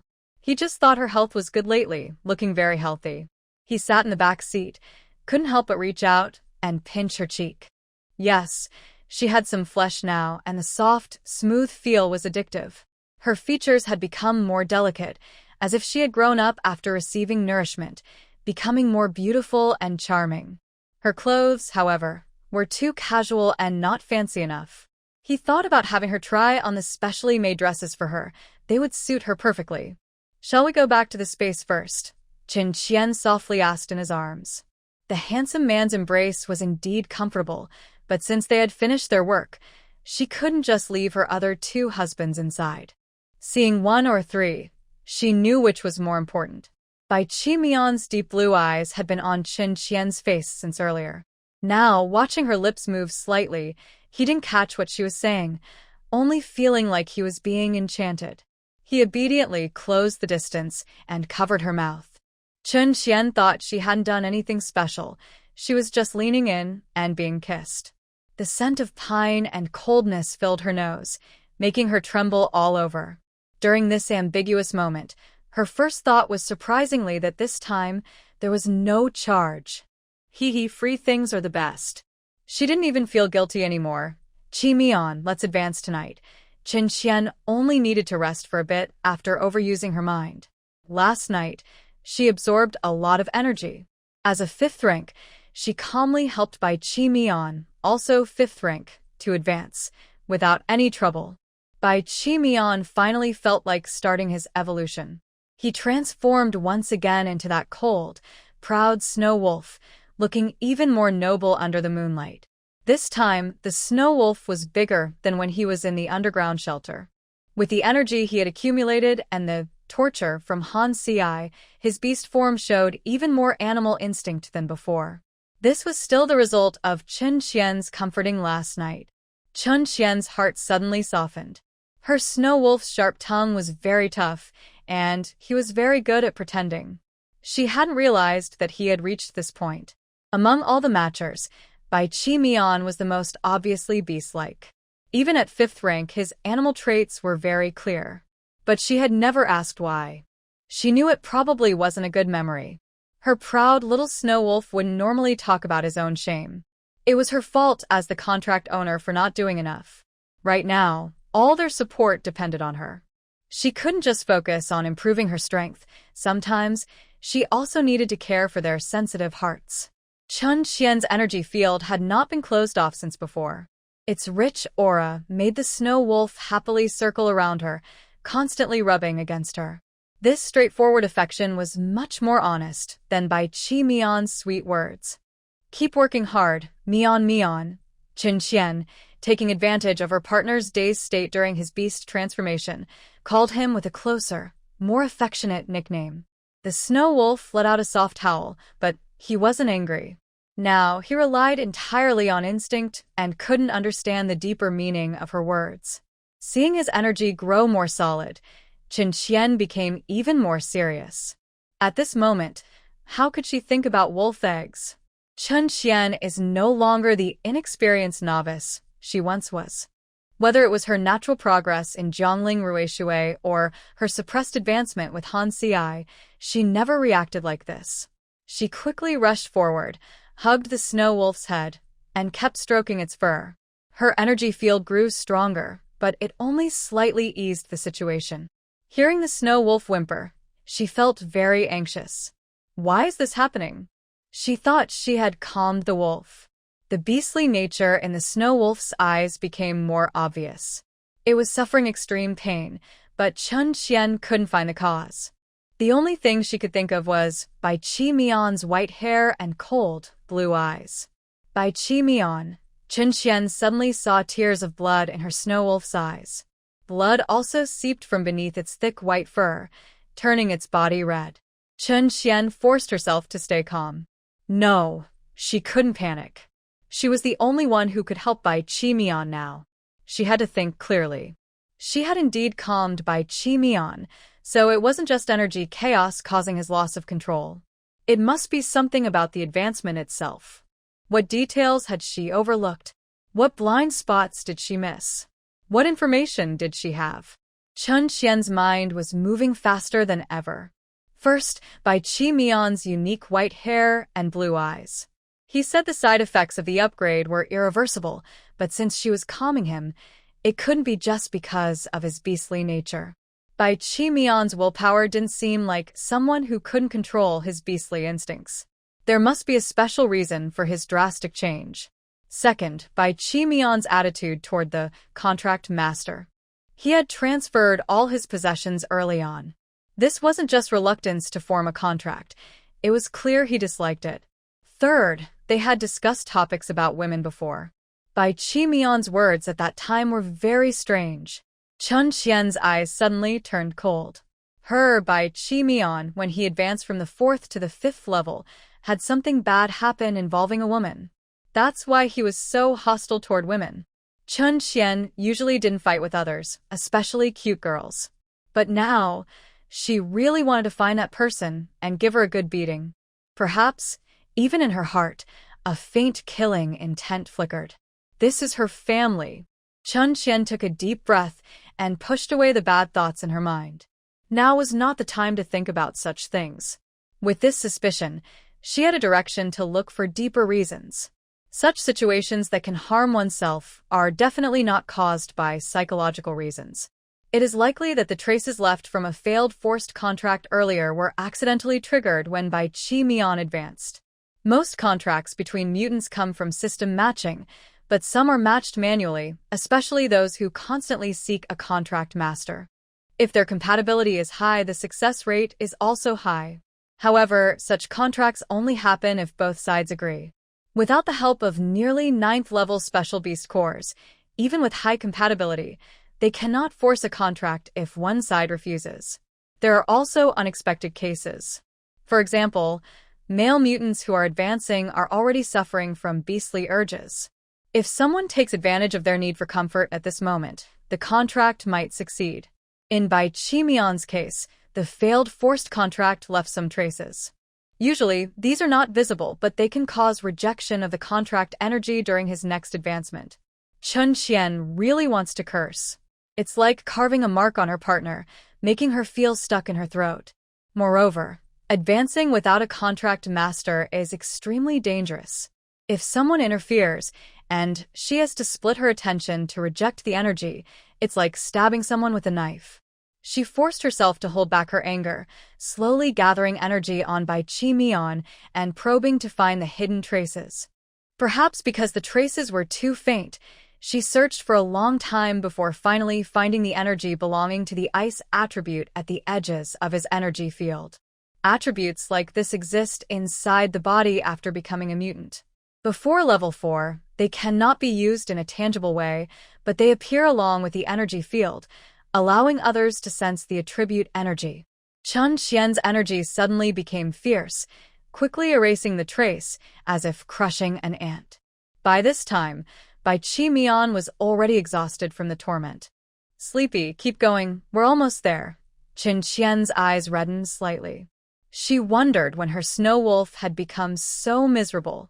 She softly comforted the snow wolf, watching him gather energy, despite his injuries. The gloom in her heart was finally released. Find that person and make her pay the price. If she hadn't hurt her family before, Chen Qian could be more generous. But letting her people be tortured like this, she's lucky she hasn't been killed. Everyone who just arrived here knows what happens when a force contract fails. I don't believe the other side doesn't know. With Chen Qian's constant reassurance, this time the snow wolf finally broke through that barrier and reached the 6th level. When Bai Qi Mian turned into a human, she also saw the change in the beast mark's color. Chen Qian carried the bloodied Bai Qi Mian horizontally and took her into the space. Asia, Jingzhe, you two rest first. I'll take Qi Mian to wash up. She had some unexpected issues during her upgrade. The space is very large, but she still prefers to stay on the lowest level. Originally, Hua Xiao was playing games with Wei Jingzhe. Seeing the situation, he quickly said, Yes, we're going to sleep now. Qian, you should rest early too. Seeing Bai Qi Mian in such a bad state, Hua Xiao knew he couldn't help much. At this time, just follow the contract master's arrangements. Okay. Wei Jingzhe obediently agreed, as always. There are many rooms upstairs. They can sleep anywhere, but Hua Xiao didn't want to go too far. On the first floor, Chen Qian had reserved 2 rooms. Hua Xiao looked around and decided to sleep with Wei Jingzhe. They're brothers, so what's the big deal? That way, if Chen Qian needs help later, they can come quickly. When he put Bai Qi Mian into the bathroom, she was still unconscious.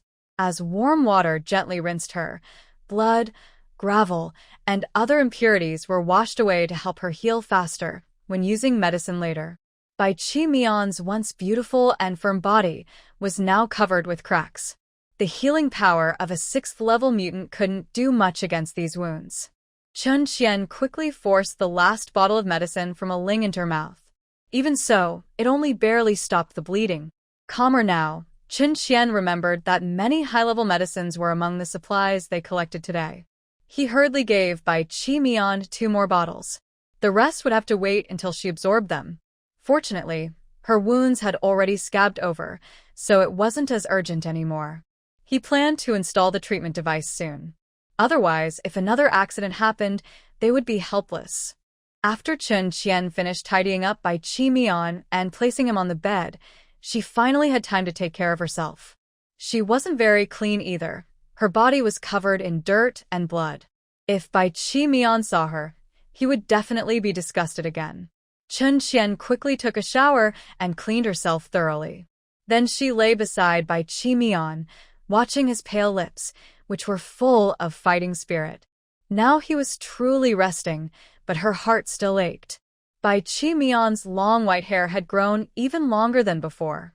It was now smooth and spread on the pillow, and Chen Qian gently pulled out a strand to play with. She carefully looked at his face, as if she could never get enough of him. She almost lost him. She didn't know how much time had passed before she heard movement nearby. Chen Qian moved closer and asked, "Does your body still hurt?" "I'm fine, don't worry," Bai Qi Mian replied in a hoarse voice, looking at her worried face, trying to comfort her. Chen Qian suddenly remembered she forgot to give him water, so she quickly fed him some nourishing liquid. "Don't hide things like this from me in the future." She didn't mind that he had gone through such experiences, and she definitely didn't think it was Bai Qi Mian's fault. Bai Qi Mian's pride was shattered, partly because of his clumsy advancement, and partly because of his painful past. His possessiveness over his partner came from their bond. If things got serious, it wouldn't be wrong to call it betrayal. Even though it was just a past experience, The energy from others in his body couldn't be faked. It truly existed there, blocking his partner's help in his progress. Seeing that Qin Qian had guessed the reason, Bai Qi Mian finally spoke with difficulty. Sorry, it's my fault. I thought I had cleaned everything. Since they both shared ice attributes and there was trouble during the advancement, no matter how much he searched daily for those tiny bits of energy, some still slipped through. You are wrong, but not because you didn't clean thoroughly, Qin Qian said, noticing that after she fed him nourishing liquid, his color improved a lot. Still, she pressed him back onto the bed. Bai Qi Mian, you shouldn't hide things like this from me. You know the consequences. If I hadn't found out the cause or didn't know how to handle this situation, you might have died. Bai Qi Mian was a victim in this matter. Qin Qian wouldn't blame him. Her heart was biased already. She was just waiting outside, taking care of Bai Qi Mian. Who plotted against you? Qin Qian decided to get to the bottom of it. This was the first time she realized she was someone who always seeks revenge. Bai Qi Mian Berlin kết. His face was pale and weak, but he still said confidently, Is this the first day you've known me? Not very long, Qin Qian replied. She had just started thinking about learning more about her match partner. I'm a person who remembers grudges. Do you think she could still be alive now? There's no need to talk about the dead. Bai Qi Mian cares about the person, not the matter. If someone plans to hurt him, he will pay them back with his life. Qin Qian suddenly remembered what the other person had said. This person really holds grudges. Not only does she remember, but she also acts quickly to get revenge, and she's quite fierce. Women in the end times have received some kindness, but for those with strong abilities and backgrounds, they are just a few lives. Qin Qian had nothing to say. Her match partner is really capable. She doesn't think there's anything wrong with seeking revenge or holding grudges. Times have changed. If he were truly kind, he would have been eaten by others long ago. He wouldn't need to be matched with anyone. Qin Qian now understands these things, but she hasn't acted on them yet. Maybe soon, her own hands will be stained with the blood of her kind. Seeing Qin Qian silent for a while, Bai Qi Mian asked cautiously, Are you scared? He instinctively thought she wasn't, but he still wanted to confirm. Qin Qian shook her head. I was just thinking that you're so capable, and it makes me seem useless as your partner. Look at that. She can earn points, fight monsters, and even take revenge herself. Plus, she's very good-looking. The only thing wrong is her mouth. Well, it's a bit poisonous, but other than that, she's perfect. Bai Qi Mian's eyes rolled twice. Why don't you help me share some of the burden? He was being quite direct. Tell me, Qin Qian said. She didn't dare take on tasks casually. Give me a strand of your hair, Bai Qi Mian said seriously. He really wanted it. Qin Qian didn't understand. Why was everyone so obsessed with her hair? No more superstitions. After changing your luck, your points will double. Bai Qi Mian finally took Jiang Lingrui's advice and planned to use points as bait. But her partner probably wouldn't fall for it. Qin Qian didn't hesitate. She cut off half a foot of her hair and handed it over. Here. White Pawn Sleep looked at the black hair in front of him and was stunned. Hold it. Hurry up and change your luck. I tell you, if your points don't double, I will twist your head off, Qin Qian said seriously, already planning how to spend the points. This time, she made a big contribution. Getting a bigger share shouldn't be a problem, right? It's 200 million. 200 million. She has never had so many joy beans. As for the supplies in the space, sorry, who would dislike having more things? She really wants a system that can be used in her space, plus an intelligent robot, so she can be completely free. Just thinking about it makes her happy, but those items are either too expensive or no one dares to sell them. For a moment, Qin Qian even thought about destroying the research institute and making the decent people inside serve her. White Pawn Sleep reluctantly tidied up his hair. Well, half of it was to change his luck, and the other half was to send back to the elders for Qin Qian to read his fortune. At this moment, he gained a deeper understanding of his contract master. No wonder, when he learned he could earn points, his eyes looked strange. White Pawn Sleep was confused. Why could he see through others easily? But now, with Qin Qian, he was a bit helpless. Whether it was last night's sudden kidnapping or today's quick change into a money-hungry person, He couldn't figure her out. For those points, she was willing to cut her hair at will, which showed her courage. If it were him, even if he tripled the amount, he wouldn't cut a single strand of his hair. Chun Qian flicked her hair behind her. She could only give these, or else her shadow assassins would shrink during a fight. You've been talking for a long time, but you still haven't told me the full story. She turned the topic back to where she started. Chun Qian was no longer someone who could be easily led astray. Even if she was distracted, she could find her way back. She couldn't help but want to know the past of her match. White pawn sleep. Chun Qian leaned closer to him, staring into his deep blue eyes, catching the panic and unease inside. Chi sleep, I told you it's not your fault. I just want to understand you better. Just like I did yesterday during the honesty session, if you clarify things, it would be better, right? Hiding these things won't make you feel lighter. On the contrary, it will be like a huge stone pressing down on you, making it hard to breathe. Even when I think about it in the future, I will feel suffocated. So, it's better to say it early and release the burden. White Chi Mian had no strength to resist the temptations of the contract master. He gave up everything and said somewhat hopelessly, "That person is my sister-in-law's friend. Originally, my home should have been on high alert when I advanced, but because her family had some trouble, that person moved into my house about a month early and secretly entered my yard during my advancement. Chun Qian, whether you believe it or not, I never let her touch me. She first released her domain to lower my defenses, then took advantage of my distraction to send energy over. I was in a hurry to stop her, so some energy fragments got mixed into my body and couldn't be completely removed. Energy from abnormal beings naturally craves energy from the opposite. Plus, they all belong to the ice element, which caused the current situation. At that time, no one saw this second-level woman as a threat, not just because of her strength, but also because her background was impeccable. Due to family ties, she and my sister-in-law grew up almost together. Our families supported each other through the end times, which is how we got to this point. Because the White family was so large, he and his brother's side were separated by several courtyards, so they agreed to let her stay temporarily. But since she could reach out, someone must have helped her. When White Chi Mian said this, a cold light appeared in his eyes that he couldn't suppress.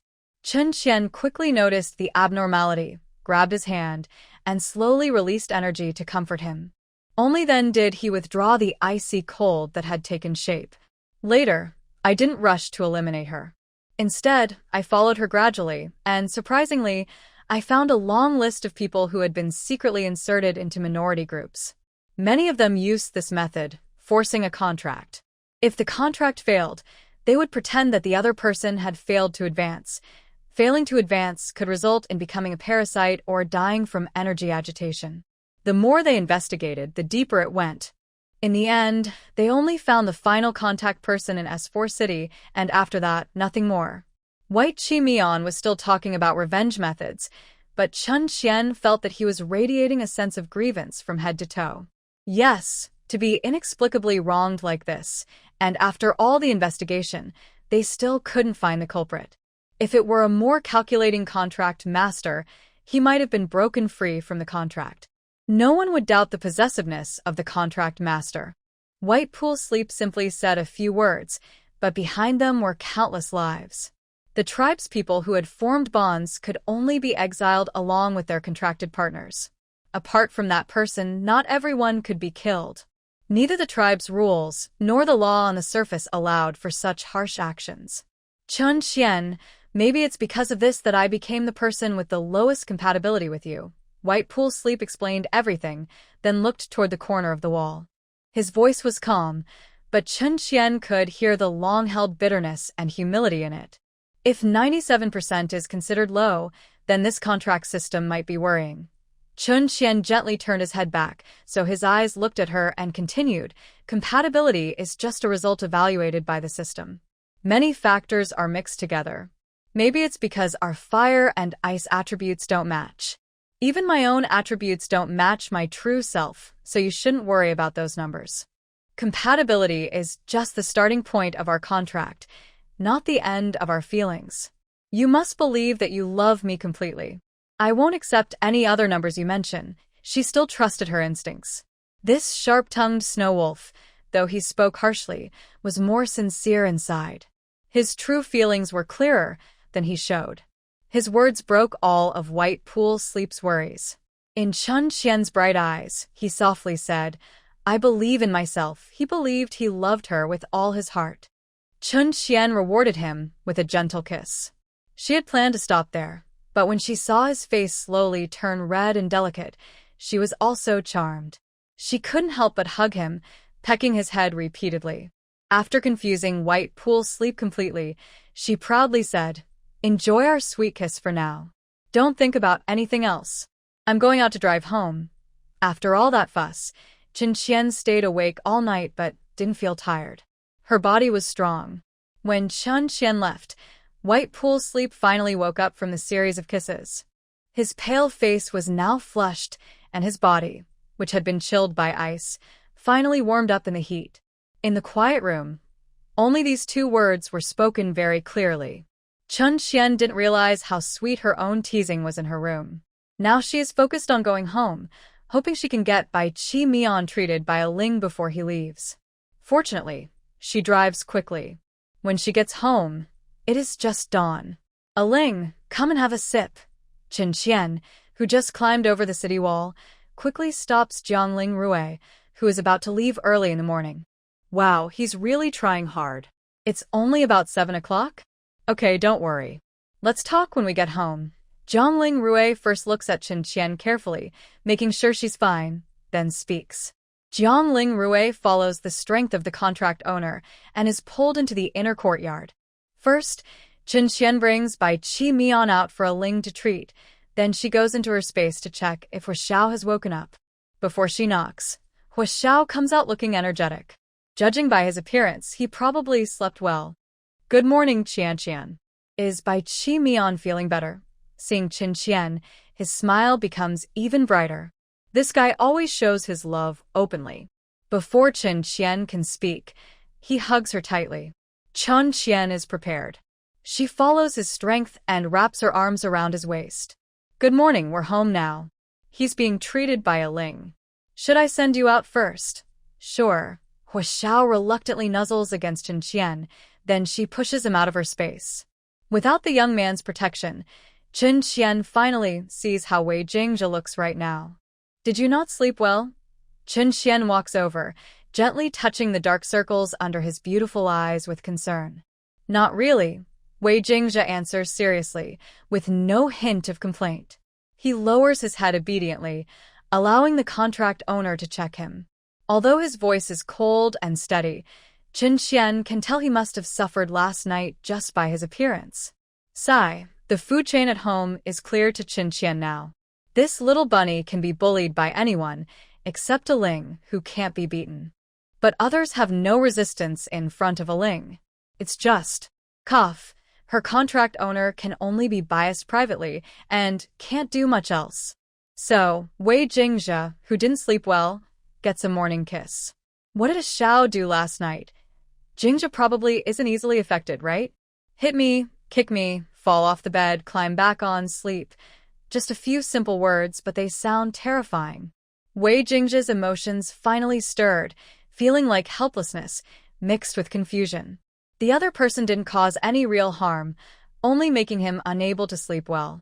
But Wei Jingzhe couldn't understand why someone sleeping would make such a loud noise. Wouldn't they be killed by a different species? Chun Qian.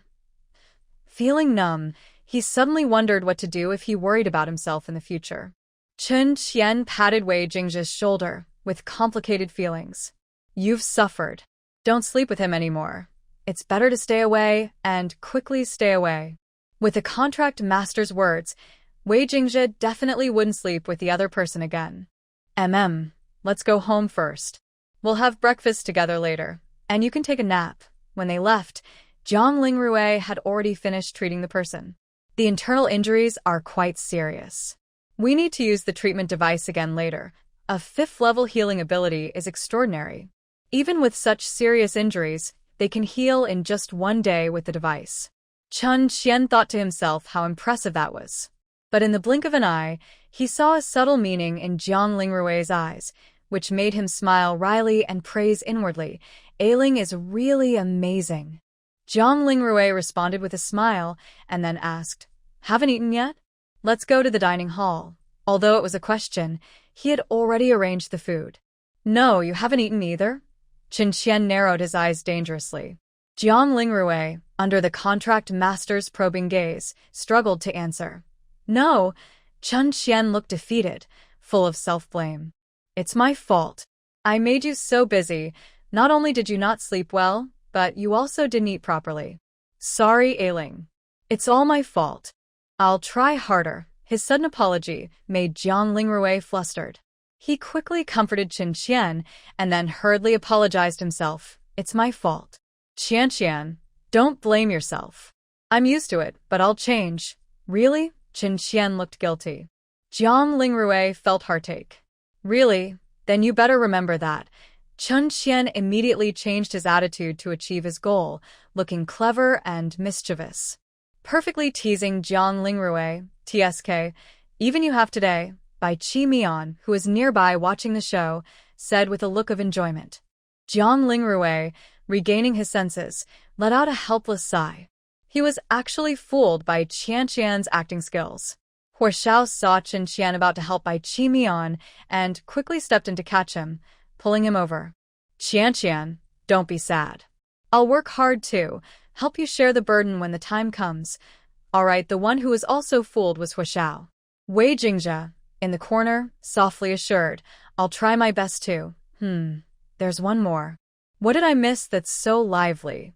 Han Si's voice was no longer tired. He sounded like he was sleepwalking. He staggered down the stairs, seeming like he had just left his bed a few minutes ago. Jiang Lingrui glanced at him and casually dug a hole. You missed the lively scene where they swore to work hard. Come on, everyone, let's all try our best. Unfortunately, someone didn't jump in. I'm too old now, my ears aren't so good. I can't hear clearly. He really hadn't woken up in broad daylight. He heard someone talk about working hard. Are you still eating? By Qi Mian, exhausted from watching the show, just wanted to save his stomach now. Han Si opened his eyes slightly and headed toward the restaurant, saying, eat. As he passed by Chen Qian, she grabbed his clothes. Did you wash up? I think I did. Han Si wasn't very sure. He was still groggy. He remembered washing up. No, you didn't. Hurry and wash up, Chen Qian confirmed for him, and then dragged the dazed old dragon into the bathroom. When they finished and returned to the dining room, everyone was already seated. Why do you look so weak after just leveling up? Han Si looked at Bai Qi Mian, who was still limping after treatment, and couldn't help asking. Bai Qi Mian's tone clearly carried some schadenfreude. He wouldn't be so easily defeated. His body was weak, but that didn't mean his mouth was. Not as playful as you, huh? The wind is coming soon, he replied. Han Si. Could it be that this guy was the one who set the trap? He turned to look at his contract master, but before he could ask, he heard the other deny repeatedly. Don't look at me. Don't look at me. I don't know anything. Chen Qian immediately shook her head. She swore she hadn't said a word about this. She was the contract master, not a fool. She would never do anything openly that could cause trouble. Hanzi naturally believed her words. To find out the truth, he finally used his almost rusty brain and asked, Did you share feelings? He heard that during advanced stages, matchers might share feelings with their contract partners and see recent memories, usually the most vivid ones. Thinking of this, Hanzi felt a bit uneasy about his meal. Unfortunately, no one could empathize with him. Besides the sharp-tongued one, there were also many others eager to watch the show. Can you explain in detail? Jiang Lingrui finally caught a clue about their strange behavior that day. The truth was right in front of him. Asking a few questions shouldn't be too much, right? By Ge, I also want to know, what is the imminent storm? Hua Zhao's eyes, full of curiosity, made Bai Qi Mian's mouth twitch slightly. Hanzi thought he could still save the situation. How many points can buy you to shut up? Level 8 Beast Core, Bai Qi Mian offered openly. Everyone at the table dared not speak. They listened to the gossip while casually eating. Hanzi was going crazy. He dared to agree to any outrageous conditions. Deal. Bai Qi Mian was choked. He wouldn't even dare to think about such things with his wealth, yet this guy was so straightforward. Is this a mutual loss? Chen Qian asked uncertainly, looking at Jiang Lingrui, who was also watching the scene. Jiang Lingrui sighed. It's probably a total defeat. Chen Qian wondered what that meant. What does it have to do with me? Jiang Lingrui signaled her to look at Huishao, who was full of curiosity, and Wei Jingzhe, who was listening seriously. He added, I also want to know the details. Chen Qian felt her heart tighten.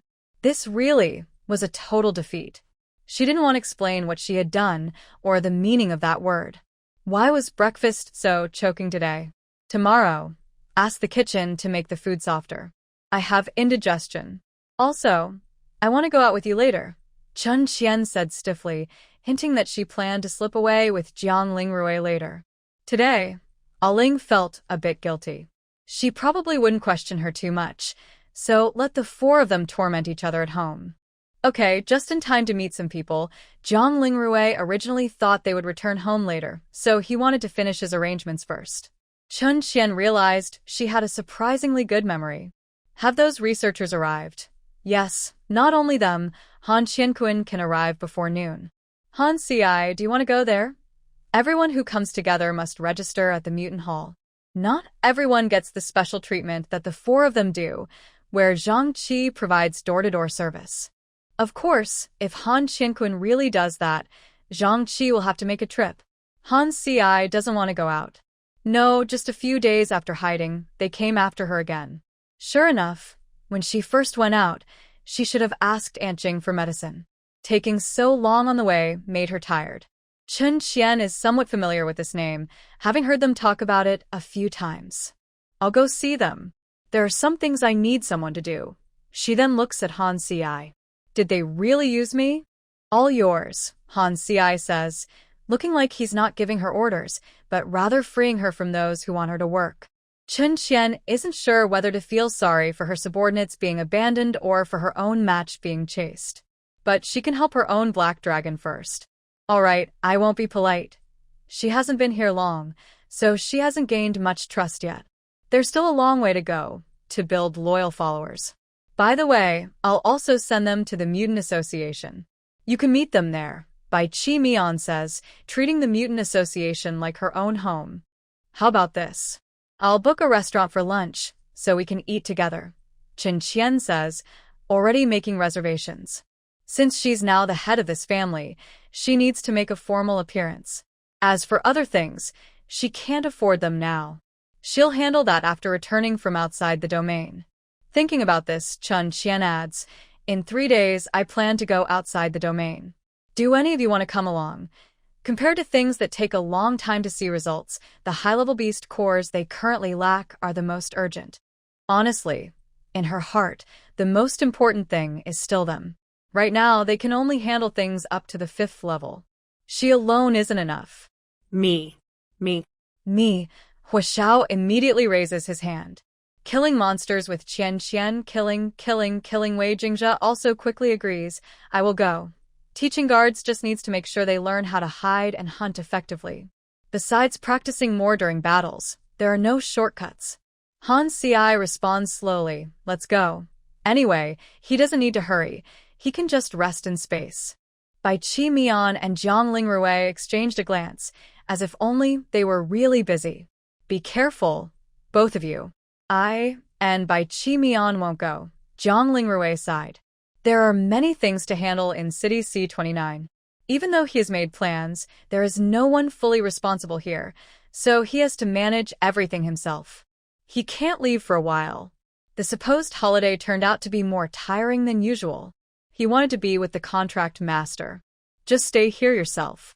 Don't take me along. Bai Qi Mian snorted softly.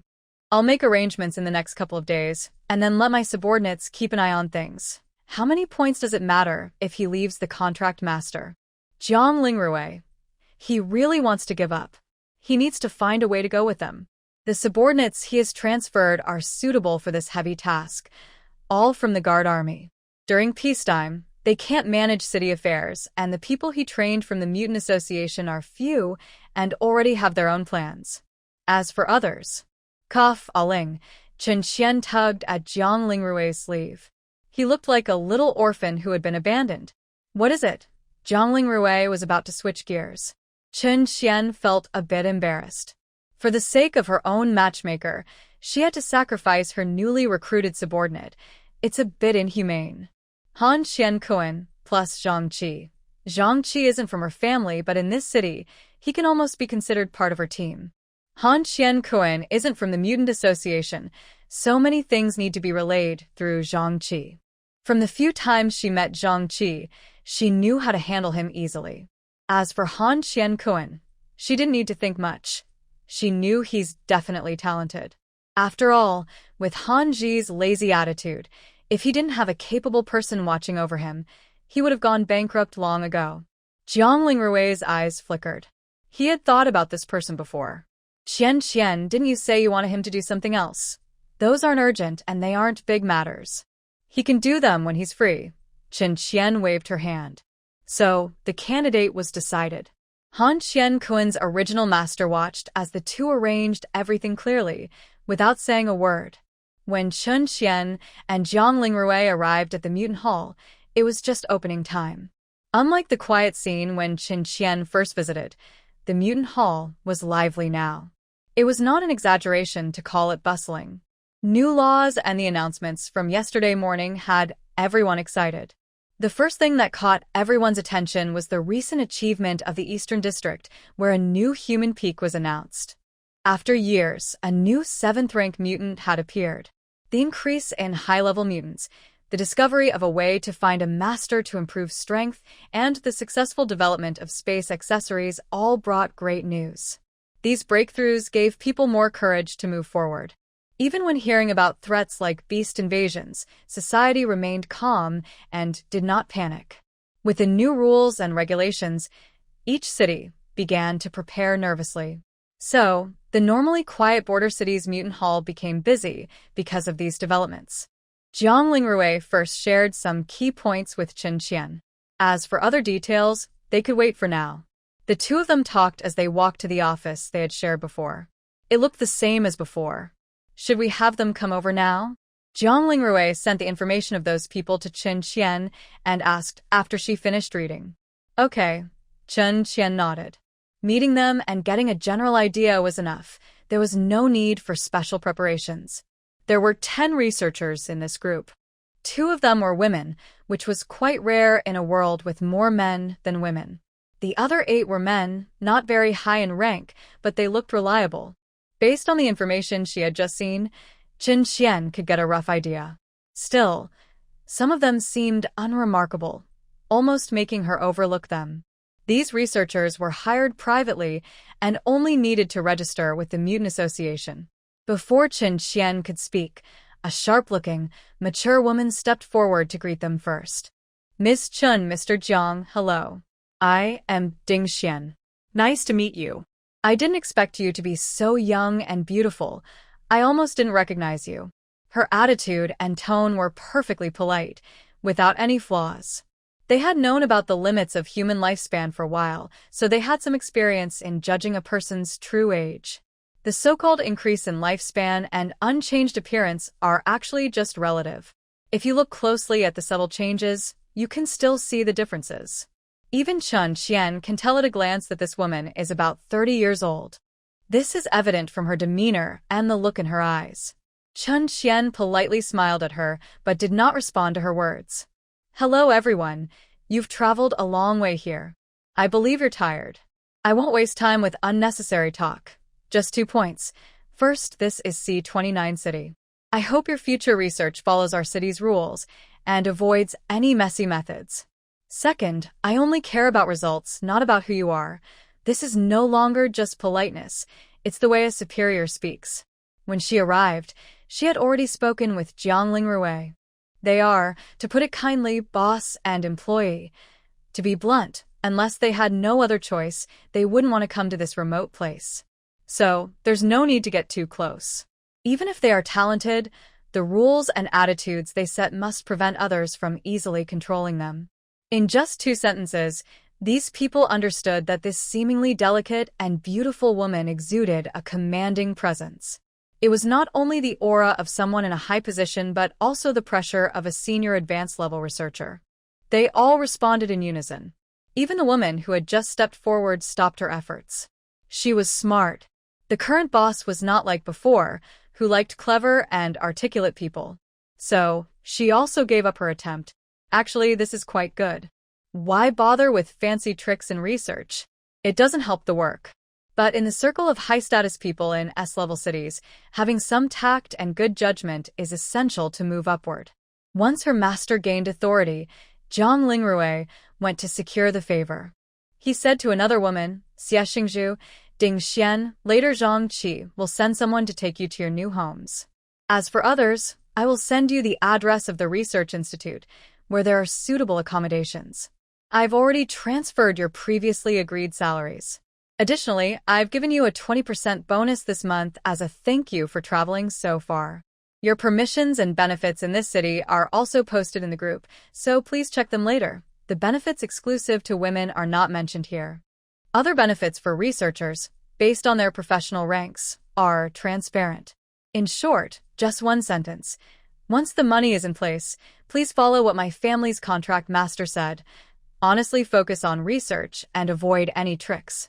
Our family already has a bad impression of the Research Institute, so I hope everyone can be good people. As for your past actions, let's not investigate them for now. Only 4 people were invited here by Zhang Lingrui himself. The others came voluntarily. Naturally, there are many complicated things involved. The 6 people didn't have enough time, so they only saw the surface of many issues. But that's okay. For now, let's just see how they perform in the future. After they left, Chen Qian told Zhang Lingrui, a Xiao shouldn't be allowed to bring them along. It's not very suitable. Not only because of personality, but also because of this profession, it's not very suitable for Huaxiao. I've noticed these past 2 days that anything Huaxiao is interested in, he learns pretty quickly. Just organize the materials for him, and he can mostly figure things out himself. However, if it's something he's not interested in, he simply can't focus on it at all. Zhang Lingrui also agrees. Does intelligence really need to be divided into subjects? Isn't it all around? He can't understand this. Specialized knowledge seems to be non-existent in his world. Xiao is quite similar to Ling in some ways. Chen Qian straightforwardly burst Zhang Lingrui's doubts. One of you is so bad at cultural subjects that you barely study, and the other is so weak in combat skills. Fragile and powerless? Chen Qian doesn't know how to describe her family's Ling as a poor fighter. Zhang Lingrui. What a fragile and powerless person. He indeed can't compare to his family's contract master in strength and combat ability. He wisely decided not to dwell on this. Huaxiao's talent points aren't focused on this area, and neither are his. From another perspective, aren't they evenly matched? Zhang Lingrui feels a headache coming on from his own thoughts. Before going to the outside world, I'll find more materials for him. Although the brain device can't connect to the internet outside, it can still be used for offline learning. Chen Qian's confident demeanor just now disappeared in front of outsiders. The one giving assignments, Ling, is a bit scary. Don't even think about her. Okay. Keep it up. Xiao, I've finished organizing the advanced courses for Qian. I'll send them to you later. Zhang Lingrui could never forget her own contract master. He had already started preparing her advanced training course. Chen Qian, thank you. Ailing. These 4 words were spoken unwillingly. Zhang Lingrui looked at her with gentle eyes and said softly, You're welcome. Sigh, whenever she talks about studying, she acts just like Huaxiao. There's still time. Tell me more about the things the association announced. Chen Qian didn't want to look at the materials, but if she discussed these things with Ailing, she was quite interested. Since people had come to her door, Zhang Lingrui naturally took the opportunity to fill her mind with knowledge. Okay. Unknowingly, it was already noon.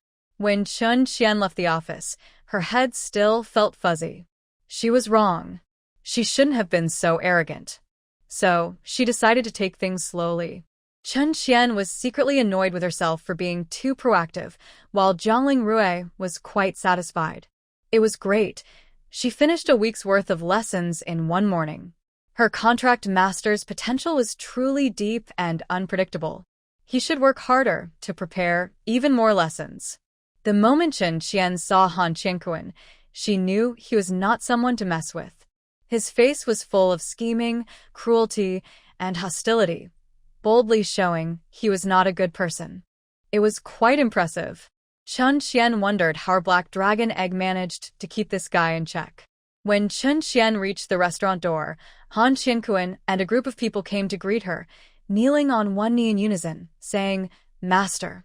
On the other side, mostly members of minority groups also knelt in unison, calling her Master. She believed she had learned quite a lot these days, but seeing such a grand scene of kneeling was the first time for her. Unlike Jiangling Rui's subordinates, these two groups seemed more like servants. Her relationship with Jin Fei and Yao Qianshu was like that of close leaders and loyal followers, rarely separated, sometimes swearing loyalty, but never bowing so humbly. Now, the people kneeling before Qin Qian truly regarded her as their master. "All right, get up." Since she was placed in this position, Qin Qian wouldn't bother with the idea of everyone being equal. That would be a kind of insult to their loyalty. Perhaps they only promoted her because of their leader, but she and her matchers are naturally closely connected, so she doesn't mind these things. Qin Qian was the first to lead Jiangling Rui into the dining room. It was already decorated according to her plans for a group meal. Unlike before, when she was in front of researchers and kept things formal, now Qin Qian spoke with some friendliness, but still maintained her authority as the host. There is a clear difference between her family members and her hired people. Chun Qian sat at the head of the table, watching Han Qiankuan, who looked very fierce, obediently follow a woman. She had been at the back with some women earlier, so she didn't look too closely. This woman should be his contract master, right? Family head, "I am Yang Jing, Han Qiankuan's contract master," Yang Jing said with a gentle smile. Sensing Chun Qian's brief confusion, she explained proactively. Her attitude was respectful, but not overly so. Chun Qian could see the kindness in Yang Jing's eyes. "You must be Aunt Jing? I heard Han Ji mention you." Yang Jing stood up and led the person to a seat nearby. "This is the proper way to treat elders." Yang Jing was a bit surprised, but then chuckled softly. "The young master still talks about me. Everyone knows what kind of person Han Ji has been in private these past few years." She was very clear about it. Chun Qian nodded without going into details. "Yes, he respects you a lot. If she went into more detail, it might be a long story." Fortunately, Yang Jing didn't ask further. Just hearing Han Ji mention her made her very happy. Her gentle smile turned into one that made her eyes almost disappear with happiness. She almost couldn't help but start chatting with Qin Qian right then. She seemed cheerful and straightforward. Chun Qian agreed with her and said, "Later, Aunt Jing, if you're free, you can visit Han Ji. He just advanced and isn't very convenient to go out right now." Her words were not very subtle, and Yang Jing immediately understood her meaning. "Then I will bother the family head later." Before dinner, Qin Qian said a few words, casually revealing the aura of a high-level mutant, which had a very good effect. She roughly identified the person and felt more confident. The main purpose of this lunch was to welcome them, have a meal together, and get to know each other better. Other matters can be discussed tomorrow in private. "Shall Uncle Han and Aunt Jing come over tonight?" Qin Qian didn't act like a family head in private. Because of Han Si's attitude towards them, she felt even closer. Han Qiankuan didn't lose his sense of propriety because Chun Qian was friendly. "Yes, family head." After dinner, Qin Qian didn't stay any longer. Most of them had just arrived, and there were many small tasks to handle. She, as the head of the family, wasn't so crazy as to refuse everyone rest. When only she and Jiangling Rui were left, Chun Qian couldn't help but say, "Aunt Jing is actually at level 6. She could feel that Yang Jing, who looked kind and caring in front of her, was stronger than those around her. Even when she and the other person fought, she wasn't sure she could win." "I don't have any information about her," Jiangling Rui said. Although he knew Han Qiankuan had a mysterious contract master, he couldn't find detailed information. He's not good at investigating these things. Commander Jiang also didn't have a side job in this area. It's okay, not everything can be found. Compared to that, she thought Han Qiankuan was very suitable to keep things steady here. Also, Bai Zhao from Qimian, although not at a high level, was very clever in dealing with people. No wonder he could be the top person in by Chi Mian. Actually, she wanted to say that it's not easy to make a name for oneself in by Chi Mian. After a meal, she learned a lot about the few people at the same table. She thought they were pretty good. The girls sitting alone at another table didn't seem like simple characters either. Chun Qian subtly asked, but Aunt Jing said she would bring them over tonight for her to see.